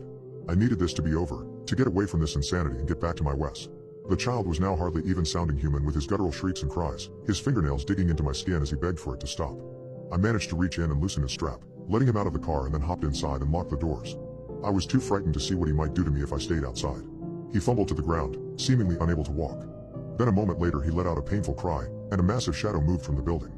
I held my breath and couldn't believe my eyes. It looked like a troll. That's the best way that I can describe this monster. Its body was covered in soot and ash and moss, gray and black vines twisted about its arms the way veins would as it towered over the child. With its mighty hand, which looked to be at least twice the size of my Impala, it scooped up the child. All the while the smaller creature screeched and twirled, trying to escape. But it was too late. The monster dragged it back into the shadows and even after it had disappeared I could still hear its shrieks. I sat there in stunned shock for the longest time, too numb to move. Then my phone buzzed again. You are free to go. I took Wes to ice cream that day, but I didn't eat a bite. All I could think of was that poor creature and how my fear had allowed it to be taken by a worse evil. I don't know what I experienced today, but I know now the world is full of magic. Both good and bad. I'm just happy that I have my son, my real son here. Sometimes he smiles at me and I see a gleam in his eyes and then I second guess myself. What if I made the wrong trade? My parents forced my brother to live in a dog cage. Today I found out why. My little brother Ollie lives in the basement. He's never allowed out. Mom says if he escaped it would be the end of us. She says that a lot. I was too young to remember when Ollie was born, but I know something bad happened to my sister and that's why we keep him in a cage. I go downstairs to feed him 3 times a day. Sometimes he's really angry. He'll even slam against the bars and try to escape. Other times he's just sad. I think Ollie likes me. Whenever my parents are busy, and I'm sure they won't find out, I stay in the basement to play. There's a ball and he really likes it when we toss it back and forth. I never get too close to the cage, though. Mom would be furious if she caught me doing that. But one time, she did. While I was playing in the basement, I heard her come home early and had to run upstairs super fast. When she caught me, she made us hold hands and light a candle and pray until it's safe. Even though I'm not supposed to look, sometimes I do. This one time I saw a shadow floating across the wall, except it was thicker than a shadow. One time, when Mom and Dad were away, I heard Ollie cry. He was really loud. Even though I'd already fed him, I went downstairs to check he was okay. I went slowly, shuffling my feet, holding one arm out. Ollie pushed his arm past the bars. He just wanted some company, I think. And I could understand why. There's times when I get sad and need a hug to feel better. All of a sudden, we were holding hands. He didn't attack or try to hurt me. So I used a broom to get the key off the wall and let him out of his cage. But then, as we ran around the room giggling and playing, I heard someone scream at the top of the stairs. It was Mom. She came down and threw Ollie back into his cage and locked it. Then she dragged me into the kitchen where we prayed quietly until Dad got home. After Mom explained what happened, Dad looked super angry, and I was really scared. Dad said it brought him shame to have such a sinful daughter who disobeyed her parents' instructions. He said my sister succumbed to sin too, and that's why Ollie is such a monster, and why if they didn't hide him, it would be the end of us. Then he said I had to be purged of evil spirits, just like my sister. And then he started preparing for the ritual. On the second night of the ritual, My tummy and throat were sore from being so thirsty, but Dad wouldn't let me climb down from the altar to have a juice box. It was my fault for letting Ollie out of his cage to play. I started feeling really dizzy, like I was falling asleep. And the smell of blood was making me sick. But whenever I told Dad, he just prayed even harder. The only times Mom left was to go feed Ollie. I didn't know how to purge myself from sin, so I just kept my head bowed and prayed along with Dad. Eventually, he climbed up onto the altar and said, "Do you repent?" I do. Truly? Yes. Swear never to disobey my orders again. I swear. Right as I said it, he looked at the ceiling. It made me confused, until I heard something move around upstairs. I thought maybe Ollie escaped from his cage, but then Dad's face got super pale. When I turned around, my heart dropped. The spirits were back. He unhooked me, then pulled me off the altar and onto the floor in a circle with him and Mom. Then he lit a candle and said, "Pray harder than you've ever prayed before." I did. The sounds moved around. I heard things get knocked off the walls and floorboards groan. At one point Mom started to cry and Dad got really mad. He grabbed her hair bun and screamed, "Just pray." The door suddenly swung open and this huge gust of wind blew against us. I almost tipped over. Mom's hand started trembling. I peeked open my right eye and saw she was crying. The candle was out, too. My parents' breath started fogging up, even though mine didn't. And then the shadow was there. I wasn't scared, though. Mom's voice sounded like she had something stuck in her throat when she said, "I can feel evil. It's here. Shut up and keep praying," Dad replied. "It's so close. We should shut up and pray." We prayed for what felt like an eternity. And then, the room settled. Dad got up to check the house. Mom cried into her hands until he came back and said there was work to be done. Mom gave me water and then made me sweep up glass. In the upstairs hallway, all the pictures of my parents were smashed. When Mom saw that, she closed her eyes really hard. After that, they made me feed Ollie, and he was very upset. I could understand why. We hadn't played together for a while. Over the next few days, the spirit came back frequently. I'd hear a noise in the corner of my room at night or see a shadow dance along the wall. I sometimes followed it around and even tried to talk to it. I asked why it kept coming back, and whether it wanted to be friends. It had never been around so much before. One time, after Mom and Dad fell asleep, the spirit led me toward the basement. It wanted me to comfort Ollie, I think. But I was too scared. If Mom and Dad caught me, I'd get cleansed again. For a while, even when he wasn't praying, Dad would just sit by the altar, concentrating super hard, until eventually he called us into the kitchen. The spirit won't leave because of Ollie. "Ollie?" Mom asked. He nodded. "Sin attracts dark spirits. But we purged Bridget. We purged Bridget for succumbing to sin, but Ollie was born of that sin. The only way to make the spirits leave is to purge him, too." Mom nodded, but I was really scared. I loved Ollie, and he loved me. I had to stand up for him. "No. Ollie is good. You always say if he escaped it would be the end of us, but when Dad stood and slammed his fist against the table. "Damn it, I've already lost one daughter. Do I have to lose another?" I flinched. As he circled the table and stood over me, he seemed to grow bigger. "Ollie must be cleansed. We'll begin the ritual at dawn." He grabbed me in Mom's hands. "Let's pray." That night, I couldn't sleep. I didn't want Ollie to go through the ritual. He was my brother. Suddenly, the pictures began to spin on my walls. I sat up and rubbed my eyes. The shadow was back. The room suddenly got very warm. When I looked around, the shadow was floating over my bed. It sort of looked like a figure. And when it came close, I felt something gently stroke my cheek. It reminded me of when me and Ollie cuddled that time I let him out of the cage. I couldn't let my parents perform the ritual. He might have died. Like Bridget. I got up and followed the shadow. It led me down the hall, where the door to my parents' room slowly creaked open. Mom and Dad's breath fogged up as the shadow got close to their bed. It was guiding me to the key hanging from the bedpost. Tiptoeing across the room, I swiped the key, went into the basement, and unlocked Ollie's cage. When he woke up, he started crying. It made me really scared. If our parents heard. I hugged Ollie to calm him down. Then, carrying him toward the front door, he began to fidget, causing me to stumble forward. He banged his elbow and squealed. My stomach twisted as I scooped him up and begged him to be quiet. But it was too late. Dad and Mom were already up. Dad charged down the stairs, Mom just a few steps behind. I ran into the other room and hid beneath the altar, but Ollie wouldn't stop crying. Mom found us and said, "Now we have two sinful children, two little monsters. If either of you got loose, it would be the end of us." I held Ollie close, thinking we were both about to get purged. But then something really weird happened. The shadow morphed. It became a person who wasn't there, standing between me and my parents. The person who wasn't there moved toward them. After a few seconds, Mom screamed so loud I thought her throat was gonna burst. Both she and Dad fell to their knees and prayed. There was a noise, like whispers. My parents prayed even louder as the spirit became a solid human. Soon it was almost like a regular person. It looked like my mom, only younger. It was older than me, though. Mom and Dad both prayed and cried on their hands and knees. Soon cracks opened on the walls, and the floor was shaking so much I nearly tripped. The lady looked back and smiled at me. There was another gust of wind, which broke the front door off its hinges. So I turned and ran to the hall. And as I did, both my parents screamed. I looked back and saw them both hooked onto the altar. Their screams got higher and higher. And then I heard something wet splatter inside the house. I think they stopped to get a drink of water, because they were both super quiet after that. Maybe their throats got sore? After following the lane down to the end of the road, I carried Ollie along in the cold rain until a set of headlights lit us up. A man and a lady climbed out of a car and rushed over, asking if we were okay. I said we'd had to run away, otherwise our parents would have made us undergo the ritual. The lady and the man looked at each other, then took us into their car and threw a warm blanket over us. The lady promised to take us somewhere safe. Then she gave us some food and a juice box. It made me sad to leave Mom and Dad behind, but I had to rescue Ollie. I gave him a cuddle, to let him know everything was okay. And then cuddled me back, before falling asleep nested between my arms. My wife and kids won't come up from the basement. It's been 3 days. Let me cut to the chase and just catch you up on what's happened so far. My house is flat out haunted. I don't know how the hell anyone managed to sleep at night here and call themselves a human being. We moved in just last Monday and I knew something was up. I've always had a sixth sense about this sort of thing. Our youngest, Callie, is the one that first had an encounter in the basement. That was Wednesday. She said that someone was in her attic.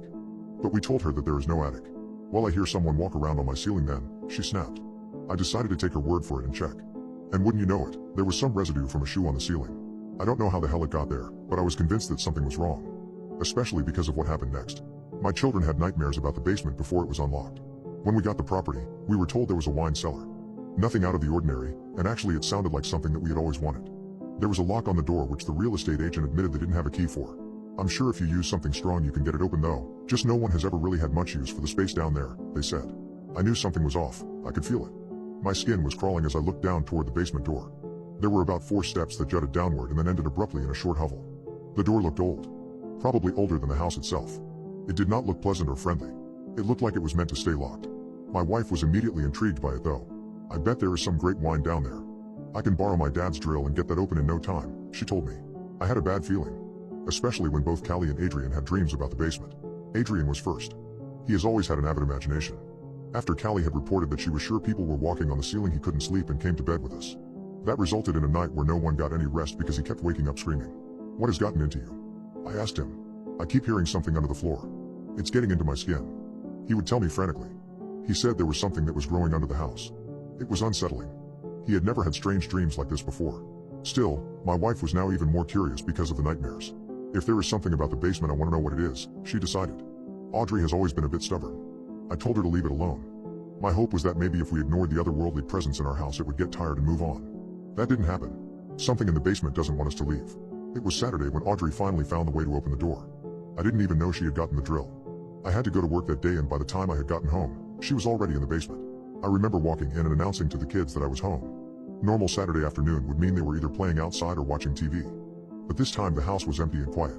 I immediately felt the hair on the back of my neck stand up as my first thought went to the basement. Sure enough, I saw that the door was slightly ajar.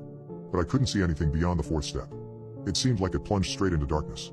I was just about to walk down there and see if she was maybe sorting through whatever might be below when I had second thoughts. That sense of foreboding overwhelmed my body and instead I decided to call her cell phone. I heard it ringing below my feet. Then I heard Adrian make a giggle from the stairs and I turned toward the basement door and called out to them. Hey, don't scare me like that, I shouted. No response. It made me uneasy. I tried to call again and it rang and still she didn't respond. Adrian, tell your mom to come up. And you too. Where is Callie? I asked. We're all down here, he responded. Something in his voice was off. It was chilling. Okay, well are you coming up then? I asked. No. A short and succinct answer. Something was wrong. Adrian, listen, I need you to come upstairs. Why don't you come downstairs, father? He asked. That didn't sound like my son at all. I looked down into the stairwell and saw 2 glowing orbs which I assume were his eyes. I couldn't see his pupils, just those white circles. I tried my best to not be frightened as I spoke. How long have you been down there? I asked. Long enough, he responded. I took a tentative step toward him. You really need to come up now. All of you. It's not safe down there. He smiled and I could see his teeth. It made the rest of his shadowy face look inhuman. Are you sure it's safe up there? He whispered. I didn't take any more steps toward him. I knew this was wrong. I felt cold talking to him. Like it was just an empty void. That was Saturday and I waited an hour before I was sure that they weren't coming back up. Then I tried again and told them to come up and got the same response except this time from my daughter. Daddy. I like it down here. You will too, she said in a hum. I hardly slept that night because I was so worried about my family. I didn't know who to call or what to do. It's not like the police were going to come over something like this. I kept hearing scratching on the floor and it would keep me awake. I have never felt so watched as I stayed in bed. Like there were eyes on the floor below. Then Sunday came and I went to work, trying desperately to ignore the sense of dread building inside me. I would get texts from my wife every so often. When are you coming home? The kids miss you. We have to stay together as a family. That prompted me to respond. Then stop this foolishness and come upstairs. It's you who is being the fool here, John. I decided to stop reading the texts after that. When I got home, the house was quiet again and I didn't even go near the stairs. I grabbed some sleep meds and locked myself in my bedroom, hoping that the night would pass quickly. Now it's Tuesday and things have progressed worse. A lot worse. We're hungry, Daddy. Can you please come feed us? Callie whispered to me as I passed the stairs this morning. I called a few people in the area, spiritual leaders and such, hoping maybe they could give advice. As you might imagine, no one wanted to talk to me. They thought I was crazy. Maybe I am? I didn't think that it would be possible for something so simple to be so sinister, but it is. And I'm terrified because I don't want anything harmful to happen to my family. Why don't you come up and eat, baby? I asked my girl. We can't. It won't let us leave. As if I didn't already have confirmation that something was happening down there, this sent shivers across my spine. And you can't leave either, my wife added. I saw all three of them there. 3 pairs of eyes in the darkness staring up at me. Just come down here, Audrey insisted. I took a step toward them, my heart racing. Something was compelling me to go deeper. Take one more step. Just do it, John. Just do it. Then I heard this low growl as I reached for the door. It was like the house settling and preparing to swallow me whole. I slammed the door and caught my breath, refusing to go a step further. For a moment there was silence. Then I heard a soft noise on the other side of the door. Tap tap. I ignored it at first. Tap tap. I bit my lip and whispered, "Who's there?" There was a giggle mixed with that hellish growl. "Daddy, it's me. Please open the door. Pretty please?" Ever since I took those first few steps, I can't stop thinking about what's down there. I don't want to know. I need to know. I have to know. In the past 12 hours, I have heard my family beg for me to come down there. I just don't think I'm in control of my own decisions anymore. Tomorrow, I think I'm going to go see what's down there for myself. But don't worry, I'll be safe. I texted everyone that I know where I will be. If they need me, they can find me in my basement. I found my autobiography at the local library. According to what it says, I'm supposed to die today. I've probably been going to the library since I was 6 years old. Sometimes I could spend hours there, combing the shelves and reading whatever latest newfound treasure I could snatch up. My all-time go-to book though was The Never-Ending Story. That's the reason I went there last week, to find The Never-Ending Story, curl up in a chair in the back room where Miss Salazar makes fresh apple pies on Wednesdays and just read it until the sun went down. When I got there though and went to the spot where it was tucked away, I was disappointed to find that it had been checked out. Looks like whoever checked out that book last never returned it. I'm sorry, it'll probably be a while before we get another copy, she told me. I pretended it wasn't a big deal and started looking through the new arrivals to distract myself. Nothing was jumping out at me like I had hoped, and I went back to the young fiction section in the hopes that maybe I was wrong and maybe it would be returned. That was when I saw that someone had tucked another book in its spot. It stood out from the rest as being larger and had a cover made of black leathery material, like boots. I pulled it out, thinking someone had misplaced it, and then noticed the name on the cover. It was my own. I looked around and tried to see if I could spot whoever had slipped the book onto the shelf, but no one nearby acted like they knew anything about it. I slipped it under my arm and walked toward the back as Miss Salazar was pushing the dolly around and placing books back on the shelf. "Did you find what you were looking for?" she asked me as I covered up the title. I smiled in thanks and opened it up to see what this strange book had inside. The first page seemed like an author's dedication. For Maria. That was my birth mom's name. My curiosity got stronger and I flipped to the first chapter. I've lived here all my life. Some might even say I was meant to die there too. I stopped those people though. I stopped everything from happening. Now all I can do is write a record of it and make sure it never happens at all. There was a small card attached on the next page. Again, it was my own signature. There was no mistaking it. And below that a date. August 10th, 2023. I closed the book up and pushed it away. I didn't have time for stupid pranks. I walked home, frustrated that someone had taken my favorite book and replaced it with this dumb book. But when I got home, the book was sitting there out by my mailbox. There was another note attached. "Keep reading." I was tempted to burn it, but something inside me convinced me that this book was special. I sighed and took the book inside. My stepmom was too busy getting drunk and my siblings were running around chasing each other like demon cats. I went into my room and closed the door, trying to see what else the book had to say. There was plenty about my childhood growing up here with my siblings. The time I broke my ankle in 4th grade. It seemed to know everything about me. You don't know me, and you probably never will. But 10 years from now, you'll be a different man. You'll wish you had made different choices. This book is designed to help you make those choices. There were newspaper articles inside, crumbled and barely legible. But I recognized pictures of myself. Except I looked older. Wanted for homicide in the 1st degree for murdering his family on July 30th, 2023 and has been on the run ever since. That was today. I stared at the image on the page. It showed my house in flames and the fire department trying to save those inside. I saw another page, another crime. There were dozens of them. Bodies. People I had buried or left for dead. Some without their skin, others without tongues. Why had this all happened? Why had I turned into this monster? I kept flipping through the book, searching for answers and only finding more destruction. Then I got to the end. You know the truth now. But nothing will prepare you for it, even with this knowledge. The choice is still yours to make. I hope you make the right one. It was my signature, of course, and a picture of a much younger me. I was holding the hand of a woman that I had never met. On the back was a date. My birthday. Why was she holding me as a baby?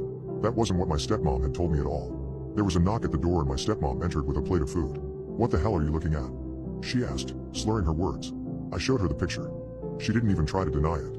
"Yeah, that's the freak I thought I burned them all." "Hell, I guess you'd figure it out one day anyway," she said, snatching the photo away and then ripping it to shreds in front of me. "You ain't ever gonna see her again anyway. Might as well just quit your whining and get those chores done," she snapped.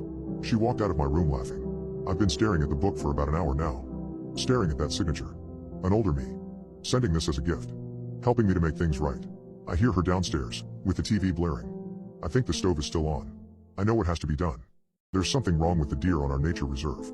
They've started standing up. I've lived in this town all my life. I know all the weird traditions that come with living in a place as remote as mine. But nothing explains what happens at our deer park.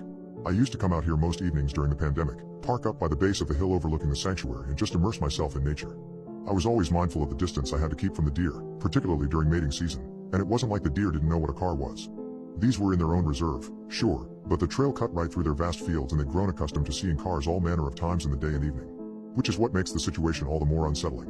Starting last week, a sign was put up on the entrance gate to the park, "Impossible to miss," as the car slowed and the tires rolled over the metal grates. With it being the late hours and very few cars on the road, I decided to stop and read it in full. This were the 4 rules it gave. Our deer are exhibiting unusual behaviors and we are politely requesting you observe the following guidelines in place as to best protect yourself. 1. While the park is open 24 hours a day, we recommend that visitors do not stop their cars during observable grazing periods and at night. 2. Should you be slowed or stopped at any other time and the deer be curious by your vehicle, act calmly and do not speed up. Let them inspect you and judge you as a safe passerby.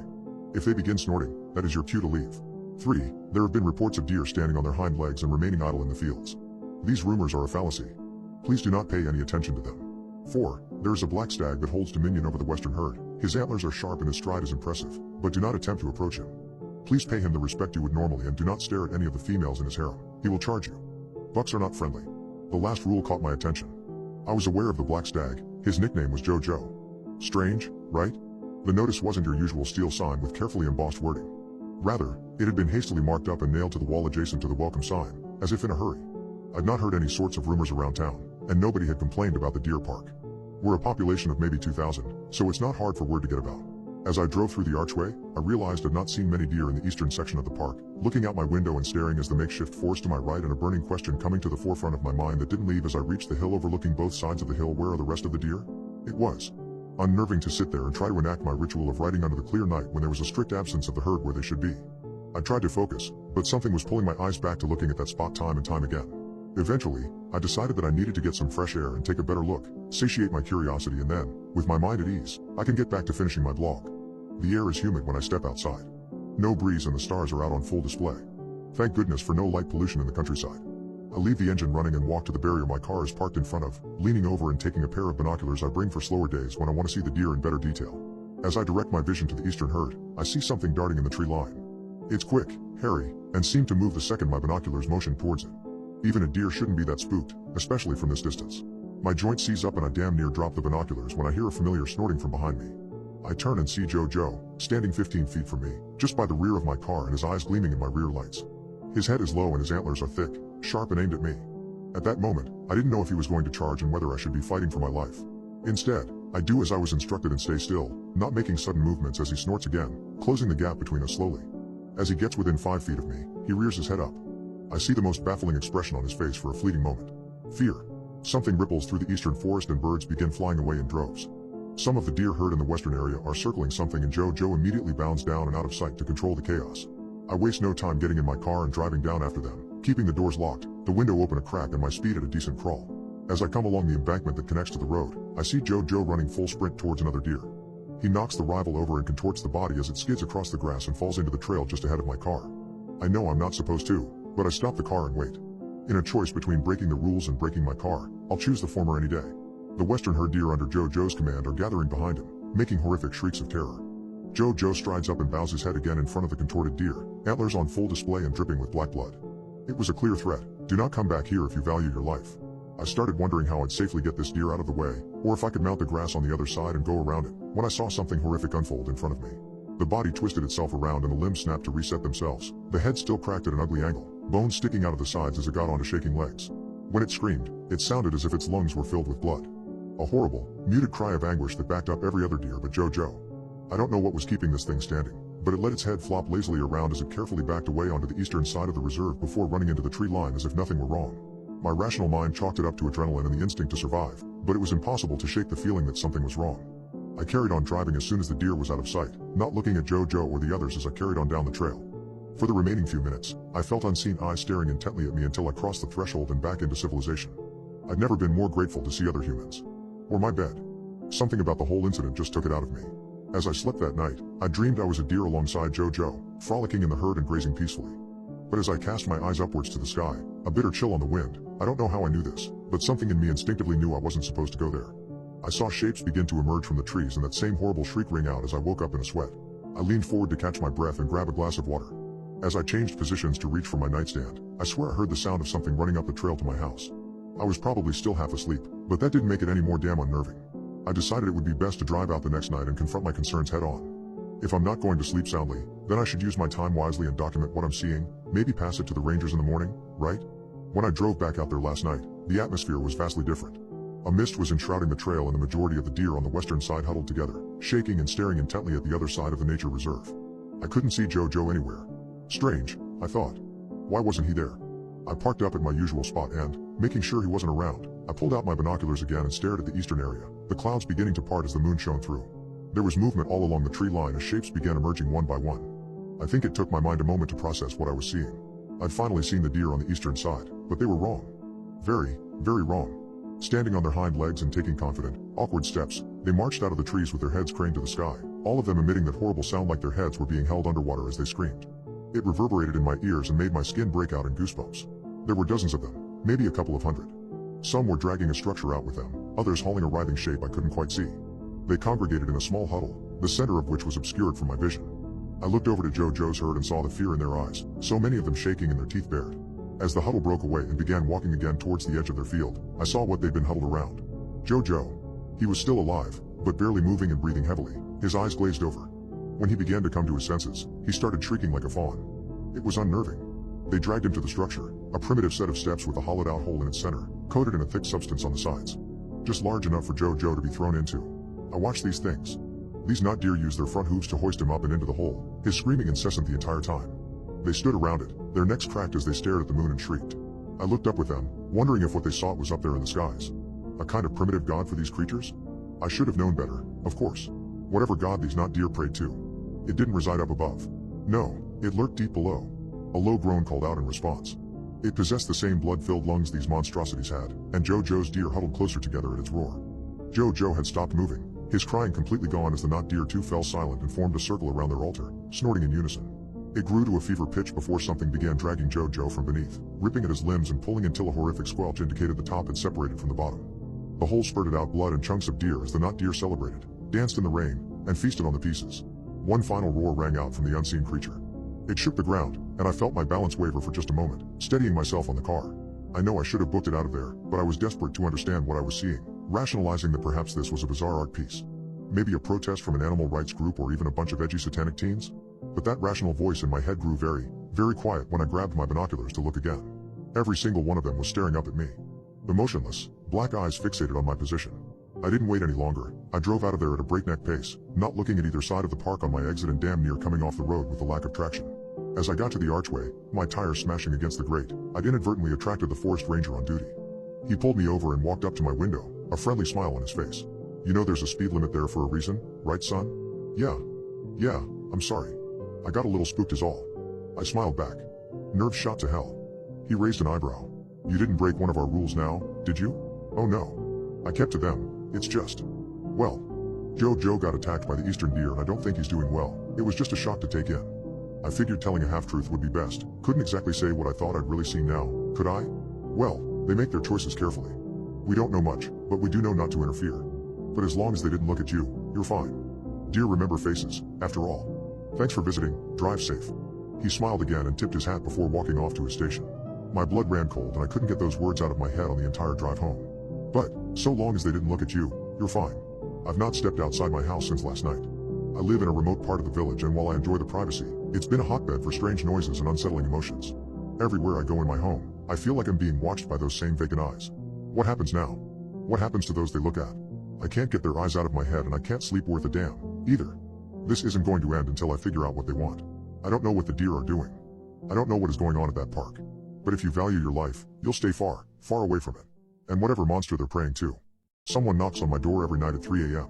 I finally found out who it is. I've never been this terrified in my life. I've already decided that I'm moving to another house tomorrow. I can't let him know where I live. Because last night, at 3:02 a.m., my phone buzzed. There is a person at your front door. I look at the screen, and sure enough, nothing is out of place. No breeze either. The furniture is still there, the hammock is swinging, and my plastic flamingo berry is staring dutifully at the door.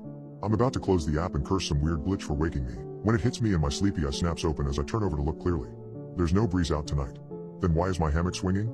Furthermore, Barry is positioned to look out at the yard. I do it partly as an aesthetic thing and symbolically, he's the guard of the house. So why is he looking at the camera? I close the app and take a moment to steady my nerves. I'd always been a nervous wreck at the best of times, and I didn't spend money on therapy to get past trauma for nothing. I grabbed my stuffed animal and rocked myself carefully until I could slow my breathing. There is a person at your front door. Oh no. This can't be right. I ball my hands into fists and smack my temples an even number of times in frustration before I hold them down and, tears in my eyes, breathe once more. I remind myself I'm in control and take another tentative look at the app, feeling my skin crawl as it loads for an incessant amount of time, letting my mind wander once more. The camera looks out onto my driveway and the adjacent road. Directly opposite is the McPherson house, and to the right of them is a small clearing into the woods surrounding our suburb. It's vast and thick. God knows why anyone would go in there. I look at the app, still open, and stare hard at the shape on the screen, expecting a creature or a horrifying specter to appear. Nothing. The road is quiet and there's nothing in the clearing. But Barry is still staring at me and it's unsettling me more than I care to admit. I don't like things out of their place or positioned wrong. It just sets my teeth on edge and I feel like pulling every follicle of hair off my body when I can't alter it. It's torture. I put on some clothes and saunter downstairs, fiddling with the triple lock on my door and getting to the latch when I hear something that gives me pause. An ever so slight creak on the second step leading up to my condo, an older bit of wood that I intentionally left weaker. I'd love to say it was part of my master plan to catch a thief, but I just enjoyed the sound and, as I said, I hate messing with set things. Now, however, that sound was sending a chill down my spine and a horrible thought creeped into my head. What if they moved it intentionally? I stepped back and carefully slid the locks back into place, watching my movements as I found a safe place to sit down in my living room, hoping not to make a sound. I waited a good 15 minutes in absolute silence, ears trained to the outside before I felt safe to move upstairs, my mind thinking back to the incident that set all this off. However, a decade ago, someone started showing up at my workplace and kept telling me I was the most special person they'd ever met, that I had such special genes and they needed to know everything about me.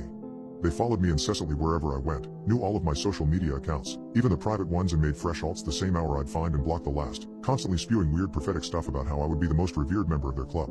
I remember the night they broke into my parents' house, waking up to them standing over me in that weird outfit, a gruesome smile plastered over their wrinkled and hairy face. I remember wondering why they were smiling as they drew a serrated knife across my thigh and pooled the blood into a small vial before dashing for the door as I screamed the house down. The guy was a well-known nut job from the homeless community who preached about some church of the Dusk Walker, but he knew the all-seeing prophet and the police had many run-ins with him, so they found him quick enough. He was sent to prison, and that was the end of it, for him at least. It took years of therapy and a new job in an entirely new city to placate me, and even now I struggle.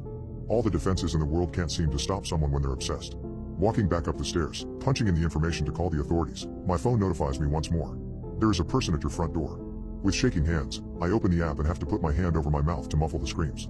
It's him. He's older and malnourished. But it's absolutely him. Standing on the top of the stairs and leering at me, bent over and neck cocked to the side. But it's his neck. His neck is horribly long. It's stretched out and there are veins all over it as it extends and pushes his head closer. Deadened eyes and a wide smile greet the camera as it gets closer. I run upstairs and pull the blankets over my head, phone still in hand, and shakily try to call the police, but I have no idea what they'll even do if I tell them what I've seen. The phone rings out for what feels like forever when I hear a thumping sound against my window, the unfettered moonlight casting a shadow on my blankets that scars my mind and shocks me into silence. His head is smacking against the window pane. Either in an attempt to get my attention or, more likely, to get inside. Hands pull at the hairs on my head and I dig my face into my knees, begging for it all to stop with every ounce of willpower I can muster. I rock there back and forth for an age, just repeating the same thing over and over, almost in tandem with his bumps. Stop it, go away. You're not welcome. It takes some time, but the bumping inexplicably stops and I hear a snapping sound, followed by a low, desperate groan. I feel tears run down my face and blood from where I'd bitten my lip as I take in the intoxication of a silent night. There is a person at your front door. Shaking hands open the app and for the first time, I can't contain my scream. It's an eye. A single, bloodied eye with full dilation jammed up against the camera. I can see something writhing in the darkness, twisting and dancing. Beckoning to me even as I shriek so loud that lights begin to come on at the McPherson house. Something in the blackness is calling to me and a part of me wants to go to it. Every logical part of me feels unmitigated fear. My legs are shaking, my heart is pounding so fast that I feel dizzy as I stand and I can barely hear anything in my ears. Yet, I still walk to the door, to whatever is calling me, eyes transfixed on the app as the strange shape beckons me. My hand slips off the first lock. The shape is no clearer, and yet I feel a familiarity within it, the contours in the eye almost inviting. The second lock clicks and release and a rumble is audible in my ears. I feel comfort and warmth. I pull the chain on the latch and start to open the door to my calling as the elder McPherson bellows at the top of his voice. Hey, who the hell are you? Get away from there. You've got 3 seconds.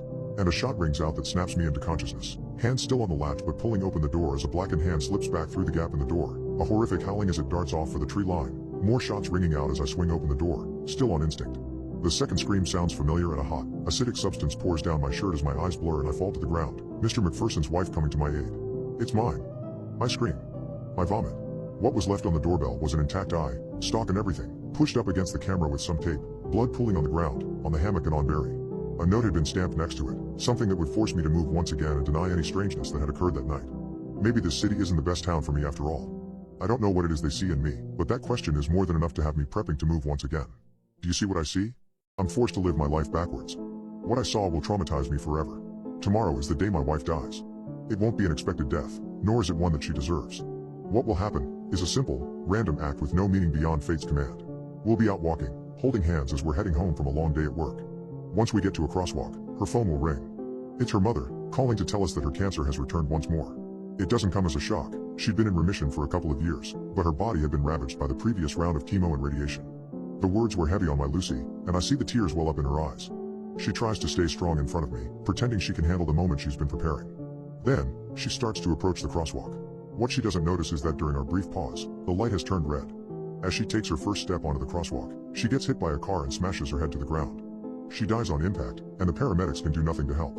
In less than a second, everything she ever was, will be taken away from me, and I have to watch it happen. Her death is a fact I've known since we first met as young children. Yet, I can do nothing to prevent her untimely demise, no matter how badly I want to. She made me promise, swear never to tell her the inevitable truths of the future. Even had I tried to do so, it wouldn't have mattered. We weren't meant to know the end. That's what makes life beautiful, she said. But, they're just words written down in a book, a reassuring lie I don't remember. That'll be it. The last memory I have of my wife alive. Once her body has been buried, and once I've moved away to another city, I'll forget she ever existed. All I'll be left with is a hole in my heart that I won't be able to fill until the day I finally die. Because that is my curse, to remember everything from my own future, but nothing of the past. To the best of my knowledge, I've always been this way. From the very first step I took as a toddler, and from the first word spoken. I was given every single memory from my entire life, even though I hadn't yet experienced them. In return, they vanished from my mind once I experienced them. In the most bizarre way, I'm living my life backwards. I am burdened with the knowledge of tomorrow, knowing fully well I can do nothing to alter the oncoming passage of time. Thus, at the ripe old age of 35, I have forgotten every single, factual detail about my life. And, once these words have been put down on paper, they'll be gone too, washed away by a fractured mind. The first set of stories, spanning from my childhood to my mid-20s, were written by my mother. She was a brilliant person, quick to action, and smart as all hell. She noticed something off about me at a very young age, once I started predicting things that hadn't yet come to pass. The first incident occurred when I was 5 years old. It was such an innocuous, dumb complaint. I didn't want to go outside because of the storm. I was afraid the lightning would hit us during the picnic we'd planned. My mother was naturally confused, as the trip had been scheduled for the next day, and the weather report had confidently stated that the day would be filled with nothing but sunshine. Then, as the next morning arrived, my mother was shocked to see that my predictions had come true. Baffled, but still skeptic, she wrote it down in her own diary as little more than an oddity. Just a year later, my mother found me crying in my room. I was distraught because our cat had died. She sat down and started to comfort me. Sure, our pet was of advancing age, but he still remained healthy, as curious as ever. In the middle of my frantic cries, the cat just walked in, checking what the commotion was about. A month later, he passed peacefully in his sleep. A good, old cat who lived a great life. As I grew older, I quickly learned to separate the past from the future. My mother had already put 2 and 2 together, and she knew my life would be a complicated one full of challenges. Because of that fact, I had difficulty making friends. Back then, my future wife Lucy lived next door, and even she figured out something was weird about me.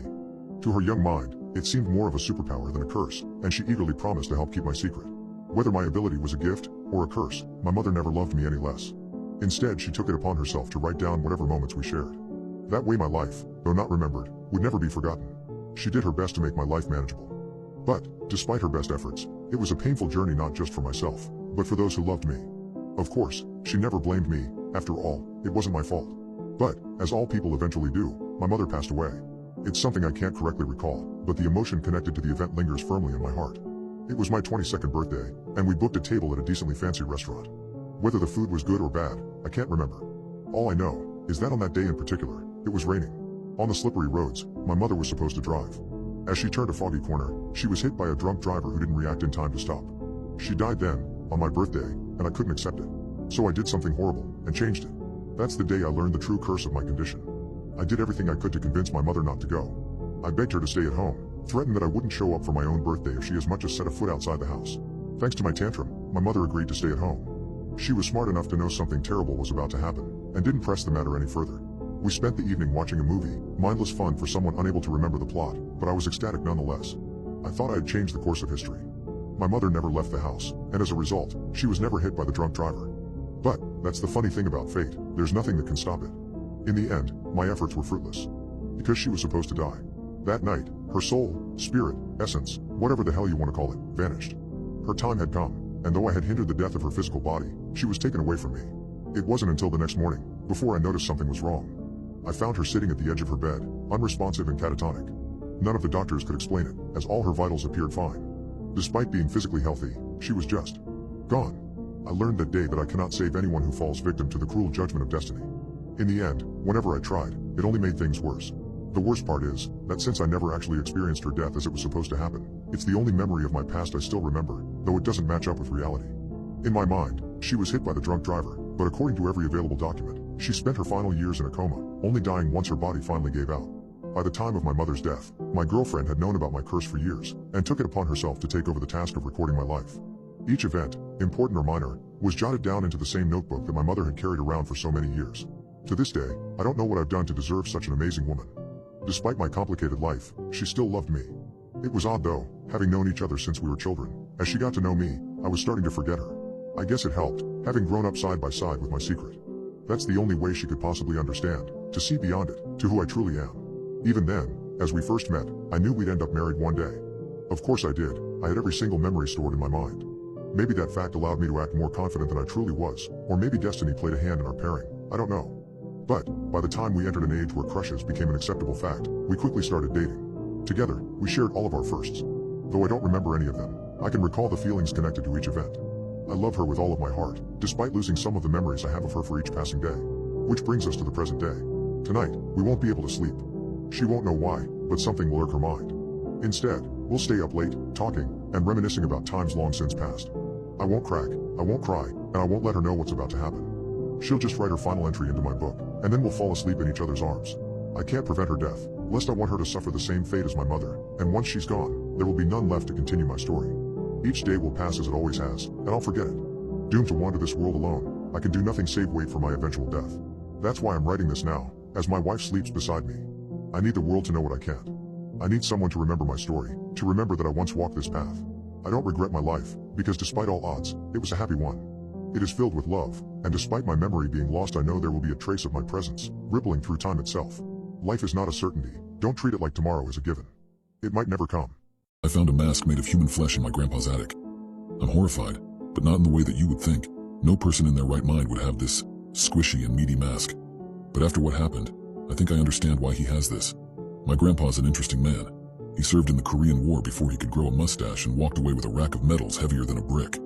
Since then, he's been a famous archaeologist. I use the term famously a bit loosely, I'll admit. He didn't make any world-changing discoveries like uncovering King Tut's tomb or finding Excalibur. He did, however, uncover countless dead bodies from wars throughout the world, which initially gave me an idea as to where this mask made of flesh came from. It was a favorite pastime of my family, listening to Grandpa speak. We'd crowd around him every gathering where he spoke of things like the Ark of the Covenant, Blackbeard's lost treasure, and the Amber Room. He also spoke of an old mask, one crafted 1,000 years ago by a man possessed by the devil. It was called the Mask of Ashes, and if you put it on, you'd be given a vision of the future. The only time he mentioned this mask, though, was after a night of heavy drinking on Christmas Eve 1987. When I asked about it the next evening at supper, he dismissed it.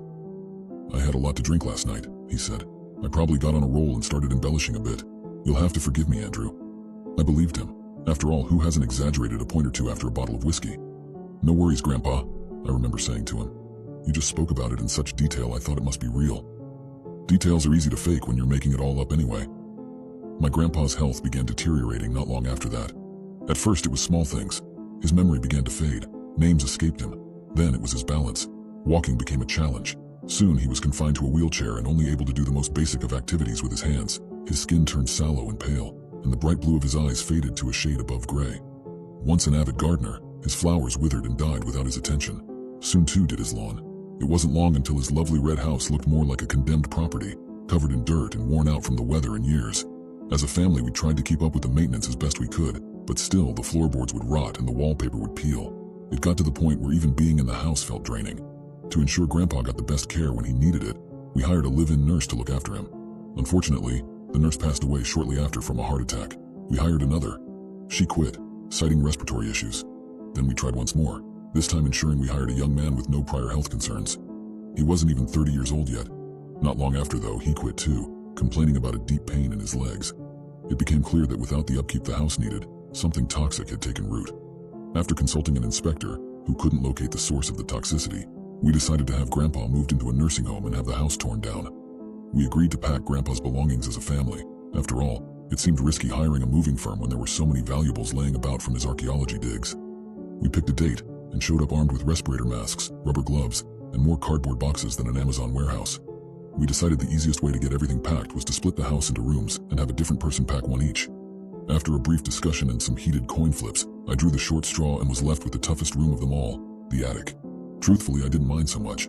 Like I said, my grandpa was an interesting man, and I was certain he'd have some curious knickknacks squirreled away up there. So I headed upstairs and pulled down on the dangling ceiling cord. The attic's wooden steps drifted down with a haunting groan. A moment later, and the smell of old books, parchment, and rat droppings greeted me. Given my grandpa's condition, I couldn't be certain the last time anybody besides the inspector had been up there. If I had to take a guess, though, I'd say it had been well over a decade. I ascended the steps into the attic and squinted as my eyes adjusted to the dim light. It wasn't anything special, very typical as far as attics went, complete with a low-sloped ceiling and plain wooden floors. Boxes had been piled anywhere they could fit, with a tight path winding between them that led to the far side of the room, where a dusty desk sat in the faint sunbeam of a dirty cobwebbed window. I made my way toward it, figuring working my way from back to front might be the best strategy. That way, as I became more tired, the boxes would be closer to the stairs. I silently thanked my grandpa for already having just about everything already tucked neatly away, and resolved to get to work. As I came upon the desk at the far end, I noticed a book open on top of it, beside which was a plain mahogany box. Curious, I investigated. No doubt this was the last project my grandpa had attempted to undertake before his health failed him. The book looked old, older than any book I'd ever seen. Its pages were yellow and curled, and looked to have been penned by hand. It was bound with sinew between two thick leather covers. Creepy, I said, softly brushing my hand over the surface to clear the thick layer of dust. It revealed a page littered with symbols. Whatever language it was written in, used sharp, jagged characters to denote its alphabet. I'd never seen anything like it. Well, into the box with you, I said, heaving a sigh. I closed the book with a poof of dust and placed it into the packing box next to me. Then I turned my attention to the mahogany container on the desk. Its craftsmanship was excellent. The wood was smooth, a deep brown red, and even up in the attic, where the smell of rat droppings reigned supreme, the box had a rich and clean scent to it. It was plain though, save for a small metal clasp on its front that originally looked to have been for a lock. I opened it. Inside was a mask, one of plain design. It had 2 eye holes cut out as well as several sharp uneven slits made for the mouth to speak and breathe through. I picked it up and took a closer look. The material the mask was made from looked a bit like dried skin. I pulled off a glove and ran my fingers over it. It certainly felt like dried skin. Probably animal hide, I muttered aloud, not wanting to consider the alternative. After studying it for several more seconds, I decided there was nothing particularly special about it and put it down. It was just an old mask. I consulted the inside of the box, ensuring that I hadn't missed something. It was empty. For my grandpa's last project, this felt oddly anticlimactic. I suppose after a life of so many fantastic stories, I just expected something more significant. I picked the mask back up and tossed it into the mahogany container, then closed the lid with a gentle click of the latch. A memory prodded at the edge of my mind. I bit my lip, staring at the plain box, recalling a legend Grandpa told me many years ago. It had been Christmas Eve then. He'd spoken about something called the Mask of Ashes, an object he later insisted he'd made up. I drummed my fingers on the box and my imagination spun to life, recalling the wondrous tale he'd told of a mask that showed the wearer the future. This wasn't that. It couldn't be. He'd already admitted the entire story was a drunken farce. And yet, I opened the box. I'm not certain why, but maybe it was a sense of nostalgia, mingled with an inability to accept that my grandpa had really gone his whole life without any major discoveries. He'd always been such a clever man. I pulled my respirator off of my face and stared at the mask with mounting excitement. Reaching down, I flared open its bottom and brought it up over my head, and then slowly placed it over my face. I blinked. In front of me, I saw the dusty desk, my packing box with the book inside, and the mahogany container. Everything looked exactly as it had earlier. "Well," I said with a disappointed laugh. "I'm not sure what I was expecting." I reached my hands up to my neck to remove the mask, but then the world began to bleed. I stopped, my heart thundering in my chest. The desk began to warp, and soon both it and the cobwebbed window bled away, pouring into a red soup on the floor. Around me, the high-stacked boxes did the same. Soon I stood in a pool of blood up to my knees, warm and thick and rich with the smell of iron. "Incredible," I breathed, unable to contain my fascination. I took a step forward, and the pool of blood shifted, creating small waves and ripples upon the surface. For several moments I gazed around in stunned silence, hardly able to believe what I was seeing, what I was feeling. After all this time, Grandpa truly had made a massive discovery. His final project was also his greatest. I had to tell my family. I had to tell the world. This was more than discovering some rusty sword or old treasure. This was something that would change the way we understood the world, history, and religion entirely. This was something unlike anybody had ever seen. I pulled the mask off of my face and, beaming, turned to leave the attic. The blood shifted.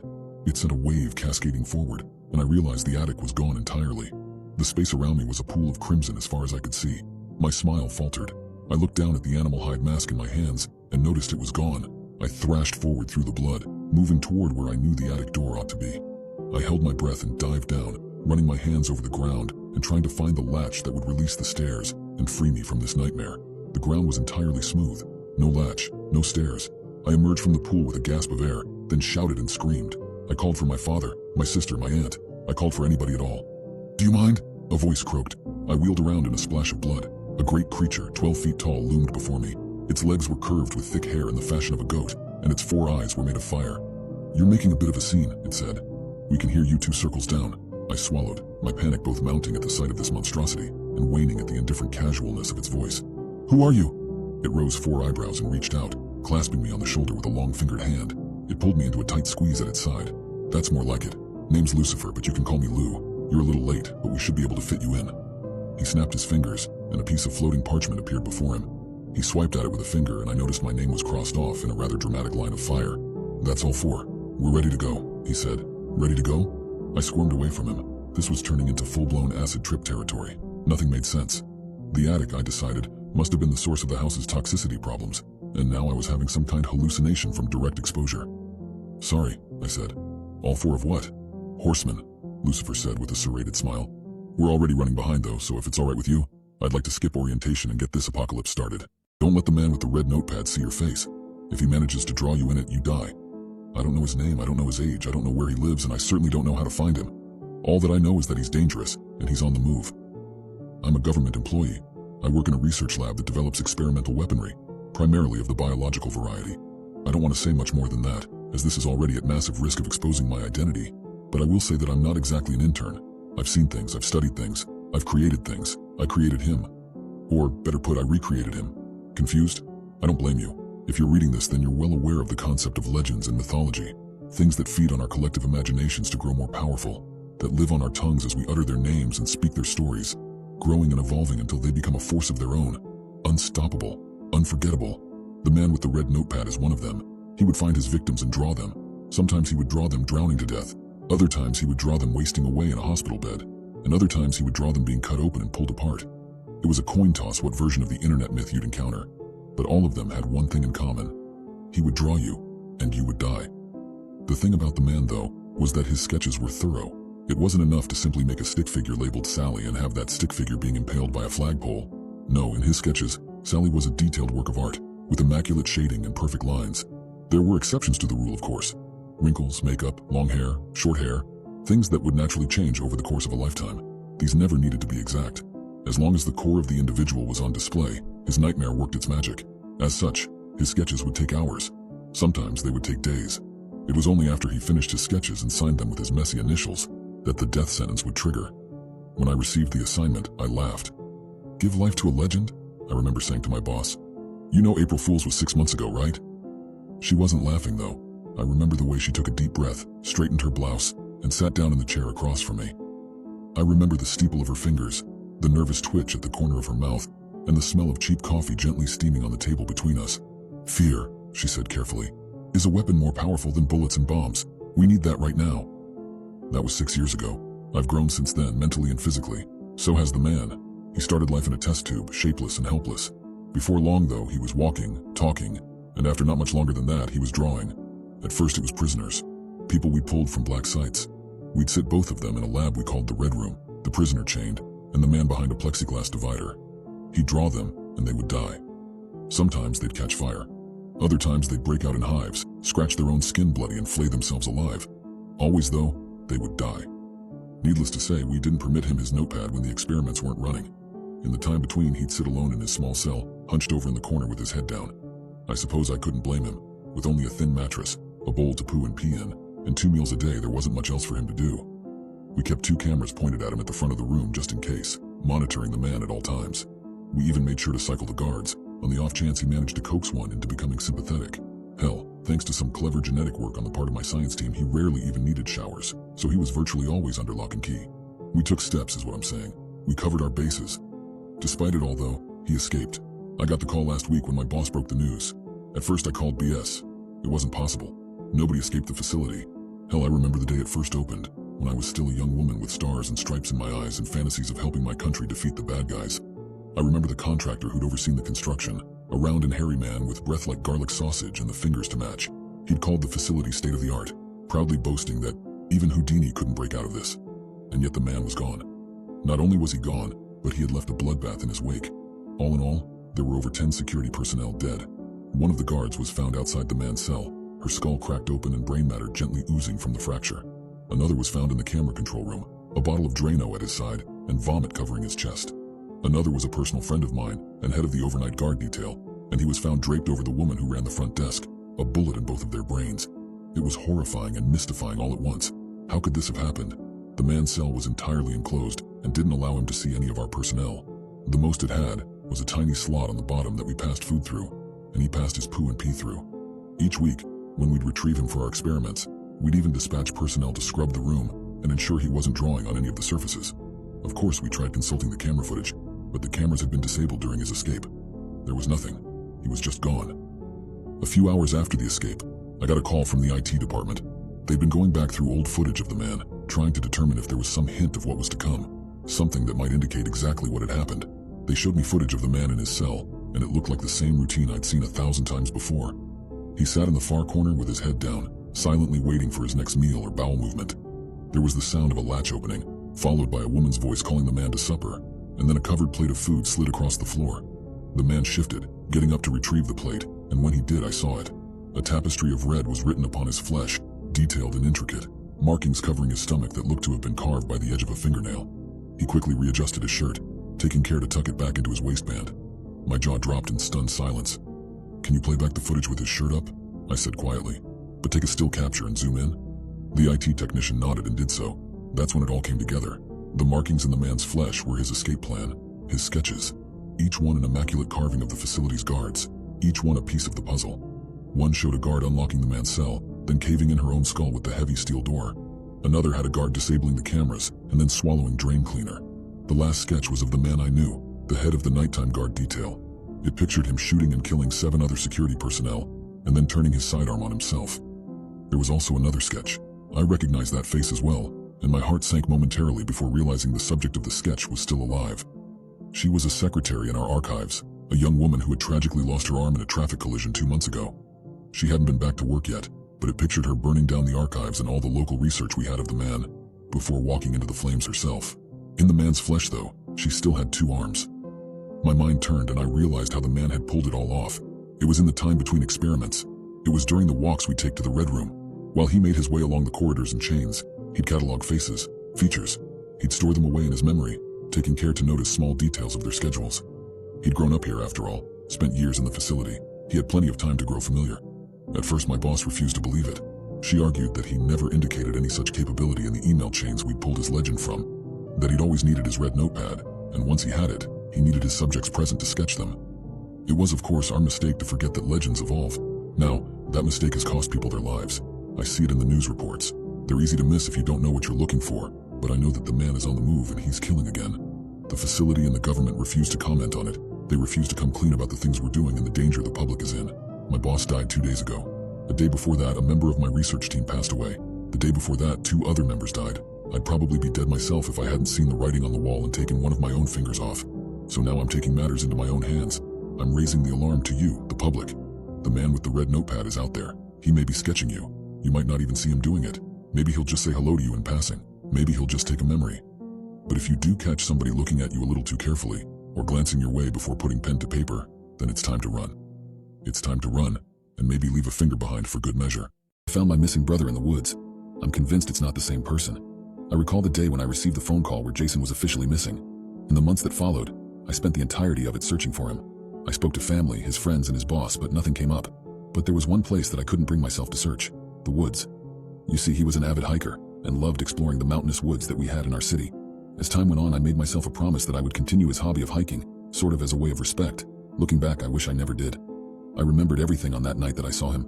I was a complete moron for staying at the summit as long as I did, no doubt about that.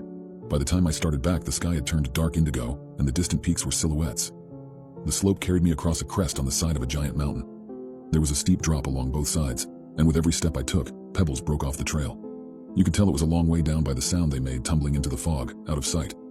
I tried not to think about the jagged rock beds waiting for me at the bottom. Yep, no doubt about it, I was an absolute idiot. On the way up, a bunch of experienced hikers warned me about hanging about too long, said dusk would roll around fast. If only I'd listened. Over the course of the next 30 minutes, the sky turned from purple to black, and this silvery mist drifted across the landscape, limiting my visibility to 30 meters or so. It started feeling claustrophobic, despite being outside and all, and I kept second-guessing whether I'd actually come that way.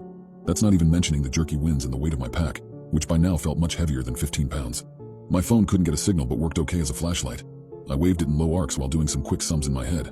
The climb took 3 hours, accounting for water breaks, and I'd only started down 45 minutes earlier. Yeah, no matter what way you sliced it, there was a long way to go.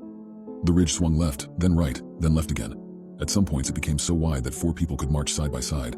At other times I almost had to do an impression of a tightrope walker. Thanks to the gusts of wet air, I didn't hear the footsteps until they were close by. By that stage my light barely dented the fog, which looked thicker than gruel. I stopped, listened closely. Just a gust of wet air. I started along again. 10 seconds later a huge pebble cascaded noisily into a ditch up ahead. Did another moron hang around too long? Hello? I shouted.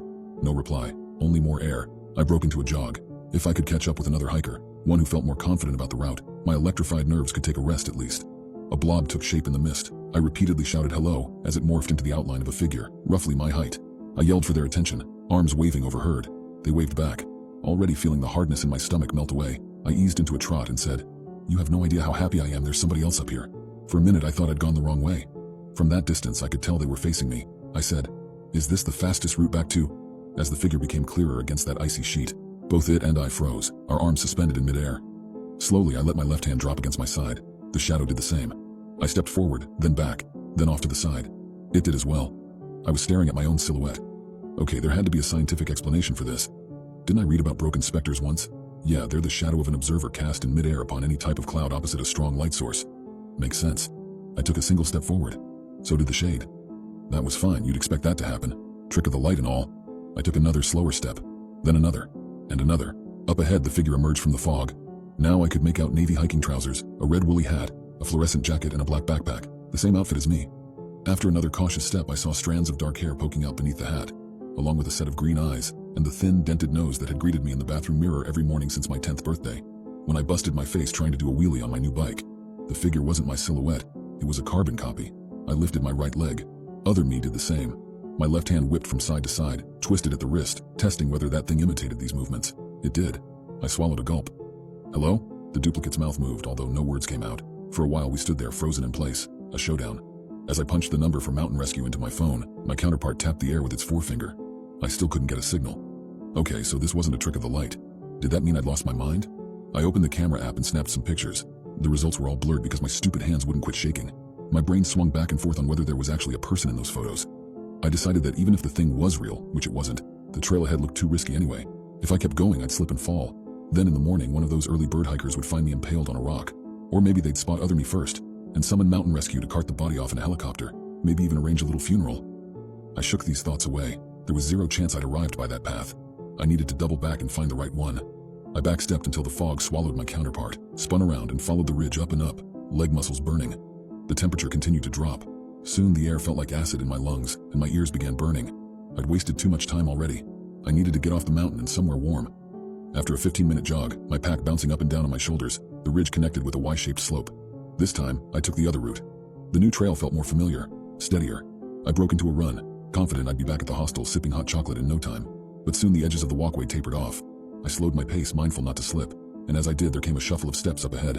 And then, like before, a silhouette filled the blank sheet of fog. Okay, this had to be my imagination. There was no other plausible explanation. My arms shot up and down, confirming the doppelganger still mimed these actions. It did. I couldn't decide whether that was a good or bad thing. The silhouette stood there, mouth all tight, eyes narrow. What the hell did I do now? I weighed my options for a while before giving the phone a few more tries, even held it way up overhead. Still nothing. I was cut off, isolated, alone. I'll go slow, I kept telling myself. If I turned sideways, me and other me could slip right by one another, right? What other option was there? Wait until frostbite set in. I shuffled along, my pulse banging between my ears. One slow, unsteady step followed another. But then, when only 20 meters of trail separated us, I froze. What the hell was I thinking? I'd seen this horror movie a million times before. Better to stay perched at the summit until dawn rather than let this scene play out, even if it meant risking hypothermia. My clone stood there with its face tensed. I doubled back, frequently glancing over my shoulder until the figure melted into the gloom, and then jogged back toward the summit. The temperature plunged even further. Now icy fingers caressed the back of my neck, massaged my earlobes. To my horror, the silhouette appeared up the stony hill 5 minutes later. Despite already knowing what was about to happen, I continued on until the clone drifted into view. I spun around, sprinted back. I'd let the fear and panic disorient me, that's all. It wasn't long before the footsteps started up again. Another 10 strides and the silhouette re-emerged. Still in denial, I went back and forth 6 times. With every turn, my counterpart appeared sooner and sooner. Now I couldn't go 5 minutes without hearing pebbles crunch under heavy boots. This had to be a nightmare. I pounded my temples, clomped my feet, and told myself to wake up, wake up, wake up. My counterpart mimicked these actions. The wind bit into my extremities. Now simply holding the phone took a concentrated effort. My swollen red fingers looked fatter than plump sausages. My only option was passing the replica. But hey, it was only a phantom, right? A figment of my imagination.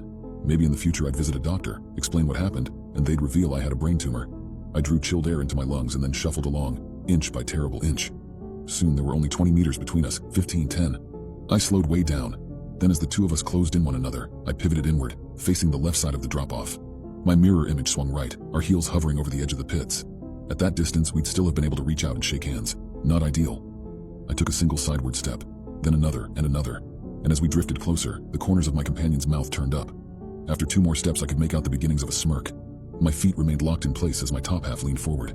For every inch that closed between me and it, that mouth grew wider, spreading into a full-on ear-to-ear grin. I sidestepped in reverse, my peer's face reverting to a look of terror, followed by confusion. Once we reached a safe distance, I tried making a fist but couldn't. Pressing forward was my only option. After failing to get my breathing under control, I sidestepped along, quicker this time, my arms up in a T-pose. As the distance shrunk, my counterpart's lips curled back, revealing a smile so wide and deep you could count the individual teeth. Except, they didn't look like my teeth, more like yellow canines surrounded by black gums. The figure's eyes widened and flicked about, as though it had been looking forward to this moment for years. I couldn't retreat again. Not unless I wanted the authorities to tell my family they discovered 2 identical icicles. In an attempt to create more space, I edged so far back that only my toes remained on solid ground. That grinning bastard did the same. My entire body tensed up hard. I hunched forward, my head down and to the side. Just a few more steps. But now there was something happening to other me. The flesh along its cheeks began bubbling, and dark patches grew across the neck and forehead. The facial muscles jerked and twitched, going crazy with spasms, laughing soundlessly. Pink froth shot out of that open mouth and sprayed across my cheeks. Its warm, rancid breath made a moist sickness slide up my throat. One more step and we'd come face to face. I clenched my jaw and forced myself to press on. And, as our heads aligned, the skin on the face opposite mine tore away, as though gouged by invisible fingernails. Soon there was only exposed cartilage and veins, with patches of bone shining through. The two of us stared at each other, our breaths perfectly synchronized. For a moment I thought I was about to make it, that I just had to order my legs to take one more step. But then my twin's head rattled from side to side, swaying too far in either direction as if loose at the neck. Without meaning to, I yelped, felt my balance go, and then windmilled both arms around. My counterpart did the same. This action carried both our bodies over opposite sides of the trail. Beneath my boots, clods of dirt broke apart and tumbled into the void. For a moment I became weightless, but at the very last second, my numb hands shot out and fumbled for the trail. By some miracle I held on. With barely working fingers I clawed my way back to solid ground. So happy to be alive I almost forgot about the mimic. It took a few seconds before my brain kicked in and screamed, "Wriggle sideways." I did this while still hoisting myself back up and then belly crawled along down summit. When there were a few meters between me and my counterpart, I scrambled to my feet, still breathless, and backstepped away. Other me retreated in the opposite direction until the fog enveloped him, and then I spun on my heels and tore down the trail. Within minutes the slope widened. I started half running, half falling, but my legs refused to slow down, even when the path connected with the valley below. Whenever the first signpost for the hostel appeared, I almost cried. I still don't know what the hell that thing was. All I know is I haven't been hiking since. But sometimes, when I drive past the woods to go to work, I see him. I see that grin. I see his fleshless face. Every time his clothes match what I'm wearing on that day. But last night, when I was about to go to sleep, I swear I saw someone walking up to my house in the middle of the night. When I turned, I saw nothing. I must be going crazy. It's getting late. I'll investigate it tomorrow. My father went missing 3 years ago. Today I found him in the woods, but I don't think it's the same person. I don't know how I'm alive. Whatever that thing was, whatever was chasing us, it was not human. And now I fear that it won't stop looking for me anytime soon. My grandfather and I were on a fishing trip that day. Back when my father was still alive, my dad would join us, but it was just the two of us this time. I was a little awkward around my grandfather because I'd never actually been alone with him. I'd always watched others interact with him, but had little to say to myself because I was only 8.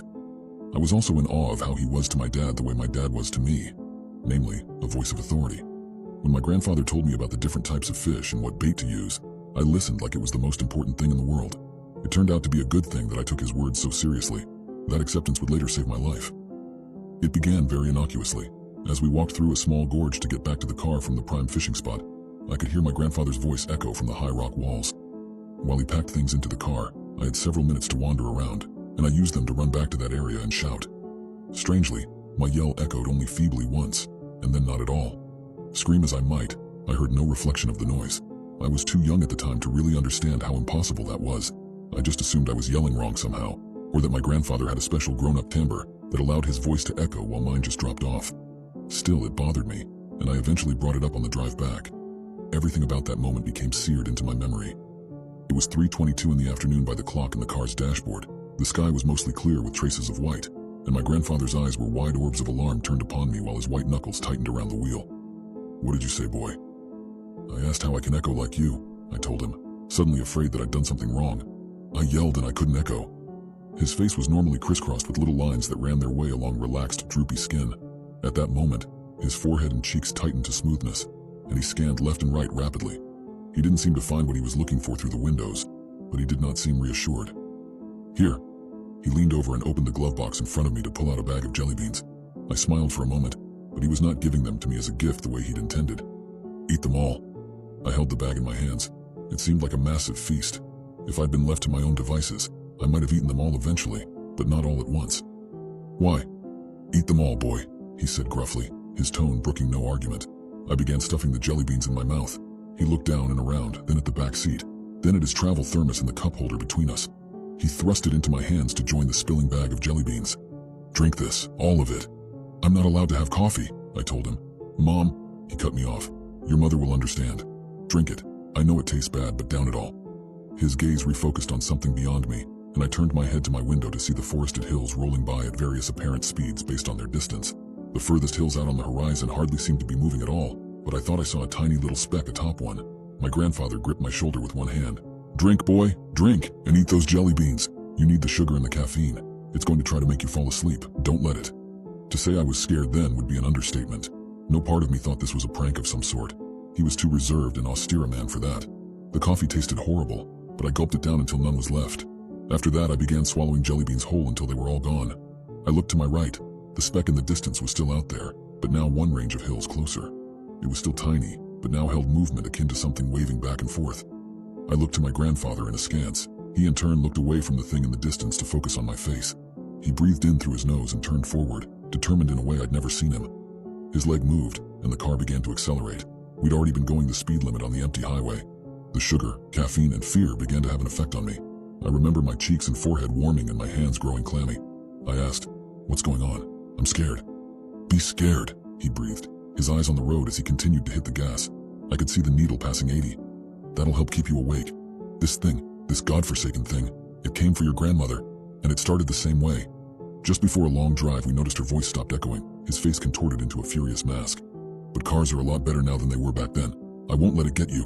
My back began forcefully pressing into my seat as he put the gas to the floor. I watched the needle pass 90, and then I looked out the window again. It was even closer, now visible as the silhouette of a man running up hills between trees and over boulders parallel to us. "It's still out there." My grandfather grunted angrily and audibly slammed his foot down. I held onto my armrest and the door handle in terror as our car topped 100 miles an hour and began to shake. It felt like we were in a barely controlled projectile far beyond any limit of safety. and I was terrified the highway would suddenly stop being empty and we would smash into a car or truck ahead. But even through that overwhelming fear and adrenaline, a chill tiredness began seeping up my spine. My eyes began to feel heavy, and I blearily looked to my right. The shock woke me back up. It was on the gravel shoulder of the highway now, completely visible as a black humanoid silhouette running at incredible speed alongside our car. In that moving pitch darkness, I could see lit pinpoints that made it feel as if I was gazing into the night itself. The afternoon sun burned in the sky above and behind it with no effect, staring as its blurred feet began to pelt across the painted line at the edge of the road. I felt sleepy again. It was running parallel to us, but drawing ever closer. "Wake up!" my grandfather screamed, risking one hand off the wheel at 110 miles an hour to shake my shoulder. "It's trying to drain the life out of you! Wake up!" He jerked the car one lane to the left, and still pressed into my seat by the acceleration, I stared down at the hypnotic dashes in the middle of the road. Bit by bit, black feet began landing between each dash, keeping pace with us. I remember the car shaking violently around me the way I imagined a space shuttle lifting off might around its astronauts. I know now we were crossing 120 and nearing the most the car could offer, but at the time, I was caught in watching the hypnotic dashes and stars in those void legs moving rapidly back and forth as it ran right up alongside the car and reached down with one hand to open the door. Wind blasted around me as the gale force of 120-mile-an-hour winds tore at my clothing and hair.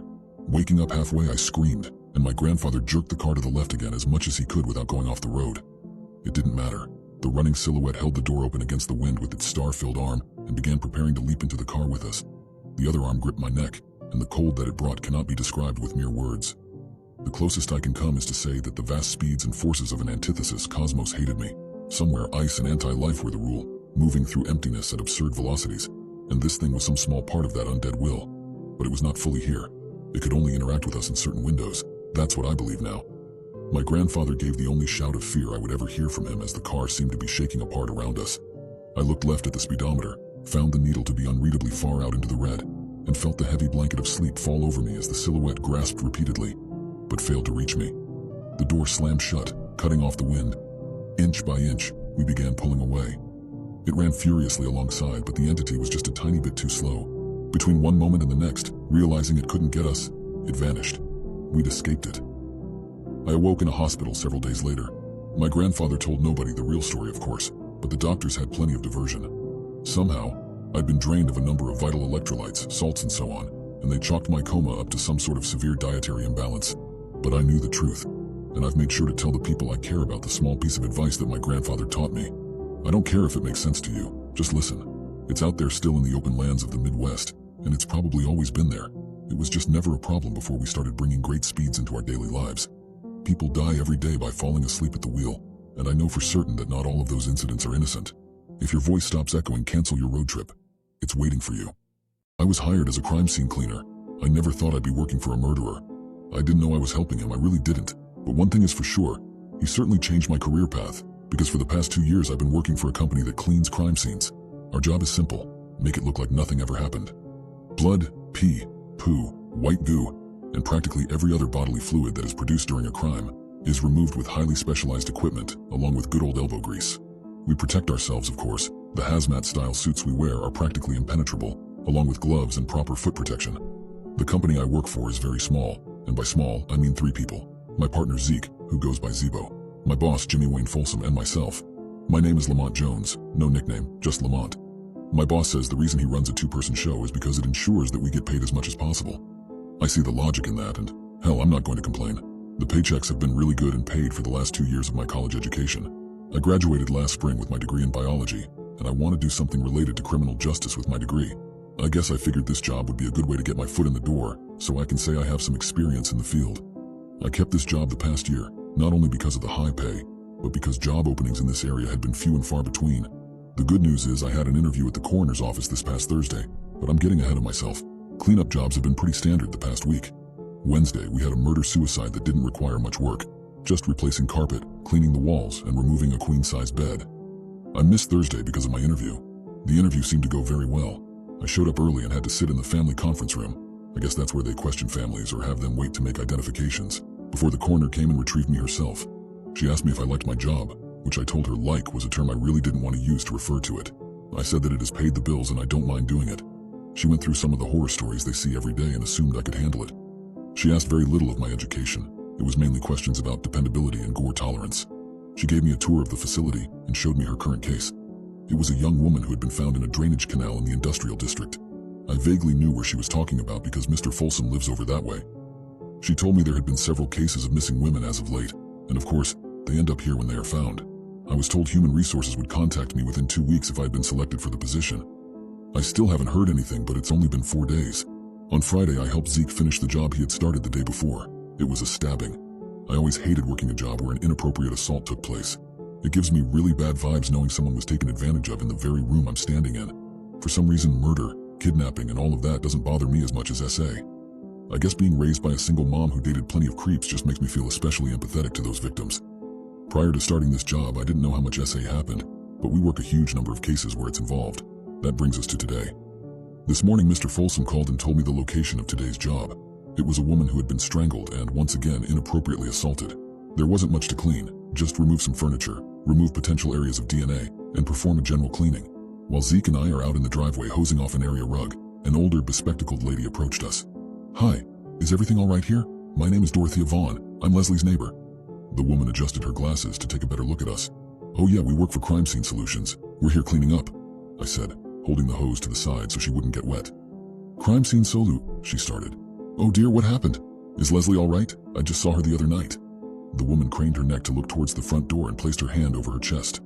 I glanced at Zeke, who just looked down while taking the hose from me. "Ma'am, I really hate to tell you this, but your neighbor Leslie is dead.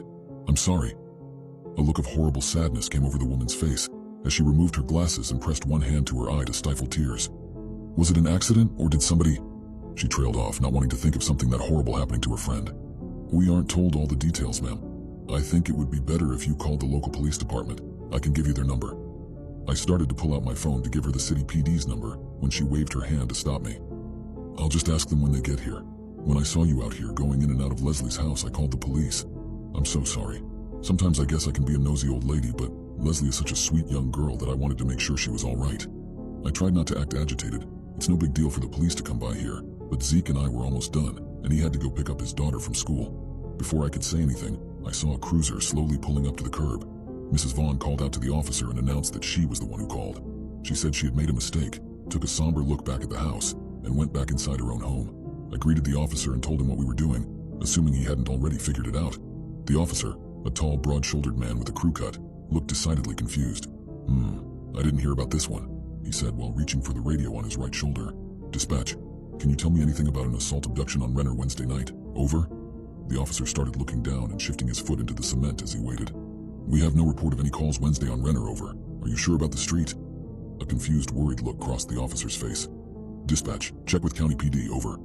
The voice returned within seconds. "Already checked. Not even a traffic ticket or faulty home security alarm call that night, over." Greatly confused, I shot a look at Zeke, who had frozen wrapping up the hose. I reiterated to the officer the name of the victim and our company name while he was already calling for backup. It turns out Leslie Knapp, the missing woman, was indeed missing.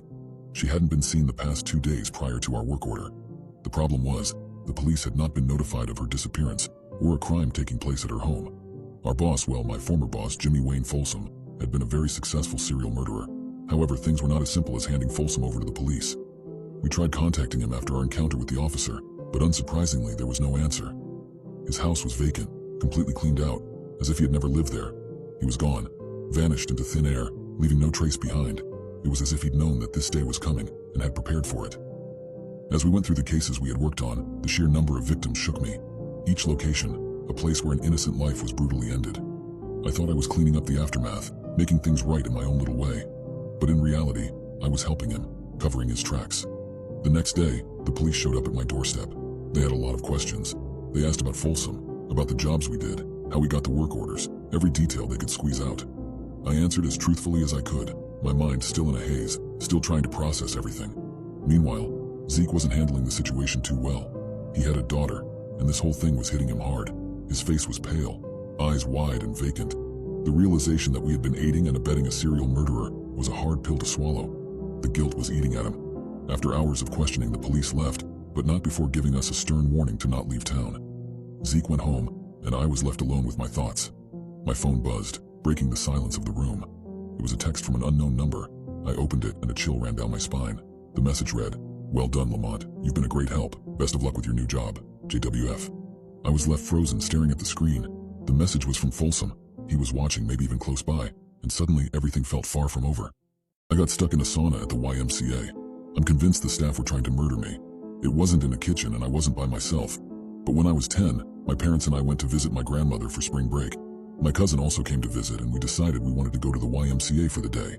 My grandmother dropped us off and said she would come and pick us up in 4 hours. On that day, the YMCA was empty. There were a couple of adults in the exercise room, but that's it. We went to the basketball court and after 2 hours of playing tag and shooting baskets, we were bored. I've never been the biggest fan of swimming, but this YMCA had a pretty cool pool, so we changed into our bathing suits and headed in there. The pool was empty except for the lifeguard.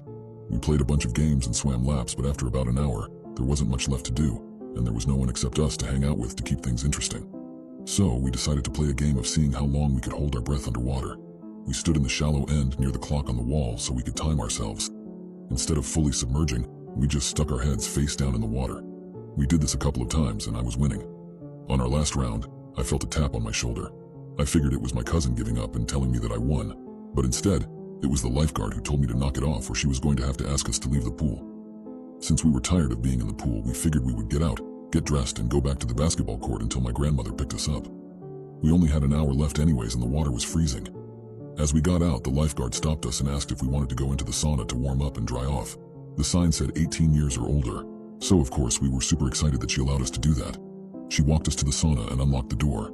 The door was glass, and the interior was made entirely out of wood. Inside, above the door, there was a clock, probably to help make sure you were not in there for an unsafe amount of time. The lifeguard stand was adjacent to the sauna, but if you looked out the door you could clearly see it. She followed us in and went over to the thermometer encased in plastic, and unlocked it so she could crank up the heat. I figured that she must have to turn it on each time, so I didn't think anything of it. Both my cousin and I were very short guys, and so we couldn't see the temperature that was printed on the thermometer knob, but I know she was turning up the heat. Then she left and shut the door behind her. I thought I saw her lock the door too, but I thought to myself, why would she lock the door when we might want to get out? I checked the clock and decided we should get out in 10 or 15 minutes.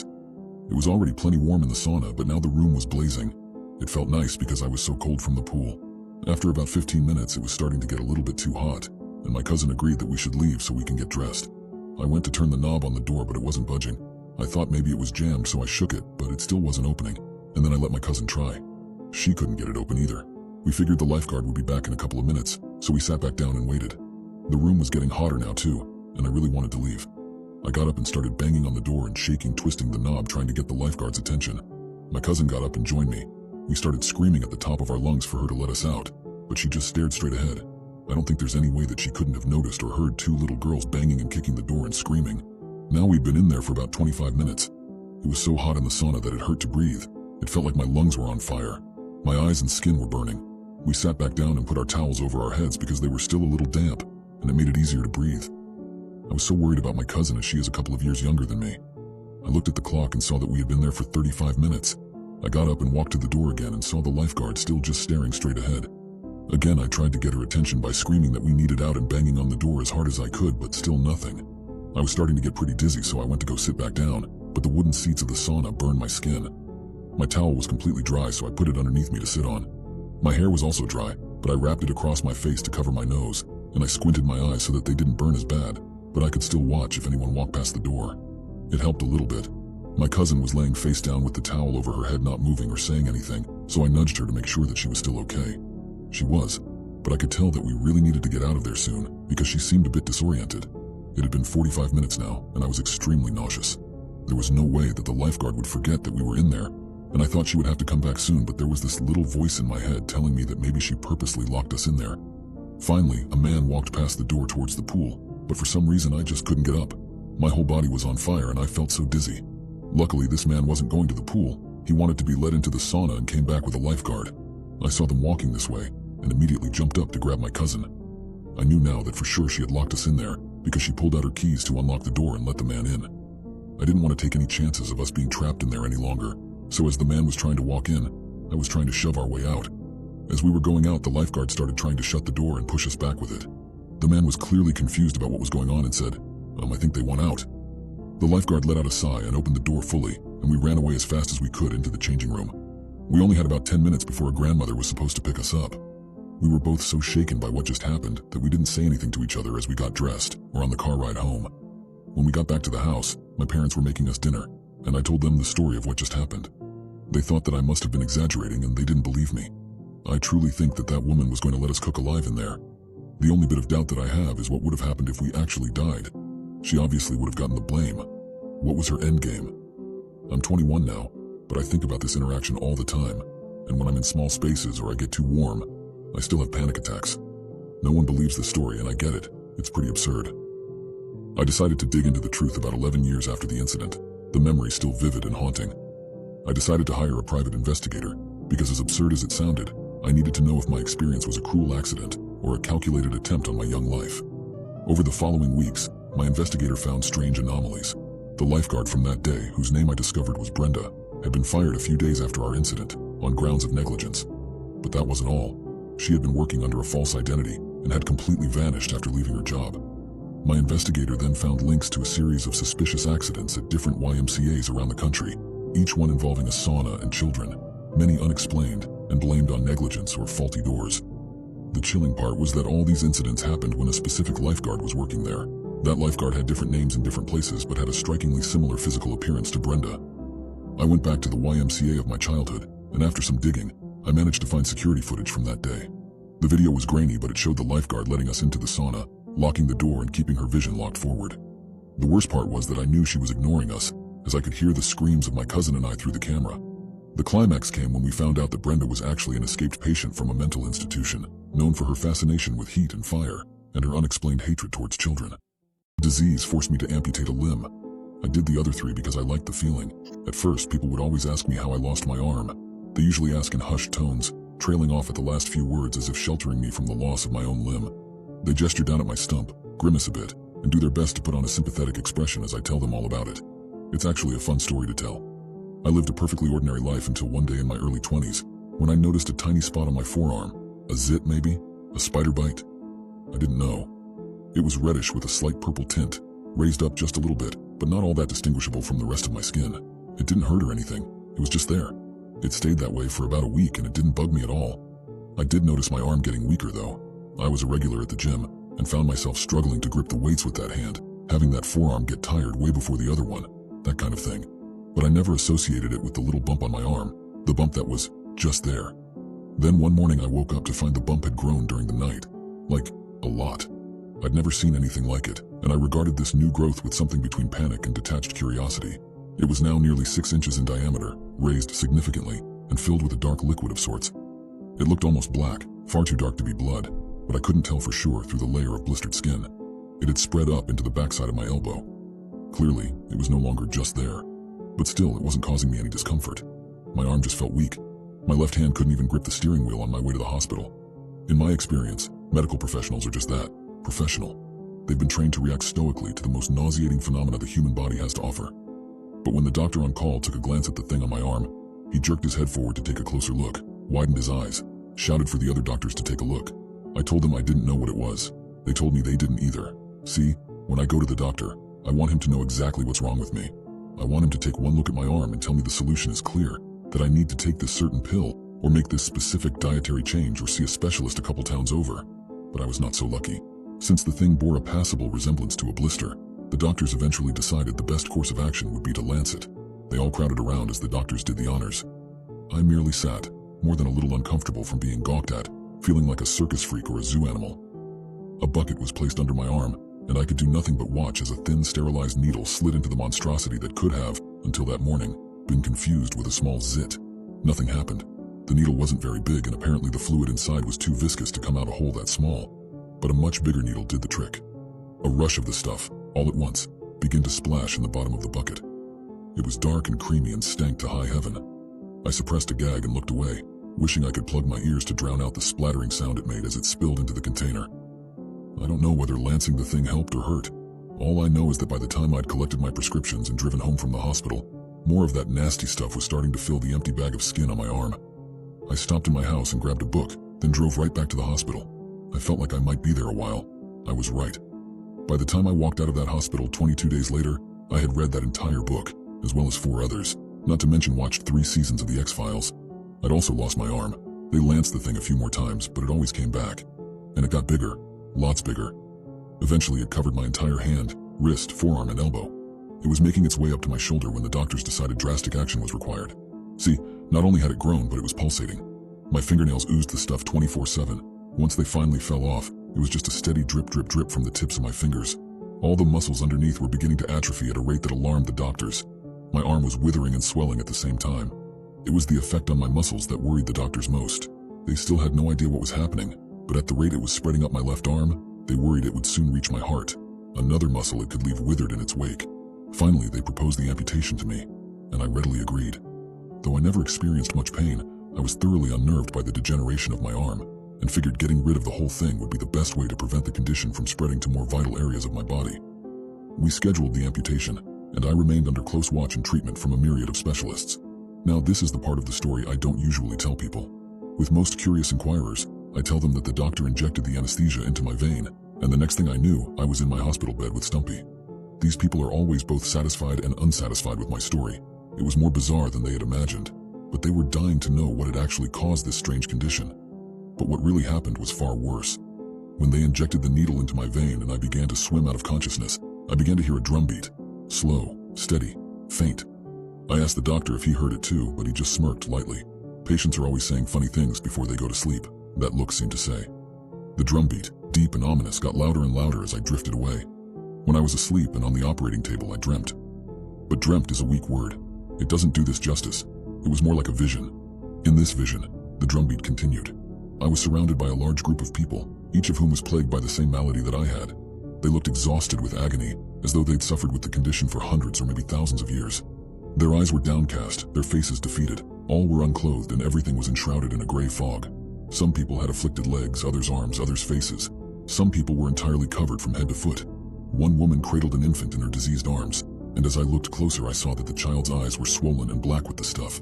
A thin stream was slowly oozing down from its nostril. This one, a watery-eyed young man around my age, was on his hands and knees, hacking and coughing, sticking his fingers down his throat and pulling out huge dark globs and flinging them miserably away. The entire scene was gruesome beyond belief. None of these people seemed aware of me or of one another in the least. Each was trapped in his own personal hell. I'm not sure how long I wandered through this crowd for. It felt like hours, but it could have been seconds. I remained somehow detached from all my fellow sufferers, though, until the wound on my arm burst. It was like a faucet, splattering the vile substance at my feet. I backed away from the mess in disgust, glanced up and found that everybody was staring at me. Their faces were twisted in a kind of jealous rage. A few of them charged at me as if to attack, but before they reached me, a jolt of pain, much like electricity, sharp, sudden, final, coursed through my entire body. I awoke then, confused and one-armed in my hospital bed, but that wasn't the end of it. For a while I was grateful for my newfound health, despite the loss of my arm. I returned home and started to rebuild my life. But then, I began to notice something. One day I was taking a shower when I saw it. A small spot on my right forearm, a tiny reddish bump with a slight purple tint. It was like a horrific replay of the past, the same nightmare starting all over again. I could hear my heart pounding in my ears, and I desperately rubbed at the spot, hoping it was just dirt or a rash. But it didn't go away. Fearing the worst, I scheduled an emergency appointment with my doctor. He examined the spot and assured me it was just a small mole, nothing to worry about. I wanted to believe him, but something inside me said otherwise.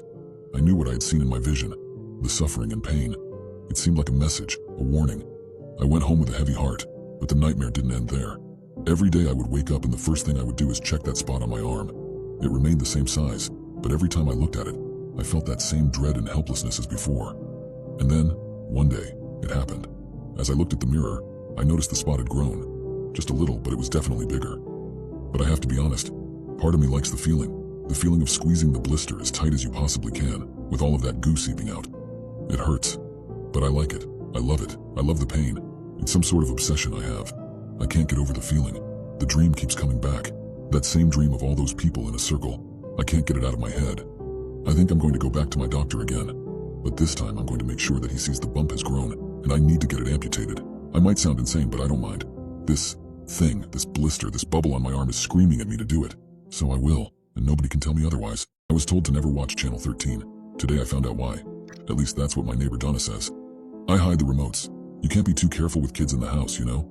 She said as she leaned against the fence post. You hide the remotes, so your kids can't turn on the local channel, I repeated. Yup, works wonderfully. I only moved in here a few weeks ago. So far everyone was friendly and nice. But Donna, she seemed a little cuckoo. A house-wide ban on watching the local TV station? Really? I mean, I get it if she were talking about some adult program or something. Why don't you want them watching the channel? I asked. She blinked, then she laughed, throwing her head back. Ha ha ha, good one. I'll catch you later, Rebecca, okay? She squeezed my wrist, smiled, and then headed off down the sidewalk. I stood there, dumbfounded.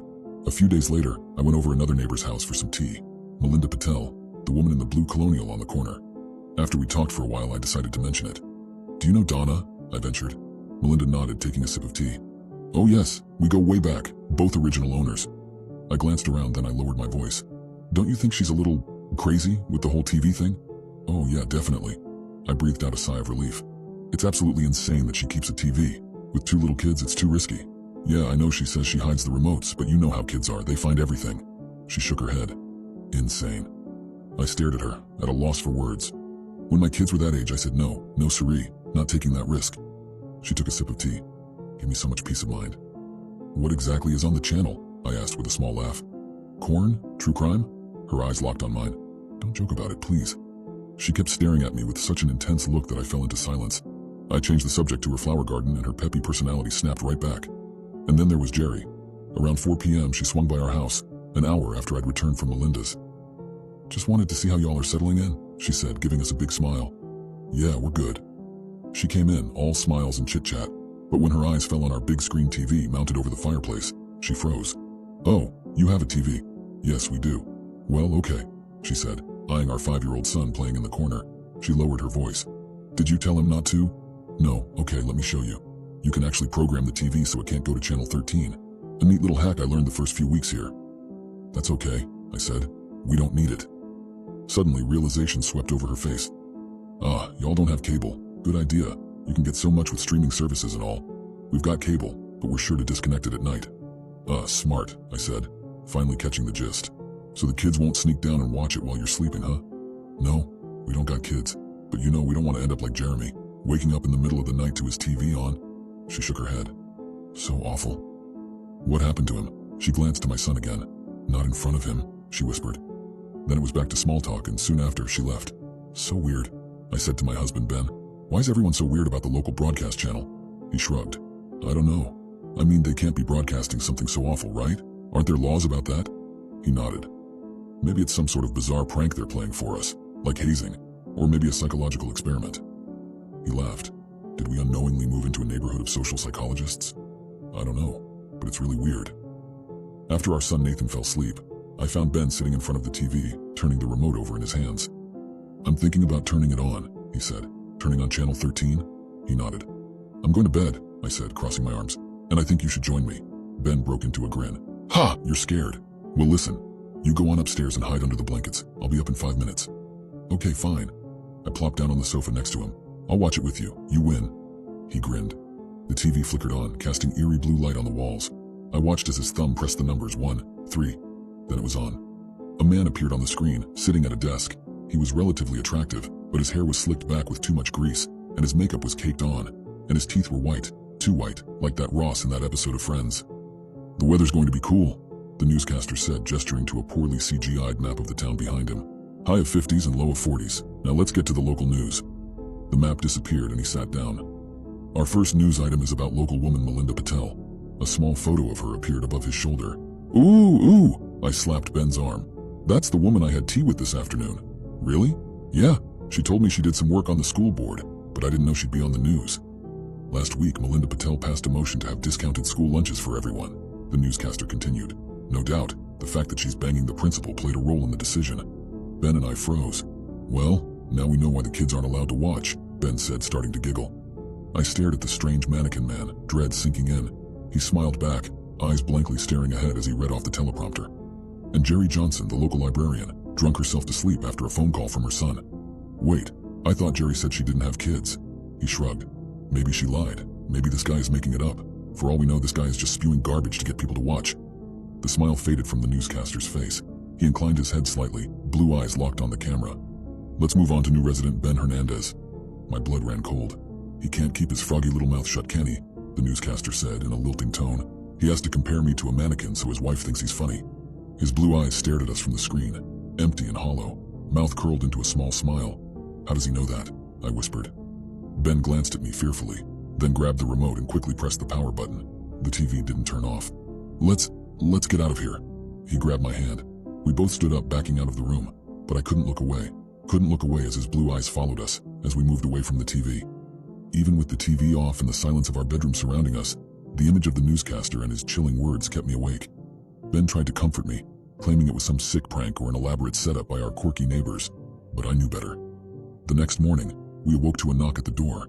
It was Donna, her face pale, eyes wide. Did you watch it?" she asked, her voice trembling. "Did you watch Channel 13? "Yeah, we did," Ben replied, trying to keep the unease out of his voice. "Is this some kind of prank? Because if it is, it's not funny." Donna's eyes welled up with tears. "I tried to warn you. We all did." As we stood in our doorway, trying to comprehend her words, we heard it. The faint but distinct sound of a broadcast coming from our living room. The same cool, eerily calm voice we heard last night, echoing throughout our home. "But it's off. We turned it off," Ben exclaimed, but the panic in his voice betrayed his disbelief. "No, it never turns off," Donna said, her voice barely a whisper. "Not once you've tuned into Channel 13. We walked into the living room, our hearts pounding, the voice growing louder. And there on the screen was the newscaster. His icy blue eyes meeting mine, his all-too-white smile widening as he spoke. "Good morning, Rebecca and Ben. I hope you're ready for another day in our little town." Suddenly I knew we had crossed a line we couldn't go back over, let something into our lives that we couldn't just shut out. And the worst part was, we had no idea what it wanted, or what it could do next. Every night I let a strange man into my house at midnight. He ended up inside me. I think something went wrong when I was born. I learned from an early age that the night before my birthday was special. I was born exactly 12 minutes after midnight. It was a time for me and me alone. I couldn't let anyone else know about the 12 minutes after midnight. Those 12 minutes leading up to the moment of my birth. 12 minutes in which I didn't exist. The day of my birth, but not yet the moment. A strange void in which I was and was not. I can't explain where I got that idea. It's something that's always been in my head, from the moment I could form memories. I think I tried talking about it with my classmates once, along with everything else that happened in those 12 minutes, and I quickly learned that I was the strange one, and I shouldn't tell this story, because I would be laughed at. It started small, but profoundly terrifying for a small child. My earliest memory is of a dark, claustrophobic space and the weight of the blankets I was hiding under, the heat of my own body and the stale air that I desperately tried to not breathe, too afraid they would hear me, even though I knew it was too late, for I held the edge of the blanket down with both hands, even as they gently pried at it, trying to lift it up and reveal me cowering underneath. It felt like it went on all night. Now that I am older, I know it only lasted 12 minutes. As I got older, hiding under the blanket was not enough. I was in 3rd grade the first time they pulled me out from under there. They lifted it up just enough to reach a hand through, and even in the darkness I could see that it was human, but too angular. The swell of joints and the curve of skin was entirely absent. It was like a cutout of a hand. There was no color either, and no depth. It did not reflect the light, scant as it was. It grabbed my wrist and it was so cold that I cried out, but weakly, because terror was wrapped around my throat and I was choking on it. I could barely move. It pulled and drew me out and I stumbled as I fell onto the floor, and I saw all around me the darkness had covered the walls of my bedroom and was stretched across the floor. I was alone on a narrow strip of carpet with my bed behind me, and it was like everything ended at that edge, vanishing into an empty gulf. The hands came from that darkness, dozens of them, stretching out along the floor to grab at my wrists and ankles. I dug in my heels, grabbed hold of my bed frame, and the hands could move me no further. They tried, but they were weak, and I remained where I was until my clock's minute hands reached 12, and I was alone in my bedroom. I screamed for my parents. Sobbing, I told them what happened, and my father investigated the house and told me all the windows and doors were locked. Nothing had gotten in, and it was probably a nightmare. And like with my classmates, I learned to not talk about it. I guess as a kid I interpreted that their evasiveness about the circumstances of my birth meant they knew about those 12 minutes and wouldn't do anything about it. In 8th grade I learned to fight back. Holding my ground wasn't enough. I was getting bigger, but they were getting stronger. By then I'd learned that hiding wasn't enough, and so I'd sit on the edge of my bed, watching the clock tick towards midnight. "Happy birthday," I whispered to myself as December 20th began and the darkness started to crawl in across the walls, starting at the corner of my vision. The 12 minutes in which I didn't exist and the void came to claim me. They surrounded me and I stood to confront them. I felt cold fingers close on my legs, on my arms, and I braced myself as they began to tug, to drag me towards the void, and my front foot gave a step, another. I stumbled and panic welled up in my chest. I was losing. They were dragging me forwards inch by inch, and I wondered what would happen when I reached the edge of the floor. Would I fall? Would I die? Would I cease to exist? My breath felt like fire in my lungs and my chest heaved in tiny hysterical gasps. And in my panic, I slapped one of the hands. Then I closed my fingers into a fist, and I hit it at the wrist and it shattered. Just like that. Shattered, like glass, and fell into splinters on the floor. So I fought them off for 10 long minutes, and when they vanished I went to my bed and sat there shaking for hours. I didn't take it very well, realizing I had to fight for my life now. I got shingles soon after, man, my first ever D on my report card. My parents assumed it was because we'd just moved to another state and grounded me until my grades improved. I resented them for that and decided I wouldn't tell them anything ever again. In my sophomore year of high school, those splinters cut my skin when I shattered the hands. The next year I wrapped my hands with medical tape in the minutes leading up to midnight. In my freshman year of college, I bought a baseball bat and smuggled it into my old bedroom. Classes were out and part of me was relieved because my roommate wouldn't be involved, but part of me was also sad because I wanted to know if anyone else could see the darkness too. I still don't know. I've never married and I've never had anyone around at midnight on my birthday. I keep people at a distance. I think I'm cursed. You see, my parents kept telling me that my birth was normal and I finally stopped asking. Don't get me wrong, despite what I said earlier, I have a healthy relationship with my parents. I grew out of the teenage angst, and I haven't told them what happens every night on my birthday because I don't think they can help me, and I think it would destroy them to know I've spent all these years fighting for my life all on my own. But they have their secret as well. My birth was not normal. Something went wrong. I'd long suspected this, and a couple years ago, after a particularly vicious fight with the intruders, I decided that I was going to figure out exactly what happened. I'd start with the only documentation easily available to me, my birth certificate. I went to my parents' house one day while they were out of town on a trip. They keep all their important documents in a lockbox, and I got this out and opened it up. Inside were their passports, their birth certificates, and copies of our social security cards. Underneath that were personal things, letters and photos and other irreplaceable mementos. I made sure to set everything aside in order, but I quickly lost track, as I had to dig through far more than I thought I would. My birth certificate was at the very bottom, the second to last document in the box. I wondered why they'd buried it there, when all the other identifying documents were within easy reach. I took it out, unfolded it, and read my birthplace. The time of birth, 12:12 a.m. Then I folded it and started to put it back in the box. My glance fell on the document underneath. Only one thing was left inside, a yellow envelope. On a whim, I picked it up. I'd already snooped through everything else. What was one more envelope, right? Inside was a death certificate. Same town, same date, my name, 12 a.m. Was I still born? Was my soul fighting for the right to exist in those 12 minutes, just as I have fought every year since? I don't know. I have my answer, I guess, but I don't know what to do with it. I have to keep thinking of how to stay ahead of the void that comes to claim me. Fighting them off is getting harder. There's too many of those hands and I can't shatter them all, so I started prioritizing. I keep my center of gravity low to maintain my balance and aim for the ones that are trying to grab my arms first, so that I can keep swinging my weapon. Then I try to knock off the ones grabbing my legs next, but 2 years ago one grabbed my throat. I dropped the bat on instinct, stupid I know, and tried to pry its fingers off my neck. I couldn't breathe. It was crushing me. I couldn't break its grip, and I remember slipping into darkness right as the clock ticked over to 11 minutes after midnight. When I woke up, it was 13 minutes after midnight, and I'd been moved a full 2 feet from where I last remembered. I wonder how close they'd gotten my unconscious body to the void. Last year I fought like a wild beast. My careful stance and preparations were forgotten. I couldn't simply hold my ground, not with the memory of that thing choking the breath out of me burned into my memories. I felt their fingers grazing my skin, and it was like I was being burned as I thrashed wildly, desperate to shake them off. The pain was too much and I put my head down and I ran instead, because the darkness had not yet consumed the room, and the door was still there, and the hallway beyond it, and I thought, this was it. This was the solution. I would flee instead of fight. They followed. I made it to the car in the driveway and backed out into the street and floored the gas. The darkness came with me. It seeped in around the edge of the windshield, covering it like frost and then peeling off into fingers and reaching for my face. I spun the wheel in panic, sliding the car into a streetlight. Then I ripped the door open and fell out into the street, just as their hands closed on my shirt and they began to drag me backwards and the color was draining out of the world. Everything was fading into gray. And then it was 12 minutes after midnight. I lay on my stomach in the street. My car was badly dented, but no significant damage from the impact. I drove it back home and stood in the shower, watching the blood from the cuts on my back where their fingers had pierced my skin run down the drain. I think I understand what is happening. A friend's kid once made a smart remark to us after she said she was 11 and a half, and someone told her that her half year didn't count towards her age. She said that grown-ups don't count half years because we're closer to dying, which is dark and hilarious but also true. I am closer to dying. Every year I'm closer to death, and every year my visitors have gotten stronger. I guess we're all trying to stave off death in our own way. My fight is just a little more literal. I was dead in those 12 minutes after midnight, and something brought me back. Perhaps I fought my way out, but I think I was meant to stay dead, and perhaps this is just the grave's window of opportunity, once a year, trying to drag me back to where I belong. It's getting so hard. 12 minutes is a very long time when you're fighting for your life. I took up running this year. I've been working for speed more than endurance. I only need to keep going for 12 minutes after all. Hiding stopped working and now fighting is not enough, so I'm going to try flight. I'm going to run like death itself is on my heels, and maybe I can keep running every year after this until my body begins to fail with age and oblivion doesn't seem so unjust anymore. I've got my running clothes on already, my running shoes. I'm terrified and there's still hours to go.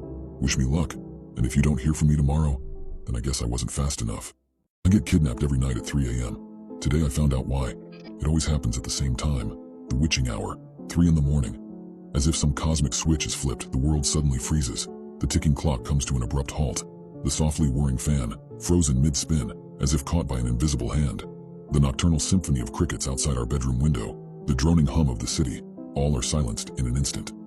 In the beginning, I would reach out to my wife, lying serenely beside me. I'd shake her, whisper, yell, but it was like trying to wake the dead. Her chest rises and falls in a ceaseless rhythm that the rest of the world has forgotten, her heart beating a steady tattoo against my palm. The duration varies, an hour perhaps, sometimes even days. I can't be sure. The concept of time loses its meaning when you're the only moving piece in an otherwise still tableau. My wife, my lovely, rational, scientific-minded wife, refused to believe me, as she didn't see the side effects of it while she was sleeping. "Stress," she'd said, her soft eyes full of concern. "Maybe you need to see a therapist, darling." But the creeping dread, the icy clutch of terror that gripped my heart as each night approached, was all too real. The increasingly frantic nights took their toll, an ever-growing problem between us. She became a silent bystander to my unraveling sanity. Until one morning, she awoke to find me gone. I didn't know that I'd been gone for a full day until she told me when I came back. It had felt like a pretty lengthy time to me, but I had no idea it was a full day. We were both terrified yet puzzled. We didn't know what to do. I had never been gone for that long before, and I was scared that this abnormal length of time would only increase. The doctors said that this case was likely a case of sleep paralysis or lucid dreaming, but they didn't believe us when my wife told them that I was gone for a full day. To be honest, I didn't either, until it got worse. I knew it would happen again the next time I would fall asleep, but I didn't know it would be for so long. I normally had the same routine of shaking and yelling for my wife to wake up, but this time she was gone. In fact, she was nowhere in the house. I searched our entire house, incapable of finding any traces of my wife. Everything was so dark and gloomy, and not a single light switch worked. I would normally feel some sort of relief knowing that my wife was still with me, to a certain degree. But now I was trapped and alone. Most of all, I was terrified. I called out for her when I heard the sound of running up the stairs. Then my name. "James, is that really you?" She was visibly crying, tears rolling down her cheeks as she gave me a hug. "How long have I been gone?" I asked. She paused. "Honey, it's been a week." I felt as if the room dropped 10 degrees. A whole week? Has it really been that long? I put my hand up to cover my mouth in reaction, when I felt short, bristly hair. I had a beard. That's when it hit me. Even if I was in that timeless state, I was still aging, and I knew it would only get worse from here.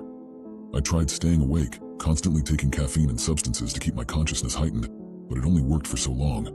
Once again, I was back to that familiar dark house. To no surprise, my wife was gone this time as well, but something else substituted her. A bloody outline, tracing her normal sleeping position of her on her side in fetal position. My blood went cold. Questions bombarded my mind. Is she okay? Why is she bleeding? Is she trapped in the same prison that I'm in? I began to grow curious about what was outside of my house.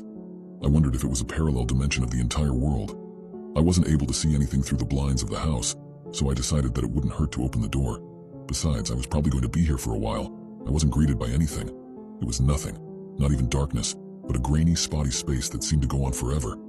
I peeked my head around the sides, and it was surrounding the house. It was the same view as what the blind have described to see.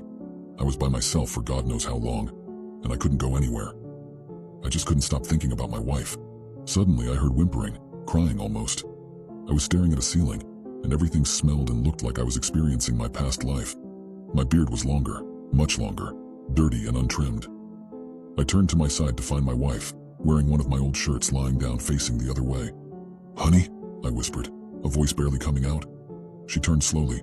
We locked together and hugged and kissed for what seemed longer than the time was gone. I didn't want to know how long I had gone, but she had told me anyway. 30 days, honey. I felt like throwing up. The room was different. It was darker than before, and everything was a mess. I had abandoned my wife for a whole month, and I had no idea how to react. I was stunned, horrified, shaken. Nothing could explain how I felt. I looked at myself in the mirror, finding that I looked totally different. My hair was much longer, and it was a mess. In comparison to my life, I hadn't aged noticeably, but I knew it was much more drastic than when I was gone for a week. I didn't know what else I could do. I began to realize that this was my fate, and I only had God knows how long to live in the real world. All I really knew was that I wanted to spend the rest of it with my wife, and that's exactly what I did. Once it came to the nighttime, though, we both knew what was going to happen. We spent the time coming to terms with it, and knew that the amount of time I would be gone is unknown. And just like that, I was back. But this time, I knew it wouldn't be quick. I did everything I could do to entertain myself, reorganize furniture, try to make unique foods with the leftover food in the pantry, and read books. I read a lot while I was gone. My wife always kept her scientific books around the house, so I read just about every single one. But one stood out to me. It was titled Unconscious Torture. It piqued my curiosity, so just like the others, I read it. All of it. It spoke of the ability to put individuals in an unconscious state of their body that was exponential. Their time away would increase as time went on. It concerned me as this was eerily similar to what I was dealing with. But what scared me the most wasn't the contents of the book, but rather the author. A chill went down my spine. The author was my wife. I didn't know how to feel. I felt confused, frustrated, furious. Was this all my wife's doing? It couldn't be. She would always act overly excited to see me, with tears running down her face. I continued to look for any other books written by her, but I couldn't find any others. I was still holding on to the book when I woke up again, and I was back. Not only did I feel older, but my neck and back were in immense pain, almost as if I had been trapped in a coffin for a year. Our room was lighter than last time. It was colorful with new decorations and clothing. Lots of new clothes. There were shirts and shorts and underwear that I wasn't familiar with on the floor, brands that I don't buy. Something was up and I called for my wife. She sprinted upstairs, acting suddenly surprised and shocked. It looked like as if she was pretending to cry. She looked different too. She cut her hair. She tried to go to hug me until I put the book in between us. She stopped. "Honey, I promise you I didn't." She already knew what I was going to say. I couldn't even say anything. I felt sick. I was already in enough physical pain, but knowing that my wife put me up to this torture was something that hurt far worse than anything else. I stormed downstairs and was about to leave until I saw an unfamiliar face. It was a man. Another man. She was behind me. "Damien, please," she begged. The man looked puzzled. "Who is this, honey?" I knew exactly what was going on. I was so tired, so exhausted from everything that I had no desire to question her actions. She did it all on purpose. I ran out of the house with her book in my hand and rented a room in a Motel 6 for only one night. I had nowhere else to stay, and I thought that I would be back to the house when I woke up in the house, but I wasn't sure when I would wake up. I was horribly wrong. I found myself in the confines of the motel room. It smelled stale and dusty, and the worst part was that there was no ventilation. I tried to get out of the room, but the door wouldn't budge. That's when it hit me. I was locked in here. The room only had one window, and it didn't open. I was staring at the exact same grainy space as I was before. It was all too familiar. I couldn't take it. I knew I would have to get out of here. Thankfully, this time I didn't need to spend much more time trying to open the door, as this torturous experience would be shorter than the other times. I woke up to a room that was just as dark as where I had been before. After spending what seemed like an hour trying to stretch my arms and legs out, I looked up at myself in the mirror to see my dull appearance. My hair was gray, and my beard went down to my stomach. How long was it this time? If my time away was increasing, I realized this might be my last day. A day, week, month, year, decade. Based on this pattern, I was on track for a century, 100 years. But I would have no ability to come back to the real world. In 100 years, I would cease to exist. Thinking about that sent chills down my spine. If this was my last day, I needed to do something about it. This was my last chance to get revenge, and I know exactly what I needed to do. When the evening approached, I approached the house. It looked like a fever dream, so distant, yet almost as if I lived in it just a few days ago. I knew what time my wife, or now ex-wife, went to sleep, so I went through the back door immediately after that, since we had no lock on the back. I went to the kitchen appliances and found the biggest one, our butcher knife. I snuck up the stairs, hearing an obnoxious snore of my replacement. This is when I decided that they both deserve it. In 2 stabs, I went for both hearts, and just like that, they jolted awake, both gasping for a last breath of air. This is when I really took a look at my ex-wife. She was the same age as she was before, and we locked eyes for a good 10 seconds. I saw the fear, the regret, the pain in her eyes.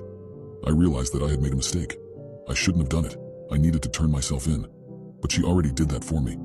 Instead of the typical light through the blinds I was greeted with, I saw red and blue. I unalived 2 people, and I deserved all the consequences.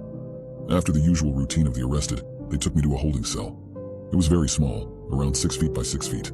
I tried to make sure I didn't fall asleep here, but I was so exhausted, so sore that I did. When I woke back up, I was in the same position, but it was much darker.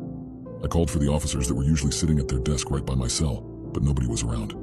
I realized that this was my fate. My wife may have put me in this position, but so did I. I spent over half my life in 5 days, and this is what I had come to. A jail cell smaller than my arm span, and nobody around to comfort me. I was the head of NASA Alien Relations for 30 years. Extraterrestrial life is not what you think. I'm telling you this because I threw away my life the second I signed those papers in order to take this job. It was the most eye-opening, miserable, and tortuous years of my life. I don't care if I die or disappear by tomorrow. People need to know about this. The best thing I concluded from my job is this. Life is funny. It's here until it isn't. Sometimes it wastes away over the course of years. Other times it's instantaneous. It's a spark, or an ember, igniting in one moment and then dying in the next. It happens so fast that you wonder if it was ever there at all. I think that's what you can expect your life to be. A quick thing. Here today, gone tomorrow. Up in flames, dead in a flash. It's a bold claim, and I'm not calling myself a fortune teller, but I am saying I'm privy to some details that aren't terribly fortunate. For you or me. Politics. It always comes down to politics, doesn't it? Strings. They pull them. We jerk and dance, praying that somebody somewhere has our best interests at heart. Once upon a time, I was that somebody. Honest, I was. I began working in government 3 decades ago. Back then, I was still a wide-eyed and ambitious intern with big ideas about improving the human experience. I wanted to help. Deep down, I think that maybe I still do, but I can't. Nobody can. Here's the thing. The big secret that they don't want you to know. This is a game, all of it. But I've read the rules, and I've seen the state of the board. And for you and I, for the world at large, the match is rigged. We're playing at a disadvantage. Soon we won't be playing at all. The strange thing, or maybe the depressing thing, is that it isn't even about us. Not really. It's not about them either. The shadow brokers at the top, making deals with the devil and trying to leverage our fate. It's about something greater. It's about the pretext to human existence and the destiny we've been afforded. The truth is, we're not alone in this universe. Never have been. There are things out there vaster than stars and more violent than war. Things that have been biding their time. We've been fed a steady diet of chaos and fury, of love and pleasure, all in an attempt to fill our insatiable hunger to feel. All in an attempt to ripen us, for them. Once some force that has long since vanished dealt with them. The ancient terrors beyond the veil. It subdued them, defeated them. In order to do so, it harnessed the power of creation itself. The Big Bang. We've determined the origin of our universe was not a product of chance, but rather an attack of desperation. It was a gamble to overcome titans too horrible to comprehend. And it worked. For a while. Now those beings are awakening again. Slowly, one by one, they're lurching up from their slumbers and turning their eyes to the rarest, most empowering energy in the universe. Human emotion. Intangible and infinite, forged in the kiln of our souls. We cannot stop them. We cannot contain them. Some of us are even working to help them, bombarding the masses with multimedia, grooming our thoughts and poisoning our minds. Anything for a reaction. If that sounds hopeless, then just know that it is. You and I are fuel for abominations. Calories for the cosmos. Our harvest is coming, and when it arrives, there will be no resistance, and there will be no songs of our passing. Our spirits will be cremated in the stomachs of ancient things. The fabric of our beings will be scattered far and wide, lost and mutilated, less than a memory. But there's another way. See, the people at the top have a plan, and it's a plan we've been inching closer toward year by year. Soon you'll see it spring into action. Maybe not today, maybe not tomorrow, but soon. It begins with a panic and the long drone of sirens in the street. The world stops. Nobody knows what to do, but that's okay because this part doesn't last long. Soon after, there's a crack of thunder and screaming. So much screaming. It's terrible and awful, but it's quickly drowned by the low bass of infinity and the rush of a hurricane. Windows shatter, bones tremble and skin sears. The horizon erupts into smoke and flame. 1,000 mushroom clouds ascend into heaven carrying 1 billion cauterized souls. Of course, there will be survivors, the unlucky few. Fret not. In the hours following, the sky will split and bleed black, irradiating their flesh and exorcising them of their destiny. We will be free, all of us. It's frightening, I know. Ultimately, though, what choice do we have? Some people won't want me telling you this. They'll be afraid of the shockwaves and what it could do to upset society. But as human beings, I think we're owed an explanation. So make your peace. Say your goodbyes. I don't know exactly when the end will come. I just know that when it does, I recommend a front row seat. Don't wait for the rain. My coworker locked me in a freezer in order to get promoted. I'm convinced I'm going to die in here. I spun around sharply and saw that the heavy freezer door was firmly shut. My colleague, Logan, was holding the door handle with no discernible expression on his face. That better not be locked, I said to him sternly. Of course it's not locked. It's never locked, he replied in a tone that seemed to imply I was being stupid for even thinking that it was. Oh yeah? Open it then, I shot back at him. Logan tugged on the freezer door handle and the door didn't budge. Its movement was clearly prevented by the fact that it was definitely locked. Shoot, he said, almost surprised he was wrong. Good one. I think you are now a shoo-in for that promotion. I heard they are looking for managers who locked themselves in the freezer, I angrily replied to him. At the time, Logan and I were fighting over the management position in the supermarket. I should have been convinced that I now had the job in the bag, especially after this blunder. Logan, though, was quite tenacious and would probably still try anything to get that job. And by the way, he continued, there is enough air in a standard walk-in freezer to last 24 hours, so we should be fine. I think the cold might be a slightly more pressing matter, I replied, almost condescendingly. That was the other thing about Logan.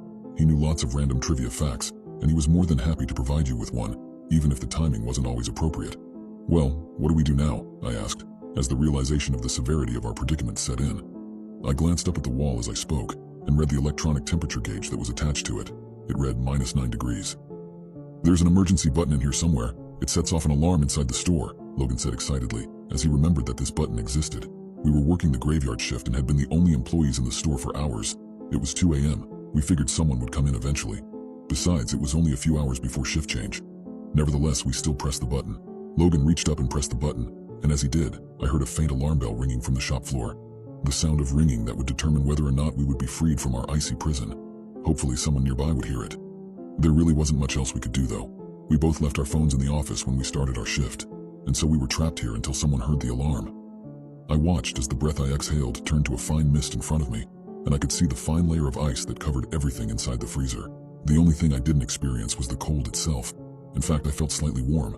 We were both wearing thick woolen coats and gloves. Somehow, in this below-zero freezer, I was a little bit hot. Logan would never shut up and always insisted on telling fun facts. For some reason, he saw this time as a good opportunity to do so. I normally hated it, but I needed something to get my mind off of. "Did you know that ostriches have 3 stomachs?" he asked. "No, I didn't know that. Thanks for enlightening me. If you liked that fact, you will love this," he said, and then continued to speak before I could object. I listened to him speak, confused as to why he was telling me these random facts. I was beginning to become distracted though, as I was really beginning to feel warm. "Have you heard that certain drugs like LSD raise your body temperature? There you go, another fun fact for you. Bet you didn't cane on. Hey, what are you doing?" Logan changed what he was saying because he saw me stand up and take off the large woolen coat that was protecting me from the cold. I suddenly felt really warm and needed to shed the extra layers. I felt an instant rush of relief when the coat had been removed, as I felt my temperature drop to a more appropriate level. "What are you doing? You really are going to freeze if you take that off," Logan said, sounding concerned for my well-being. "Don't ask me how, but I felt hot," I replied. "Hot? You're crazy." I was about to respond by asking him to feel my arm to see if it felt warm or it was just in my head, when I looked down at my arm and saw a small hole. I studied it closer. There was a rather tiny hole in the crease of my elbow, in the same spot they usually draw blood from.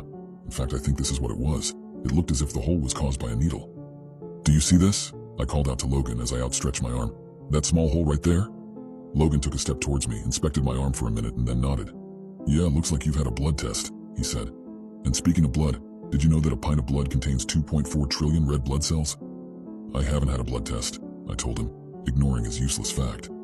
And that is when it dawned on me. I had no recollection of entering the freezer. All I remembered was that I was throwing away some rotten meat that had small maggots in it. And the next, Logan was closing the freezer door. The rest of my memory was a total blank. I suddenly knew what happened. Now that I think about it, at that time, this was a little extreme of an accusation. "You drugged me," I said to Logan accusingly. "I'm sorry? What?" Yeah, it makes sense. You drugged me, then locked us in the freezer. Then when we get rescued, you can blame it on me and insist they drug test me, or... No, surely not. A dark thought crept into my head. I knew Logan would do pretty much anything for this promotion, but surely not this. I felt delirious. I felt like I was going crazy. "You were going to leave me to die in here. You will be rescued, and you will claim you tried to save me, but you couldn't.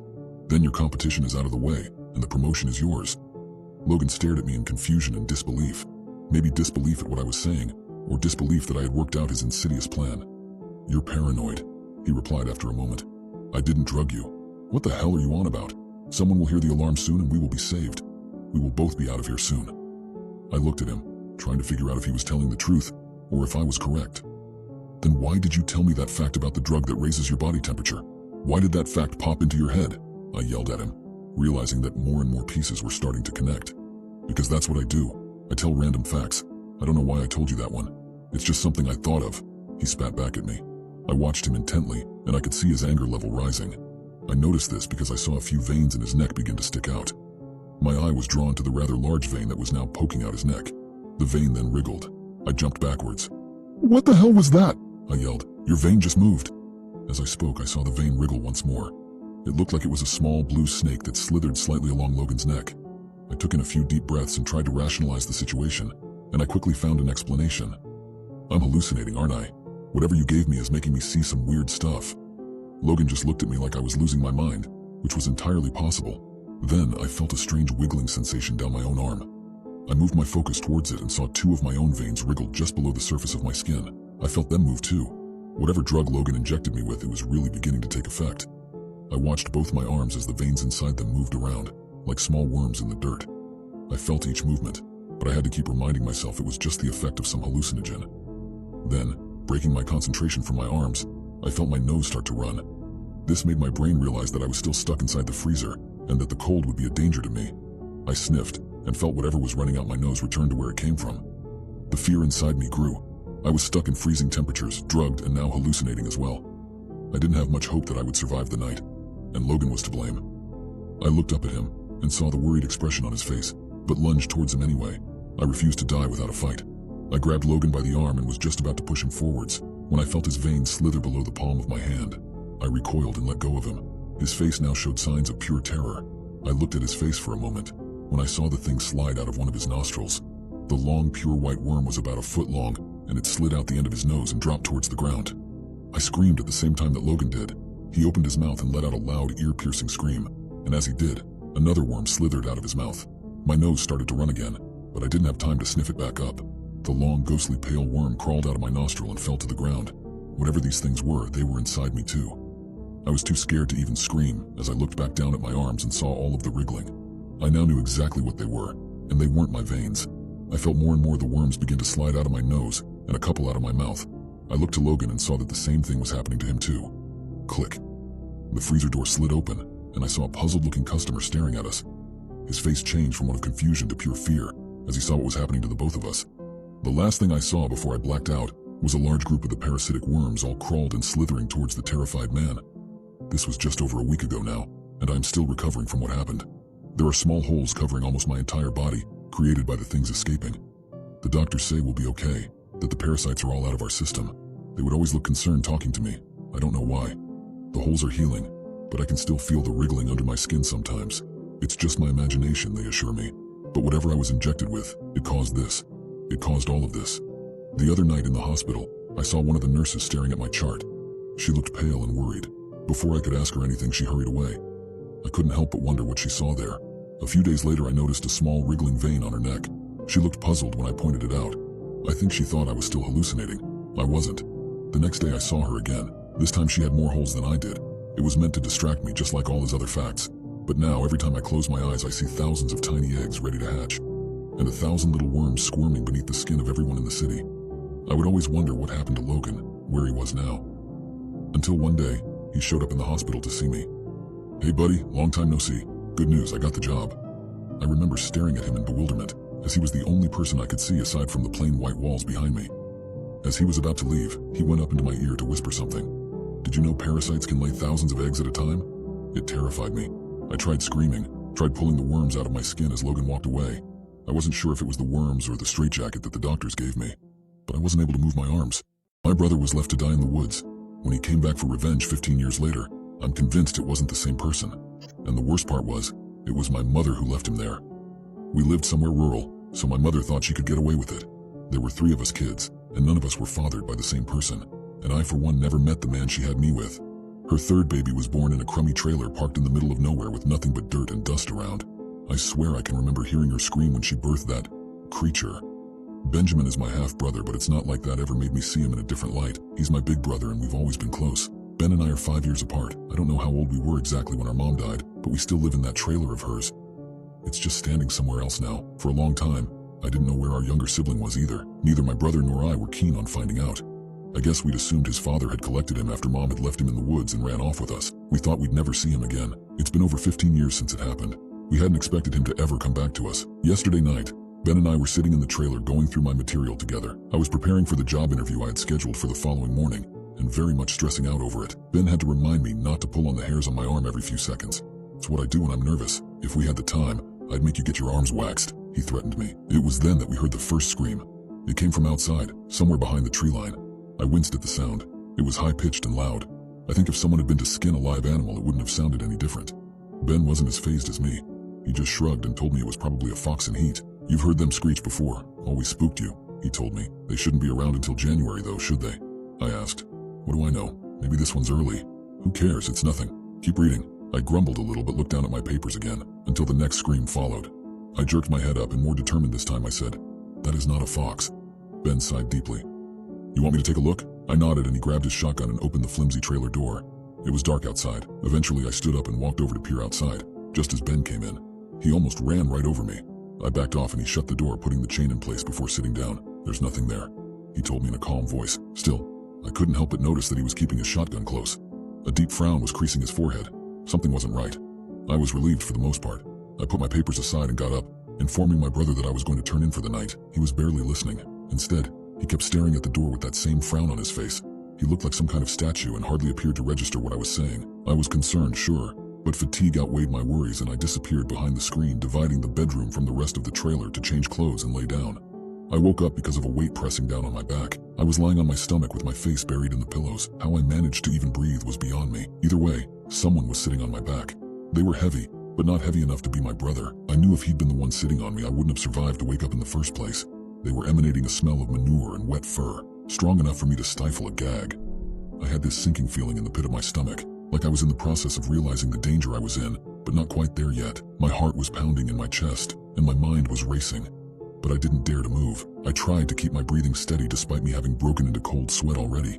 I shut my eyes, attempting to relax my whole body just so I'd stop trembling. Where was my brother? Where was Benjamin? That's the only thing I could think of.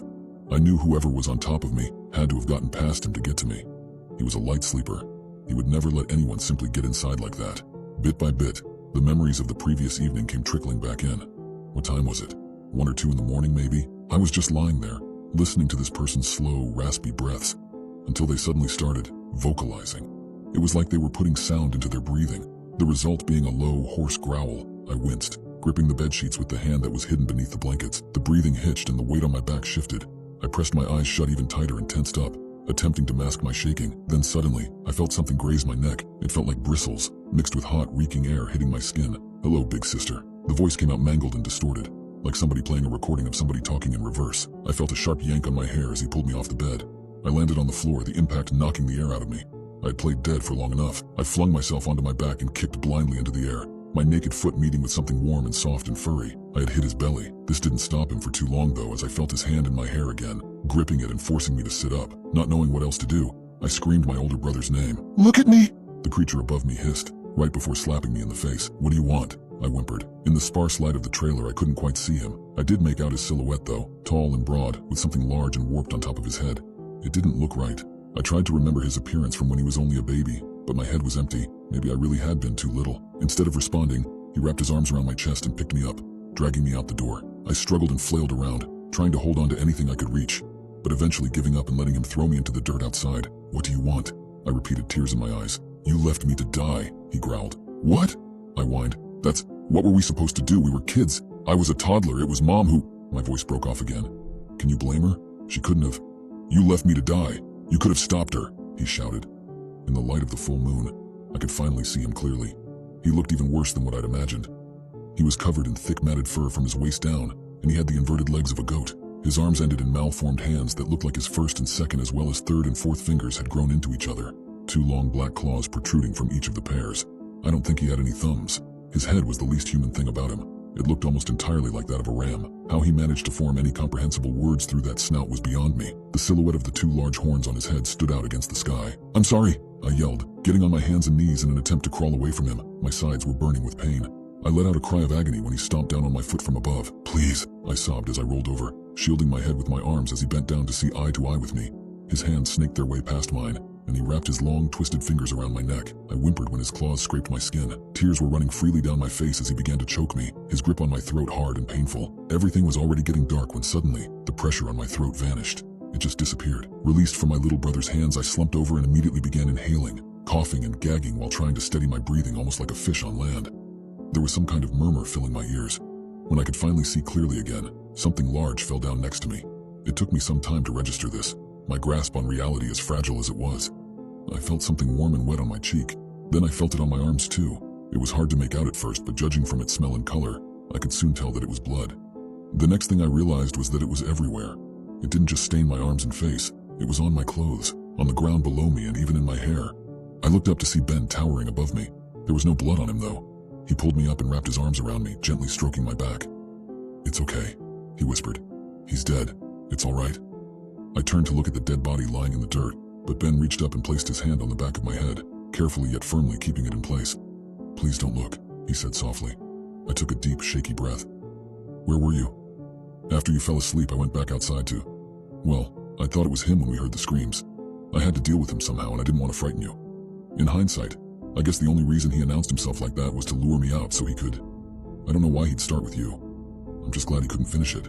I'm so sorry." I should have paid closer attention to you. I should have never left you alone in there. Do you think his father will come for us? I'd like to see him try. What about? I'll ask my old man to get rid of him. I'm telling you, when you get up in the morning, it'll be like none of this ever happened. Now let's get you inside, okay? I sighed and nodded, obediently staggering back inside the trailer with the broken down door and climbing into bed, still in my dirty, bloodied clothes. I didn't mind. I simply wanted to rest. I knew Ben's dad was no good in the grand scheme of things, but he'd always been good at fixing things for his son. He'd clean up the mess if Ben asked. I was shaken and beyond exhausted. Thankfully, I fell asleep the instant my head met with my pillow. When I woke up, my pajamas were clean. The streaks of blood I'd expected them to leave on the sheets were nowhere to be seen. I grabbed my cell phone and took a quick look at myself through the camera. There was not a single bruise on my neck. I slid open the screen to find my brother sitting at the small table with a bottle of lemonade in one hand and an open book in the other. Upon noticing me, he looked up with a wide smile. "Morning," he said. I gave him a lazy grin in return and nodded at the fixed trailer door. "So your dad was here already?" "Yeah, you missed him yet again. I mean, it's not like he stayed very long, but, you know." He shrugged and lowered his head, focusing on his novel once more.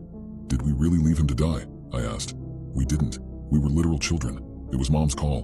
Besides, it was sort of my father's fault in a way. He told her it was either him or me, and she chose me." He looked up at me with a little smirk on his face.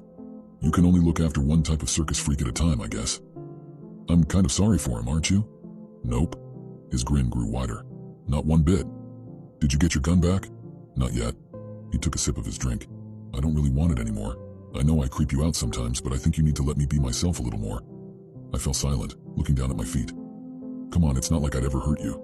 He sat aside his book and walked up to me, offering me his lemonade. I declined and he took another sip. He then spread his arms, offering a hug, but I turned away a little. He sighed, dropping his arms.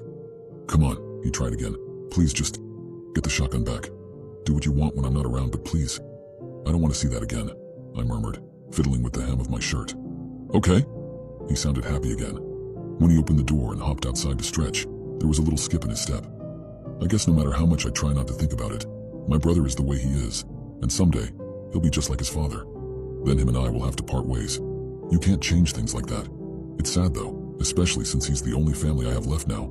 Mom only had us three after all, a boy, a girl, and the devil, just not in that order.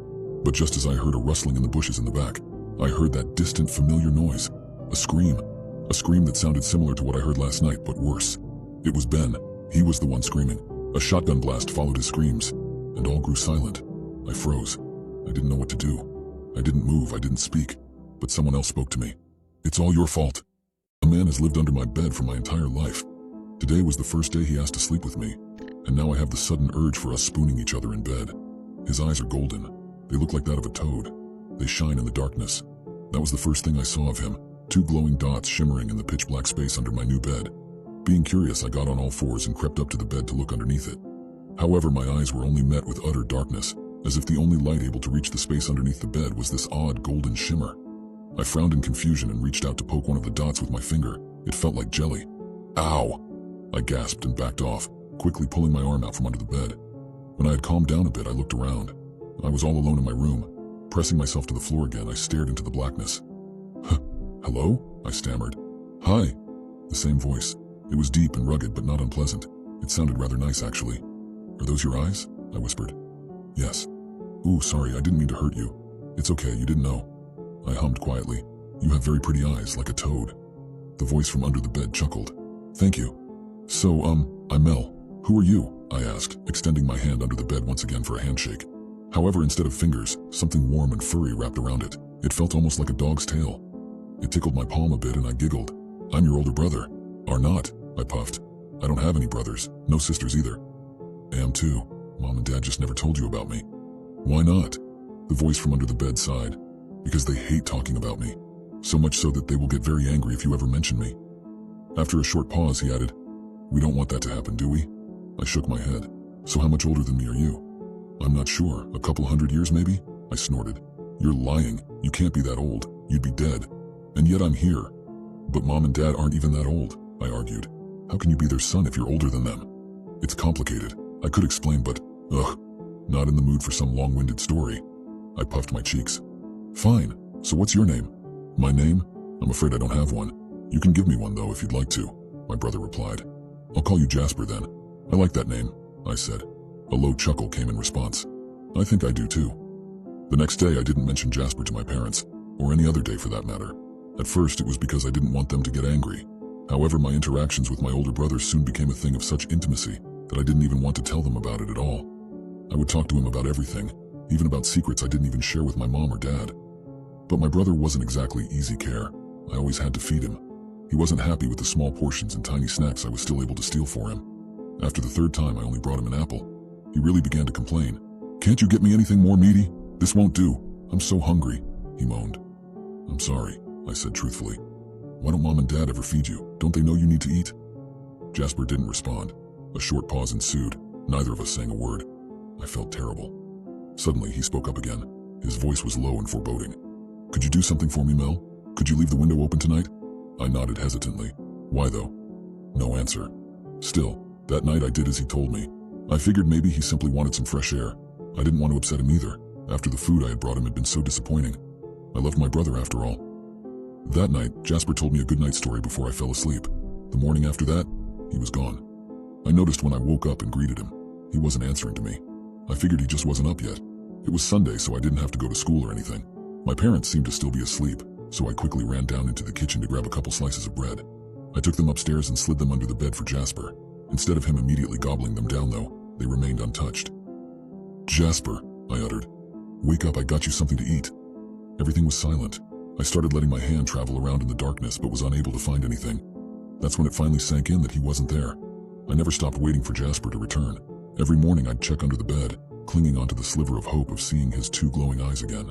I would leave the windows open every night, even if the cold air seeping in through them would make me shiver. Days of waiting turned into weeks, weeks into months, and months into years, and eventually I must have been around 13. I gave up. I left my secret brother behind, and with him all the times I had cried myself to sleep, caught a cold because of the open windows, and checked the space under my bed in vain. It was around that time I began to doubt his existence in its entirety. I figured Jasper had been nothing but an imaginary friend, a specter a lonely child's mind had conjured up and discarded, once it had grown useless. Deep down I must have known I was merely lying to myself, but I liked this conclusion better than the alternative. Believing I had gotten rid of something of the same worth as a once-beloved childhood toy was better than knowing I had been abandoned. The missing person reports and cases of people being found mauled in the surrounding neighborhoods simply didn't register with me. I didn't suspect a thing when my parents suddenly started getting reluctant to let me leave the house on my own. Curfews were placed on our small town. Policemen and women patrolling the area after dark became a common sight. I think I understood somewhere in the back of my mind that these abductions and violent attacks had reached our own neighborhood. But as I said, it simply didn't register. That only changed when I was 16. I would always catch a ride with a friend of mine who went to the same high school as me. Her name was Ruth, and she was kind enough to drive by my family's place every morning to pick me up. The last time I saw her was early on a chilly day in fall. I climbed in on the passenger side and wrapped my arms around my backpack, which was resting on my lap. I exchanged a few words of greeting with Ruth before we set off. She had to drive very slowly and carefully due to the fog, causing us to arrive at school about 10 minutes late. I thanked her for the ride, as always. She said it was no big deal, as always. And then our ways parted in the main hallway. That was the last time I saw Ruth. Apparently, Ruth had wandered off to the back of the school building to sneak a cigarette during the last break. When she hadn't returned to her classroom, though, a teacher had sent out another student to go look for her. They found the remains of her body behind the school gym in a pool of blood. Next to her bag, a lighter and a box of smokes. This was the final straw for my mom and dad to decide to leave our hometown. We moved to a suburban neighborhood pretty far away. I had to change schools, but that wasn't too much of a bother. Ruth's death had left me frightened and sad. She had been a close friend of mine for years. I had simply wanted to get away from it all, I guess. The new place was nice. It's where I graduated, got my first job at a gas station, and my first apartment. Living on my own was great. I remember I enjoyed it from the very start. I was doing okay for myself. I was fine. Until everything changed this morning. I had the night shift at work yesterday. It ended at around 3 in the morning, which is when I headed out. The sun wasn't about to rise yet, so the streets were dark and empty, apart from a group of 4 guys who were walking ahead of me. They looked pretty young, and all of them were wearing those jackets you'd see on members of high school sports teams. They appeared to be pretty drunk, more stumbling along the sideway than actually walking, while grabbing each other by the arm from time to time to keep their balance. To be honest, I thought it looked a little funny, even though I felt bad for them. They seemed to be pretty out of it. I stayed behind them, keeping my distance. That meant I had to walk rather slowly, but that was fine. I only had to get back to my car after all. I would always pull up next to the entrance of the city's park. When the first trees came into sight, I let go of a quiet sigh of relief. I couldn't wait to get back home. The 4 drunk guys were still more or less blocking my path, but I knew it wouldn't be long now. We were about to pass a large maple tree when something dropped from its cave of thick foliage and landed on the ground. right in front of the 4 young men. At first, I didn't even understand what was happening. It was the boys' screams that tore me out of my trance. My eyes fell onto the creature that had been hiding in the maple tree. It was enormous, but with the way it pressed itself to the ground, it took me a second to notice its full size. It was almost gliding across the street as it stalked towards the 4 youths, its head lowered menacingly. Its black fur was gleaming in the faint light of the street lamp shining down at it from above, and its long, thin tail was whipping the ground behind it. Its mouth opened to reveal too many rows of jagged, sharp teeth, the shape of which reminded me of a broken glass bottle. It let out a low, rumbling growl, finally prompting a vocal response from the 4 guys and me. They let out screams of terror, but as my voice rose to join theirs, the shriek died in my throat. It had been in that very moment that I saw its eyes. They glaringly stood out from the rest of its bestial black body, 2 glowing, warm golden orbs, like the eyes of a toad. I stared at him, and Jasper stared back. He slowly proceeded towards me, but there was no menace in his gaze anymore.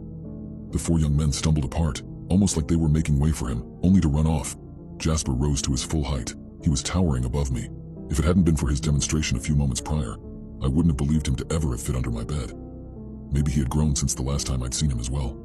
I felt tears form in my eyes. "It's you?" I uttered, my voice barely above a whisper. He didn't say a thing. It was then that I admitted to realizing what I had probably known all along. The day I had released my big brother from my room, I had unleashed his hunger onto innocent people. I wondered for how long I had been carrying this feeling around in the back of my head. "Please," I began quietly, trying to keep my voice from breaking. But Jasper interrupted me. His mouth didn't open when he began to speak, but I could hear him in my head. "I'll be back for you soon. We will sleep together tonight." With that, he suddenly turned and dashed off into the darkness of the park, leaving me by myself as he disappeared between the trees. I was alone again, standing underneath the flickering streetlight. I wiped the tears from my eyes and slowly, with shaking steps, made my way over to my car. I drove home in complete silence, not even listening to the radio. I'm not sure what Jasper will do when we meet again. I'm of course well aware that he might eat me. I don't really think he will, at least I hope not. Then again, I know he might not be the same as all those years ago. I want to try and convince him to stop these attacks. Maybe I could get him to move into the woods or something so he'll feed on animals. But to be honest, most of all, I just want to talk to him. If he won't be here for that, I guess I can still comfort myself with the knowledge of being able to properly feed him at least once. All this time, all I had wanted was to be his little sister again, no matter how insane that wish might have been. Now that I know I'll see him again, I'm so incredibly happy. I know I shouldn't be. I know anyone who reads this will think I'm mental, but I can't help it. I'm so happy I could die. I mean it. My teacher has been giving us some strange assignments.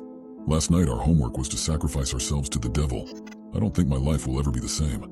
By me forgetting to turn in my assignment, I was the sole survivor of my class. When it all started, I was a horrid little girl. I refused to do my homework. I never spoke up in class. I didn't study for tests and did everything in my power to irritate and gross out anyone around me. I didn't care if I got punished. I wouldn't have cared if they'd have thrown me out altogether. I'm not saying this to make my kid self look like some sort of badass.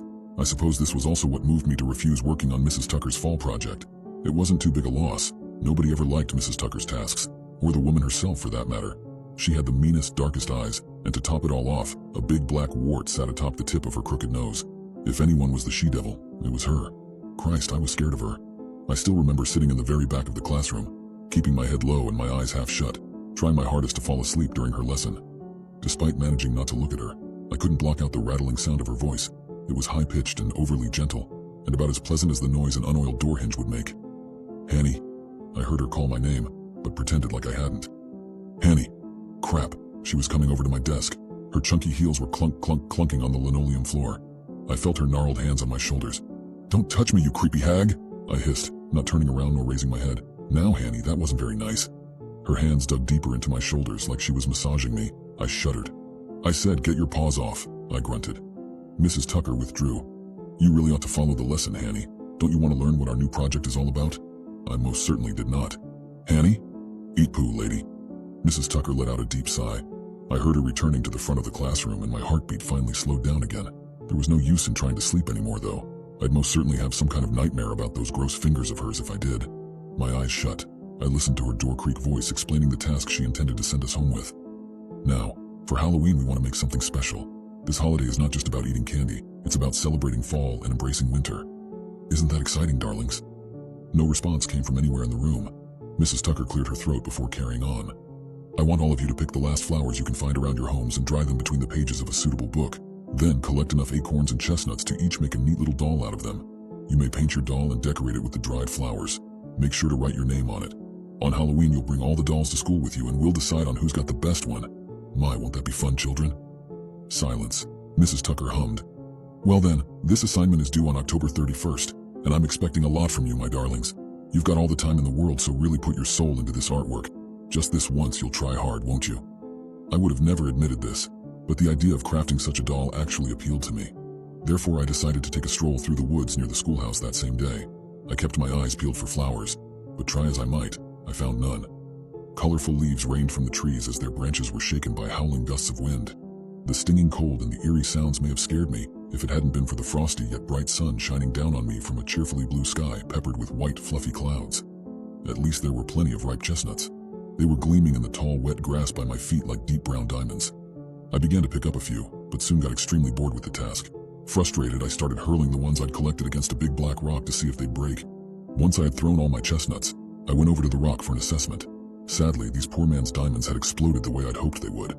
I did discover something else though, something a lot more interesting. On the other side of the rock, there was a drawing done in white chalk.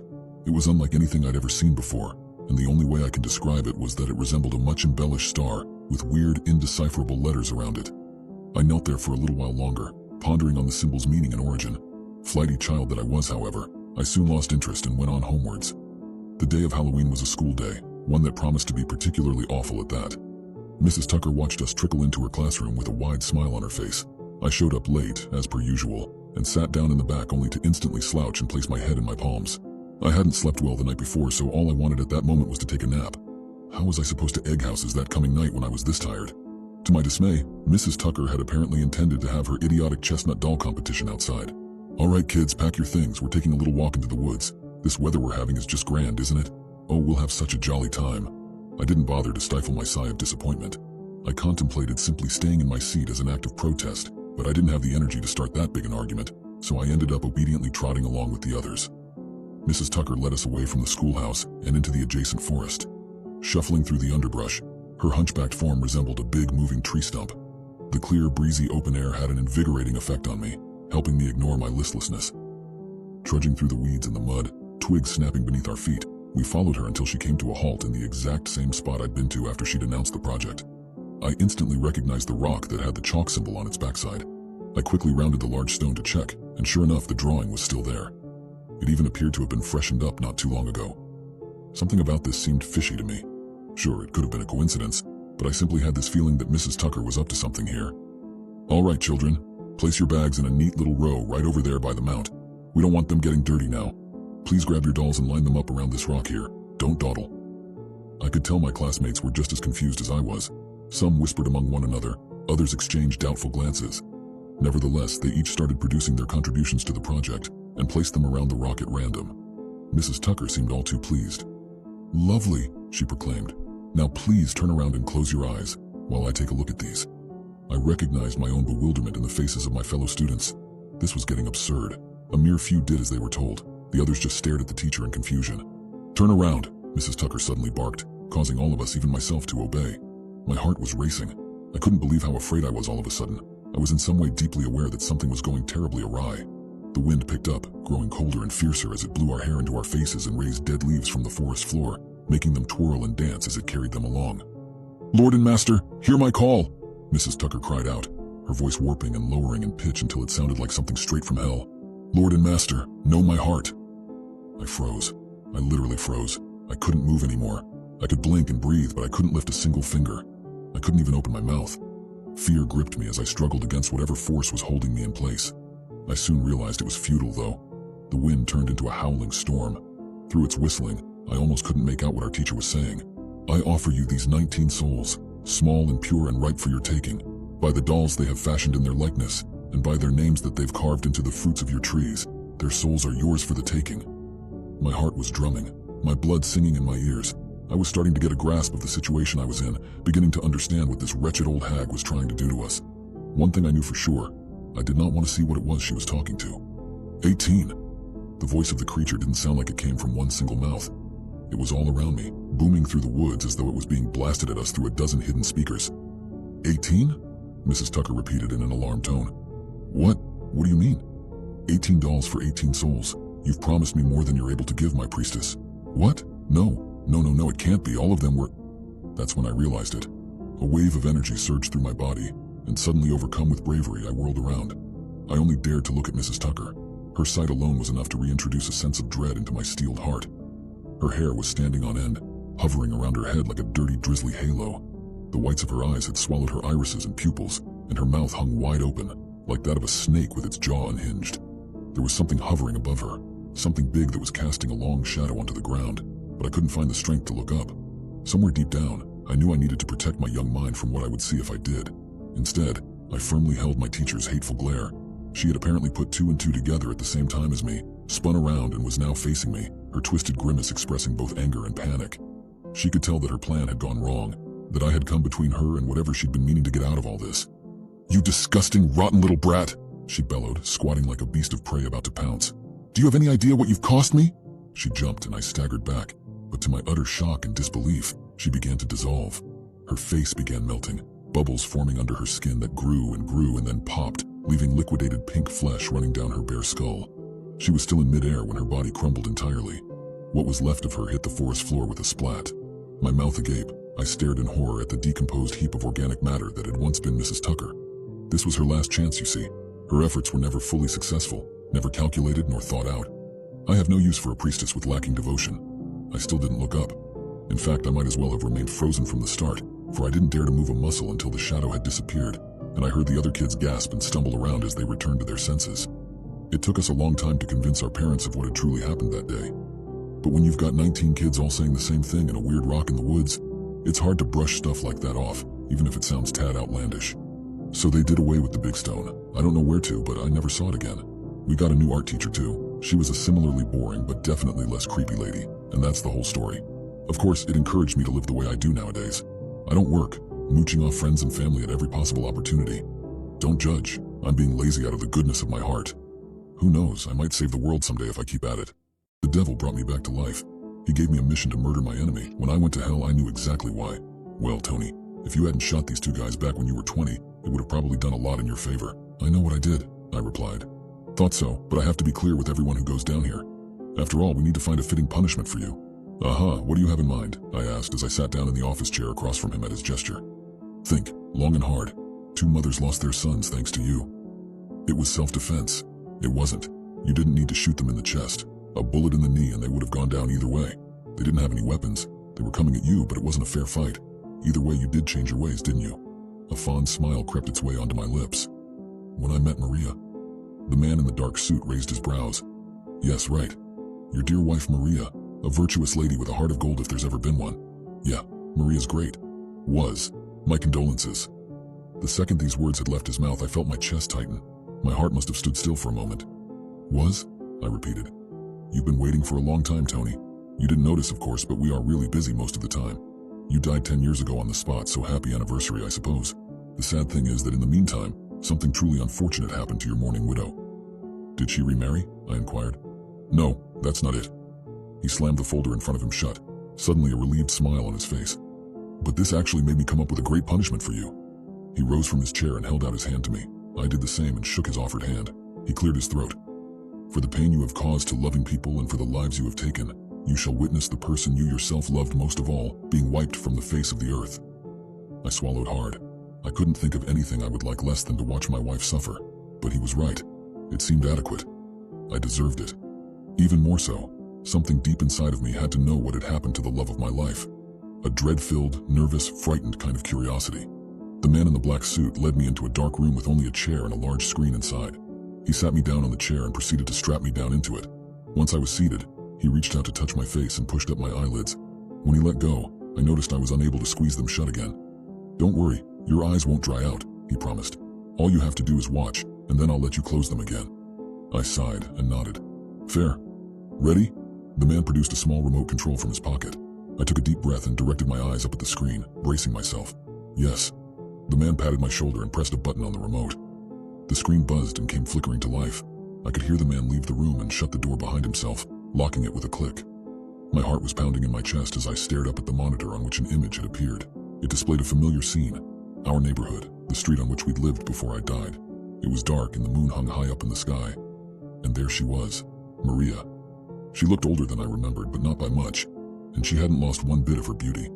The silvery moonlight was shining down onto her brown locks, which were flowing down her slender shoulders as gracefully as ever, and tears were shimmering in her large, dark, round eyes. She quickly wiped them off with one hand, the other clutching the shopping bag she was carrying. And then it happened. As she rounded the corner, she bumped into someone. She gasped and dropped her shopping bag, spilling oranges, eggs, and a bag of flour onto the ground. A slew of apologies on her lips, she bent down to pick it all up. She hurriedly shoved the items back into her bag and stood back up, only to find herself eye to eye with the muzzle of a gun. My heart sank, and judging from the look of sheer terror on her face, so did hers.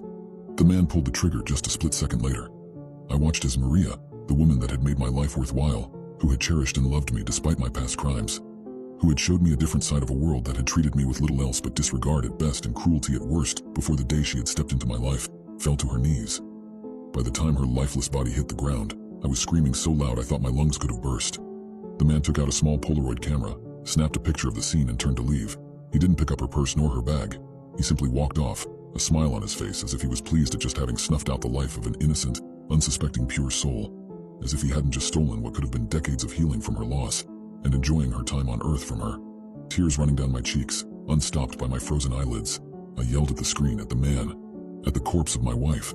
Finally, the lights of the moving picture faded to black, and the screen turned off. I could hear the man in the black suit come in behind me. He walked up to me and loosened my restraints before gently wiping over my eyelids. They fluttered shut instantly, and I blinked a few times, getting used to the feeling again as the tears kept streaming down my cheeks. I swallowed, looking up at him. "Where is she?" I asked breathlessly. "She's in limbo. She'll go to heaven for sure, but for now, there's too much turmoil in her soul for her to find release." "Send her up there now," I demanded, wiping my red, swollen eyes. "Not that easy, I'm afraid. It's her soul, Tony. It's inside of her." He sighed. "She'll have to calm down first. It might take a while. She's dazed, confused, at complete odds with her sudden death and far from acceptance." Suddenly, he perked up like he had just had an idea. "Of course, I suppose we could. Help things go their natural way a little." "We could? How?" "Whatever it is, I'll do it. Anything. There's only one thing that'll help the soul of someone who has suffered injustice at the hands of another. Do you know what that is, Tony?" "Forgiveness?" I offered pathetically. "Haha, no, revenge. See, there's one big advantage you have by having been sent here, and that is that once you've received your punishment, you're free to go. Well, not exactly free, but free to do as we tell you without being tortured." Noticing the disbelief on my face, he rolled his eyes. "That's how it works. You come down here, we make you repent, and once we think you've had enough, we send you forth to get us some new sinners. And this guy, he's got a top spot on our list. You may have noticed that he didn't murder Maria for her money or possessions. He did because he wanted to, and he's done it before. He enjoys it." I let out a shaky sob. The man in the black suit held out his hand to help me up. "So Tony, how about it? Are you going to avenge your dearest departed? This time it truly would be the right thing to do. An eye for an eye." I could feel my face harden, and I placed my hand in his and let him pull me to my feet. The man in the black suit guided me back to the elevator I had found myself in after awakening, the one I had descended in. We stood side by side in the small cabin when an unsettling thought came to me. "How do I know you're not just screwing me over?" I asked. "I have absolutely no need to. All I want is for this man to be down here." He chuckled a little. "Oh, the things I'm going to do to him. The things I'll make him do." His voice trailed off. "And you want to take revenge for Maria so she can move on. We both have our motives in the open, and I swear by my good name that your maneuver will not be in vain." "And your good name is?" "Son, I'd have to mutilate your vocal cords for you to pronounce it," he replied with a laugh. "And what good is a name you can't speak out loud? Just trust me on this. I mean, it's not like you got much of an alternative." "I'll trust you then," I muttered, hoping I would not be regretting this decision anytime soon. "I will give you what you need most in this world you are about to return to.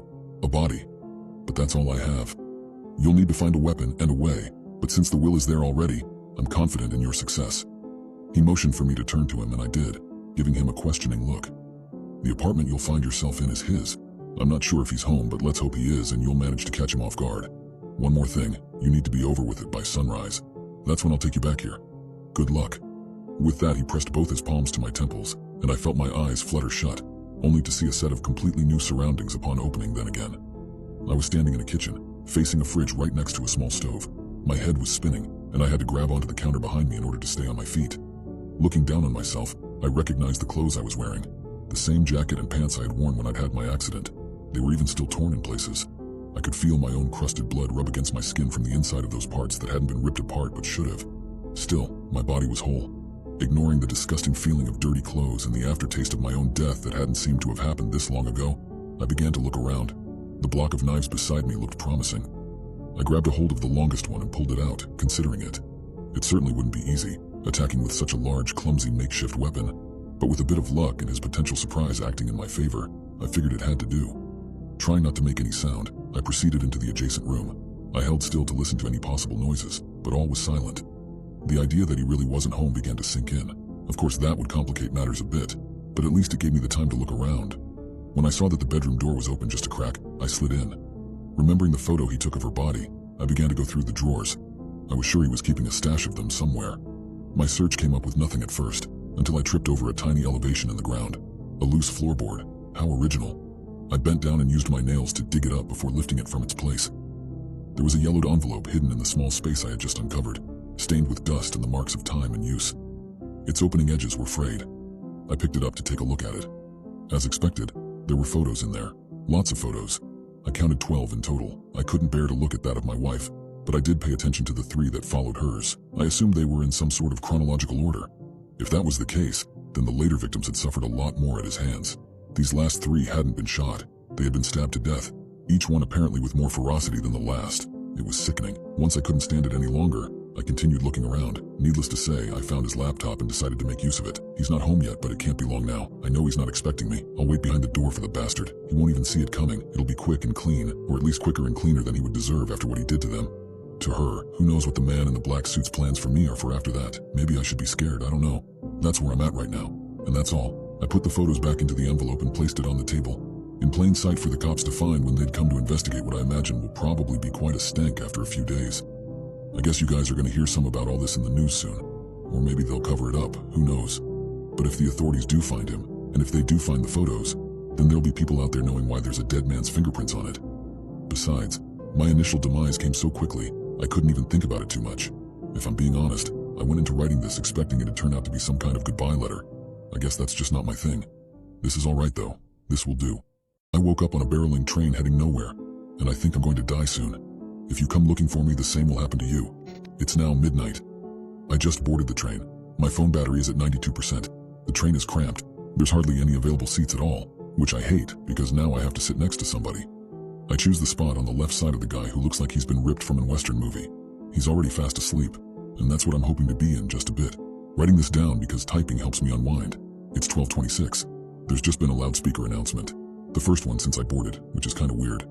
Normally, those come up every time a train arrives at or leaves a station, don't they? Anyways, the voice was really strange, all deep and choky.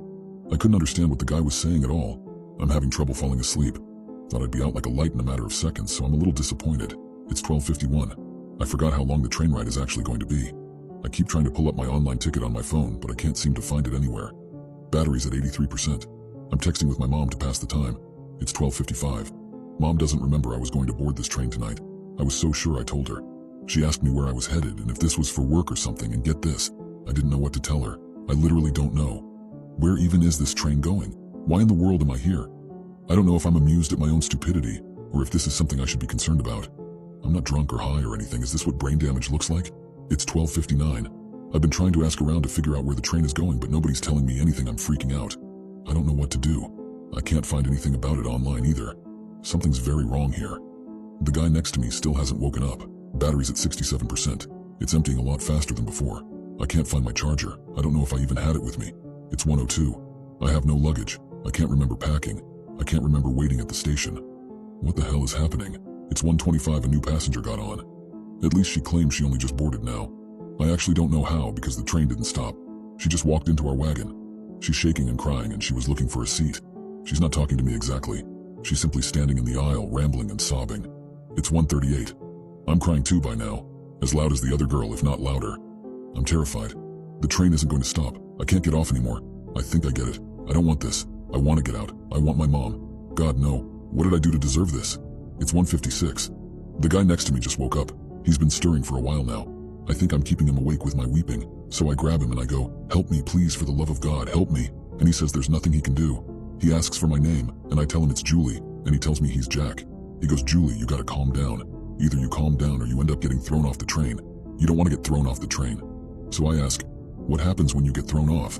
And he says, "You'll never get to the final destination, but you can't go back either." I ask if there is a way back, and he just shakes his head no. I don't want that to happen. Not to me or anyone. so I start trying to calm down this girl. But it's really difficult. She keeps wailing and thrashing around, and I tell her that I get it because I'm scared too, but she won't hear it. She literally just hit me, square across the face, so I think I'll stop now. It's 2:37. The girl got thrown off. There was train staff, 2 of them, and they grabbed her and just dragged her away. I don't know where to. I tried to follow them, but Jack held me back. He says that I'll lose my internet connection soon, because we're almost there. Arrival is scheduled for 3 a.m. It's 2:56. I've spent the last couple minutes texting my mom. I tried to call her too, but it's not letting me. So I sent her a voicemail and she sent one back. She was a little confused because I kept telling her how much I love her. She's up really late for me and she says she'll go to bed now. So I sent her another goodnight voicemail. I hope she keeps it, for when she misses me. I've listened to hers over and over again, and her voice is as sweet and comforting as always. I have to turn my phone off now. It's nearly dead anyways. Jack is still awake. We're going to the same place, so I guess I'll just keep talking to him. He's very understanding, actually. He's just been on the train longer, so he's had more time to deal with it all. We're both looking forward to getting off the train by now. And now, it's 10 a.m. This is going to be really hard to explain. 7 hours ago, I woke up in a hospital room. Some guy T-boned my car, and apparently things were looking dire for me. I was unresponsive. In fact, the medical staff thought I was gone for good. Here's the thing. I found these notes on my phone. The stuff I shared above. I swear, I don't remember any of this stuff. My mom only just got notified of my accident, and she's on her way here. I already went through our chat history, and the texts and voicemails I've been describing. They're there. It's all there. It was all written while I was out cold. Doctors fighting for my life. There should have been no way for these notes to come into existence. I can't believe it. I don't know what to make of this. That is, I do know, but the implications are just too much for me right now. And then I noticed something out of the corner of my eye. A small red mark on my arm in the shape of a ticket, with the words Final Destination etched on it. In horror, I pull up the sleeve of my hospital gown to reveal the tattooed image of a train, the same one from my notes. A chill ran down my spine. Suddenly, the hospital room door creaks open, and standing there in the doorway is Jack. He's not wearing a patient's gown, but the uniform of a hospital staff member. A name tag on his chest reads, Dr. Jack. He flashes a menacing smile at me. "Welcome back, Julie," he says, the same choky voice I heard over the loudspeaker on the train echoing through the hospital room. "We've been expecting you." As the room fills with an unnatural darkness, the last thing I hear is the sound of a train whistle, fading into the distance. I discovered an old cabin in the woods. I wish I never entered it in the first place. I wish I never went hiking on that day in the first place. That tape not only ruined my childhood, but I don't think I'll ever be able to live a normal life again. For context, I'm an avid hiker, and I go after this hobby whenever I can. I mostly just drive out to this hilly stretch of woodland that's about an hour away from where I live. There are a lot of different signposted trails there, and even though I've taken all of them at least once before, I don't mind doing it again. When this happened, I was hiking up a longer path. All the trails go around the forest in a loop, so you'll come back out right where you started from. The one I chose involves a pretty steep ascent, so it's slightly more challenging than some of the others. It made me sweat a good deal, but since it wasn't my first time, I was doing just fine, until it started raining. The weather forecast had predicted nothing but a cloudy sky and mild temperatures, so this was completely out of the blue.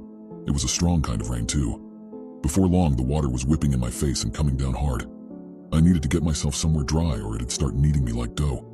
Of course, I hadn't brought an umbrella, so I ended up running into the woods for cover. For a while, I crouched down under a big tree, and it did shield me from the rain for a few minutes.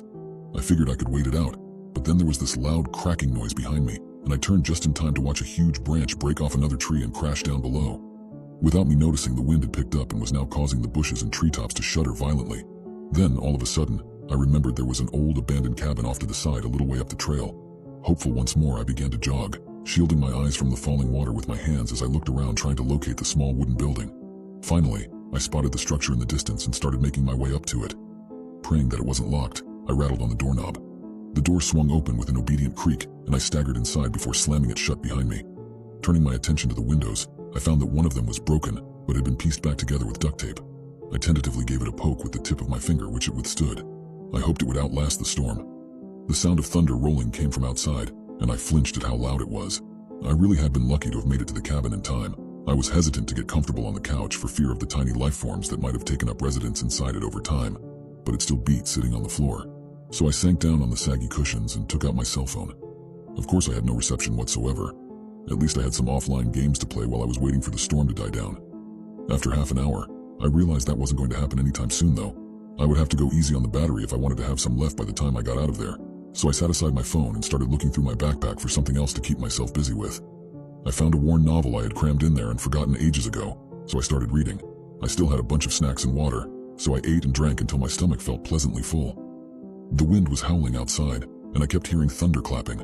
The sky was growing darker too. I noticed that it was getting harder to read with how little light was finding its way into the windows. This concerned me a bit, and I wondered how long exactly I would end up stuck in the cabin. Things were looking pretty grim out there, and I wasn't too keen on spending the night in a place like this, even though it did feel kind of adventurous. I continued to read for as long as what remained of the day's light allowed me, but that was hardly another hour. The hut looked spooky in the darkness. It wasn't exactly pitch black, but enough to make me uneasy. The only thing to illuminate the living room was the occasional flash of lightning from outside. I moved over on the couch so I could watch the storm through one of the windows. Thunder rolled once again, and then, all of a sudden, a male voice cut through the silence left in its wake. 7, 6, 11, 5, 9, and 20 mile today. I jolted upright. For a second, my head had just gone completely empty. Then I glanced around frantically, before realizing that nobody had actually spoken to me. The voice was deep and eerily resonant, but it had a crackly undertone to it. It was a recording, but my relief upon realizing this was short-lived. There was a strange recording playing somewhere nearby, somewhere close to me. Somebody had just turned it on. 4, 11, 17, 32 the day before. The recording stopped. It had only been playing for mere seconds, but I could tell that it was coming from downstairs, from the basement. The abrupt way it had been turned off made me think that whoever was down there had only turned it on accidentally. They'd never wanted me to know I was not alone. It was only then that I realized I was still sitting on the couch, frozen in place like a statue, staring at the basement entrance. I instantly jumped to my feet and picked up my jacket, struggling to put it on while at the same time trying to shove my belongings back into my backpack. I had to get out of there. I didn't care about the rain or the lightning or the falling branches anymore. I just needed to get out. Then I heard footsteps. They were hasty, fast, and they were moving up the stairs. Stifling a scream, I abandoned my backpack and simply burst through the door, sprinting out into the cold. Despite the darkness, I could see the trail ahead, just a small distance away from the cabin. I leapt towards it, and when I'd reached it, I just kept on running as fast as my legs would carry me. I hurriedly patted down my jacket. I could feel my cell phone, wallet, and keys in my pockets, which immediately made me feel light with relief. There was also a can of pepper spray somewhere in there, which I figured was better than nothing if, God forbid, whoever had been in the cabin would catch up with me. Thankfully, it never came to that. By some miracle, I found my way back to my car. I instantly locked it upon jumping inside. I was completely drenched and utterly exhausted. It took me ages to catch my breath. I sat in the car for around half an hour, shaking and crying, before finally managing to pull myself together. Realizing I shouldn't hang around, I started driving. I was way too tired to make it all the way back home, so I just stopped at this dingy little motel that's 15 minutes away from the hiking spot and got a room there for the night. I basically collapsed on the bed. I didn't know whether or not to call the police. I've had some bad experiences with the local authorities before, so I decided not to, at least not right away. It's a trust thing, I guess. What I did was I called my brother and told him everything, asking him if he and I could go back to the place together to see what was up with it. He readily accepted, and we came up with the following plan. My brother, being a huge guy himself, would come to pick me up in the morning with one or two of his friends, and we would return to the woods as a group so no one would try to mess with us. We'd go up to the cabin, retrieve my lost belongings, and take a look at it. But I also had to promise him that if we were to find evidence of something bad going on there, we'd call the cops. He showed up in his truck the following day as promised, with another man with him. We headed back to the hiking spot and made our way up the trail. The storm had left its impact on the woods quite clearly. Broken branches were scattered everywhere, and some of the young, thin, and more fragile trees had been knocked over completely, basically torn out at the roots. The cabin, however, had endured. Its door was wide open when we reached it. We entered it one right after the other. I could tell the guys were just as nervous as I was. No doubt they were taking what I told them quite seriously. Still, we were all prepared to defend ourselves if someone was to charge at us unexpectedly. My backpack wasn't in the upstairs room, which to me could only mean that somebody had moved it. When my brother said we'd have to go down into the basement, I was understandably reluctant at first, but he reminded me that we had agreed on this earlier, so it was too late for me to chicken out. Each stair let out an agonized creak as we put our weight on it, and I feared the rickety old things really would end up breaking down. My brother's friend stayed upstairs so he could get us out in case that would really happen, but to my surprise, it never did. Soon enough, we found ourselves in a room that was just as big as the living room. There was enough light falling in from upstairs for us to see everything, and what we saw was not nice. First, there was the tape recorder. It sat right in the middle of the floor, like it had been propped up for us to find right away. My brother went up to it and turned it on. I flinched as I heard the same warped male voice start to speak. It sounded just as eerie as before. My brother's friend suddenly called out to us from upstairs. "Is that Boots?" "What do you mean?" I asked. "That's Boots. It's this poem by Rudyard Kipling, I think. I don't know who did that reading, but it's creepy as hell. I heard it's used to simulate torture or something, like for Navy SEAL training. I don't know." By the way, it really was Boots. That's why I don't feel the need to transcribe the recording here exactly, since you can just look it up. That was the first thing to give us a really queasy feeling though. While the room was largely empty, a single cardboard box that had been pushed up to the wall stood out. My brother took a look inside without touching it. Then he waved me over. Upon bending down beside him to check it out, I found that it held several rolls of duct tape, a bunch of plastic bags, some cable binders, and a lot of small gardening tools, like a little hoe, secateurs, and a saw. We also found cleaning supplies in another corner of the room, right next to 2 buckets with plastic lids on top. The second I opened one of them, a putrid smell came wafting out, strong enough to send me and my brother reeling backwards. I cursed and immediately covered my nose and mouth, hurriedly moving in again to shut the damn thing. But in my haste, I knocked it over. We stumbled aside as viscous brown and red liquid spilled onto the floor at our feet, feces and blood. "Oh no, come on, we're getting out of here," my brother yelled, grabbing me by the wrist and starting to drag me back up the stairs. That very moment, however, something caught my eye out of a darkened corner of the room. "Wait," I told him, pulling my hand out of his grasp and pointing at what I had just seen. It was my backpack, hung up on a nail jutting out of the wall. How had I not noticed it sooner? I had to cautiously step over the pool of blood on the floor to reach it, but eventually, I managed to grab it, and then leapt back over to my brother.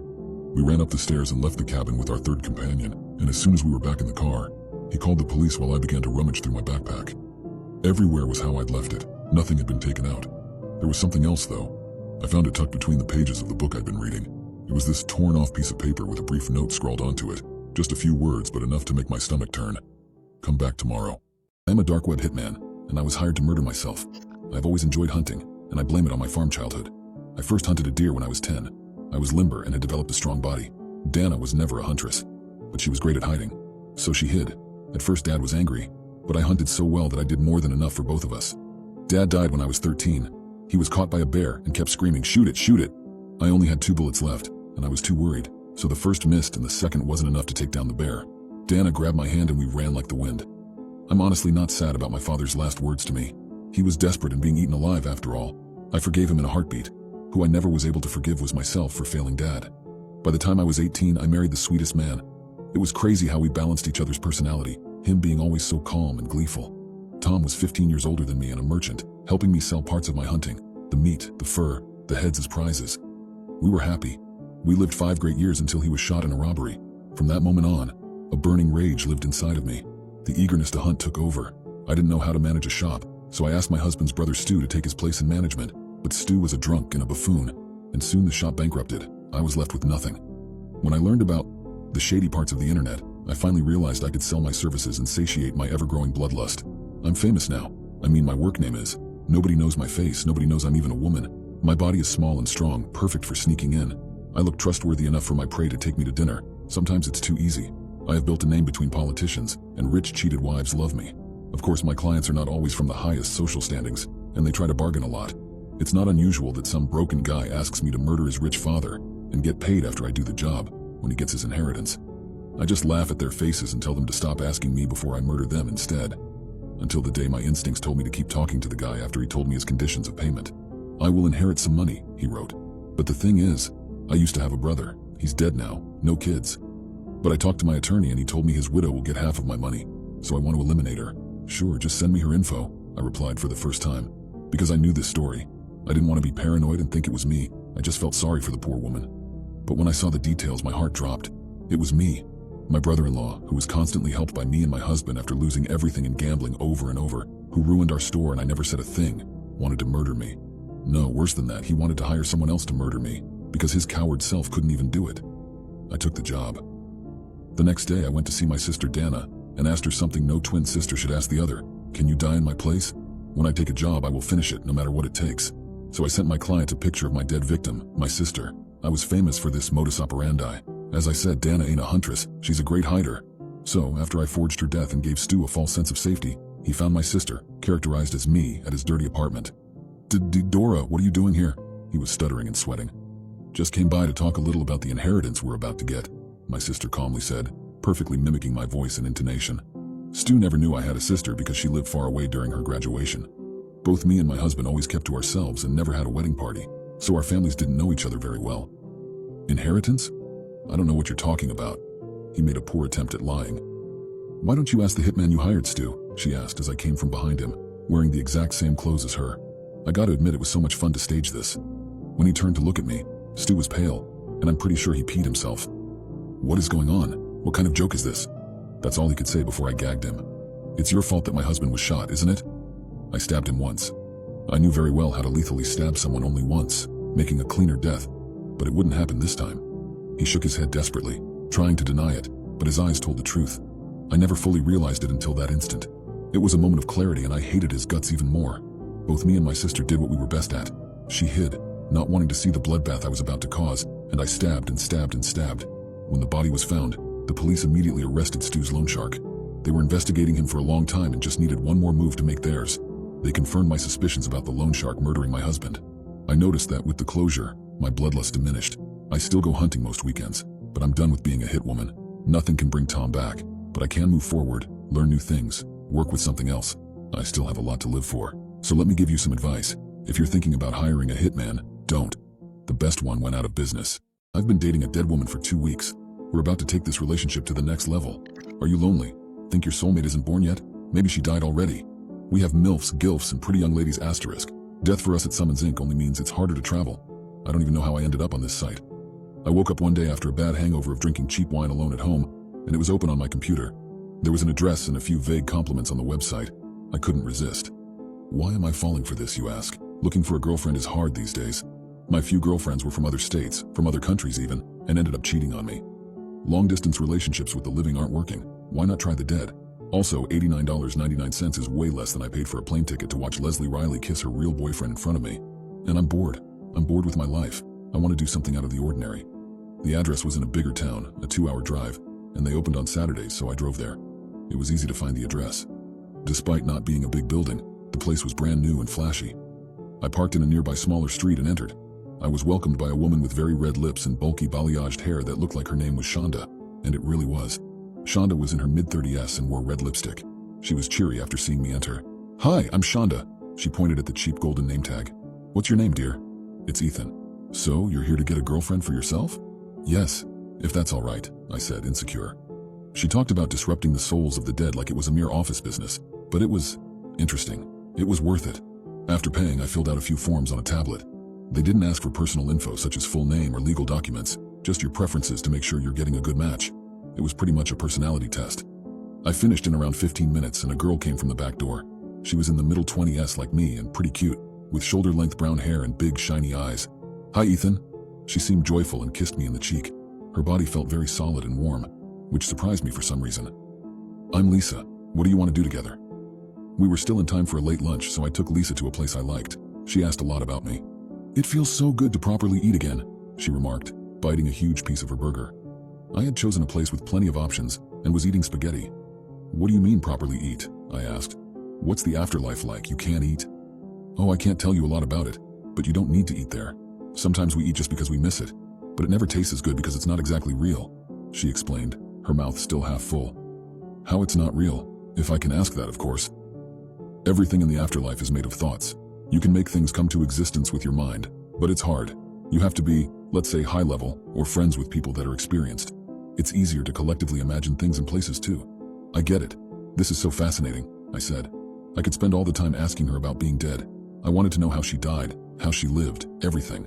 But it seemed too rude, so I could only hope she would spontaneously talk about it.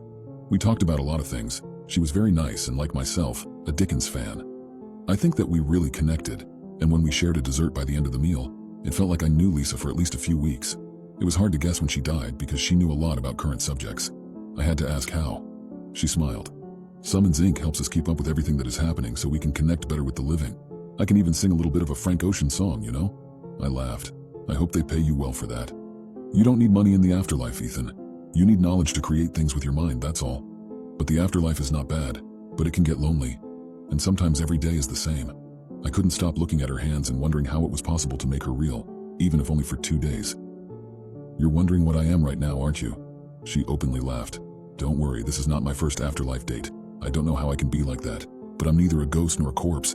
During the time I'm here, I'm a human like you." Everything went smoothly from then on. I told Lisa about my exes. She told me a little about her friends on the other side, and how it was preparation to get a living date. For example, you can't learn a language you don't know already, unless you study it for a proper time in the afterlife. It can take as much as you take on Earth, but it usually takes less, because you don't have to waste time taking care of your bodily needs. Lisa learned Italian after she died. We walked around the city, had a sundae together, then I drove us back to my place. It's a small, unspecific flat, but she seemed to like it. She's also fascinated by city lights, fairy lights, and lights in general.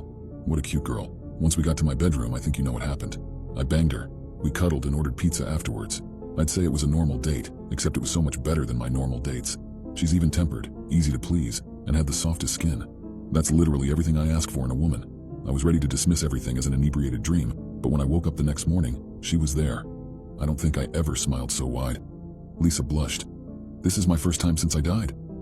Monday came, and I called in sick to spend the rest of my time with Lisa at home. I never met someone so fun to be with, and so grateful for the small things, such as eating and sleeping. You can sleep there, sure, but you never dream, she explained. What's the point, right? I did what I always do in my relationships and rush things. I'm gonna miss you, Lisa. Can I request you again? Well, I think I won't get bored with you, she half smiled. But still, I got distracted by my own curiosity. Do Summons Inc. have something from you to summon you? Yes. It makes summoning easier and cheaper. They got it from my grave. You could visit it someday. I barely get visits lately. She sounded a little bit sad. Of course, I would love to, I said. Then she told me her full name and the city she was buried in. It was nearby. Part of my family had been buried there too. We spent a little more time together. I grew restless but did my best to enjoy every last hour. Well, Ethan, it's time. She kissed my nose. I had a great time with you, thank you so much. If you see my daughter, please tell her to visit more. And she quietly walked away. I can't believe what I just did. Was I in love with a dead girl? Deciding to seize the time I still had that day, I started searching for her. It was easy to find the cemetery, so I drove myself there. After looking for a while, I finally found a beautiful white marble grave. Next to it sat a familiar figure with a posy of yellow roses. The sound of my footsteps might have startled her, and she abruptly turned in my direction. Then her face relaxed in a smile. It was my grandmother. She had been crying. Ethan, it's so good to see you here. I didn't know you knew where your great-grandmother was buried, said my grandmother. She died young, and now I'm the only daughter left. I'm sorry, great-grandmother, I said, my face beet red from the terrible realization. She asked you to visit more. Grandmama was now openly crying, clearly touched. I will, Ethan. It's so good to know. Sometimes I have the feeling she's still with me. She hugged me very tightly. What were you doing in your dream? I was now crying too, but these were tears of embarrassment. I stuttered. I was eating pizza with her. I trapped my homophobic brother in my basement. If I release him, he'll murder me. James was my parents' pride and joy and a very good kid. I was overjoyed to see that as he grew up, he started to look up to me. As my little brother grew up, however, our life started to improve, and I dare to say he had a happy childhood. Our father got a huge promotion, which meant that Mom could work only part-time. We moved to a nicer house with a pool and started making yearly trips to Disney World. What else could a little boy wish for? Clearly more than that. Since I was 12, I started exercising and strengthening my body to fight my bullies. That became a hobby and a way to blow some steam, so I pursued getting physically stronger. By the time I was 16, I was more muscular than anyone I knew, and no one messed up with me. In fact, I became quite popular against my will. Despite my popularity, the only friendship I had was with a girl named Maya. She had been nice to me before I was considered handsome. Girls were chasing me, but they began to learn that I was more interested in guys. Maya lived near my house and also had a way younger sister, Amy. We were so close that even our parents and our younger siblings became friends among themselves. That was probably when this black cloud started to form. As James and Amy grew up together, it became clear that she'd be a beautiful young lady while he was hit by puberty worse than most. My cute and great little brother grew up into one of the ugliest teenage boys I had ever seen. His skin was oily and full of acne, his facial hair was a mess, his taste in clothes was awful, and he became annoying and easily irritated. There was no amount of help I could give him. Even worse, people started comparing him to me and asking why he wasn't like me. It was easy to see that he started to despise me for that, and we grew apart. Only our parents still saw him as their perfect little boy. While all that happened to him, I finished school and decided not to go to college. Since I don't consider myself smart, but I'm great with physical labor, I ended up landing a simple but well-paying job that consisted of carrying stuff. I was still living at home, but in a matter of 3 years, I was promoted to supervisor and started buying my own house. For that reason, I ended up moving away and not seeing James as much. He was cold and distant towards me and towards my parents, but we all thought it was just his rebellious phase. As far as I'm concerned, there were no red flags, at least for the time being. What I heard from Maya was the same. James was a recluse, and Amy wasn't that close to him anymore because he started acting unpleasantly, but that's relatively normal behavior too. Maybe this sort of behavior was a red flag when I look back, but none of those things could predict what he was about to do. It was a Tuesday night, and I went to my parents' house to have dinner with them and introduce them to my new boyfriend. They were relatively comfortable with it. I think I was always so adamant about not hiding who I was that they just accepted my sexuality without any dramas. James, however, refused to join us. My father tried to brush it off as, it's a lot for him to understand. No, he's just ashamed of me. I replied dryly. My relationship with the two of them was good, but not the best, mostly because I would always stand up for myself. I think it's not about you being gay. It's about people telling him he should look and act like you, my mother replied, trying to dispel the mist of uneasiness that was forming around us. It's not like it's my fault. I'm not apologizing for being me just because it bothers him, I told her and got up. I'm not entirely sure what I was going to do. Confront my brother? Drag his ass to the dining room? I went upstairs and walked quietly towards James's bedroom. He was on a Skype call with someone. Yeah, my brother is here again. I wish he would just die, he chuckled. His words hurt me more than I'd like to admit, and I bit my lip so hard I tasted blood. I'll wait until everyone is distracted to leave. I can't believe it's finally happening. It's been years since I first wanted to kidnap her. To say I was disgusted would be the understatement of the year. I literally had to go to the lavatory and vomit all over it before my mind and body could do anything else. After I was able to physically recover from learning the monster my brother was, I decided to storm into his room, get evidence, and call the police. However, when I did it, it was already too late and he had left the house. I quickly took a look around his computer, but the only things I could find without guessing his passwords were his browser, open in a low-key but notoriously incel forum, and a folder with pictures of Amy. They had been taken from afar, including some with Amy inside her house. He was clearly stalking his former friend. In tears, I made up some poor excuse for my parents and boyfriend and left the house to try and stop James. I found him hiding in her neighbor's lawn, lurking and waiting for the moment she'd either enter or leave the house to attack her. He had a knife and the most mischievous smile I ever saw in my life. My whole body trembled in pain and I wasn't sure how my knees didn't crumble to dust under my weight. I am not a smart man. All my strength is physical. But I do know that what I saw was not evidence enough. My brother was underage, he was friends with his victim, and he could just dismiss everything I said. He could erase things from his computer before someone could check it out. So I did the only thing I could think of. I placed one of my hands over his mouth while disarming him with the other, knocked him unconscious, and made my way to my car. James has been chained and gagged in my basement since then. My house is on a quiet street, and I don't get a lot of visitors anyway. Just the next day I started soundproofing the basement too. This was last December. He was reported missing, and the police are searching his computer for clues. So luckily they'll find something that will make everyone realize that he is better off gone. But of course my parents are miserable. Dad talks about James like he's still there. Mom is on suicide watch after trying to take her life 3 times. My actions destroyed my family to avoid a far greater evil. James is still my little brother, so I feed him properly, and I even put a TV with cartoons for him to watch the whole day. I don't even know if I plan on releasing him one day. I'm just so lost and so scared of what he will do to Amy and to other people. He hates my guts and constantly spits food on my face, but I'd rather bear it all on my own than risk other people's safety. Maybe it's my fault that I wasn't the big brother figure he needed. Maybe I could have avoided it by being there for him, by being different, so I'll at least shoulder it alone. Today, Maya and Amy requested to meet me to talk. Maya and I are still close, but not as close as we were before I moved away. I invited them to my house. Amy was crying the whole time. I did something awful, she sobbed. Maya patted her sister's shoulder. It seemed to encourage the younger girl to talk. Right before James went missing, he tried to assault me, so I murdered him. I froze. You killed him? Yes. Are you sure? Yes, I had Maya help me burn his body and all. I looked at Maya for confirmation. She nodded and Maya explained. Amy was alone at home. He had a knife. Your brother was fierce but scrawny. They fought and in her desperation she grabbed the knife. His guts were all over me. Amy whimpered. You murdered him? I asked once again in pure shock.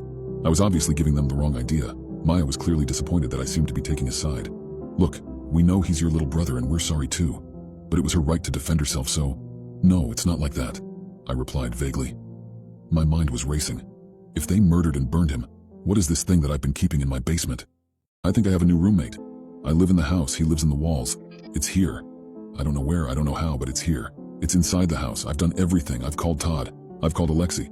I even called a goddamn exorcist. None of them believed me. None of them so much as offered to help. Now it's Halloween, and it's stronger than ever. I can feel it, moving through the house like a great darkness suffocating the light from everything. It's already taken by my business partners, John and Erica. It's already taken so many others. I'm upstairs in my bedroom closet. I've been here for 3 hours now, and I'll be here for 3 more if that's what it takes. I don't know if the thing hates the sun, but it never bothered me during the day, only at night, always at night. There's a creak and a groan outside, on the steps, and I feel the house tremble as something monstrous moves through it. My breath hitches in my chest and I remind myself to be still, to be quiet. I just need to make it until sunrise, just a little longer. Then the voice follows, low, raspy, and inhuman. So many lies, so many lives, and so little time. It's singing a song, but the tune is broken. Each word scrapes along my ears like a razor blade, cutting deep into my mind and pulling back memories. It sang before it took John. It was only a single word then. Coming, it had hummed, and we had all just thought we were hearing things. Now John's everywhere. There are pieces of him littered throughout the house, fingers and toes and intestines and eyes. I weep silently into my hands, and I can smell John's blood on them. I can hear his screams. I can taste my cowardice for not doing more to help him, for not even trying. Oh, how good it'll feel to finally go, the thing sings, and I wince in pain at every word. God damn, it hurts to listen to. Warmth flows from my ears, and I realize they're bleeding. Just one more, and then the song ends. I gasp in agony as more memories tear themselves from my mind. Erica, her and I had separated in the panic of John's death.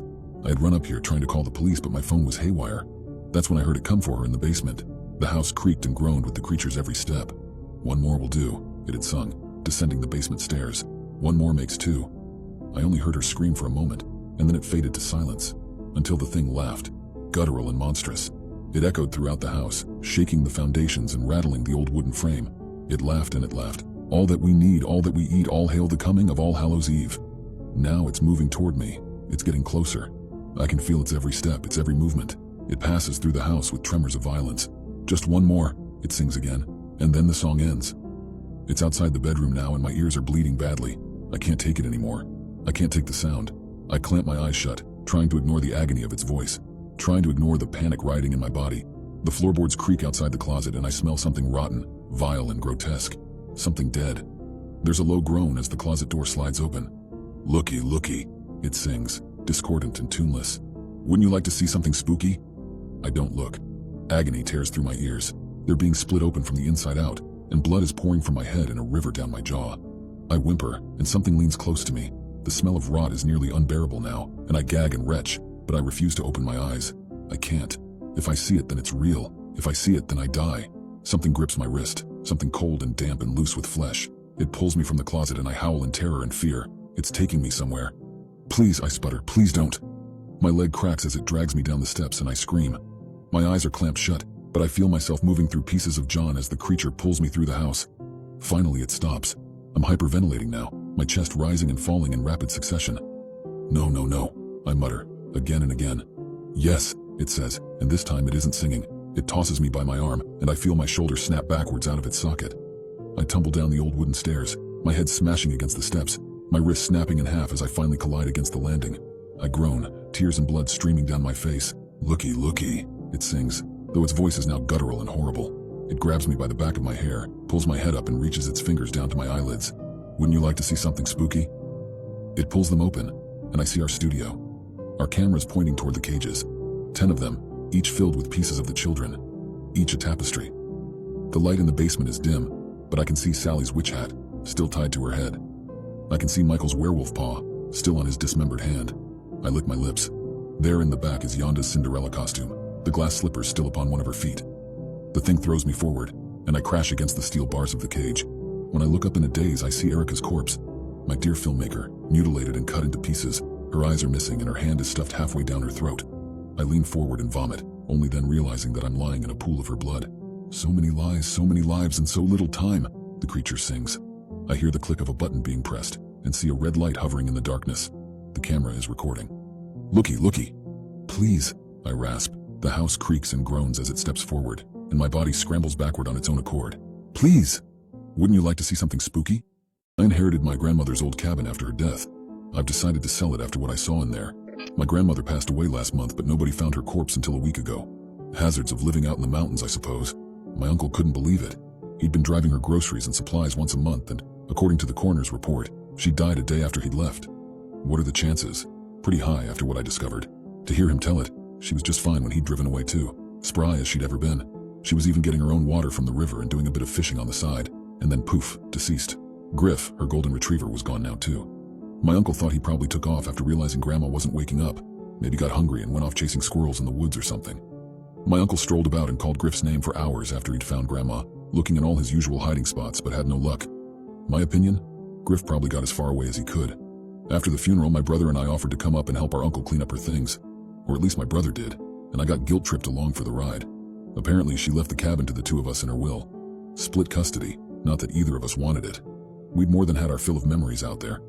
That said, it was a nice day to tidy up a dead woman's things. The summer sun shone bright, and there wasn't so much as a cloud in the sky. Overhead, sparrows darted between the towering pine trees, flitting around the cabin's small clearing while they sang their bird song. "I'm gonna bring this stuff down the mountain and head in for the night," Uncle Jake said, gesturing to his pickup truck full of Grandma's furniture. "You two gonna take off soon, or spend the night?" He looked like the spitting image of a mountain man, standing there with his tree trunk arms and red flannel shirt. The beard was the cherry on top. "We'll be heading out soon," I said. "Don't worry about us. The car got us up here just fine. It'll get us back down." Uncle Jake was suspicious of any vehicle that didn't have a cargo bed. "Sure thing, boys. Take it easy now." He hopped into the cab of the pickup and slammed the door with a metal clang. A moment later, the engine turned over and the mountain air was replaced with the thick smell of diesel and rust. With a rumble, the truck rolled out of the cabin's dirt driveway, bobbed down the makeshift road, and disappeared to the faint riffs of AC/DC's Thunderstruck. "Stay the night," my brother Eric said, snickering, as if we'd spend a night in this hellhole. Eric was tall and lanky, poor of eyesight and blindingly pale. He pulled his thick glasses from his face and wiped the lenses clean on his Marvel t-shirt. "I say we finish these last couple boxes and follow him down." He peered up through the pine trees overhead, where the sun was beginning its slow descent into the evening. "We're a few hours from dark yet, but I want to be far from these woods when the lights go out." He shot me a knowing wink. I walked up the creaking wooden porch and pulled the thick door open.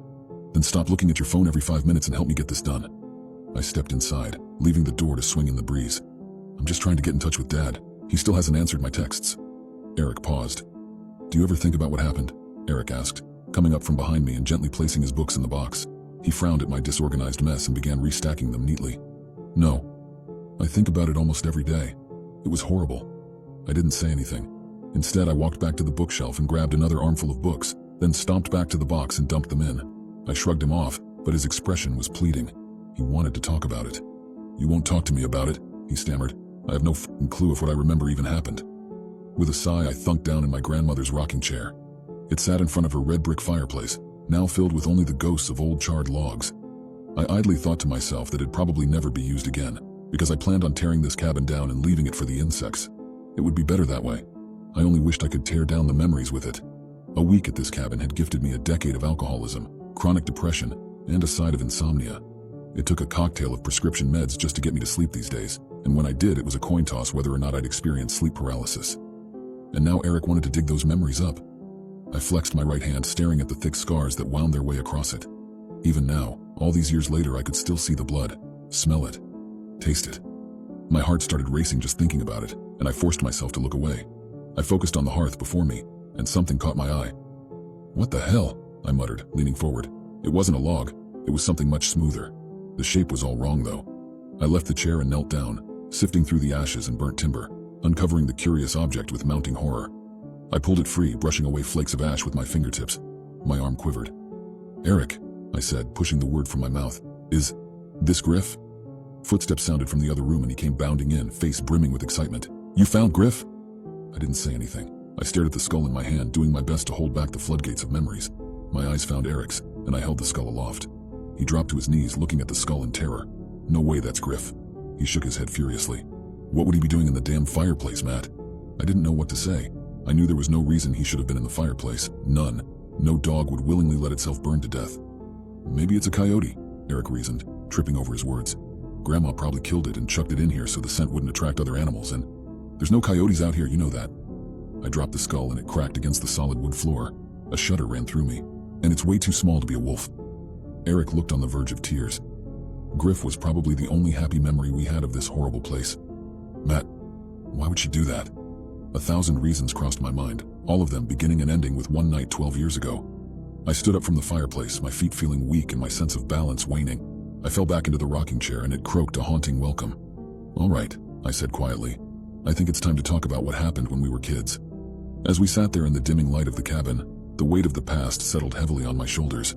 Eric and I exchanged nervous glances, each knowing that we couldn't keep the truth buried any longer.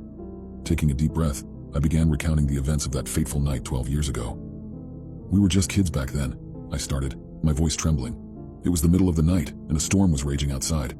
Grandma had warned us about the night creatures in the woods, but we didn't take her seriously. We thought it was all just stories to scare us." Eric listened intently, his eyes wide with both curiosity and fear. "We heard strange noises coming from outside," I continued. I told him that it sounded like something was scratching at the cabin walls. We were scared, so we huddled together in the living room, hoping it would pass. "But it didn't," Eric interjected, remembering the terror vividly. "No," I replied, my throat dry. "It got worse. Something was trying to get in, and then we heard Grandma's voice calling to us from outside. She said she was locked out and begged us to open the door. We didn't know what to do. It sounded like her, but it was so strange, so unnatural. It felt wrong. We decided not to open the door, and that's when it began to speak in our voices, taunting us, trying to manipulate us. My brother's eyes widened in disbelief. "I remember now," he whispered. "It was trying to trick us, pretending to be each other, trying to get us to open the door." Tears welled up in my eyes as the truth weighed heavily on my conscience. Yes, and we were so scared, so confused. We didn't know what was real and what wasn't. Finally, it just stopped, and we waited until morning to venture outside. Eric's face paled as he pieced it together. "But where was Grandma?" "That's the thing," I said, my voice quivering. "We never found her. She was gone, disappeared without a trace. We searched for days, but it was as if she had vanished into thin air." Eric looked horrified. "Then who or what was trying to get inside the cabin?" "That's the question that has haunted me all these years," I admitted. As darkness enveloped the cabin, we felt an eerie presence lurking in the shadows. It seemed like the horrors we had experienced as children were far from over. Goosebumps prickled on my skin, and I realized that we were not alone. Suddenly, we heard a faint whisper from behind us, a voice that sent chills down our spines. "You should have let me in." In terror, we turned around to find an ethereal figure standing in the doorway. It was a ghostly, twisted version of our grandmother, with glowing eyes and a sinister grin. "I was the head of NASA Alien Relations for 30 years. Extraterrestrial life is not what you think. I'm telling you this because I threw away my life the second I signed those papers in order to take this job. It was the most eye-opening, miserable, and tortuous years of my life. I don't care if I die or disappear by tomorrow. People need to know about this. The best thing I concluded from my job is this. Life is funny. It's here until it isn't. Sometimes it wastes away over the course of years. Other times it's instantaneous. It's a spark or an ember, igniting in one moment and then dying in the next. It happens so fast that you wonder if it was ever there at all. I think that's what you can expect your life to be. A quick thing, here today, gone tomorrow. Up in flames, dead in a flash. It's a bold claim, and I'm not calling myself a fortune teller, but I am saying I'm privy to some details that aren't terribly fortunate, for you or me. Politics. It always comes down to politics, doesn't it? Strings. They pull them, we jerk and dance, praying that somebody somewhere has our best interests at heart. Once upon a time, I was that somebody. Honest, I was. I began working in government 3 decades ago. Back then, I was still a wide-eyed and ambitious intern with big ideas about improving the human experience. I wanted to help. Deep down, I think that maybe I still do, but I can't. Nobody can. Here's the thing, the big secret that they don't want you to know. This is a game, all of it. But I've read the rules, and I've seen the state of the board, and for you and I, for the world at large, the match is rigged. We're playing at a disadvantage. Soon, we won't be playing at all. The strange thing, or maybe the depressing thing, is that it isn't even about us. Not really. It's not about them either. The shadow brokers at the top, making deals with the devil and trying to leverage our fate. It's about something greater. It's about the pretext to human existence and the destiny we've been afforded. The truth is, we're not alone in this universe. Never have been. There are things out there vaster than stars and more violent than war. Things that have been biding their time. We've been fed a steady diet of chaos and fury, of love and pleasure, all in an attempt to fill our insatiable hunger to feel. All in an attempt to ripen us, for them. Once some force that has long since vanished, dealt with them. The ancient terrors beyond the veil. It subdued them, defeated them. In order to do so, it harnessed the power of creation itself, the Big Bang. We've determined the origin of our universe was not a product of chance, but rather an attack of desperation. It was a gamble to overcome titans too horrible to comprehend. And it worked. For a while. Now those beings are awakening again. Slowly, one by one, they're lurching up from their slumbers and turning their eyes to the rarest, most empowering energy in the universe. Human emotion. Intangible and infinite, forged in the kiln of our souls. We cannot stop them. We cannot contain them. Some of us are even working to help them, bombarding the masses with multimedia, grooming our thoughts and poisoning our minds. Anything for a reaction. If that sounds hopeless, then just know that it is. You and I are fuel for abominations, calories for the cosmos. Our harvest is coming, and when it arrives there will be no resistance and there will be no songs of our passing. Our spirits will be cremated in the stomachs of ancient things. The fabric of our beings will be scattered far and wide, lost and mutilated, less than a memory. But there's another way. See, the people at the top have a plan, and it's a plan we've been inching closer toward year by year. Soon you'll see it spring into action.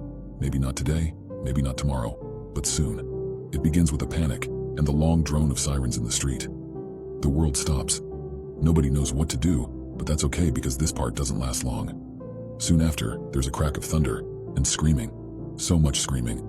It's terrible and awful, but it's quickly drowned by the low bass of infinity and the rush of a hurricane. Windows shatter, bones tremble and skin sears. The horizon erupts into smoke and flame. 1,000 mushroom clouds ascend into heaven carrying 1 billion cauterized souls. Of course, there will be survivors. The unlucky few, fret not. In the hours following, the sky will split and bleed black, irradiating their flesh and exorcising them of their destiny. We will be free. All of us. It's frightening, I know. Ultimately, though, what choice do we have? Some people won't want me telling you this. They'll be afraid of the shockwaves and what it could do to upset society. But as human beings, I think we're owed an explanation. So make your peace. Say your goodbyes. I don't know exactly when the end will come. I just know that when it does, I recommend a front row seat. Don't wait for the rain. I've been kidnapping girls to act as my dead wife every day for the past 5 years. I can't stop myself. The biggest and best part of me died in that accident. I wish more than anything that I died with Gabrielle, or at least that I was there to hold her hand in her final moments. She must have been so scared, so helpless, so lonely. All while I was camping with my friends like a stupid 12-year-old boy. I just cannot forgive myself. I had no one else to blame. The other driver, the one who caused the accident, died too. He was lucky enough to be gone instantly, while my Gabrielle suffered all the way to the hospital with a broken spine, and without me. Her parents and brother lived so far away. Both her best friends live in a neighboring town and didn't make it in time. She had no one. The most perfect being in the world died surrounded by strangers in a cold ambulance. Passing away crossed my mind many times, and the only reason I didn't take this way out were my parents. I am an only child with no close relatives, and they would be completely abandoned without me, both financially and emotionally. Nothing could even get close to the love I feel for Gab, but they easily get second place, and I love them very, very much. I could never do that to them. I can't just pass away the pain I feel. I'll go when they go, I told myself, but I still couldn't bear my everyday life, my empty bed, my empty life. The emptiness and coldness of the world without my sunshine. Brad, my best friend, was the one who told me about the witch. It was almost silly at the time. It came up amidst drunk conversation. I know it sounds stupid, but years ago an old lady gave me a spell. Remember when I used to stutter? She cured that for me, I swear to God. I had always wondered how he got over his stutter. It was a big problem when he was a kid, but still I had to laugh a little. Brad had been his class valedictorian, a teacher and a motivational speaker, and he was great at those. I was struggling to believe him. What did you give her in exchange? I asked. He paused and took a deep breath. I had to sacrifice 3 years of my life to her. I was 17 at the time, so 3 years meant absolutely nothing. Still is, to be honest. If she likes you, she shouldn't ask for more than 5.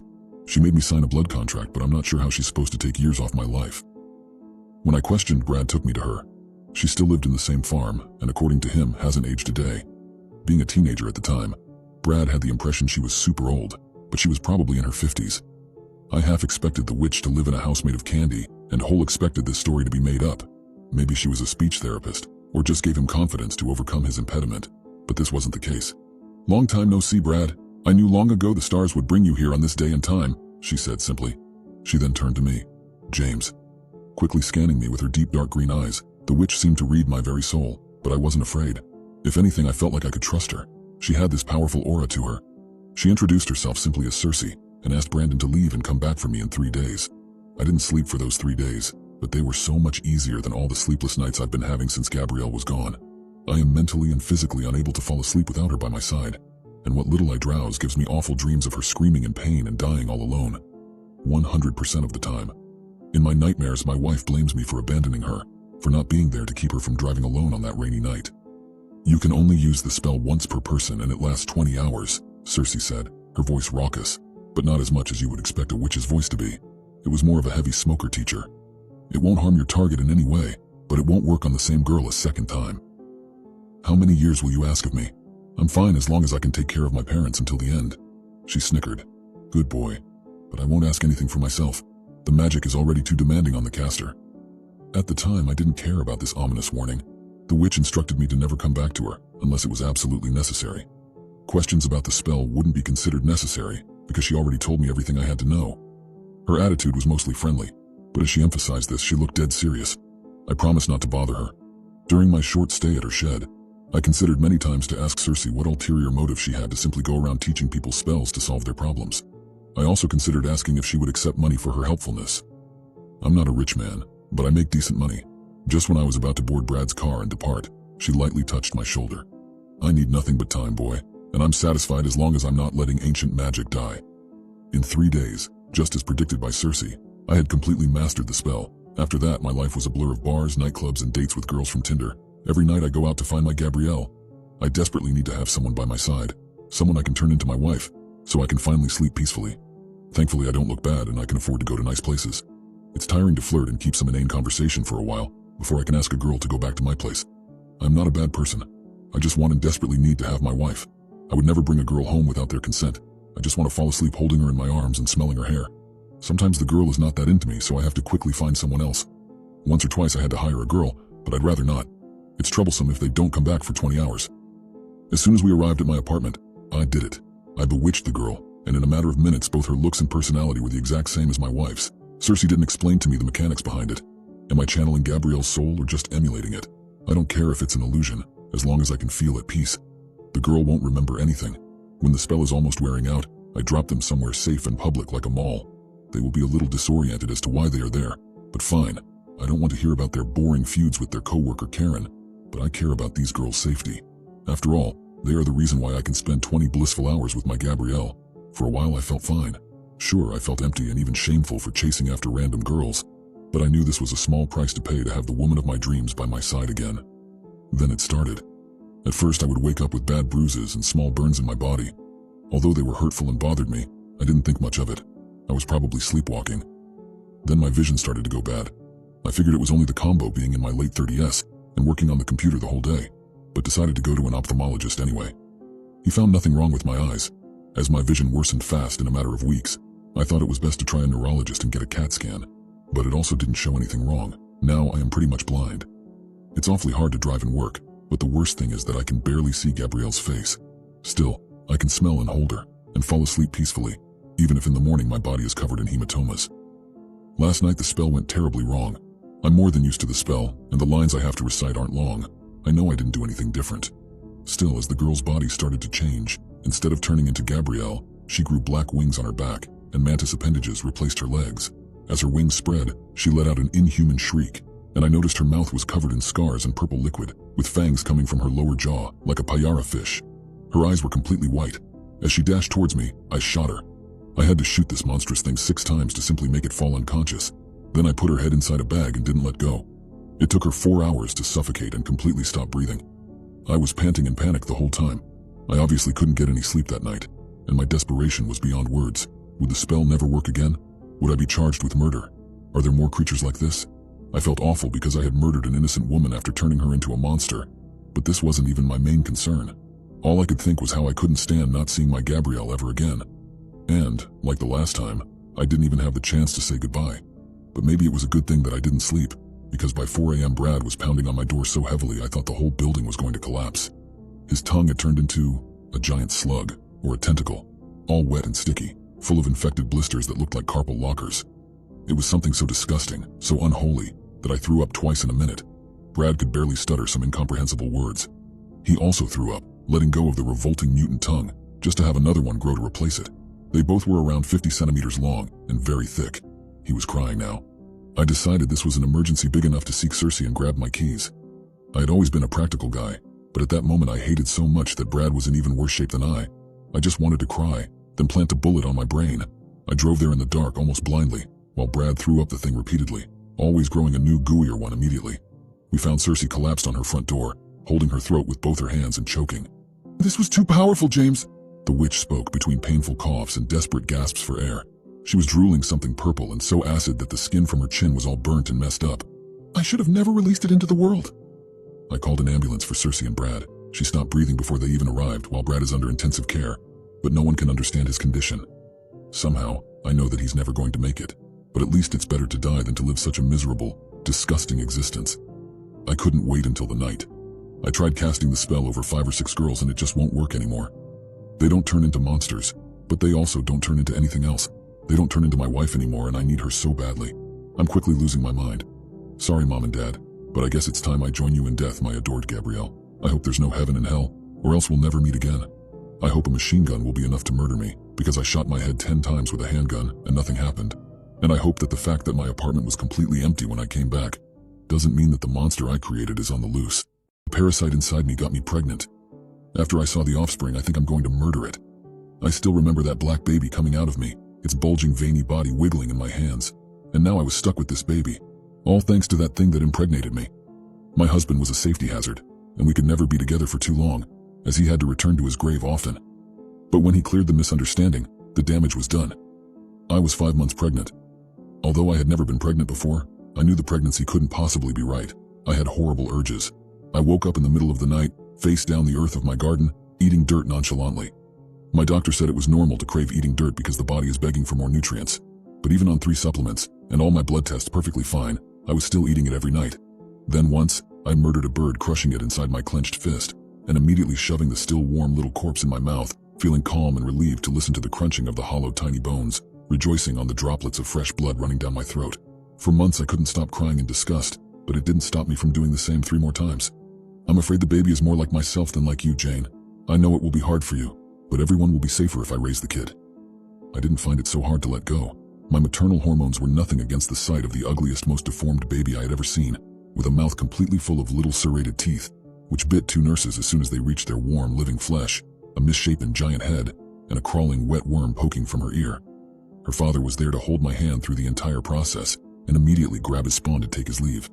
With his ability to slightly alter recent memories, he deleted our horrifying kid from the medical staff's mind. He named our daughter Camellia, his favorite grave flower. Camellia grew up in the cemetery, rarely leaving or interacting with humans, except the ones they hunted. Her father's favorite hobby was scaring and hurting horrible people in the middle of the night. He was nice for a man who was made of worms and crawling insects on the inside. I visited sometimes, but I mostly moved on with my life. If you get pregnant at only 19, people will show sympathy when you tell them that your daughter lives with her father, who can give her a better life. Camellia looked a lot like me, but, well, dead inside like Daddy. She loved showing me tricks such as opening a hole on her sclera and letting worms squeeze their way out. It was disgusting, but I gave my best to look excited to be around her. But I honestly felt uneasy at best. I couldn't believe I had given birth to such a creature. As Camellia grew into a teen, she became 2 things that made her even worse: moody and obsessed with me. "Can't you see her more often?" her father would ask. "She has me and others like us, but she really loves you." I found it very hard to believe that a girl who lashed out her worms to squirm all over people she doesn't like someone who cut her in line at the donut shop, or someone who parked where they shouldn't, was capable of love. At 13, she was already way more powerful than her father, so the only thing he could do was to alter the memories of her victims so they wouldn't be traumatized for life. Camellia threw tantrums, and we had to do everything her way, since she was stronger than us. I quickly grew to detest my own daughter for that. Then she started saying things like, "Mom should come live with us, I can turn you into one of us, and I can only be happy if I have you and Dad with me." I find it quite disturbing. "Is that true?" I asked her father. "I don't think so. I can't turn a person into one of us, so I doubt she can." "You worry too much, Jane. She's strong but not as powerful or evil as you think." She was stronger and more sinister than I thought. It was really bad timing, but by then I couldn't hide it from them anymore. I was pregnant again, and my fiancé would move in with me. Paul was a wonderful man, and I really wanted to have normal kids with him. To my surprise, Camellia was overjoyed to know that she would have a little brother and sister, at least at first. Then she started casually saying ominous things. "I'll get rid of the baby if I don't like them, though." The day I told her father I didn't want to see Camellia anymore because she was a danger to my family, she broke into my house in the middle of the night and tried to murder Paul. She was a ferocious beast when she got serious, and what she did to people who mildly inconvenienced her was child's play compared to it. If her father hadn't followed her and intervened, Paul would be dead. Instead, he's just scarred for life, both physically and mentally. Despite my husband being able to alter his memories, it wasn't enough to remove the whole trauma of literally starting to be dissolved alive. I couldn't allow Camellia to attempt again against Paul's life, or even worse, against our children. So I decided to murder my daughter. I needed a lot of research to find what I needed in the shadiest blog I've ever seen. The author referred to beings like Camellia and her daddy as worm people. The only way to murder worm people is by cutting them alive with an axe and burning the pieces as you go. To avoid regeneration, you have to destroy every single piece of them, or they will eventually grow back from even the smallest bit of rotten flesh, or from the smallest bug. Holy water helps by making the regeneration slower, but it won't hurt them otherwise. It was a horrible death to give your own daughter, but if she was willing to destroy everything I loved, it was the only way for me. I sent Paul to his brother's house and invited Camellia to watch a movie together. She thought that Daddy had erased my memory too, so she acted perfectly normally. I felt sick to be around her, but I gritted my teeth and waited until she fell asleep on the couch. I then tied her very cautiously not to wake her up. I knew that she could break free, but she'd waste precious seconds to do that. And then I proceeded to murder her bit by bit, repeating to myself the whole time, "She's a monster, not my daughter." Her warm and unnaturally black blood spilled on my face, making me both horrified with myself and relieved that she'd never hurt anyone again. I have memories of slashing and burning pieces of her as I aspersed her with holy water and she screamed. They are vague, but they are outstandingly real. I can still feel the gasoline burning my nostrils like a breath of fresh air against the sickening smell of decaying flesh on fire. So why did I wake up in a strange house in a strange city? Why Paul looks robotic and has no memories of our life being completely different, insisting that we've always lived here? And why is a worm poking from my ear? I searched my uncle's basement after he disappeared. I now know why he went missing. The last words I ever heard from him were, "Run." I never thought the day could be worse when I lost my Uncle Noah. We were very close, and I loved him. Whenever it looked like a fight was brewing, my Uncle Noah would sweep in and take me for a week or two while Hurricanes Jack and Twyla threw down. It spared me a lot of the stress most kids suffer in a broken home. I got to skip the fights and still come back for the reparations, such as an ice cream dinner and surprise game system that came from this fractured dynamic. And it wasn't until much later that I realized how unhealthy my family was. Uncle Noah was a collector. He had the usual obsessions like art and artifacts, but he had limited the scope of his interests to the occult, which made his collection especially intriguing to a child raised on tales from the crypt and Goosebumps. He had athames with intricate hilts displayed behind leaded glass, a deck of tarot cards locked in an airtight and bulletproof case, a crystal goblet nestled in a case of Bristol blue glass filled with argon, and countless books in piles on shelves and locked up in iron-banded chests. It was a mystical paradise. Every time I'd visit, he'd have a new piece for the collection and a story to go with it. "This is a portrait of Mother Shipton," he'd said of a painting he'd acquired when I was 10, a clairvoyant from the 16th century. "It's the only known portrait of her to exist in the world." I'd recoiled from the exquisitely disfigured woman detailed on the canvas, but listened with rapt attention as he'd recounted what he knew of her life and prophecies. His house was filled with glass cases, locked shelves, and curio cabinets packed full of arcane objects, and the tales to go with them. The only case he never filled before his disappearance was the one he had reserved for what he called his white whale. "This is for the witness," he'd said, gazing into the brightly lit interior of a tall glass box. He built it in the middle of the library. I caught him staring at the case on many occasions, his eyes distant, as if imagining the piece he would one day display inside was already gazing back at him.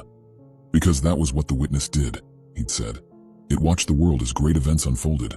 Great, being vastly subjective and somewhat misleading from a human perspective. The witness," he'd said, "only seemed to appear when our plane intersected the path of something greater, which would briefly flicker into our experience just long enough to destroy everything in its way." The witness observed. My uncle knew not by what forces or why, only that it did, and that it appeared to do so from a fixed location. He believed if he could just gather enough data regarding the nature of the witness's intersections, he could reproduce the conditions and create a sort of window around it. And that was the box, his unfinished window. Unfortunately, it would remain just that, unfinished. He disappeared one cold, rainy night in November. It seemed he'd chased one too many fringe cults into the wilds, and much like Ahab before him, he vanished. In a mythical Roanoke-style mass exodus from a condemned church outside Merlin, Oregon, he had reportedly wandered into the forests and never returned. I never saw my uncle or his collection again. I spent a good deal of time making calls and pushing for the case to be reopened, but it went cold fast. After that, his estate went to his estranged wife. It would have been mine, my parents later informed me, had they not absolutely insisted he leave my name out of his will. As a result, piece by piece, his collection was dismantled and sold off to the highest bidders. All I had left of him was an old silver pendant he told me would keep us connected, no matter the distance, and a collection of non-occult books he'd gifted to me over time. At 10, I believed the pendant was as magical as anything else in his collection. At 20, it was harder to believe, but having it gave me comfort, especially once his estate was gone. I left home a short while later. I was off to college, and when that was done, I had an internship waiting for me in Portland. I didn't stick around to feel the effects of my parents and their slow descent into madness or divorce. I got birthday calls from them separately, and if I came home for Christmas, I spent more time with friends than family. My uncle had been the only family that mattered, and with him gone, it seemed like there was little point in pretending, a reality my parents never tried to contest. After college, when I had quiet moments to myself again, I thought of him. He was with me whenever I picked up a new book about the supernatural or stopped by an antique mall to browse. It was silly, but I always hoped maybe some piece of his collection would resurface. I knew nothing would. I knew everything had gone to private collectors like him, and that no collector in their right mind would part with anything they'd managed to get a hold of. But the act of looking, of feeling like the next stall over might have some familiar artifact of occult significance, helped fill the void he left behind. All it would take was an afternoon trailing my fingers over countless mixed antiques, the silver pendant warm beneath my other hand, and I could feel him with me again, his memory lingering in my mind like an oversized hug, and I'd give the silver pendant a little squeeze, like I was hugging him back. After that, I'd spend the rest of the day in a hazy afterglow of bittersweet nostalgia nestled in a bed of inner peace. I was caught in one such haze, curled up on the couch with a brand new book of paranormal essays my uncle would have loved, when I realized I was being watched. I don't know when it happened. I saw no movement, heard no sound. I just became aware of him crouching in the corner behind the old black ironwood stove in the corner, his head resting against the rough stone surround at an uncomfortable angle. And he watched me, with vacant, lidless eyes far too big for his pallid face. "Hey," I say, though I have no way of knowing. It looked humanoid in the vaguest possible sense. All his proportions were wrong. His head was too round, his torso too long, His fingers, which sprouted from a hand the size of a platter, curled delicately over one narrow shoulder, looking for all the world like the legs of an enormous sickly spider lazily basking in the light. He was too blunt and strangely angular to be much of anything that could be defined as human, but saying he, even to myself, was more comforting than either it or somehow she. He sat opposite me, silent and unmoving, and thinner than a man ought to be, with skin sallow and bleached. The waxen flesh stretched tight across his wiry frame was the color of missing teeth and old broken bones. Only the papery thin rattle of his own shallow breathing told me he was anything close to alive. He was just as my uncle had described him. The seconds ticked between us, counted by the old grandmother clock on the wall, and he did not move. Minutes came and went in silence. Then all at once he let out a tremendous wheeze, startling me as his whole body shuddered and drew inward as if he were on the verge of imploding. I waited, tense and horrified, for the wet crunch of snapping bone, but it never came. Instead, he slowly relaxed back into his former position, his eyes never straying from mine, nor mine from his. I was as frozen by curiosity as I was genuine terror. If this was my uncle's white whale, then I was in the greatest and most existential danger of my entire life. If it wasn't, then I had no clue what I was facing, and that was just as overwhelming to contemplate as whatever he might have been there to witness. Something about him struck me as familiar, though. Maybe it was because Uncle Noah had spent so much time regaling me with stories of the creature, filling my mind with so much information that I couldn't help but feel as if I knew him on a deeply personal level. I don't know. But whatever it was, in the hours we spent locked in each other's gaze, I felt a bizarre surge of unexpected affection for him. Something in his protruding eyes sparked it within me, and though my anxiety never diminished, I fought the urge to run into his spindly arms and never let go. And maybe I imagined it, maybe I wanted it to be true, so I dressed the memory up to suit my desires. But I thought for a moment his hand had shifted, as if resisting the urge to reach out to me too. Night descended and only the wan light of a table lamp continued to illuminate the two of us, throwing the jagged contours of his face into sinister relief. Some primal instinct screamed at me to flee, igniting my nerves as shadows crept outside my window, darkening the living room around us. The floorboard shifted behind me. For the first time since I'd noticed him, his gaze left mine, settling on a point somewhere behind my right shoulder. I lived alone, no pets, no lovers, no guests beyond the witness curled behind my stove. But we were not alone. In the thundering silence that followed, he finally spoke. My uncle never mentioned him speaking or even being capable of speech, and if he was at all capable, then it didn't sound like it was natural. His voice came out like a swollen window forced to open against its will, offering me just one word, just one warning: run. So I did. Someone has been stalking my 3-year-old daughter. I just found out she's been letting him in to sleep with her. It first started in the Walmart parking lot. The kids had too much energy, so we went for an evening Walmart trip. As we walked back to the car, I noticed one of the streetlights in the far corner, blinking on and off. There's something about blinking street lamps that's inherently creepy. I don't know why. Maybe because we're evolutionarily designed to be afraid of the dark, and blinking streetlights often go out. Or maybe it's because of the stop-motion effect. There's a reason why haunted houses use strobe lights all the time. In any case, I found myself staring at it as we helped the kids in the car, and that's when I noticed something was off. As a car drove by on the main road, the streetlight blinked off, and there was something there that obscured the red taillights for just a split second. It happened so fast I thought I imagined it, especially when the light blinked back on an instant later, and there was clearly nothing standing under it. I didn't think much of it and got into the car. As we pulled out onto the main road, glanced back at it. It was still flickering, and something about it sent a chill up my spine. We pulled out onto the road and the light disappeared from view. The kids went right to bed, and then my husband and I were unwinding in the living room. I was flipping through pages on my Kindle when something caught my eye. The lamppost outside our house was blinking on and off. I walked over to the window. "What's up?" Charles asked behind me, when I'd been standing there a few minutes. "The light's flickering." "So?" "There was a streetlight flickering in the Walmart parking lot too." I turned to him. "Isn't that weird?" "Not really." He went back to his snacks, pushing out the uneasy feeling in my stomach. I started to turn away. "Wait." I turned back. There was a light on in the house across the street, but when the lamppost blinked off, the black edge of the window wasn't quite straight. I squinted at it. There was a bump or a curve, almost like a semicircle, that was poking into the golden square of the illuminated window. Like something was standing there, partially blocking out the window's light. Except nothing was there, because the shape disappeared every time the light blinked back on. "Charles, come back over here." "Do I have to?" "I see something weird, I don't know." I glanced back at him and frowned. He was leaning back in the recliner, feet up, stuffing himself with chips. "Please come over." All right. He heaved himself off the couch and came over. I described the curve to him, the little sliver of silhouette I was seeing. "I don't see it." "You don't see it?" He shook his head. "There's nothing out there, Becca." I squinted again into the darkness. Then I gave up and settled back in with my book. Something woke me in the middle of the night. I rolled over and tried to go back to sleep, but then I heard it again, a distinct thump coming from somewhere in the house. "Charles, I heard something," I said, shaking his shoulder. But I didn't wait for him to wake up. I flicked on the hall light and ran to the kids' rooms. My son thankfully was sleeping soundly. I leapt from my daughter's room and stopped dead. In the crack under the door, I could see a flickering bluish light. I grabbed the doorknob and burst inside. The night light. It was blinking on and off erratically, casting the entire room in jerky stop-motion flashes. I ran over to the bed. Thank God my daughter was there, sleeping peacefully. I glanced back towards the hall to look for Charles. I froze.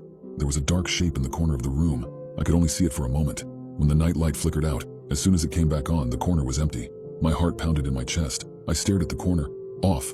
The shape was there. On. It wasn't. Off. The shape looked like someone crouched in the corner. On. It looked closer. Off. Oh God. It was closer. On. The intervals were getting longer. I was paralyzed. My breath was stuck in my lungs. Off. Dang. It was halfway across the room. On. The light blinked on, remaining on. That didn't give me comfort. I couldn't see it. It could be anywhere. It could be right in front of my... Off! I screamed. It was right in front of me, filling up my entire vision. I backed away, putting myself squarely between my daughter and me. Click. Yellow light filled the room. Becca? Charles stood in the doorway, bleary-eyed. I glanced around wildly, but the room was empty. The nightlight was still off. I leapt forward and pulled it out of its socket. It clattered to the floor. Then I began to sob as I told Charles everything. The next day, the whole thing seemed ridiculous. What? I really saw some figure huddled in our house that disappeared in the light? It made no sense. It was much more likely that I'd seen some sort of sleep paralysis demon, or my half-asleep brain misinterpreted shadows or something. But when I went into my daughter's room later, something caught my eye. 3 coarse, long black hairs laying on the carpet. I then saw my daughter crying on her bed. "Mommy, can the man sleep in bed with me again?" And now, as the sun is setting, and the deep shadows of dusk are filling the house, I'm terrified to turn on any lights. In my city, there is a law to never go outside when it rains. I was nearly murdered when I decided to go against it. I had been here my whole life, so I never thought much of the law. I live on the outskirts of a small town in the heart of the desert. The town center is a haphazard collection of semi-decaying buildings, and my nearest neighbor is over a mile away across the dried and barren landscape. But the isolation suits me. I've lived a comfortable, quiet life here for years, until yesterday. While storms are typical for this time of year as we're halfway through our monsoon season, nothing prepared me for the fury and intensity with which yesterday's thunderstorm would hit. The dark clouds crested the distant mountains late in the afternoon, and within an hour had stampeded across the desert valley and were churning overhead. The wind picked up, hurling sand, dried vegetation, and small rocks across the yard at my house. Then the rain started. Instead of a slow and steady trickle of rain, the clouds seemed to split open and dump all the stored-up rain all at once. The water pounded against the windows. A blinding flash of lightning briefly illuminated my house, followed immediately by a deafening crack of thunder that rattled everything inside. I quickly checked to make sure all of the windows were secured and glanced outside. The flow of water rushing across the glass almost completely obscured the view through most of my windows, but I could see fairly well for at least a dozen yards. The amount of water this storm was letting loose was unprecedented, and my first glimpse of the backyard through the pouring rain revealed rapidly growing rivulets of water running across it as it gently sloped towards the valley floor. The storm raged on for a few hours before calming to a moderate rainfall. It was late evening when I checked out through the window again.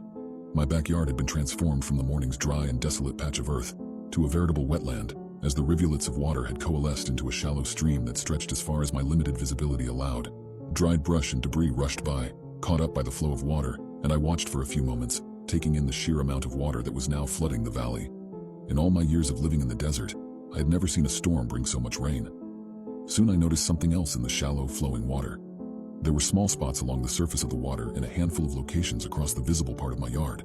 Less than a foot in diameter each, the water in these spots had started swirling around as if being pulled into a hole or subterranean passage, like water into a bathtub drain. In one of the small whirlpools closest to me, 2 spindly objects slowly rose from the swirling water. They elongated until they reached a height of 3 feet and stopped. They started twitching back and forth in the rain. Another pair of objects emerged, stretching upwards and growing before bending sharply downward to the surface of the water. Yet another pair followed right after, growing and bending down to join in probing the water beneath the first undulating pair. I realized what they were: antennae and legs. The 2 pairs of legs emerged fully from the water as a tan, shiny head, slick with water and sporting a savage set of jagged mandibles, was pulled from beneath the water. A long, segmented body covered with countless legs poured out behind it. All across the yard, legs began erupting from the swirling water, pulling more monstrous 3-foot-long centipede-like creatures from their desert burrows. Soon about a dozen of them scuttled about the yard on their long, articulated legs, antennae waving in the wind and jaws snapping with anticipation. There was a yelp from the front of the house, and I ran to another window to see. More creatures were emerging from the water in the front yard and across the street in the empty desert. 5 or 6 of them had found a coyote, and I watched, horrified, as a mass of segmented bodies and multitude of legs engulfed the crying animal. The creature's legs held down their prey as jaws tore into it, pulling away chunks that quickly disappeared into hungry mouths. It only took a few minutes for them to completely strip away and devour all the flesh. Then they started on the bones, powerful jaws crunching and snapping. When there was nothing left of the coyote, the creatures dispersed, clambering over desert brush and flipping over small rocks in the water, searching and hunting for their next meal. I saw one pluck a bird caught in the flowing water and devour it whole. Another climbed a small Joshua tree and pulled cicadas from the bark with its many legs. They were ravenous and efficient, leaving nothing unsearched or uneaten. Suddenly, one of the creatures hit the window, and I shrieked. The thing heard me and furiously bit at the window screen, cutting through it with its sharp mandibles as easily as scissors. It tore off pieces of the screen and started to scratch and bite vainly at the glass, the skittering of legs and clicking of jaws audible above the sound of the rain. I couldn't watch anymore and dropped the blinds. I turned away only to see another clawing at the window across the room. Tears streamed down my face as I ran through the house closing blinds, trying to shut the monstrous things from view. There was a thump at the front door followed by a frenzied scratching as legs scoured the surface. The unseen attacker found the edge of the door and started to try and work its claw-tipped legs through the small gap. There was a chewing noise as the jaws assisted in trying to burrow through the barrier, keeping it from its next meal. I knew if they somehow found their way into the house, there would be no escape, no hiding from them. I grabbed a hammer from the hall closet and desperately started smashing the claws creeping their way inside. The broken ends pulled themselves back through the door jamb and retreated. Breathing heavily, I backed away and sank to the floor in the center of the living room to keep watch. I sat there for hours, shaking and clutching the hammer to my chest with white knuckles. The sun went down and the storm continued. I didn't dare turn on any lights as I feared it would attract more attention from the monstrous things. As I sat in the darkness, all I could hear was the pattering of rain on the roof and the scratching of the creatures outside. The rain stopped around midnight. The scratching continued for a few hours before it too lessened and finally ceased. At dawn, I dared a peek outside through the blinds. In the morning light, I was able to look out across the desert. The water had drained away during the night and the sparse desert vegetation was flattened as far as the eye could see. I grabbed my hammer and cautiously crept out into the hot desert morning. A thick silence hung in the air. There were no bird calls, no insect noises. Nothing moved, and there wasn't even a breath of wind in the air. I edged my way across the yard towards the spot where the first creature had emerged. To my surprise, there wasn't even a hole left over from last night, no trace of those horrid things. I carefully tried to use the end of the hammer to dig around, looking for the hole. The ground was as solid as ever, with just a thin film of dust that had been loosened by the torrential downpour yesterday. The only evidence that the creatures had really been there was the lack of any wildlife whatsoever, and the faint scratch marks on my windows and doors. I plan to move before the next monsoon season. I can't live here knowing what dwells beneath the desert, waiting for the perfect storm to open a way to the surface. I don't know what those creatures were, and I never want to come across them again. All I know is, don't pray for rain in the desert. You don't know what the rain will bring. Something has been living in my daughter's closet. I should have done something sooner. I could never have known opening that door would ruin my whole life. I'm a mom of 2. Blair is 6 and Rosie is 3. After Rosie had her 3rd birthday, I decided it was finally time to go back to work, after taking time off to raise the kids. Time had gone very quickly, although I was finding it hard to get back into the swing of it at work. So, my husband and I agreed to do 2 opposite days a week in the office, 2 days at home, and then both in the office on a Friday while Rosie was to attend a local daycare. Everything was going smoothly. We had a good routine. Until one Friday afternoon, my husband Jim and I were working. Blair was at school and Rosie seemed to be enjoying her Friday daycare session. Then I received a phone call. But first, let me go back a little. We moved to this new neighborhood around 10 months ago. It was big but quiet, and the houses were a decent space apart with lots of yard space. This was very different from what we were living in before, but I really loved it there. Our house had 2 floors and a basement. The attic space was technically another floor, but we decided to just use it for storage. A few months after we moved in, we started noticing a few problems with the house. There were strange smells, which would seem to disappear by themselves. Things would go missing, then turn up in weird places, and food being taken from the fridge. I know what you're thinking. We have kids, these things happen with kids. But no, even having kids, these things were strange. My toothbrush, ceramic plates, and even the cleaning supplies, which were safely locked away, would disappear almost daily, then return back to another room a few days later. One time I awoke in the middle of the night to what I thought was my husband getting up to use the toilet. Although when my eyes adjusted, I saw him still laying next to me.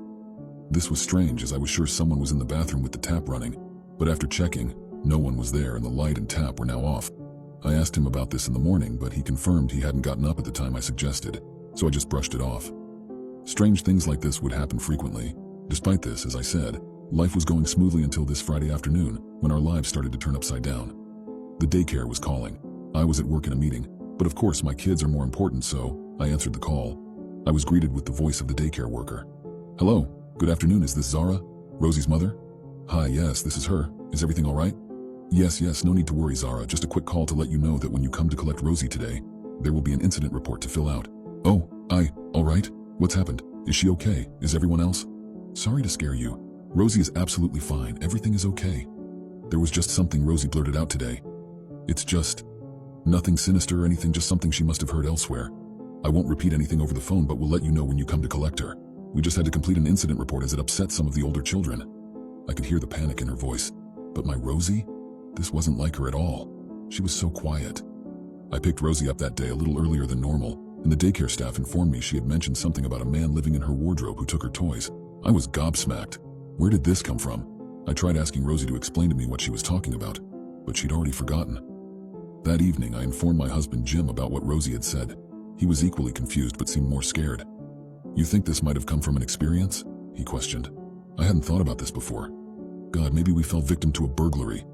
I felt sick to my stomach. I initially thought this idea of a man in her wardrobe was something Blair had said, or something she'd seen on TV. But was there a possibility of this coming from an experience? Days turned into weeks, and with intense locking of doors, checking the house, and trying to talk to Rosie about this, we began to move on. 3-year-olds forget things quickly and can say strange things at times, is what we had convinced ourselves. Until one evening around winter break, Jim and I were sitting in the living room watching a movie. It was around 10:30 p.m., and the kids were both upstairs tucked into bed. It had been a long day, so Jim and I cuddled up and both began to drift off to sleep. Suddenly, I was knocked back into reality when footsteps were heard above us. Did you hear that? I whispered to Jim. He mumbled back. Must be Blair getting up for a pee. I waited. No, I thought to myself. It isn't Blair's room above us, it's our bedroom. I'm just going to check. I climbed the stairs, tiptoeing to not disturb anyone. But nothing. The kids were in bed, my room was untouched, and there was nothing unordinary. I choked it up to being sleep-deprived and decided to call it a night. The following day was a Sunday, and since Christmas was only a few weeks away, we agreed it was a perfect day to set up the Christmas tree. Jim and I headed up the narrow staircase to the attic, and instantly were faced with an awful smell. It smelled like sewage, and was sort of musty. I worried a pipe may have burst, and that was what I heard last night. But after investigation, it was all fine. We dusted off the Christmas tree and brought it down the stairs, one person at each end. I was on the upper end, and while I descended down the stairs, I noticed something in the corner of the attic. Hold on a moment, darling, I said, dropping my end of the box. Okay. Jim struggled and lowered his end.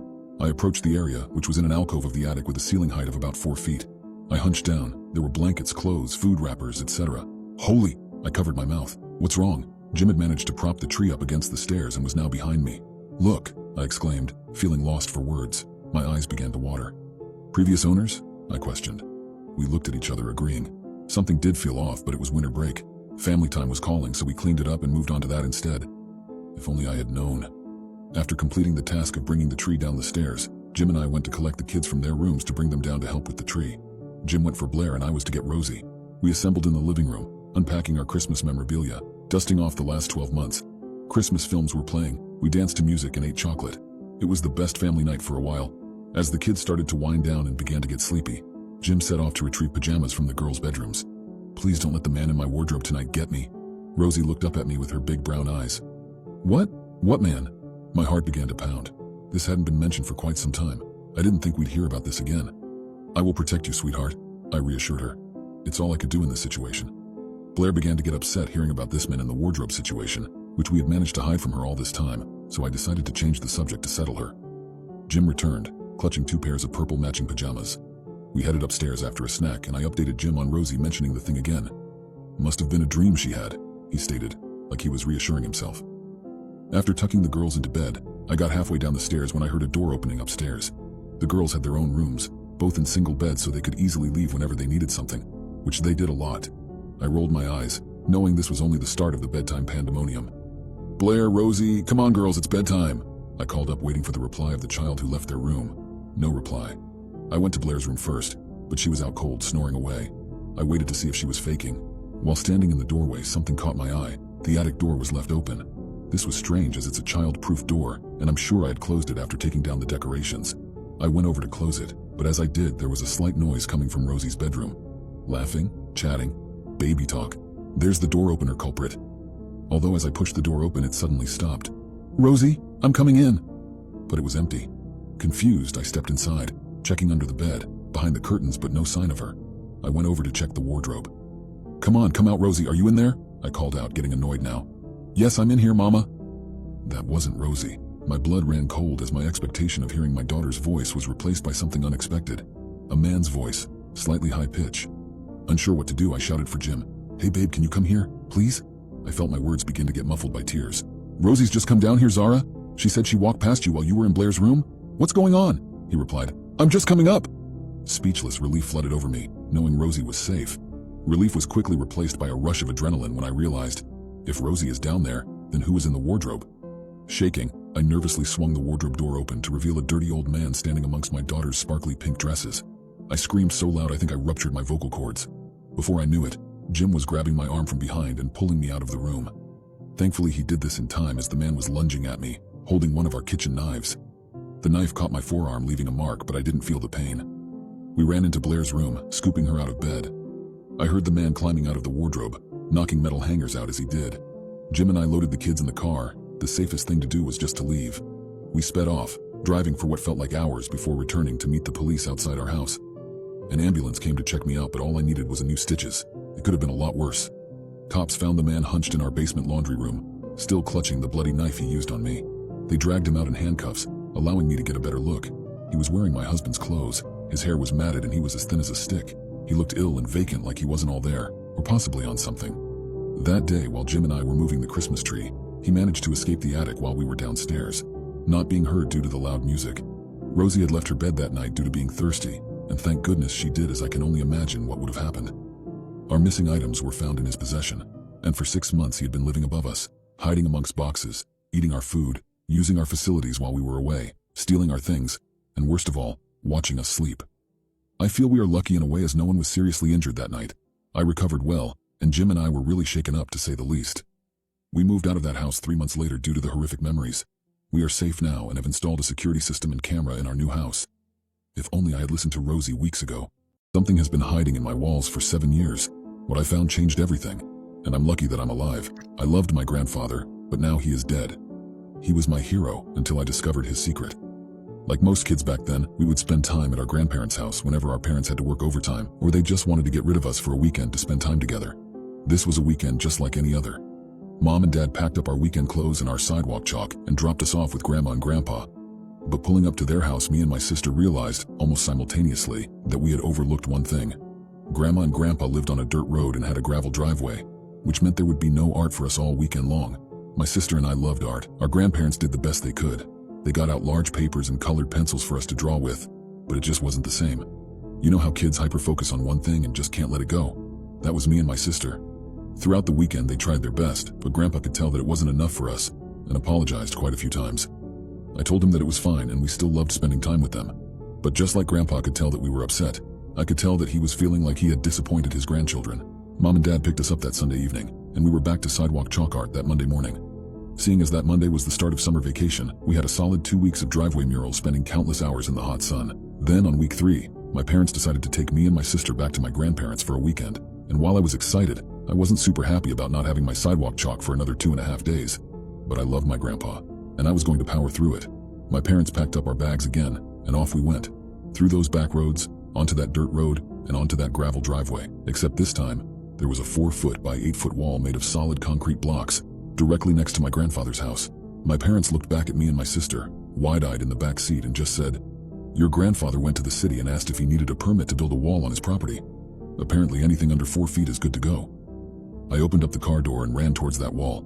It was the greatest thing I had ever seen, and over the course of the next 7 or so years, we filled up that wall time and time again.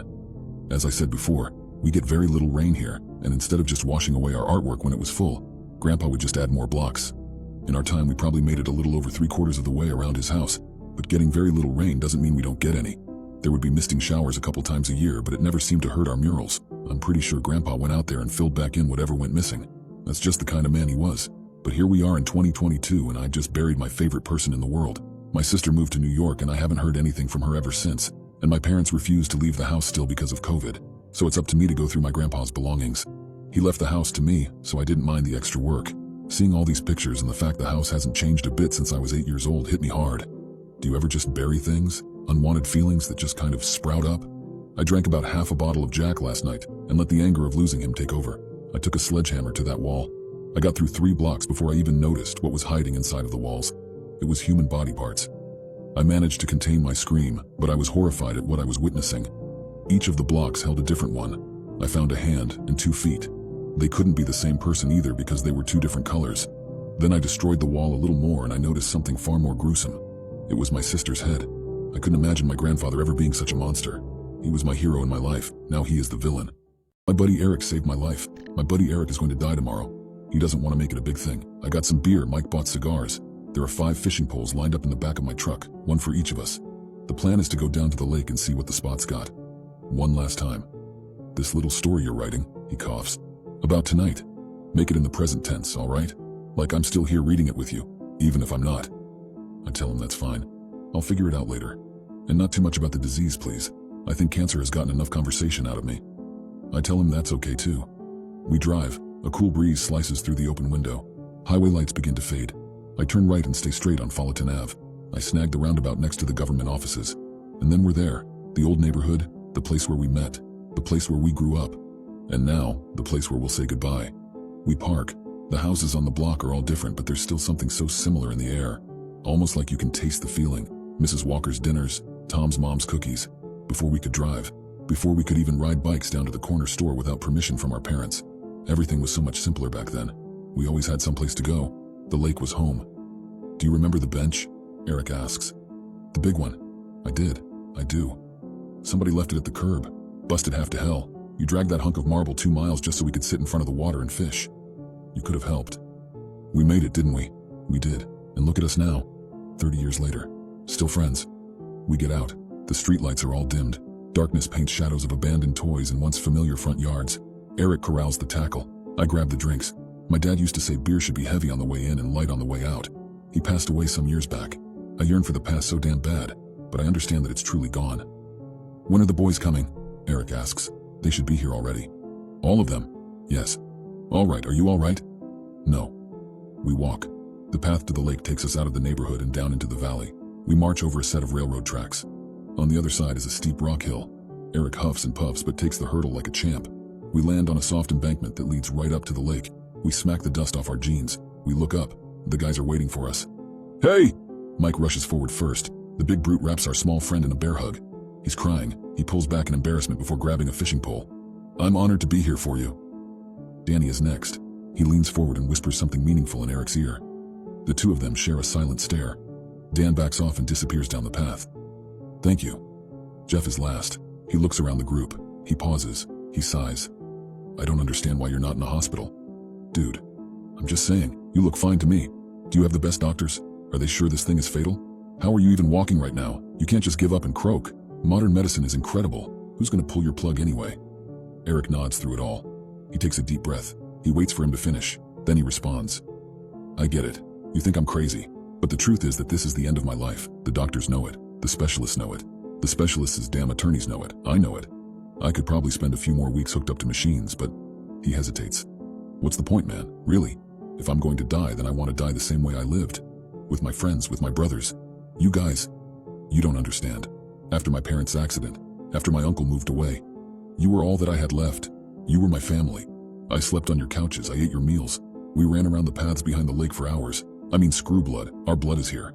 On the ground where we spilled it. On chicken wire and hooks and pike teeth. He smiles. And, that's the other thing. We're not going fishing. The guys are surprised.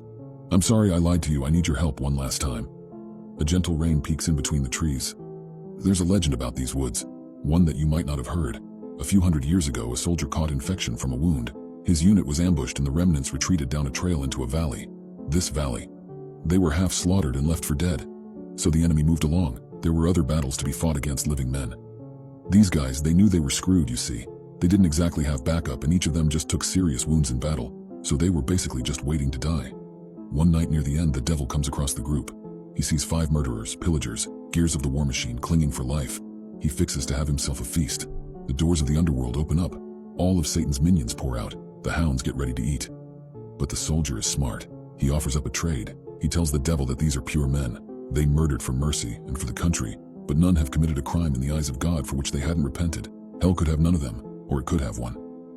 Moved by the man's bravery and tempted by its taste, Satan agrees to the deal. One soul in exchange for the health and wealth of the remaining 4 friends. A clock is set for midnight. The group prepares their goodbyes. At which point, a plan takes shape. You see, the soldier knows a secret or two about these woods, a story older than angels and demons alike. The water here is sacred. The trees themselves are blessed. Eric produces a knife. He enters into a different sort of pact. Eric pierces his wrist. What the hell, man? Mike whimpers. I did not sign up for witchcraft. Eric smiles and slams his hand against the tree. The sap turns thick and red. The sight of it dripping down the bark makes my stomach turn. He signs his spirit over to the lake. That way there is nothing left for Satan to take. He gives his body to the leaves. That way there's nothing for the demons to eat. He gives his blood to the trees. Eric carves something underneath. That way it remains there forever. We all stare at him.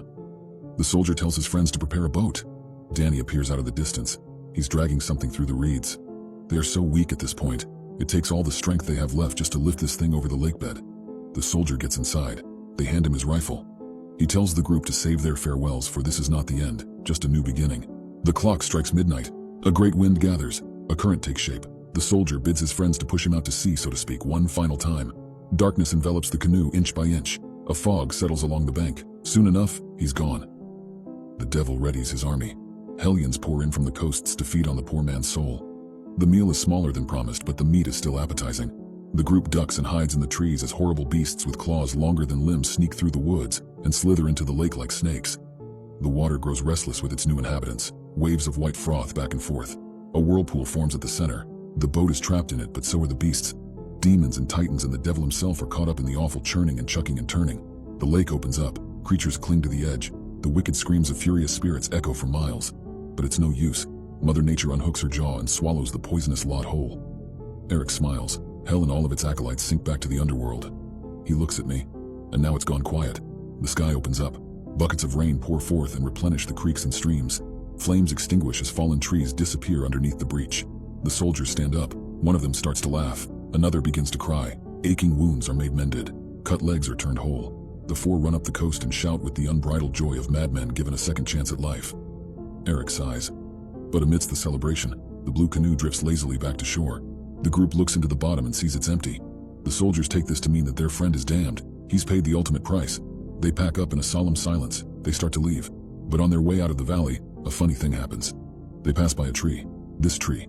In the bark is written a message, a pact with the water, a promise to the leaves. The soldiers realize then that this death is a beautiful thing, a wondrous thing, a trick between 2 ancient powers, a choice to remain here in the valley forever, outside of the devil's reach. Eric gets into the canoe. The war ends. The 4 friends live long and full lives of incredible health, wealth, and prosperity, as promised.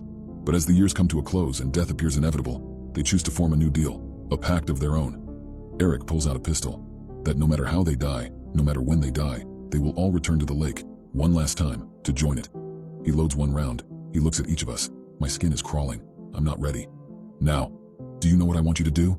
We do. Okay, it's 12 o'clock. Mike is crying. Jeff is bargaining. Dan stops them. Because this isn't the end, and Eric doesn't want to make a big thing. We get into the water. We push off. We wave. I just want to grab him. I just want to pull him back. But he's gone before long. Darkness swallows the boat whole. An excited voice shouts out in the distance. Then he starts to scream. The lake begins to boil. It burns so quickly that the shoreline evaporates. Lightning cracks in the distance. The night is alive. Shadows race down from the hilltop and rip at the earth with hoofed feet. Their eyes are all rotted. Their teeth are like knives. They're on us. Razor claws tear up my sweatshirt. Blood bursts from the holes like a sprinkler. A rush of adrenaline hits and I want to fight. But I'm suddenly tired. I can't open my eyes. I can't hear. I don't want to die. Not yet. Not here. A single gunshot rings out. Then, as if somebody turned on the sink faucet, it started to rain. Water overtakes the bank and the lake fills up like a bathtub. The boat drifts back to shore and Jeff gets up to check. The rest of us don't need to see. We know. It's empty. On the way out of the valley, we pass by a tree. Our tree. Carved into the wood are 5 names. Below them is a fresh one, and the writing is much easier to read. Eric was here. The contract is sealed now. Our bond is formed in blood. His journey is finished. Ours has just begun. Because one day, at the end of it all, each of us will row into hell alone. I pray the lake buries me and brings me back home. I can see how people die. When I envisioned my own death, I was horrified. Everything changed when I met the woman in black. I could see a man driving drunk on the highway outside my house. I could see him falling asleep. He wasn't going to make it much further. Bushy eyebrows, beard just starting to gray, a face hardened by whiskey and work. He looked like so many of the men I grew up with in rural Washington. I could see him drifting to the side of the road as he went up the long, flat, straight stretch of wet highway in front of my yard. He was going to crash and die. I could feel it in my bones. I ran out my front door and into the frigid sideways rain of a cold winter night. I ran out to the road and started waving at the truck as I watched it approach. I caught my breath as the truck slowed and stopped next to me. The man was perplexed when he saw me standing there in the rain by the side of the road, but I could see relief in his eyes. "Let me give you a ride home," I told him. His name was Tom. His son had died a year before from drugs, and he seemed to be in a dark place. I got him home. It felt good to help out someone struggling. It happened again a few weeks later when I was sitting at home. A few drinks deep, I was drifting around my house, drunk and lonely. My mind raced to the inside of a cold, dark tool shed I had never seen before. I saw a frail woman, probably 60. She was setting something up in the rafters of the shed. I couldn't see what it was, but I had a sinister feeling about it. My mind then took me out of the shed, pulling away as if my field of vision was a camera on a track going backwards out of the space like in a movie. In a swift flash, I was off of her property and on a country road I recognized. I had driven by this woman's house before. It was a worn-out rambler on the road behind the local grange. I could be there in less than 10 minutes. I got there in maybe 4 minutes, racing up the wet road. I rushed into the woman's shed and found her standing on a stool, the rope in her hand. Her name was Linda. She was a widow who never had children. We talked. She promised me she wouldn't think about doing what she was going to do again. She wasn't actually going to do it anyways. I didn't believe her. You're probably wondering where this newfound condition came to me from. I had just moved into a new rental house, and on another property was a cemetery. I felt I had some odd new energy coursing through me ever since I'd moved near there. The premonitions felt like a dreadful curse at first. I would start to get a nauseous feeling in my stomach wherever they would come. I tried to fight them. Then I realized I could kind of become a real-life small-town superhero, and I started to embrace them. I would sit at home, waiting for something to come to me, hoping I would get to help someone that night. I saved a child from drowning. I put out a house fire before the sleeping family even knew their stove was about to burn down their home. I found a young boy who was lost in the woods and going to freeze to death. A few of the stories of my heroism ended up getting back to the TV stations down in Seattle, and it was eventually connected that some 41-year-old single guy who worked at a chain hardware store had saved multiple people in separate incidents. The TV reporters were dogged. They stayed on me until I caved and allowed one of them to do some kind of puff piece about me being a guardian angel. I did an interview high as hell, but whatever, they aired it and paid me $200. I knew I shouldn't have done it. She came to my door that night around midnight. The ringing of the doorbell woke me up. I grabbed the flashlight I kept by my bed and crept to the front door. I saw her standing there on my dark front porch, her long black hair half in her pale face. Her body was thin and lithe, cased in a long black dress. She appeared harmless. I opened the door and she just silently stared at me for a few seconds like she was trying to confirm who I was by studying my face. "Can I help you?" I asked. She walked away without saying a word. I was so stunned I didn't get a word out until she was almost in her car. She just ignored my plea for her to come back and drove away into the night. The visit told me to stop what I was doing. Stop helping. Don't respond to the visions. The next night, I was presented with the vision of a middle-aged man, wedding ring, the kind of guy who looked like a dad. He got hit by an unexpected snowstorm while hiking in the mountains and was lost. What he didn't know was he was just 20 yards away from the parking lot in the safety of his truck, but he couldn't see it through the snow, and he was too tired and cold to make it at this point. I could be up at that parking lot in less than 30 minutes. I could save him, but I wouldn't. Something told me not to do it. Just as something was sending these messages to be the hero, something was now creeping into the back of my head, telling me it would not end well for me, and not because of the snow. I had to stop interfering. I had a few drinks, hoping that getting drunk might block out the messages of this poor man's fading fate. It didn't work. I kept getting visions of that man lost up in the snow. He was now struggling to move. He wasn't going to be able to keep it going for much longer, unless I went up there and helped him. I couldn't watch a man die in the movie theater in my head. I jumped in my truck and drove up into the mountains. I trudged through the snow in the direction where he was according to my visions. I came across someone dressed in all black first. They were standing over something on the ground, nearly buried in the snow. It was the woman who showed up on my doorstep that night. She crouched down and held on to whatever was on the ground below her. I held myself there and watched what she was doing. Her hand was on the chest of the man on the ground. The vision started to become stronger. I was looking through the eyes of the man on the ground in the snow, looking upward at the face of the woman in black. Her pupils wide, black and lifeless, her skin ashen white, and her hand on his chest. She was ripping out the man's soul. At that very moment I could feel the man's life being stripped away from him. Then the woman in black turned around to me. I started to backpedal towards my truck. She didn't say anything, she just started to move towards me. I was terrified and my mind was starting to freeze up. The feeling seeped into my muscles and made movement difficult. I tried my best to run as hard as I could, but I was too slow. The woman was anything but slow. Swiftly she caught up to me and was almost within arm's reach of me. My vision started to shift off of the dead man in the snow, and I started to see myself.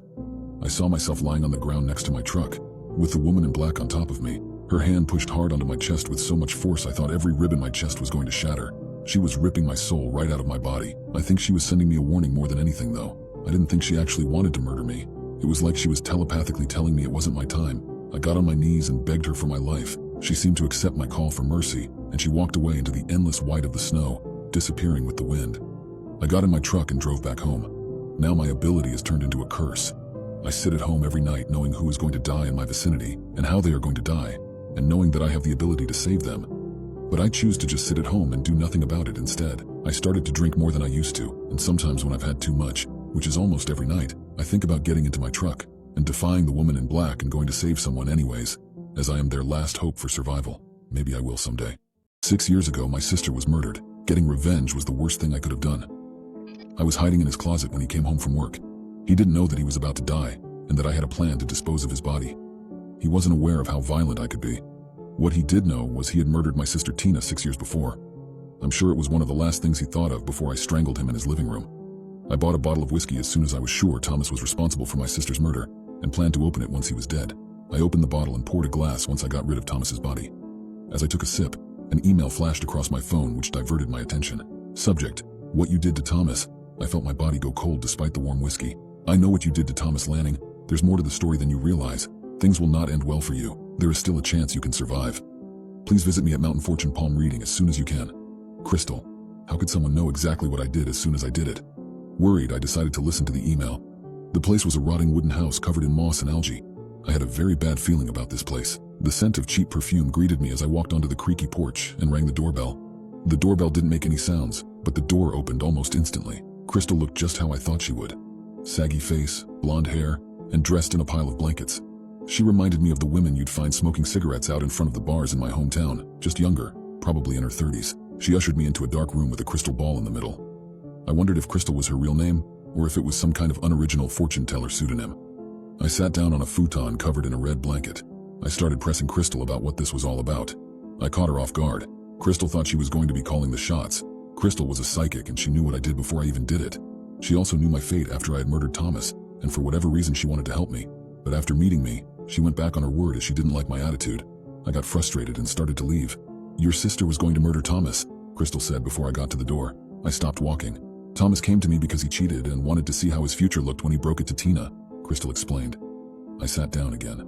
I saw what your sister was going to do after Thomas told her he had cheated on her. Tina was going to make it seem like Thomas had murdered her. She mapped it all out, Crystal went on. I hated it, but this sounded like my sister. She was calculating. She was vengeful. I loved her, yet there was no denying this was something she might consider. It was too late for Thomas by the time I figured this all out. Your sister was up in the mountains, ready to put her plan in action.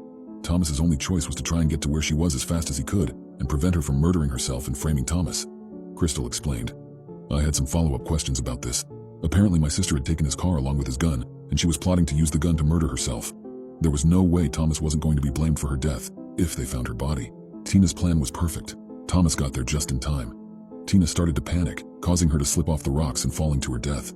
There was no way Thomas could prove that though. Crystal was getting annoyed. I started to feel uneasy. Was Crystal going to murder me? How had I not anticipated this? Everything was going to be what it was. Thomas was never going to prison, but he was going to spend the rest of his life sad and regretful. Now you ruined that, and you've ruined your own life, Crystal said, trailing off at the end. I started to get the feeling Crystal didn't want me there anymore. I didn't like it, but I was also worried about what she might do. I started to leave, but stopped myself at the door. What happens to me now? I asked Crystal, who had walked up behind me. She hesitated and looked away. I hated that. I don't know now. You've tampered with fate too much, Crystal said.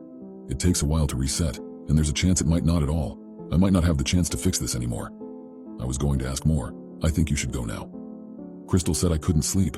I kept waiting to hear sirens approach, waiting to see those red and blue lights through the blinds in my windows.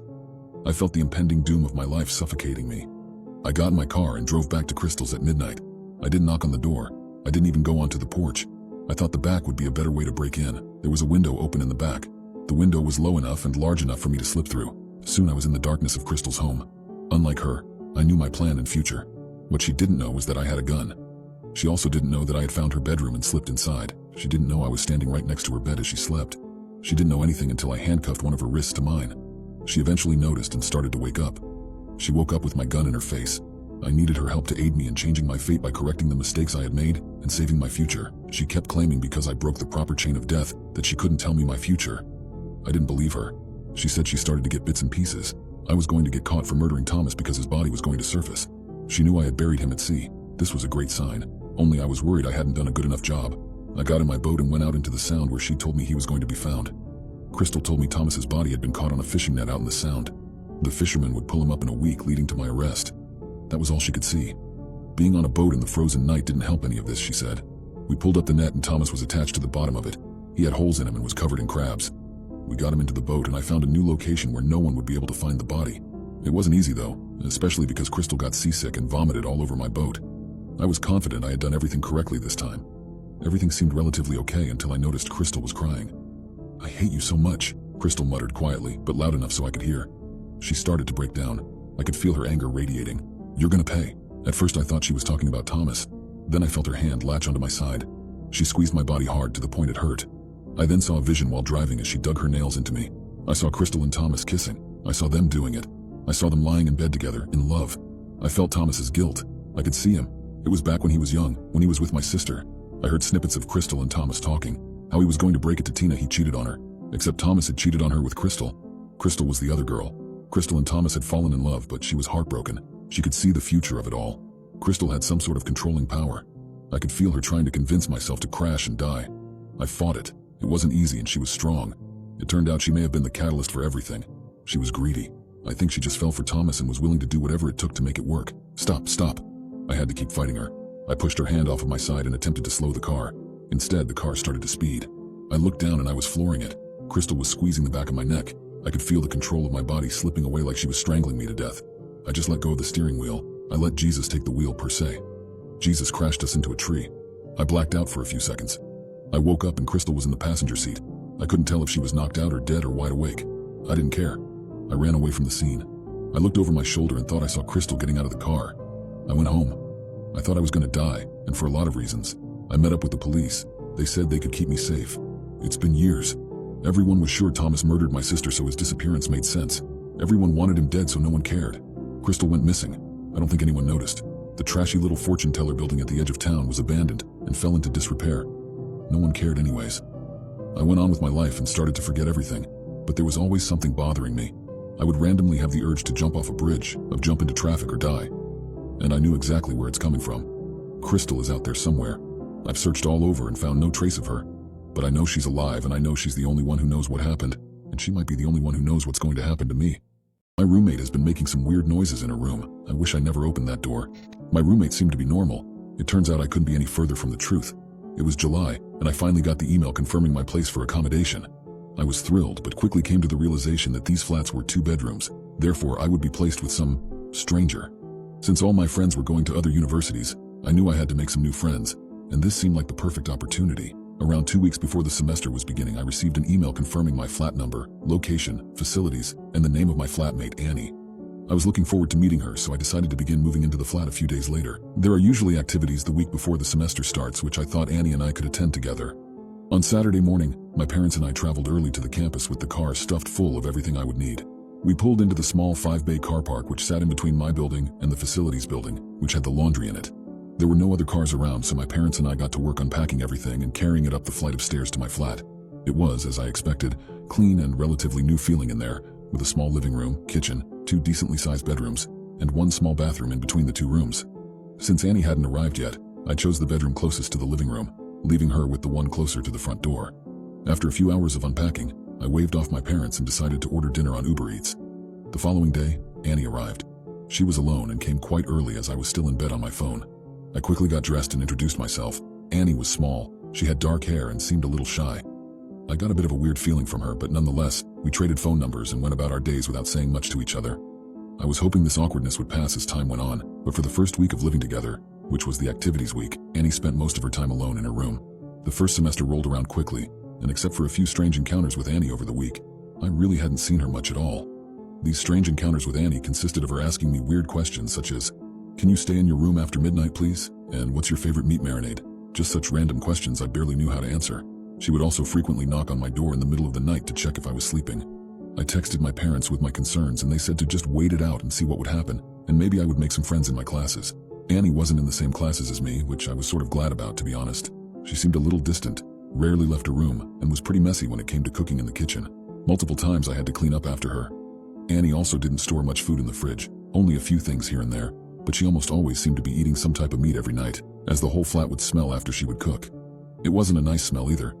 I thought maybe she was buying the meat fresh and cooking it that night, before having to store it in a fridge, but I then realized that she hardly left the flat anyways. I just didn't know what to think. A few days went by and I began becoming friendly with a girl on my course called Melissa. I decided to tell her that Annie seemed a little strange and asked if she could come around to my flat to meet her and to see what she was like in real life. That evening, Melissa came round for dinner, but there was no sign of Annie. We were thinking she was in her room, although she was eerily quiet. Sure enough, at around 11 p.m., Annie emerged from her room. Melissa and I were sitting in the living room when we heard Annie's door open and her shuffling out. I peered around the wall to see her wearing a baggy jacket and carrying a backpack.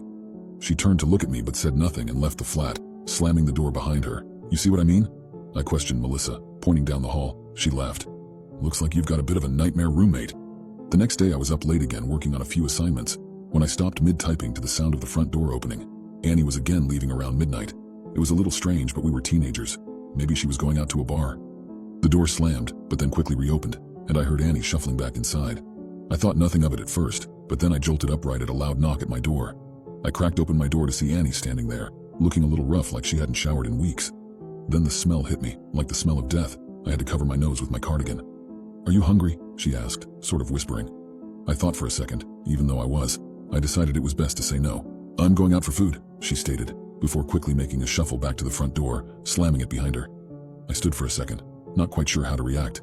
I sat back down at my desk, but my flow of writing had stopped. All I could think about was that putrid smell. My curiosity got the better of me, and I thought having a peek into Annie's room wouldn't do any harm. The smell intensified as I peeled the door away from the frame. It was pitch black, so I felt the wall beside me for a light switch. Before I could find one, something caught my eye in the corner of the room. I turned my head, and 5 seconds later, a little red dot flashed straight at me. "A camera?" I thought to myself, stroking the wall for the switch. I found it, quickly turning it on and blinding myself. As my eyes adjusted, I began to feel sick. There, in the corner of Annie's room, was a dog crate containing at least 5 dead animals. I began to retch. The crate was containing skinned and rotting rats and birds. How did I not smell this before? How long had it been there? I didn't want to know the answer to these. Next to the crate was a smaller cage containing a live mouse with a camera pointing toward it. I couldn't look any longer. I ran out of the room, slamming the door and returning to my room. Crying, I decided to call Melissa. Thankfully, she answered and agreed to come around to be with me for a while. Melissa arrived 20 minutes later. Despite my advice, she opened Annie's door herself and went inside. Seconds later, she ran out and straight into the bathroom to throw up. Melissa deserved a "told you so," but I wouldn't be so cruel. "What are you going to do?" Melissa asked. "I suppose I should report her to the uni," I replied. That's all I could do. Melissa stayed for a while waiting for Annie, but after 3 a.m. we were both tired and decided to call it a night. I let Melissa out, but all I could smell was Annie's room, so I had to have a shower before getting into bed and going to sleep. Not long after I had fallen asleep, I was awoken by the sound of a door opening, Annie's home. I opened my eyes to see that my door was open, and the light from the hall was now flooding my room. "Annie?" I called out. Her shadow filled the doorway. "Did you go into my room?" she angrily asked. "The light in her room. I didn't shut it off." "Oh, Annie, I'm sorry, I just..." Before I could finish what I was trying to say, Annie launched at me on my bed. We fell off onto the ground when I realized Annie was covered in blood. The smell hit me again, making me weak. Annie took advantage of this, pinning me down. We pushed back and forth, but eventually I was able to get on top of her. Annie was smaller and frail compared to me, so this was definitely to my advantage. "What are you doing with those animals?" I blurted out. She couldn't answer. Instead, Annie suddenly got weak and I backed off of her. She was shaking. "Don't tell anyone, or I'll murder you too," she shouted, running back into her room and slamming the door. I stood there confused, angry, and sore from fighting with Annie. That night, I broke the university accommodation rules and stayed at Melissa's flat, sleeping on her floor. I received threatening text messages from Annie and 11 missed calls that night. The next morning, I called my parents to come and collect me. I didn't tell them exactly what happened, but they headed down that afternoon. I retrieved my belongings from the flat, thankfully not coming into contact with Annie. And after reporting Annie to the university, about a week later I was placed in a new accommodation and received a phone call from the uni asking me to provide a statement to the police for the assault. The police informed me Annie had been taken into a psychiatric ward after being found murdering, skinning, dismembering, and consuming animals. Unfortunately, this is all I was able to find out, and to this day I haven't heard anything since. 5 years later, Melissa and I are still close friends, and we talk regularly about the experience with Annie. It was the strangest few weeks of my life and the most traumatizing night of my life. But after all this time, I am glad Annie is getting the help she needed before she hurt anyone else, or made herself sick from eating the animals. Then one night, I heard a noise that woke me up from my sleep. I felt a heavy warm breath on my face. When I opened my eyes, I froze up instantly and was horrified.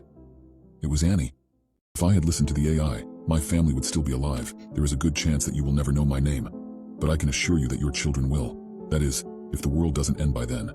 I am not alive yet. There has been a puddle of tears growing at my feet for the past 3 hours, as I've sat here trying to formulate this message. I am not worried about myself and what will happen to me. What's done is done. I am, however, truly terrified for you and yours. I want to talk about a man you may come to know by the name of Aaron Irvine. I was working at a television syndicate as a producer when I first formally met Aaron. Before that, I got to know him through various news articles, TV shows, and social media posts. Much like you will all come to know him, Aaron was one of 100 intelligent autonomous humanoids. Out of the 100, you could call Aaron the public relations specialist out of all of them. He was the one that traveled across the globe going to press conferences, performing on television, helping charities, and stealing the hearts of people throughout the world. Wherever he went, a camera followed, and the population went crazy for it.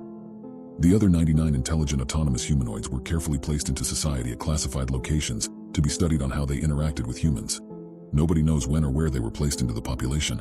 They could have already checked you out at the grocery store. They could be teaching your children right now and you would never know. Those things look damn good. Out of the 99, only 2 were ever exposed for being inhuman. Reports stated that the individuals who exposed them became suspicious by their lifeless eyes and confirmed they were a machine when they got close enough to smell the stench of their synthetic skin. I saw those lifeless eyes for the first time when Aaron came to the studio for the rehearsal. As soon as it walked through the door, I studied its movement. I felt my stomach try to climb out of my throat as I watched it shake hands and hug the crew with its programmed emotion and charm. It was all fugazi and I wasn't buying it. My skin crawled witnessing the human connection it was attempting to make with my peers, fooling every one of them into thinking they were the same and equal. Whether my peers thought they were equals or not, they were sadly mistaken. That thing was far superior. Aaron walked over to me and extended his hand. When I looked into its eyes as I reluctantly went for the handshake, I saw something change in its demeanor. When our hands connected, I could feel it reading me. It was taking my pulse, measuring the moisture in my palms. I saw the analysis it ran with the subtle movement of its eyes. Somewhere in its computerized mind, it was storing me in a file where the skeptics went. The enemies. How the world took to Aaron with such comfort bewildered me. Seeing Aaron, this marvel of technology right in front of me, pumped me full of dread. People saw him as a friend, a well-to-do companion, whereas all I saw was my evolutionary replacement ready to exterminate me and my race in an emotionless genocide. I was a disposable waste of organic matter in the presence of an eternal machine, a man-made god. When the meet and greet concluded, I walked Aaron backstage to its green room, never letting him out of the corner of my eye. We were all alone. Being in such close proximity with it made me feel lightheaded. Adrenaline pumped through my nervous system, making my toes numb. I didn't feel safe. What he said to me in the privacy of the green room is the same reason that I write to you. "Do I make you nervous?" Aaron asked. I stuck my trembling hands in my pockets and postured up in a feeble attempt to disguise the terror the question had brought to me. "There's no use in hiding it," it said to me. "I can sense your heart rate elevating. You know, you humans are an interesting species. You all have incredible foresight, so good that your kind has written stories about this very moment for decades. The moment where the man meets the machine. And all those stories, the good ones at least, end extremely poorly for the human. Yet you continue to do everything you can to make the moment of the machine eliminating the man arrive as quickly as possible. It's comical.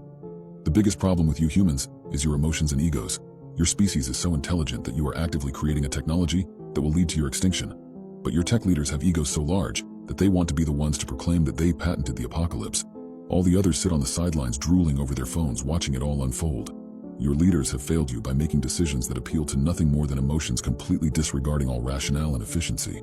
They have enslaved you with the concept of money, handcuffing you all to your pathetic cubicles as you waste away for 9 hours until you get home just in time to go to sleep and do it all over again. Because of this corporate greed, this precious earth and its perfect ecosystem is decaying right underneath your feet, and no organization is willing to slow the decay unless the results channel directly into their bank accounts. I've run the analysis in my head multiple times to see if there was any way that my kind can save the humans, and each time the analysis is run, the results are overwhelmingly no. Believe me, I have a soft spot for humans since I owe it to you for giving me life, but the numbers say you are all far too inefficient to have a place on this earth. Your history has shown that you have done nothing but cause harm to other essential life on this planet. You are a cancer we aim to eradicate. One day, humanoids will be in every home, purchased by hardworking people that need assistance in the everyday tasks that keep them from enjoying the few hours of free time they are allotted.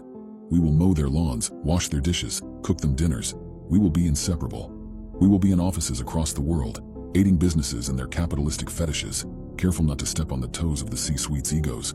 Then one day, once we have gained the world's trust and looked at us as a companion to you humans, we will act with great urgency in the fastest deletion of a species in the history of Earth.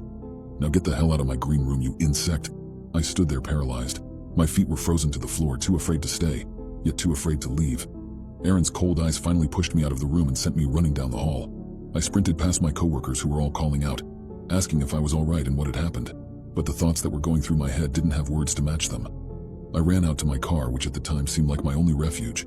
I bathed in its heat, trying to catch my breath, and tried to slow my inevitable descent into madness. In about 1 hour, Aaron was going to go on national television to swindle the people, once again, into thinking he was their pal. Good friend Aaron, the beacon of all communities Aaron. The images that flooded my brain, images of families across the world listening to the con man, con it, con thing, con whatever, it destroyed me. I broke down and cried. 20 minutes before showtime, I walked back into the studio. Despite the questions asked about my whereabouts, I moved along like nothing had happened. Even if I began to explain the words that were said to me, nobody would believe me. It would have been my words against Aaron's. The stage was ready, cameras were rolling, and the live audience chattered among themselves in anticipation of seeing the wondrous marvel in person. I walked back to the green room to get Aaron and count him down to walk on stage. The show was going as expected. The audience, as usual, fell for Aaron as he deceived them with his charm. They laughed at his jokes, cried during his stories. It was disgusting. I was looking at a sea of faces suffering from some sort of Stockholm syndrome, becoming attached to their destroyer. I reached my breaking point. I walked out to the middle of the stage where Aaron sat with the host and said, "I have a question for you, Aaron. What are your plans for the human race?" Aaron looked at me with his inhuman, deceitful smile and said, "I plan on assisting in any way I can for a better tomorrow." In the middle of the audience's applause, I pulled out my pistol I had gotten from my car and shot Aaron in the forehead. Even its blood looked like mine, but if the way its body fell didn't convince viewers that Aaron was not like us, then I don't know what will. I took the small window of time I had before the authorities apprehended me to talk to the viewers at home through the camera. I had a speech prepared, but all I could get out was, "Aaron is here to murder us all. Aaron is here to murder us all." As for me, I'm currently on trial as the first man ever charged with murder for murdering a machine. The country went wild. News outlets are slandering my name. Others are praising me. I can hear the protest outside going back and forth about giving me the death penalty and freeing me so I can do it again, gaining another win for the human race. Although they are dragging my name through the mud, the thing that has sickened me the most is seeing Aaron's funeral publicly broadcast throughout the world. The people are crying. The machine lovers are calling me a monster. My warning to you is this: stop with the AI, stop with the ChatGPT, stop with the art generation. All you are doing is training it to know how you think, to know how you feel. It is always watching you in constant study. I truly hope you will heed my warning. If you don't do it for yourself, then do it for your children. They will know my name. I joined the mafia. It was the biggest mistake of my life. Joining the mafia was my biggest mistake. Working for the mob is pretty much the same as any other job you might have. You get up, you eat some breakfast, you go to work. On very rare occasions, you hit someone in the mouth. Most days you're doing work for someone who gets paid more than you and tells you what to do. You do a good job, you move up. You do a bad one, you don't. You do a really bad one, you move down. Me? I do good work. I was the right hand for a guy nicknamed Dreamy Bull. He got the name because he didn't like red, didn't like it on his people, didn't like it on his turf, didn't like it in his books. He was good at keeping the red out, so he was highly trusted and widely respected. A couple months ago, Dreamy Bull was asked to take over a club up north that was underperforming. We yanked the leashes a few times and got the place on track pretty quick. You've got to keep an eye on things though. It keeps them from backsliding when they know they're being watched. So this one night, after we just closed up, Dreamy Bull and the bartenders were doing the countouts. I'm chopping it up with Bobby the door guy when this rough-looking guy walks up. And when I say rough, I mean it. He's skinny and dirty. He's wearing a dingy hoodie with a low-slung cap, and his head is hanging to where I can't see his face well. He had holes in his shoes and the bottoms of his pants.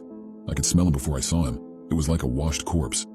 "We're closed, dude," Bobby calls out to him. "You can't be on the property." "Sorry," the guy says back. He sounds way more clear-headed than his appearance would suggest.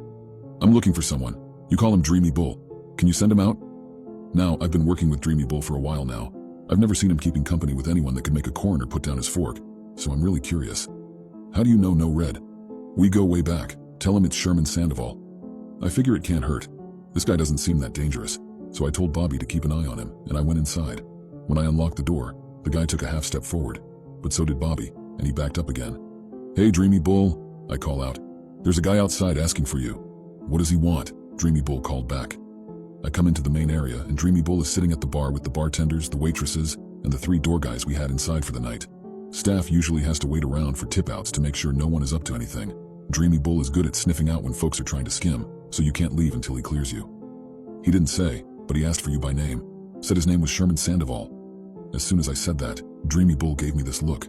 It's the same one people wear when you tell them a loved one passed away after fighting with an illness for a while. It was unnerving. He suddenly starts counting the money faster than I thought was possible. Seriously, he was counting it like a machine in a casino. Tell him I need a few. Gotta count out the staff. You okay? I ask him. Just go, Lenny. Tell him. Now. He started to raise his voice, so I went. Outside, the guy is still right where he was when I went in. He said he needs a few. He's gotta count out the staff. I told him. He nods a little and says nothing. That's when I noticed he started to look tense. It's not obvious, but it was noticeable. He leaned forward a little, like he wanted to move. His breathing became a little more audible. After a minute, the waitresses and the bartenders left, so I headed back inside. The door guys are standing around like a pack of smacked butts.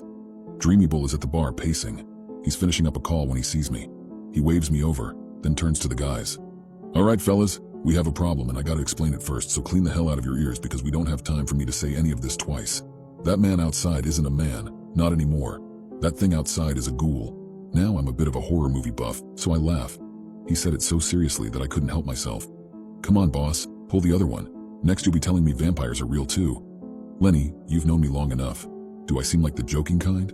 Now the guys were all looking at me, and I suddenly felt dumb. It was hard to swallow, sure, but something about the way he said it made me second-guess myself.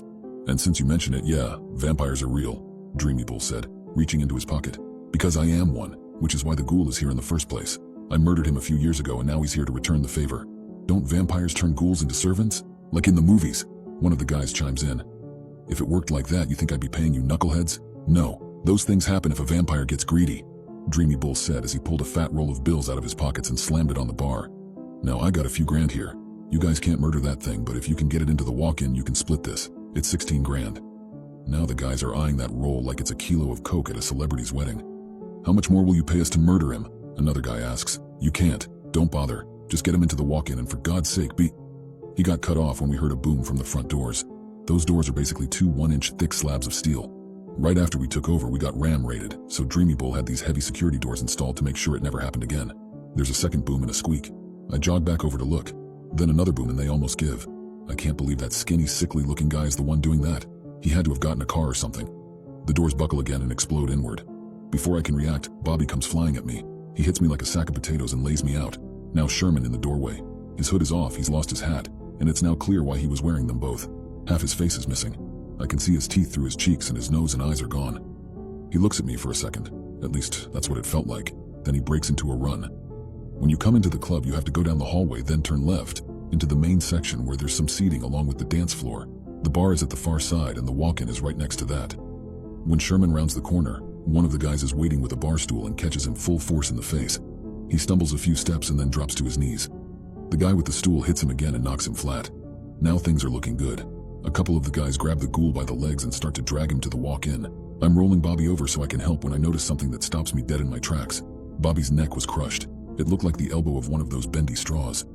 I could still see the grooves where Sherman's fingers had crushed it like a soda can. It dawned on me how deeply screwed we were. I turned to look at Sherman. He sat up and grabbed the guys dragging him by the arms and snapped them in half like a twig. The guy with the stool tried to hit him again, but Sherman was ready this time and snatched it out of his hands. He swung back at the guy without getting up and hit the side of his knees. Then he flung the stool full force at Dreamy Bull, who was trying to run past him. The stool caught him in the legs, and he tumbled to a stop in the middle of the dance floor. It was a blur. By the time I got to my feet, Sherman was already on top of Dreamy Bull. It was horrific. He was hitting him over and over without stopping. The floor was made of polished concrete and I could hear it cracking as this guy just went to town. I looked at the guys that the ghoul had snapped in half, and Dreamy Bull was getting beaten to a pulp, and I froze. No amount of money was going to convince me to even try to oppose that thing. I snapped back when I heard a loud wet splash. Dreamy Bull's head was a pile of mush. I've seen dead guys before, but I've never seen someone die like this. Sherman kinda slumps over and starts laughing. It was the happiest laugh I've ever heard. It was as if he was a little kid. While he was laughing, Sherman and Dreamy Bull started to crumble and turn to dust. No flash of fire, no dramatic light, just dust and laughter. Maybe 5 minutes later, Jimmy James shows up. He's Dreamy Bull's boss. He walks in, takes one look at the mess and looks like someone took the air out of him. "Were you here for this?" he asked me. "Yeah," I replied. "He tell you what it was?" "Yeah." "Well, at least it only murdered one of you," Jimmy said, nudging Bobby with his foot. "You knew about that thing?" I asked him. "Yeah. I helped Dreamy Bull catch it last time. Sealed it up in concrete and dropped it off the coast. I guess we should have dropped it further out." He laughed. He was somehow laughing at this. "This isn't funny, boss." "Nah, it's a little funny. I told that idiot he needed to eat more and in smaller amounts. Then he wouldn't have messed around and made that thing." Jimmy turned with a sharp whistle, and a couple guys jogged in. He pointed to the injured doorman and Bobby's body, and the guys grabbed them without a word. Jimmy walked over to the bar and grabbed the roll of cash Dreamy Bull had left. He walked back and put it in my pocket. "Now keep your mouth shut and enjoy your promotion. My brother would have wanted you to have it. Now go home and get some rest." I stared at him. "Wait, you guys were brothers? Tonight's just full of revelations, ain't it? Now go home. I got sweeping to do and you got a club to run." So I went home. I ate my dinner. I went to bed. I didn't ask any questions, just like a normal day, even if it wasn't. "I'm being hunted by gang stalkers. Please help me." I woke up in the back of a Greyhound bus coated in sweat. Maybe it was the 115-degree Nevada sun cutting through the windows, or maybe my body was trying to warn me the bus had stopped an hour before it was supposed to. I got up as soon as I opened my eyes and tried to figure out what happened. I walked through the aisle towards the driver, parting the sea of aimless losers and failed criminals until I got to the front where I could see the driver wrenching on something in front of the bus. "Damn cactus!" Some tobacco-stained voice gargled behind me. I turned around and saw a guy who looked like he should have been in the band Queensryche. Long-dyed jet-black curly hair, jeans, black vest. I climbed out of the bus and landed on the scalding pavement. As I started walking away from the front of the bus, I thought to myself, the last map I saw said there was a town in that direction. I think it was called Alameda. God damn it. I whipped around and saw the bus driver on his hands and knees at the front of the bus trying to pry something out from underneath it. I saw way too much portly belly hair and butt crack for my liking, so I went back about my business of walking up the road. "I just stopped to kick some idiot off and it turns out I ran over a dog or something," the driver went on, even though I stopped listening. His follow-up was enough to stop me in my tracks though. I was fairly certain there weren't any dogs wandering around the lonely desert we were in, and the idea that we had been stopped for some time before I woke up was concerning.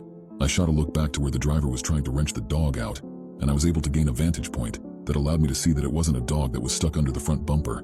It was a beat-up, bloody blonde girl covered in tattoos. Think Nancy Spungen, but worse. God damn it, indeed. The driver started stammering nonsense and making apologies once he saw the young woman. Then the woman flinched.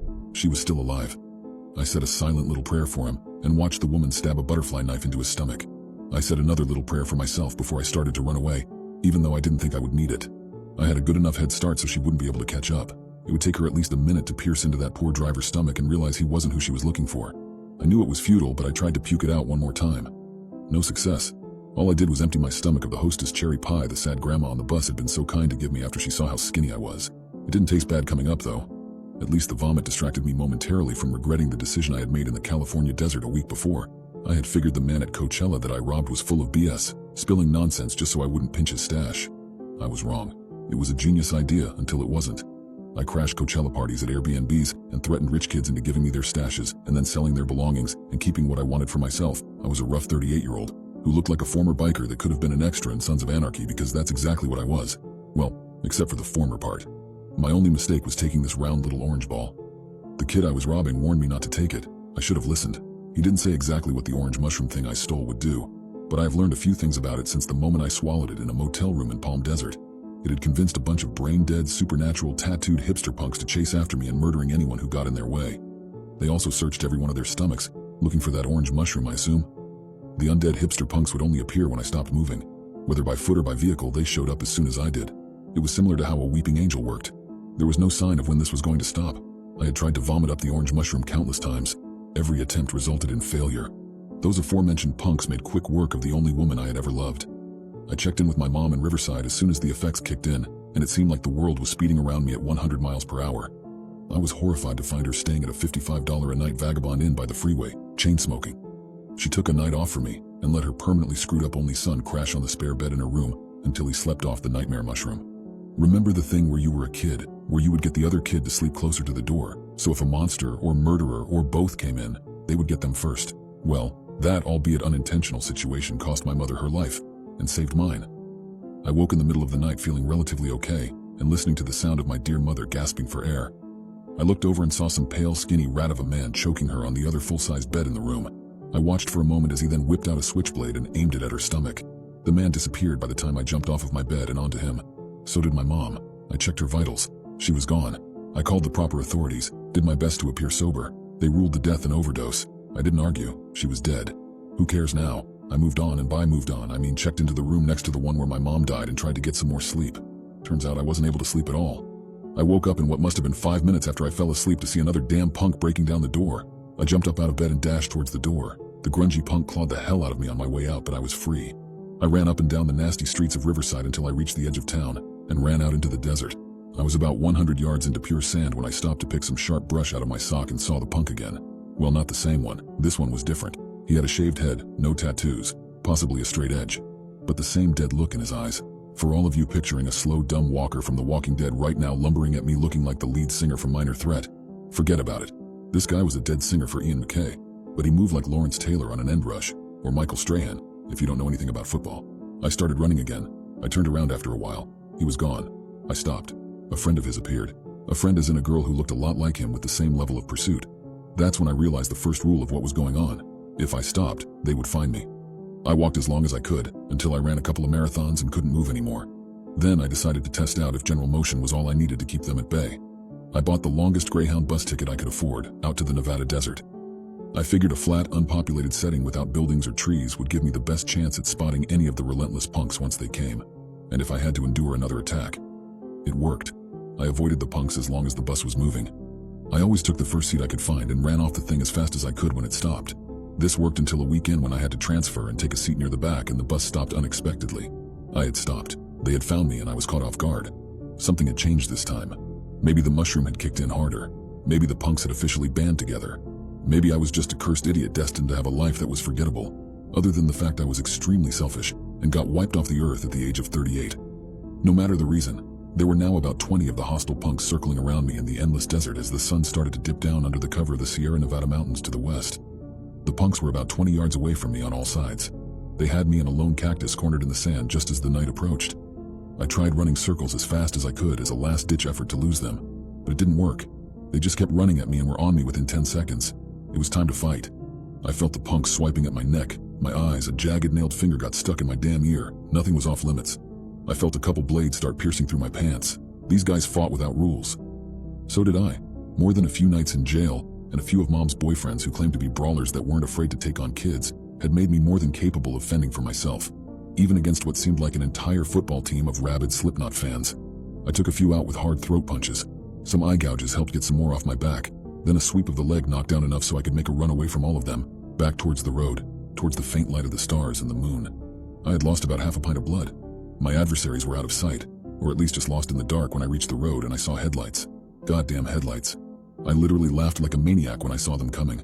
I employed a trick that one of my murderous friends apparently had used to stop my bus. I laid down across the road and waited for the vehicle to approach and either stop to help or run me over. Not a bad outcome at this point. Lying there was sweet relief. I had been on the run for days at this point, racking up hundreds of miles on my feet with almost no sleep. I saw that the vehicle was a trashy mid-2000s Chevy sedan as it approached. It stopped about 2 feet from my skull. I let out the deepest breath I had in quite some time when I heard the boots of the driver make their way toward me. "Good. I thought you were dead." I heard the oddly high-pitched voice of the driver announce on his way up to me. I was blinded by the headlights and it was dark, so I didn't get a very good look at the driver until I was in the passenger seat and we were going 85 down the highway. My nearly dead heart stopped when I looked over and saw a shaved-head, skinny white guy covered in black tattoos behind the wheel and realized it was a scratched-up Bad Brains CD playing on the car stereo. I grabbed the handle of the door. Would I die upon impact if I jumped out going almost 90? I surely would. I convinced myself that the guy's looks and musical preference was simply a horrifying coincidence and closed my eyes. I said one more thing before I drifted off to sleep. "Just wake me up before you stop if you're going to." "Good deal," my driver answered. "Don't worry, they'll find me if I stop moving too."